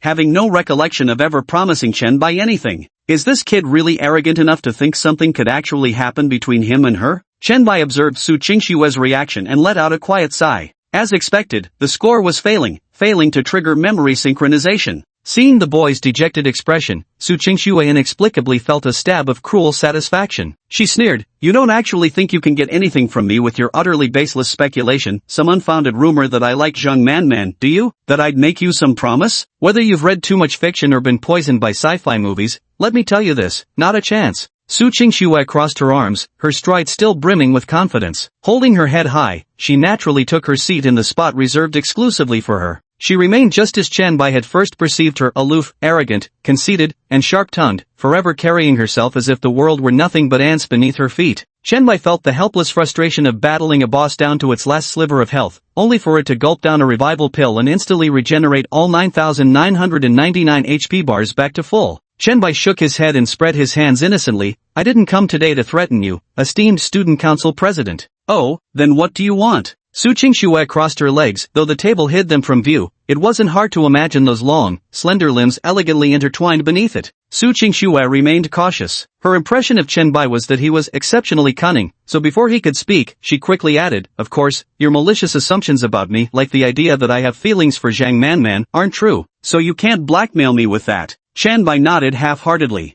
Yeah, whatever you say, as long as you're happy." Chen Bai strongly suspected that Su Qingxue might be soft all over, but her mouth was definitely hard as steel. However, Chen Bai didn't want to waste too much time on this matter. After all, you can't wake someone who's pretending to sleep. Chen Bai explained, "I think you've misunderstood, President Qingxue. If there's nothing particularly important, I'd prefer not to have any interactions with you." But, bang! What did you say? Su Qingxue, for some reason, became so angry when she heard Chen Bai say he didn't want to have anything to do with her that she slapped the table. But she quickly calmed down again. Was it just that Chen Bai didn't want to be involved with her? If not for Zhang Manman, Su Qingxue would never have noticed Chen Bai in the first place. Her gaze turned sharp. But what? She felt the young man before her wasn't very credible. Perhaps it was just a tactic to catch her attention by playing hard to get. Su Qingxue's reaction was exactly as Chen Bai had anticipated. After all, they had once been husband and wife. Instead of getting angry, Chen Bai spoke even more casually. "But lately I've been sleeping poorly, suffering from severe insomnia. Sometimes I lose focus during class and suddenly feel my whole body stiffen up, and this despite it being summer now." What kind of ulterior motives do you have telling me all this? If you're sick, just go straight to the hospital. Su Qingxue's words were as icy as her name, utterly heartless, showing not the slightest concern for Chen Bai's plight. Chen Bai smiled wryly. "If going to the hospital could help, I wouldn't have come to find you. I'm not a doctor, just a student. Even my family members are merely business people. Please leave." Su Qingxue couldn't help but show him the door. She felt that interacting with Chen Bai caused massive brain cell depletion, leaving her physically and mentally exhausted. As for the matters between Chen Bai and Zhang Manan, it would be better to take things slowly. After all, Su Qingxue had countless tricks up her sleeve. There used to be all sorts of guys swarming around Zhang Manman, and hadn't she effortlessly dealt with every single one of them? Of course, unless absolutely necessary, Su Qingxue definitely wouldn't involve her father, Su Yaoguang. Ignoring Su Qingxue's order to leave with shameless persistence, Chen Bai continued, "I went to the hospital, and the doctor said I'm exceptionally healthy. I can breathe independently, eat 3 meals a day, take shelter indoors when it rains, won't pick up random things from the ground to eat, can use a smartphone, and can speak whenever I open my mouth. Tell me which hospital that doctor works at. I'll go file a complaint right now for misdiagnosis." Su Qingxue's mouth twitched as her right fist gradually clenched. "President Qingxue, do you know some things just can't be explained by science? The doctor says I'm perfectly healthy, but I feel completely unwell all over, and especially unlucky. I don't know." Su Qingxue was committed to shutting down every topic Chen Bai threw her way. Little did she expect Chen Bai's resilience to be far stronger than she'd imagined. Then one day, I climbed 999 steps and met a Taoist priest. Guess what the priest told me? I won't guess. Su Qingxue repeatedly shook her head. She was now very clear-headed and calm, absolutely refusing to fall into the trap Chen Bai had set. Usually when boys encountered a conversation stopper like Su Qingxue, they'd slink away in defeat, momentary extroversion leading to lifetime introversion. But what Su Qingxue couldn't understand was why the boy before her was wearing such a meaningful smile. The Taoist priest said that my forehead is darkened, surrounded by ominous gloomy energy all around. It's a sign of great misfortune. Chen Bai emphasized the last 4 words, sign of great misfortune. Su Qingxue's previously calm face instantly showed a ripple of disturbance, her eyes widening slightly. Then she made a classic subtle lying gesture, touching her nose while looking to the left, not daring to meet Chen Bai's gaze. "You're a college student now. Better believe less in these feudal superstitions. Stick to materialism." Chen Bai's reminder jogged Su Qingxue's memory about the voodoo doll she made in her free time. Never did she expect the doll piercing technique she learned would prove so eerily effective. But, there's another expert? Could it truly have predicted her backstabbing of Chen Bai? Off with its head. Off with its head. However, Su Qingxue quickly composed herself once more. She had hidden that thing in the safe. Even if Chen Bai discovered it, he would surely never guess the password to open it. As long as she remained tight-lipped and persistently denied everything, Chen Bai would be powerless against her. Once Chen Bai left, she could transfer the item elsewhere. It's a flawless plan through and through. Su Qingxue stood as steady as Mount Tai, a confident smile playing on her lips. Chen Bai, however, pretended to be troubled and innocent. I've always been a staunch materialist, both then and now. But, that Taoist priest's divination was scarily accurate. He said I've fallen victim to black magic, a cursed doll. That evil object is right there in President Qingxue's office. Preposterous. Su Qingxue appeared genuinely furious. Silence. Throughout my life, Su Qingxue has walked the path of righteousness. How could I possibly stoop to something as lowly as cursing someone with a voodoo doll? You knew it was shameless too. Angry face. Chen Bai silently cursed in his heart before continuing. But, President Qingxue, you surely wouldn't care about the lives of Jian University students, would you? You want to search me? President Qingxue, what kind of person do you take me for? I'm a gentleman, why would I search a girl? The Taoist priest said the cursed object is in the first drawer to your right. Chapter 73, The Bet Between Su Qingxue and Chen Bai. In my drawer? Su Qingxue's eyelid twitched slightly as the corners of her lips curled into an almost imperceptible smile. So that's what your fortune teller, Taoist master, said? Had she not been professionally trained, Su Qingxue would have nearly burst out laughing. This guy was spouting some mystical nonsense to himself, and Su Qingxue had been momentarily unsettled just now. Admittedly, she had indeed made a voodoo doll of Chen Bai, but that thing wasn't in the drawer at all. Rather, Su Qingxue resisted the urge to glance at her safe, fearing Chen Bai might notice something amiss. Chen Bai nodded solemnly and earnestly, yes, that's right, the evil thing is in the first compartment of the drawer on your right. Ha ha ha ha ha. I remember both our class and yours have political theory class this afternoon, right? Since we've recently been covering the philosophy section, I suggest no matter how boring you think this class is, don't skip it and actually listen. Otherwise, I might have to report this to the professor. Su Qingxue finally couldn't hold back anymore, her laughter ringing like silver bells. It had been a long time since she last laughed like this. She couldn't understand the purpose behind Chen Bai's clownish behavior. Could it be just to amuse her? Or was he using such foolish methods to grab her attention? Unfortunately, Su Qingxue wasn't buying it. She placed her slender index finger on the handle of the first drawer to her right, hooking it slightly. If the drawer were sentient, it would surely feel the blush of being teased by this imposing student council president. But her true intention was far from the wine. Her sharp gaze was fixed on the flustered innocent youth standing before her. I've said it before, I, Su Qingxue, have lived my life with integrity above reproach. Had I chosen to, I could have completely disregarded your baseless suspicions. Su Qingxue hadn't finished speaking, but Chen Bai feigned a furious struggle, pretending to be humiliated. The master's words are proof. You clearly have some evil object hidden there meant to curse me. Su Qingxue didn't know why, but the more she saw Chen Bai like this, the more excited she felt inside. Her voice was the quintessential mature woman's tone, dripping with allure. Oh, in that case, shall we make a little wager? Chen Bai hesitated. What bet? Mastering screenwriting skills also gave him some understanding of acting techniques. Su Qingxue wasn't Zhang Manan, she couldn't tell Chen Bai was acting. The true hunter often appears in the guise of prey. Although the last simulation ended in failure, at least Chen Bai had gained some understanding of Su Qingxue's personality. There was an innate arrogance and self-righteousness buried deep within Su Qingxue's bones. Whenever she believed something was right, or if she thought there was at least a 70% chance of success, she would become convinced of her inevitable victory. Sure enough, the sharp-eyed Su Qingxue noticed the bean-sized sweat droplets on Chen Bai's forehead, and the corners of her mouth began curling upward uncontrollably. Everything always remained within her control, yet there was a trace of regret in her heart. After all, Chen Bai had surrendered too quickly. Prey caught too swiftly would instantly lose its challenge for her. But wrapping things up quickly is also a good thing, it'll save her from feeling unsettled about it. We are both adults. Adults must take responsibility for their actions, don't you agree?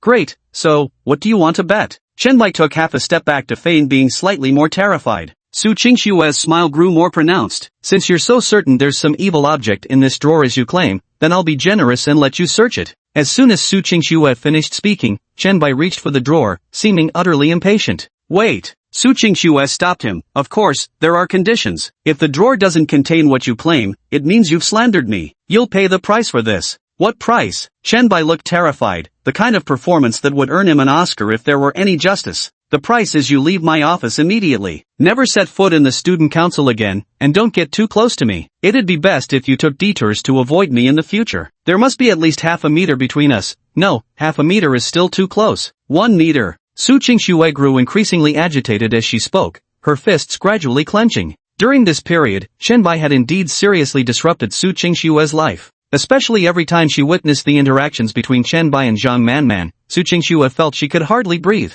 Her emotional field was being influenced by Chen Bai. She felt she couldn't go on like this any longer. The best solution was to keep Chen Bai at arm's length. Of course, there was also Zhang Manman. Chen Bai was no good man, and Su Qingxue wouldn't stand idly by as he grew closer and closer to Zhang Manman. A look of surprise and hurt flashed across Chen Bai's face. I never imagined President Qingxue would dislike me this much. Seeing this, Su Qingxue felt an indescribable emotion, even reflecting on whether her words had been too blunt or harsh. Yet the words that came out of her mouth were even sharper. Don't misunderstand. You're not anyone special to me either. I just equally despise all male creatures who think with their lower half. Fine, I accept your terms. Rest assured, if that item isn't in the drawer, I'll stay far away from you automatically. Chen Bai smiled bitterly in resignation. A flash of surprise crossed Su Qingxue's face, but she quickly added, I'm not done yet. Besides that, you must also promise to stay away from Zhang Manman from now on. Okay, I promise you. This time, Chen Bai didn't hesitate at all. He agreed that quickly?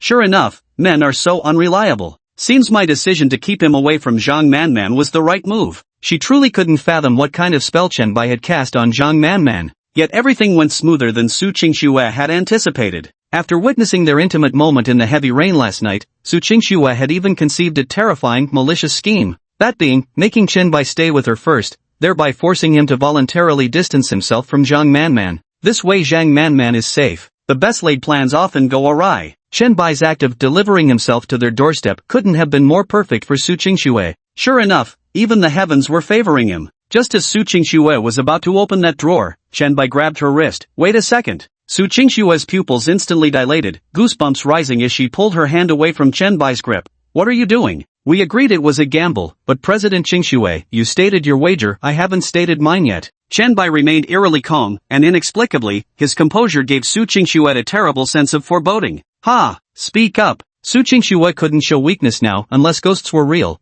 There was no way that voodoo doll she'd made could have appeared in that drawer. As for Chen Bai, he was just pointlessly struggling at this moment. Chen Bai made his demand. You'll have to agree to one condition of mine. What's the matter? Oh, never mind, I won't ask. I'll say it again, Su Qingxue, am open and aboveboard. You'll never get your chance, but I'll humor you. Also, I suggest you read fewer novels or watch less TV drama. Study more Marxist philosophy instead. Some things won't change no matter how hard you pray to the gods. Su Qingxue's tone was flippant, still carrying that same overconfident, bordering on arrogant demeanor, dripping with sarcasm. Alright then, President Qingxue, I'll take your advice under consideration. But compared to that, I still believe more in what the Taoist priest told me. Chen Bai remained indifferent. Su Qingxue curled her lips in disdain, hooked her index finger around the drawer handle again, and pulled it outward. Under the external force, the drawer slid open along its tracks, revealing its true contents. Inside was a thick stack of future career planning intention forms, and atop this stack of blank papers, a cheeky cartoon Shiba Inu plushie, thoroughly skewered until barely recognizable, lay conspicuously displayed. The mischievous cartoon Shiba Inu seemed to stare at Su Qingxue's widened eyes, as if mocking her. Chen Bai couldn't help but let out a genuine laugh at this moment. Ah, Qingxue-chan, I much preferred your defiant attitude earlier compared to this shocked look of yours. Chapter 74 Chen Bai's Request. A complex mix of emotions, shock, disbelief, astonishment, and guilt played across Su Qingxue's face. The moment she saw that familiar dog, her heart skipped a beat. Her palms grew sweaty as her sharp mind went completely blank. How could that be? She distinctly remembered keeping this thing securely in her safe. Could there really be ghosts in this world? Could that so-called Taoist priest Chen Bai mentioned actually wield magic? No, that can't be. She's a staunch atheist, how could something like this happen? Could it be that someone moved this little figure? Could it be Chen Bai? No. How could Chen Bai possibly have guessed the password to my safe? Hiss. Just as Su Qingxue was about to make excuses, Chen Bai immediately cut her off, fully immersing himself in his theatrical role. With a horrified expression, he pointed at the mischievous Shiba Inu with his name written on its fluffy white belly while clutching his chest. The Taoist master was right after all. You really are hiding evil objects. I never imagined, President Qingxue, that your hatred for me runs so deep. What a cruel heart. What a cruel heart indeed. It's not true. I didn't do anything. Su Qingxue shook her head repeatedly, her fists clenched so tightly that her fingernails left crescent-shaped indents in her palms. Clearly, her justifications sounded incredibly feeble.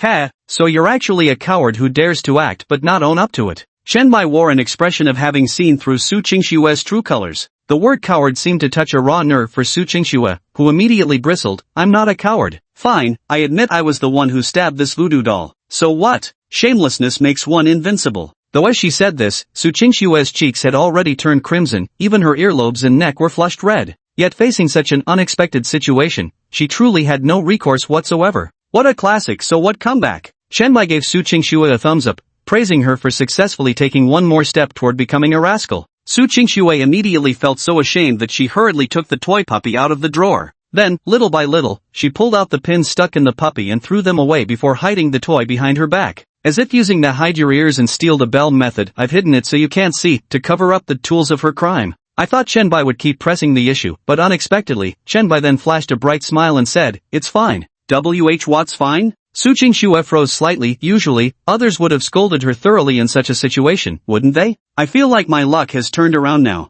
Maybe I should buy a scratch-off ticket today. Ha! What a boring aspiration. Of course, Su Qingxue didn't voice her inner thoughts. But really, this guy is far too easily satisfied and optimistic, isn't he? So stop sticking pins in voodoo dolls of me all the time. Qianbai's words were like a refreshing breeze in the scorching summer, dispelling Su Qingshue's anxiety. As if guided by some supernatural force, she nodded and said, I understand. I won't do it again. Yet the grip on the dog behind her tightened slightly. Wait. It seemed she had overlooked something important. The next second, Su Qingshue's gaze instantly turned sharp and wary again. Consider this my mistake. But as for this matter, I won't explain the reasons to you. It's my fault, and I'm willing to compensate you for the physical and mental harm caused. However, Su Qingxue paused, then continued, however, I still hope there won't be too many connections between us, so, well, I'll honor my bet since I lost fairly. I promise to grant you one request, as long as it's within my capabilities. Of course, if it's some perverted demand like, be my girlfriend, let you touch my breasts, or stick my toes in your mouth, forgive my bluntness, that's absolutely impossible. Su Qingxue was clever. She knew Qianbai must have come prepared.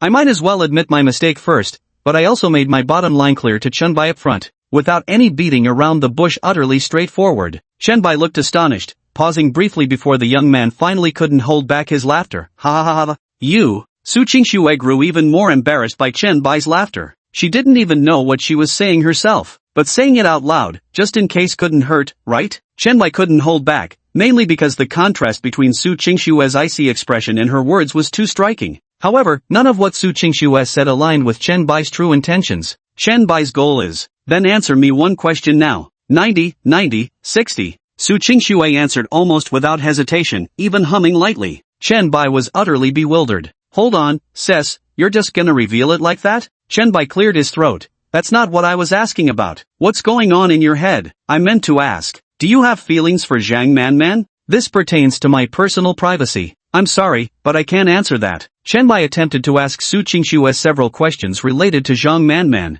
However, when it came to Zhang Manman, Su Qingshue's lips were sealed tight. Because of the incident with the dog, her wariness toward Qianbai was too high, so much so that apart from confirming that Su Qingxue wasn't syncing memories, Qianbai couldn't coax out any other useful information from her. So Qianbai had no choice but to give up. But Qianbai had one hard-won chance in his hands, and he wasn't about to waste it. Qianbai suddenly thought of something. His eyes lit up. Then how about this? Come with me to the hospital right now. Ha? What for? Chapter 75. Anyway, I won't answer any of your questions. You'll understand when we get there. It's not like I try anything with you in a public place like a hospital, unless President Qingxue is afraid of losing our bet. Chen raised his hands in a helpless gesture, using a taunt that made Su Qingxue blush crimson. Sounds like you're scared to lose. It's just a hospital, let's go then. But wait. Su Qingxue seemed to recall something, rummaged through her drawer, took out a bag, and from it produced an enormous clattering bundle of keys. Before Qianbai could react, she flung the keys straight at him. Qianbai instinctively caught the car keys thrown by Su Qingxue.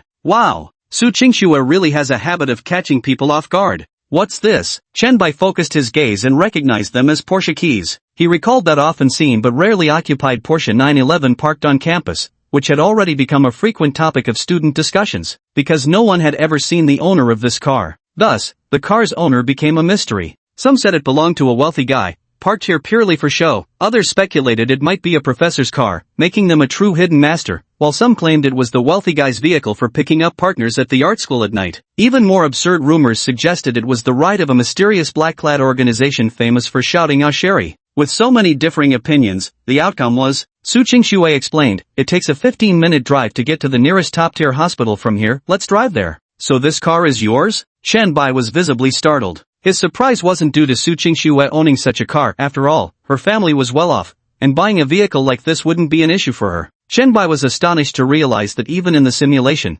despite being a significant part of Su Qingshua's life, he had no idea this car belonged to her. The crux was, regarding this mysterious 911, Chen-bai vaguely remembered that no one ever claimed it later. It eventually became a decoration at Jiang University, gathering dust thicker than the walls. How on earth could someone forget about an entire car? Su Qingxue remained unfazed. Right, you have a driver's license, don't you? Some dude, yeah. Who's your dude? Don't try to act familiar. Su Qingxue remained highly vigilant. She had privately vowed to minimize any interactions with Chen-bai after today, so being addressed as dude still felt far too intimate for her liking. Chen-bai had a dark expression on his face. That's just internet slang. But if I weren't dragging you to the hospital with me today, would you have even remembered you owned a car? Yeah, this was my dad's gift for my 18th birthday. At the time, no one knew which university I'd choose, so he parked cars at every possible school I might attend. Here, as she spoke, Su Qingxue poured out several more car keys from that bag. This Bentley is parked at Peking University, this Rolls-Royce or whatever it's called is at Shanghai Jiaotong University, and this McLaren,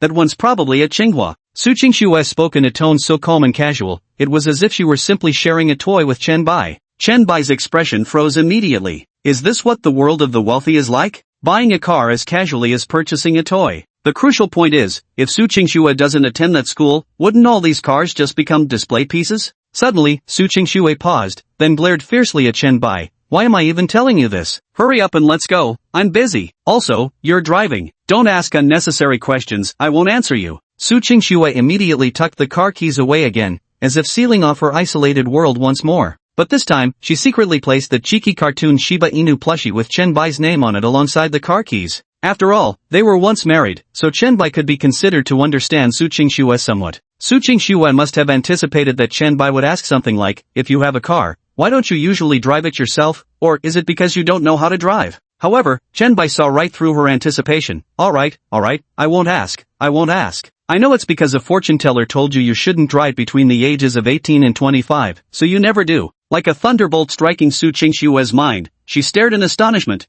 How could you know? Because I peeked at your diary and married you in another lifetime, of course. Chen-bai didn't answer, instead walking to the door and trying to open it. He twisted the doorknob, but the door remained firmly locked from the outside. Wait, don't tell me this was also told to you by that Taoist priest you mentioned? Faced with Su Qingxue's questioning, Chen-bai still didn't respond. Answer me. Frowning in frustration, Su Qingxue saw that Chen-bai was ignoring her. In her desperation, she threw propriety aside and placed her hand on Chen-bai's shoulder. At that critical moment, the office door was suddenly opened from the outside by the freckled senior. Crash! Oh my! The group of student council members, who had been eavesdropping pressed against the door, lost their balance and tumbled en masse before Su Qingxue's office door. The freckled senior was especially startled to see Su Qingxue's hand resting on Chen-bai's shoulder. Witnessing the intimate posture between the two, she hurriedly covered her mouth with both hands. Should I say it, this scene is simply too beautiful. Perfect match. A truly perfect match. Su Qingxue suddenly realized her impropriety and hastily withdrew her hand from Chen-bai's shoulder. Then she swept a frosty gaze across these nosy students. Everyone shuddered. Su Qingxue's aura was so overpowering that the others instantly returned to their rightful seats. Only then did Chen-bai speak to Su Qingxue. Don't ask unnecessary questions. I won't answer you. Su Qingxue never expected that the bullet she just fired would come circling back like a boomerang to strike her right between the eyes. She turned her head away, crossing her arms with a huff. Fine, don't tell me then. Not like I'm curious at all. With that, the two walked out in complete silence. As they left, Su Qingxue shot the freckled senior a meaningful glance.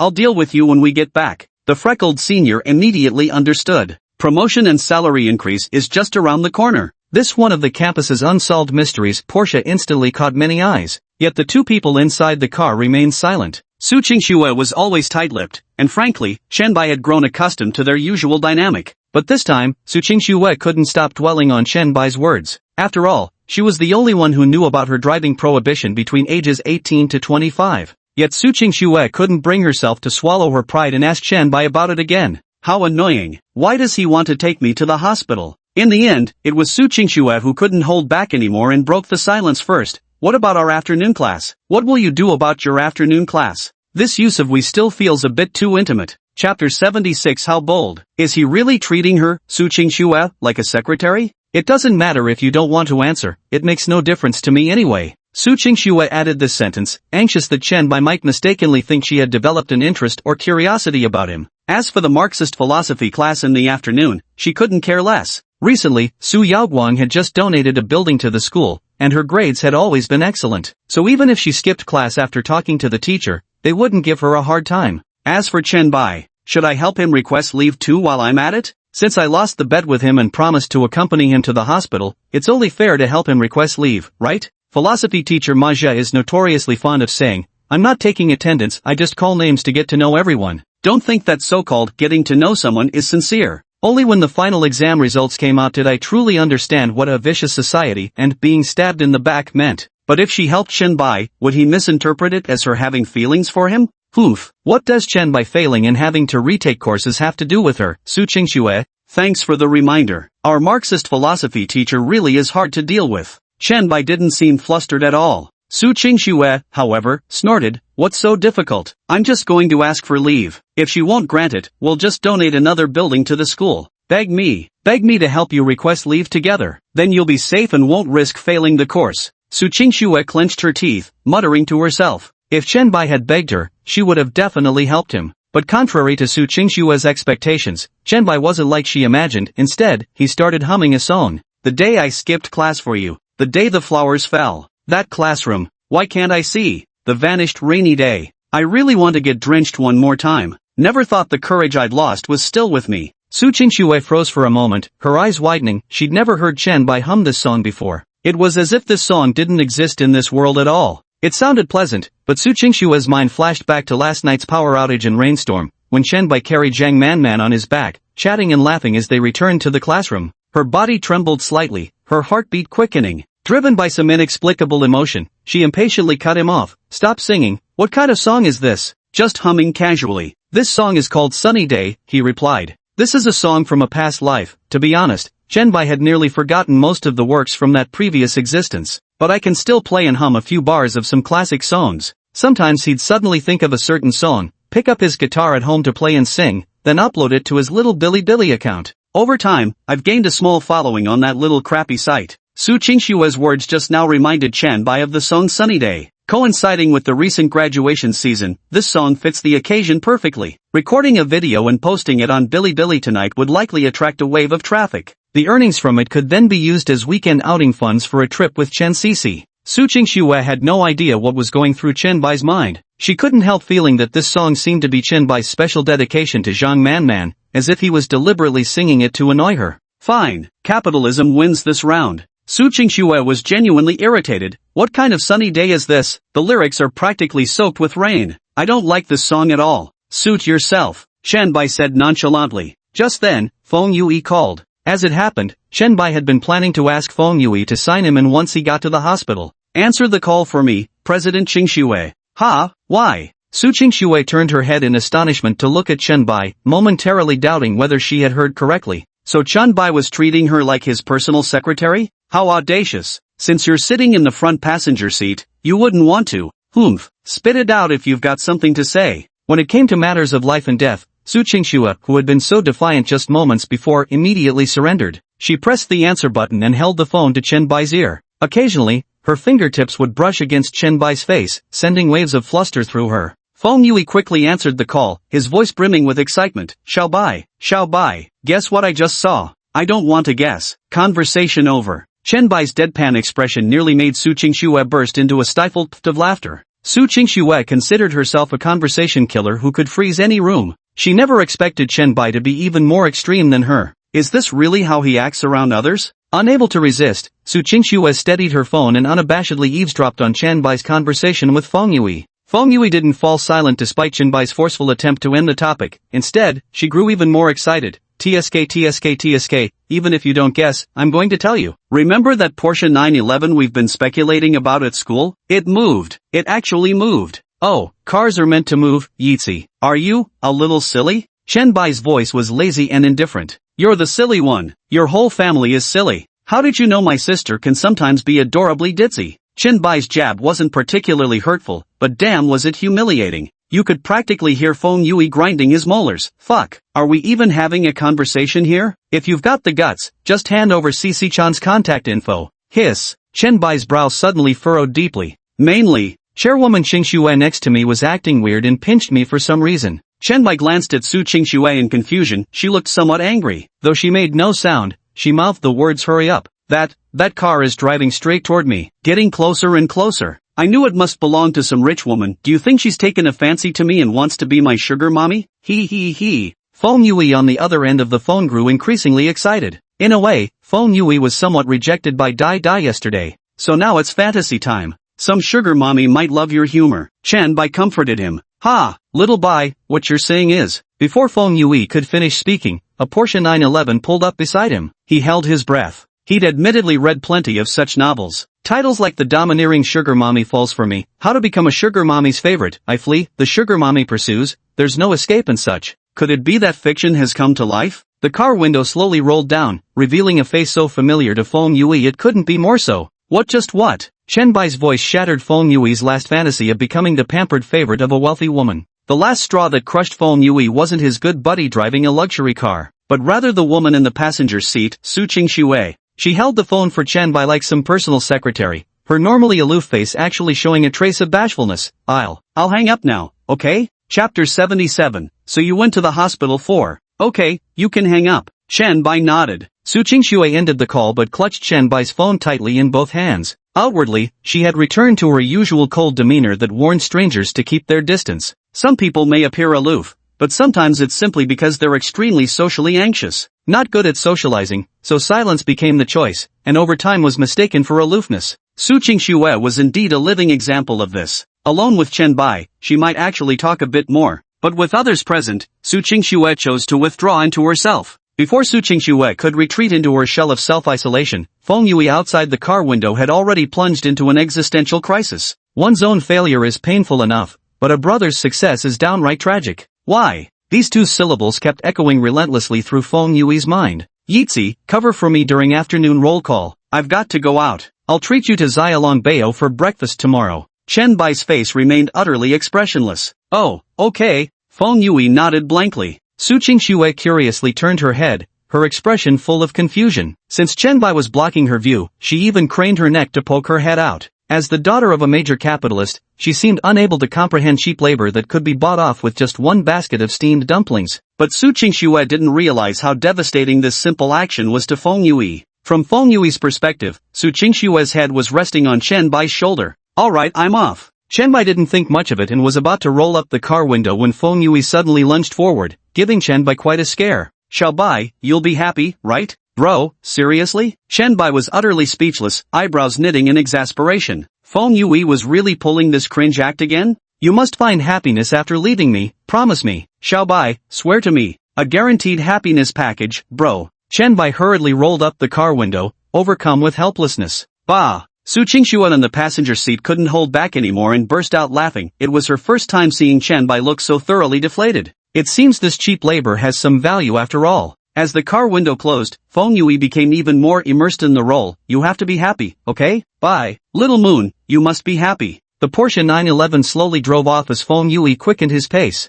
Even as the sports committee member of management class 4, the fastest AE11 bus couldn't catch up to Chen Bai who had boarded the Porsche 911. In the end, Su Qingxue could only see through the rearview mirror Feng Yui, who had collapsed to his knees from exhaustion while desperately trailing behind. Xiao Bai, how am I supposed to live without you? Haha, your friend is quite amusing. Once again, only Chen Bai and Su Qingxue remained, and Su Qingxue visibly relaxed considerably. Well, you'll get used to it. He probably forgot to take his medicine today. Medicine? Wait, did you skip class just to get medicine for your friend? Red light. Hiss. Chen Bai slammed on the brakes, sending them both lurching forward from the momentum. What are you looking at me for? Still shaken, Su Qingxue noticed Chen Bai staring at her with an utterly incredulous expression. You're so cute. Chen Bai sighed sincerely. He'd just made an offhand joke, yet this girl was seriously asking about it. Drive. From now until we reach the hospital, Su Qingxue, won't say another word to you. Su Qingxue's cheeks flushed slightly as she immediately turned her head away. Could it be that Chen Bai specifically took her to the hospital not to get medicine for his friend?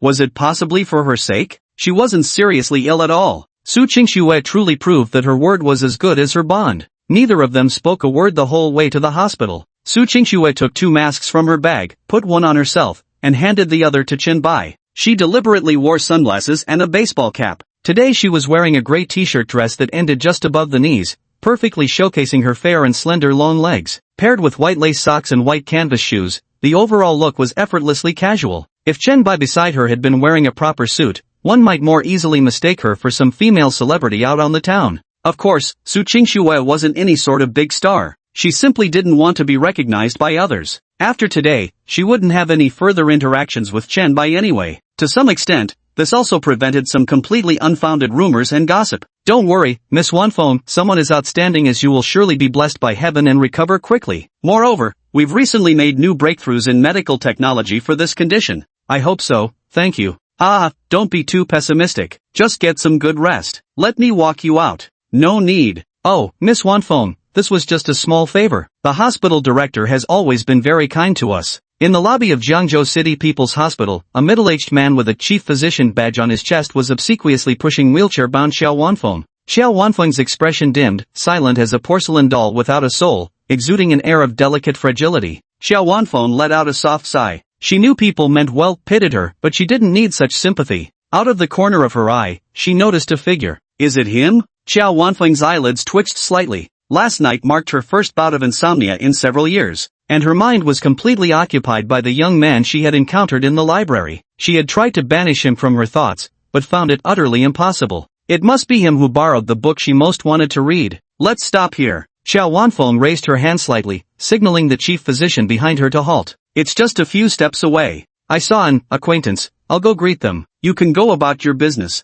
Xiao Wanfeng's tone was calm yet chillingly firm, leaving no room for refusal. All right then, Miss Wanfeng, feel free to contact me anytime if you need anything. The chief physician smiled courteously and left Xiao Wanfeng without further disturbance. The hospital was bustling with people, and neither Chen Bai nor Su Qingxue noticed the girl in the wheelchair approaching them. The two stood before the floor directory, studying the guidance for each level. So, which department are you going to register for? Su Qingxue was used to being alone. This was her first time going out with someone of the opposite sex, and she felt somewhat uneasy. Head to the 5th floor. 5th floor? Su Qingxue adjusted her sunglasses and took a closer look. Andrology and gynecology? She froze for several seconds, then had a sudden epiphany and laughed unkindly. I knew there was something weird about how secretive you were about going to the hospital. So you've got some hidden condition. Ha ha ha ha ha. Chapter 78, Xiao Wanfeng tailing Chen Bai. Chen Bai, winky face. President Qingxue, mind your aloof goddess image. Chen Bai said helplessly.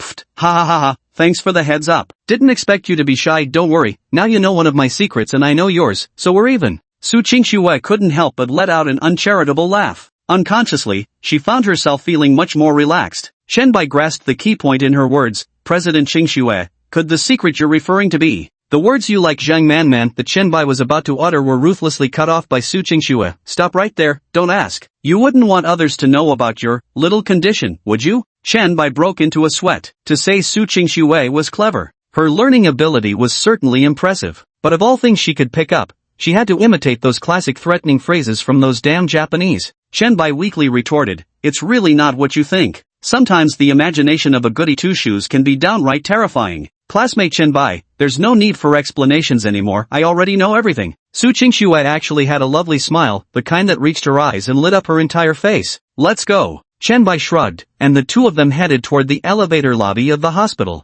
Not far away, Xiao Wanfeng took in the scene of the two chatting and laughing together. Who was this girl by his side? Though the girl standing next to Chen Bai was completely covered up, but judging by her overall figure and demeanor, she'd likely be a stunning beauty once she removed those sunglasses and mask. Could she be Chen Bai's girlfriend? His girlfriend must be so healthy. Xiao Wanfeng lowered her gaze to her own lifeless legs. These legs were nothing more than a beautiful waist to her. For you Xiao Wanfeng, beauty wasn't the highest praise, health was. But, Xiao Wanfeng recalled how Chen Bai had brazenly taken out that pornographic book in the library and studied it with such relish. She couldn't help feeling sorry for the girl beside him. This Chen Bai was clearly no decent person at all. I wonder if his girlfriend knows what a frivolous person he really is. Normally, Xiao Wanfeng would steer clear of matters that didn't concern her, never giving them a second thought. Yet this time, as if possessed, she found herself following them. However, she moved slowly, maintaining what she considered a safe distance between Chen Bai, Su Qingxue, and herself. Fortunately, neither of them noticed her presence. It wasn't until Su Qingxue and Chen Bai had boarded the elevator that she took the next one down. Clearly, Xiao Wanfeng wasn't very proficient at this whole stalking and tailing business. It was her first time, after all. She had no idea which floor Chen Bai and Su Qingxue would ultimately stop at. so she had no choice but to pause on floor after floor.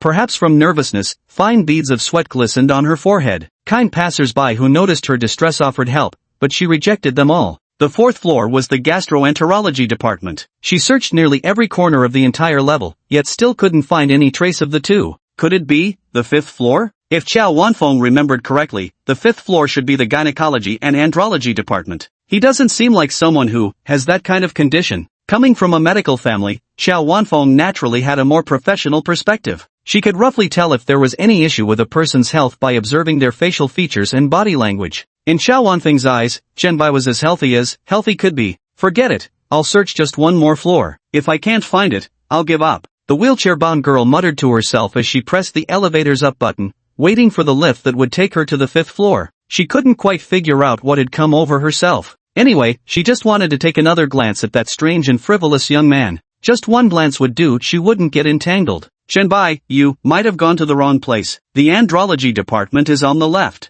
Upon reaching the fifth floor, Zhenbai completed the registration but then pulled Su Qingxue toward the gynecology department on the right. Su Qingxue stood motionless at the entrance of the gynecology clinic like an immovable Buddha statue, silently protesting. That's right, it's this way on the right. See, I've even got you registered already. Zhenbai handed the registration slip to Su Qingxue. Su Qingxue took the slip in her hand, so astonished she even lowered her sunglasses in disbelief. Normally, registration requires a name, ID card, and medical card number. All the personal information listed here is clearly and accurately recorded. You.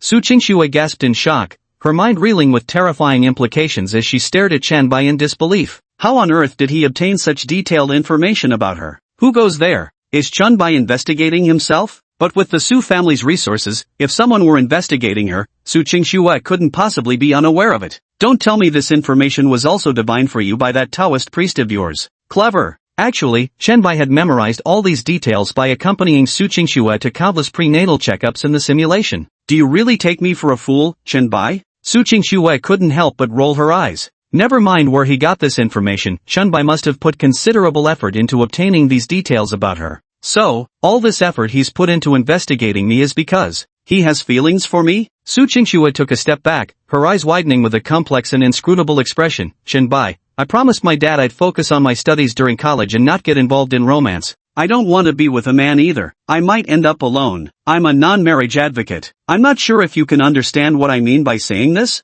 Su Qingxue's sudden serious tone left Zhenbai utterly bewildered. Hold on, sis, what the hell are you even thinking about? Who understands the charm of cute domineering girls? Today I encountered some arrogant, psycho woman with major issues. Patient number 007, Su Qingxue, please proceed to gynecology examination room 3. At this moment, the hospital's intercom system broadcasted the call for patient registration. This was probably Su Qingxue's first visit to the gynecology department since her birth. She immediately lowered her head, gripping the appointment slip tightly, wishing only to escape. But the path ahead was completely blocked by Zhenbai, whom she had just rejected. President Qingxue, you wouldn't be a sore loser, would you? Su Qingxue hesitated, as the hospital PA system announced again. People were already starting to notice Su Qingxue and Zhenbai standing there. Su Qingxue quickly turned away. Humph. Who says Su Qingxue, can't take a loss? It's just going to see a doctor. Fine, I'll go. And you should calm down too. I'm just an exception. Love is still wonderful, it's just not suitable for someone as brilliant as me. Su Qingxue finished speaking and flicked her sleek, straight black hair with her right hand before heading toward examination room 3. Zhenbai stood in the hospital corridor, surrounded by numerous girls casting peculiar glances his way. Well, if it's a misunderstanding, then let it be. As Zhenbai stepped outside, he happened to run into his old nemesis, the wheelchair-bound girl. Chapter 79, Su Qingxue's Pressure. Su Qingxue stepped into the consultation room. Even when speaking before thousands of freshmen at the assembly, she had never felt this nervous before. A bet is a bet, a bet is a bet. I'll make sure that Guy knows Su Qingxue honors her losses. Her heart murmured with unease. If she walked out now, Zhenbai would definitely laugh at her for being a poor sport. The doctor's nameplate in the examination room read Chief Physician, with the surname Liu. She wore a standard white coat, her neat short hair streaked with silver strands. Time had etched traces on her face, yet her entire demeanor exuded a composed aura. Having diagnosed countless patients, she instantly recognized that Su Qingxue must be visiting this place for the first time. Even with the mask on, it wasn't hard to tell that Su Qingxue was blushing. Is something making you uncomfortable? Dr. Liu's voice was steady and gentle. Su Qingxue shook her head and said, I'm not sure either. Su Qingxue felt somewhat distracted, convinced that Chen Bai had brought her here as some new form of prank. How annoying. Next time she got the chance, she'd definitely pay Chen Bai back by making him visit the urology department next door for a thorough checkup. Wait, no, it would be better to cut all ties with Chen Bai from now on. You don't know? Dr. Lu frowned slightly but proceeded to ask routine questions. Have you ever had sex? But what should have been a routine question hit Su Qingxue like a knockout blow. Of course not. How could I possibly do that sort of thing? A single question had already flushed Su Qingxue's face crimson. She even found herself breathing rapidly with difficulty, eventually removing her mask in frustration. Fanning her face with her hand, she desperately tried to regain her composure. Dr. Lu smiled gently. No need to be nervous. These are just routine questions we ask every patient. Oh, I'm not nervous. Su Qingxue tried to recall her usual indifferent demeanor towards everything. Strangely, she found herself calming down. Please continue. Don't worry, I'll answer as thoroughly as I can. That won't be necessary. This isn't a test. Next question, have you experienced any abdominal pain, blood in urine, or unusual discharge recently? And no. Except sometimes my abdomen hurts for no apparent reason. Is your menstrual cycle regular? When was your last period? It's sometimes late and sometimes early, but never more than 3 days apart. The last one was about a week ago. Are there any hereditary diseases in your family? Nothing. Do you maintain regular daily routines? Are you under much stress? Regular routine, stress-wise. Su Qingxue suddenly paused. Looking back, she had always been more mature and cautious than her peers since childhood. Growing up under Su Yaoguang's oppressive pressure, she had desperately forced herself to mature, forced herself to grow up, and even forced herself to relinquish those seemingly worthless joys. She didn't even have the freedom to choose what kind of friends she wanted to make. Especially after little Lily disappeared, she realized she was so weak that she couldn't even protect a single kitten. So, she forced herself to grow ever stronger, powerful enough to become the qualified helm of the Su group in the future, successfully wresting control from her father. In that case, she should gain a little more freedom, right? But those pressures were like a mountain, weighing her down and making it hard to breathe all these years. But, you'll get used to it. After all, the stories in fairy tales are all lies. No one would ever come to save her, and she didn't need anyone to save her either. Su Qingxue shook her head expressionless, her tone sounding somewhat numb. No, not much pressure. Dr. Lu seemed to sense the girl's turmoil, but this wasn't a counseling room, some questions were best left unasked. She simply nodded in understanding. Su Qingxue took the initiative to propose a plan to end this prank. How about you just prescribe me some random medication? Dr. Lu declined her suggestion. I'm sorry, but we need to clarify the situation before prescribing any medication. Taking medicine indiscriminately is not advisable. Here's what we'll do. First, you should undergo some basic tests, such as a gynecological ultrasound, then a blood test to check your hormone levels, and finally a routine vaginal discharge examination. Then, alright. Su Qingxue was like an emotionless robot, just going through the motions as if completing a task. Once she got back, she'd definitely stick more needles into that voodoo doll of Chen Bai, the root of all evil. Su Qingxue prepared the examination forms, put her mask back on, and walked out. The doctor ordered these tests. After we finish them, this prank of yours can finally be over, right?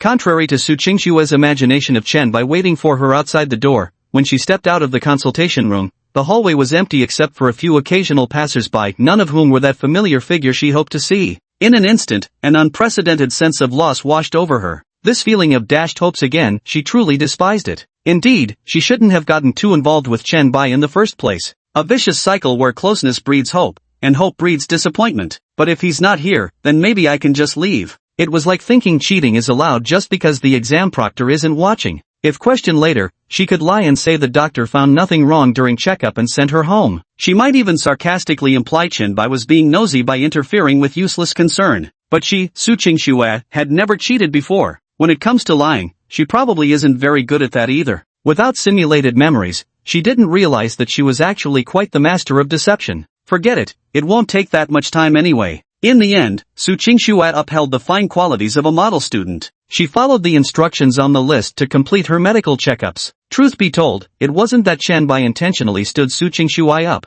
10 minutes earlier, Chen Bai couldn't help but marvel at how small the world was when he saw the wheelchair-bound girl again, someone he'd just met yesterday with no prior connection, yet unexpectedly encountered at the hospital. The key detail was, outside the gynecology department. Chen Bai couldn't tell whether the wheelchair girl naturally wore that world-weary expression or if she harbored some profound misunderstanding of him that bred sheer hostility. Every encounter with her carried this unmistakable air of deep-seated grudges and resentment. She was glaring at him just like that again. Anyone would think you've come to collect a love debt. Could it be because I borrowed those books first? If that's the case, then she's really petty. Bai had no desire to associate with people like this. Even as their gaze burned into him, he chose to ignore it. But Xiao Wanfeng thought differently. She had only come to the 5th floor on a whim. Out of curiosity, she thought Bai might have some hidden condition. Yet no trace of the young man was found in the urology department. She didn't even consider gynecology, not wanting to entertain dark suspicions. But who could have guessed? With just a turn of direction, there stood that familiar figure in the gynecological clinic's corridor. The young man wore an indifferent expression, while the girl who appeared to be his girlfriend reluctantly and nervously entered the clinic. What a downright irresponsible scoundrel! This young man clearly isn't serious-minded. No decent person would read that kind of book in a library. Yet the boy still shamelessly ignored her as he brushed past. At this moment, Xiao Wanfeng's damned sense of justice surged. She grabbed the hem of the boy's shirt and called out, "Hey, wait up!" Chapter 80, even more machine-like than Chen Cece. Bai stopped in his tracks, looking puzzled at the girl in the wheelchair before him. "Is something the matter?" he asked. "You?" Xiao Wanfeng thought of Bai's pitiful little girlfriend and immediately felt indignant, her anger flaring up. "You're an adult too. A man should act like a man. Don't shirk responsibility for what you've done. Don't you realize this is when girls are at their most vulnerable?" Bai's face was full of question marks. The information overload made him wonder if this wheelchair-bound girl had some serious screws loose. "I bet you're thinking of sneaking off to the bathroom for a smoke, believing that escape might be shameful but effective, right? Well, escape is both shameful and useless. You should take responsibility." Xiao Wanfeng spoke with righteous indignation, finally voicing what was on her mind. She instantly felt a whole lot lighter. But when she snapped back to reality, she noticed that the people coming and going in the hospital, even the doctors who knew her, had all stopped in their tracks, wearing expressions of avid curiosity. If only there were a hole right now, Xiao Wanfeng would surely bury herself in it. This is so embarrassing. Wait a minute, even if there was a hole, considering her mobility issues, she probably wouldn't be able to fulfill her wish. Just pray for my illness to get better. Xiao Wanfeng had no choice but to lower her head in silence. This left Bai even more baffled, especially as the surrounding crowd began casting strange glances his way. Standing at the entrance of the gynecology clinic with a stunning yet fragile-looking wheelchair-bound girl clinging to him while repeatedly mentioning responsibility, Bai didn't dare imagine what kind of relationship these nosy onlookers would cook up in their gossip. "It seems that whenever I encounter this girl in a wheelchair, misfortune follows." Bai didn't know how to explain, given how extraordinarily vivid her imagination was. He could only lower his head, looking at her hand tightly clutching his clothes. "Even so, could you let go first?" Sorry." Xiao Wanfeng looked up and realized she had crumpled Bai's sleeve in her grip. She was mortified. Her earlier fierceness instantly melted away, leaving her as helpless as a startled rabbit. Wait, why on earth should she be apologizing to this shameless playboy anyway? Though the guy was a scumbag, at least it proved I had decent upbringing. Surely he wouldn't be narcissistic enough to think I'm doing this to grab his attention?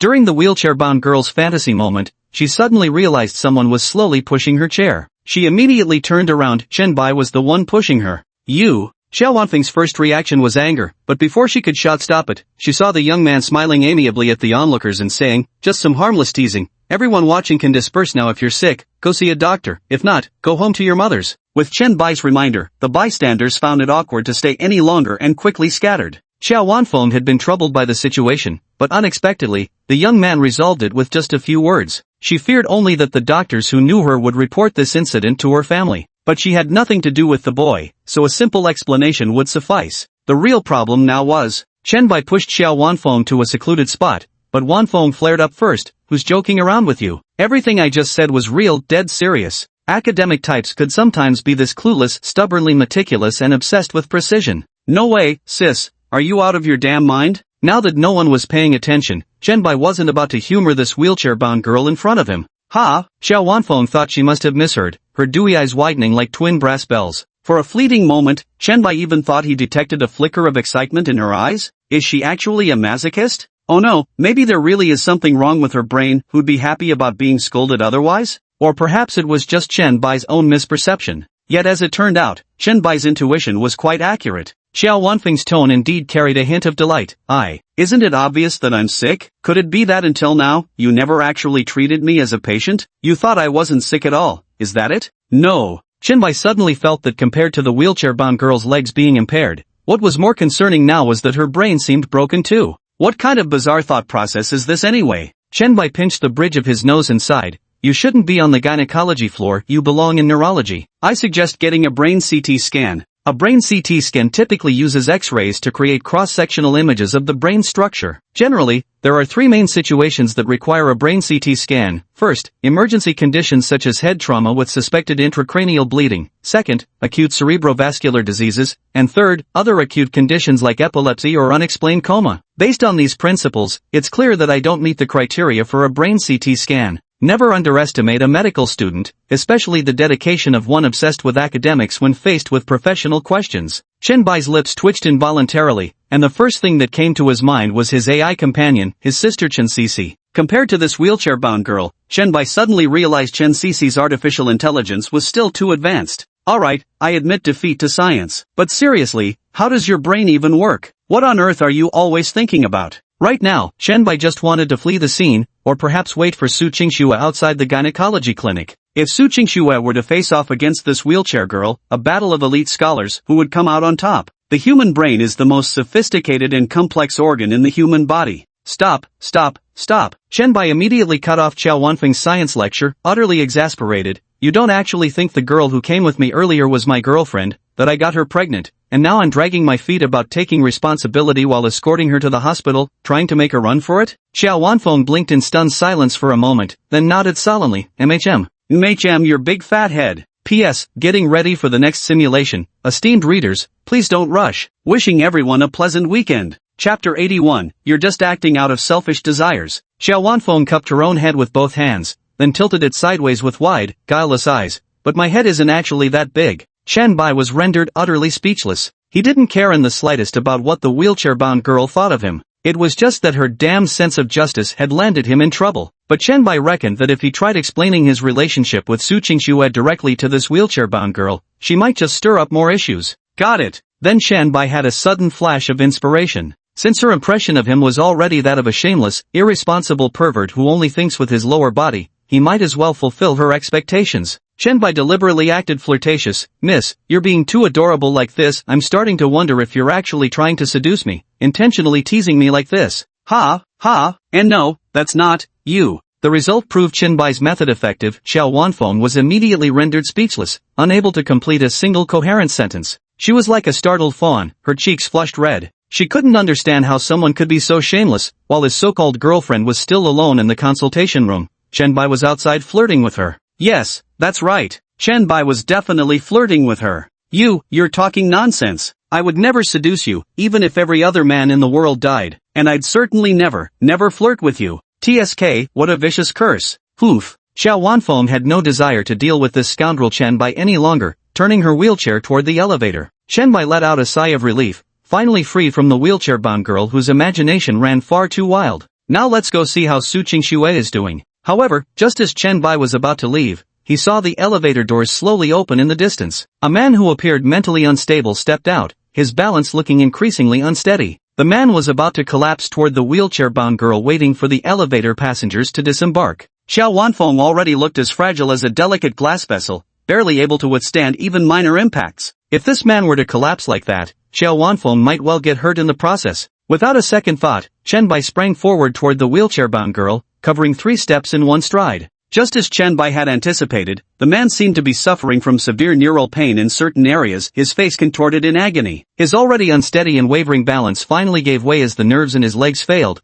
causing him to collapse directly toward Qiao Wanfeng. Qiao Wanfeng didn't have even a moment to react. If only her legs had sensation, she could have swiftly dodged this undeserved calamity. The problem was, even though her brain sent signals to react, her body remained obediently immobilized in the wheelchair. At this point, Qiao Wanfeng had no other choice but to tightly shut her eyes. Yet several seconds passed, and the anticipated pain of being struck never came. Qiao Wanfeng slowly opened her eyes to find that familiar face appearing before her once again. Chenbai swiftly acted in the nick of time, steadying the patient and saving Qiao Wanfeng from this unforeseen misfortune. Qiao Wanfeng stared blankly at Chenbai before her face filled with utter disbelief. It hurts, so much. Dr. Qiao, help, save me. The unfamiliar man let out a desperate wail before his breathing grew ragged. Chenbai had no choice but to lay him on the ground while shouting at the panicked crowd to fetch a doctor immediately. He then turned to Qiao Wanfeng and demanded, "What's wrong with him?" From the man's cries for help moments ago, Chenbai deduced that he must be acquainted with the wheelchair-bound girl. Xiao Wanfeng immediately snapped back to attention. Acute neuritis. Quickly, first ensure his airways remain unobstructed, position him in a semi-recumbent or lateral position to prevent tongue base obstruction. Xiao Wanfeng reacted swiftly and promptly provided a countermeasure. Chen Bai had recently been studying acute neuritis extensively and possessed some professional knowledge on the subject. He followed Xiao Wanfeng's instructions precisely. After laying the man on his side, his breathing indeed became less rapid than before. Then what happened? Painkillers? Then give him a shot of painkillers. What are you standing there for? Do as she says. Chen Bai looked up and snapped at the young nurse standing beside him, who was frozen in panic. Oh. The little nurse ran faster than a rabbit in an instant. Soon, under Xiao Wanfeng's instructions, Chen Bai injected the painkiller into the patient. At the same time, doctors from relevant departments rushed over and took the patient to the emergency room for rescue. Both Chen Bai and Xiao Wanfeng followed the chief doctor's arrangements and waited outside the emergency room. Xiao Wanfeng seemed completely distracted, her hands clasped tightly together as she silently prayed. Chen Bai remained silent by her side. The truth was, Chen Bai could perform these life-saving procedures so smoothly according to Xiao Wanfeng's instructions precisely because of memories from the previous simulation. During an acute neuritis attack, symptoms like muscle weakness and vascular dysfunction would manifest, but the affected nerves may exhibit symptoms of severe pain. Yet in Chen Bai's memory, that petite frame of Chen Nua always maintained an innocent smile when facing him. She never once cried out in pain. Wait for it, today when he returns home, he's absolutely determined to rescue Chen Nua. The youth's eyes burned with intensity, radiating an unshakable resolve, as if he'd made some solemn decision. Xiao Wanfeng observed all of this quietly.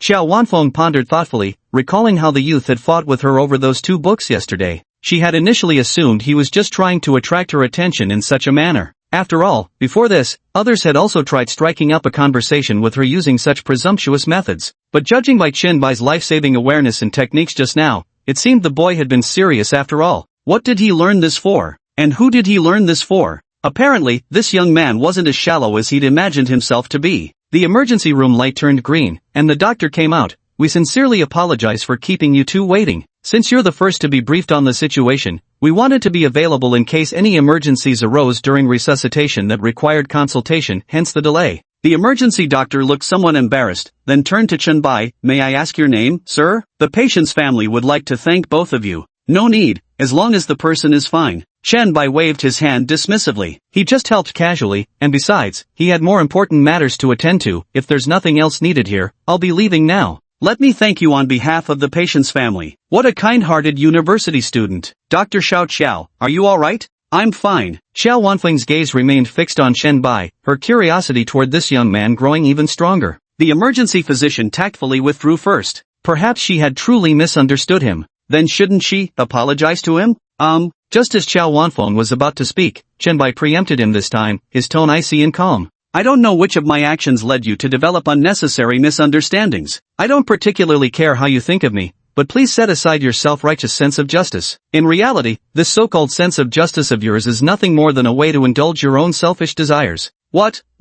Chapter 82. Forgive me, this is the last time. Selfish desires? Xiao Wanfeng froze for a moment, her mind completely blank. Coming from a family of medical professionals and given her own physical condition, everyone had always praised her for persevering despite her disability and for her selflessness. No one had ever called her selfish before. Don't you think so? You assumed that girl was my girlfriend, imagined her as a poor soul deceived by some scumbag, and then you played the righteous hero. That way, you could feel even more noble, couldn't you? And so you'd have a reason to pity others, making it seem like you're the one who doesn't need pity. Isn't that just selfishness in the end? Chen Bai finished speaking, glanced at the time, and left, leaving Xiao Wanfeng alone in a state of utter disarray. The boy's words struck like a bolt of lightning, leaving a deep aftershock in her 18-year-old heart on that midsummer day. The test results should be ready by now. Still on the 5th floor. I'll grab the report and head back. That guy left without a word, so I'll just slip away quietly too. Su Qingxue returned to the 5th floor, her mood far from good after being stood up.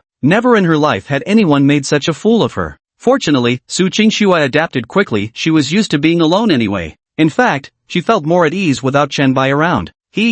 Sorry, I just went to do a good deed. So, what did the doctor say? Suddenly, Su Qingxue felt a light tap on her left shoulder. When she turned to look, no one was there, yet Chen Bai's voice came from her right side. Su Qingxue quickly turned right to find Chen Bai standing casually beside her, as if he had never disappeared at all. At once, Su Qingxue stepped back to create some distance from Chen Bai, her voice tinged with indignation. Ha, good thing? You mean that kind of indecent good thing? Even when going to the hospital, she had never needed anyone to accompany her. Yet Chen Bai's sudden departure without a word still left Su Qingxue feeling unsettled. I just realized now, has our honorable President Su Qingxue's mind always been filled with dirty thoughts? How terrifying. President Su, you wouldn't. Chen Bai raised his hands in front of his chest, putting on an exaggerated look of fear. Slander. Be careful or I'll sue you for defamation. Su Qingxue clenched her teeth. If this weren't a hospital, she would have definitely used Chen Bai to test out how much she'd improved in her recent combat training. But on second thought, she decided against it. If I were to beat Chen Bai up, I'd still have to pay his medical bills. What if he shamelessly demands that I take care of him, using it as an excuse to make moves on me? Then she'd be completely entangled with Chen Bai for good. No matter what, she absolutely couldn't fall into Chen Bai's trap. Su Qingxue took a deep breath, trying to calm herself down and not let Chen Bai affect her emotions. The doctor had me do some routine tests. I'm going to get the test results now. That should suffice, right? Su Qingxue remained composed and briefly explained what had just happened. Check the test results for any issues. If there are problems, just follow the doctor's instructions.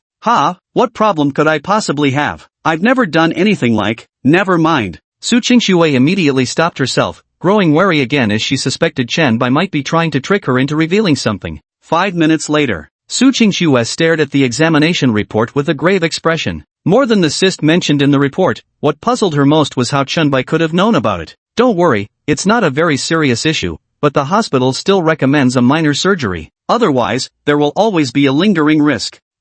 Ms. Su Qingxue? Sir, perhaps you should try to persuade your girlfriend? Returning to Dr. Lu's office, the doctor gave his recommendation, but Su Qingxue remained silent, her gaze fixed intently on Chen Bai sitting beside her. So much so that when Dr. Lu referred to her as Chen Bai's girlfriend, Su Qingxue even forgot to correct him. On the contrary, Chen Bai had anticipated everything. Just go ahead and make the arrangements. She'll cooperate with the procedure when the time comes. Alright, then let's first schedule Ms. Su Qingxue to come to our hospital this Friday to complete the hospitalization procedures. Dr. Lu explained the subsequent procedures and printed out a checklist for Su Qingxue. Only after Chen Bai and Su Qingxue stepped out of the hospital did Su Qingxue gradually come to her senses. How did you? Ask and you'll find it was calculated by the Taoist priest from Mount Shu. Chen Bai spread his hands, not intending to explain to Su Qingxue. In a way, he'd actually done a good deed. Su Qingxue wasn't stupid when the predictions kept being this accurate every single time. Chen Bai absolutely had to be lying to her. Can you stop lying to me? You're acting like a jerk, every word out of your mouth is a lie.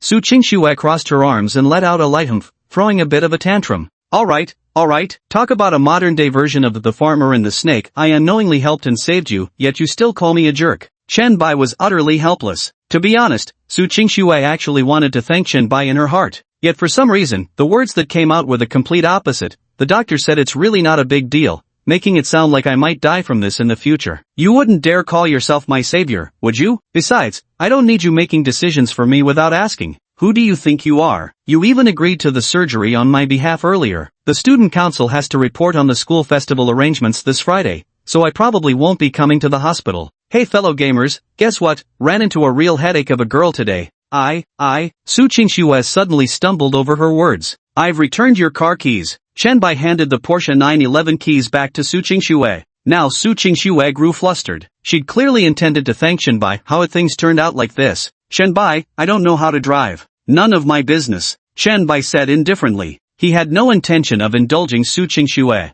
Su Qingxue clutched the keys in her hand tightly, her temper equally stubborn. Fine, I hope this is the last time we ever cross paths. From now on, stay away from me and keep your distance. My affairs are none of your concern anymore, Chen Bai. Chen Bai froze for a brief moment, then flashed a charming smile. President Qingxue, forgive me. This is the last time, I promise. The simulation involving Su Qingxue truly was the final one. At that instant, Su Qingxue's heart skipped a beat. For some inexplicable reason, she felt as though she'd forgotten something profoundly important.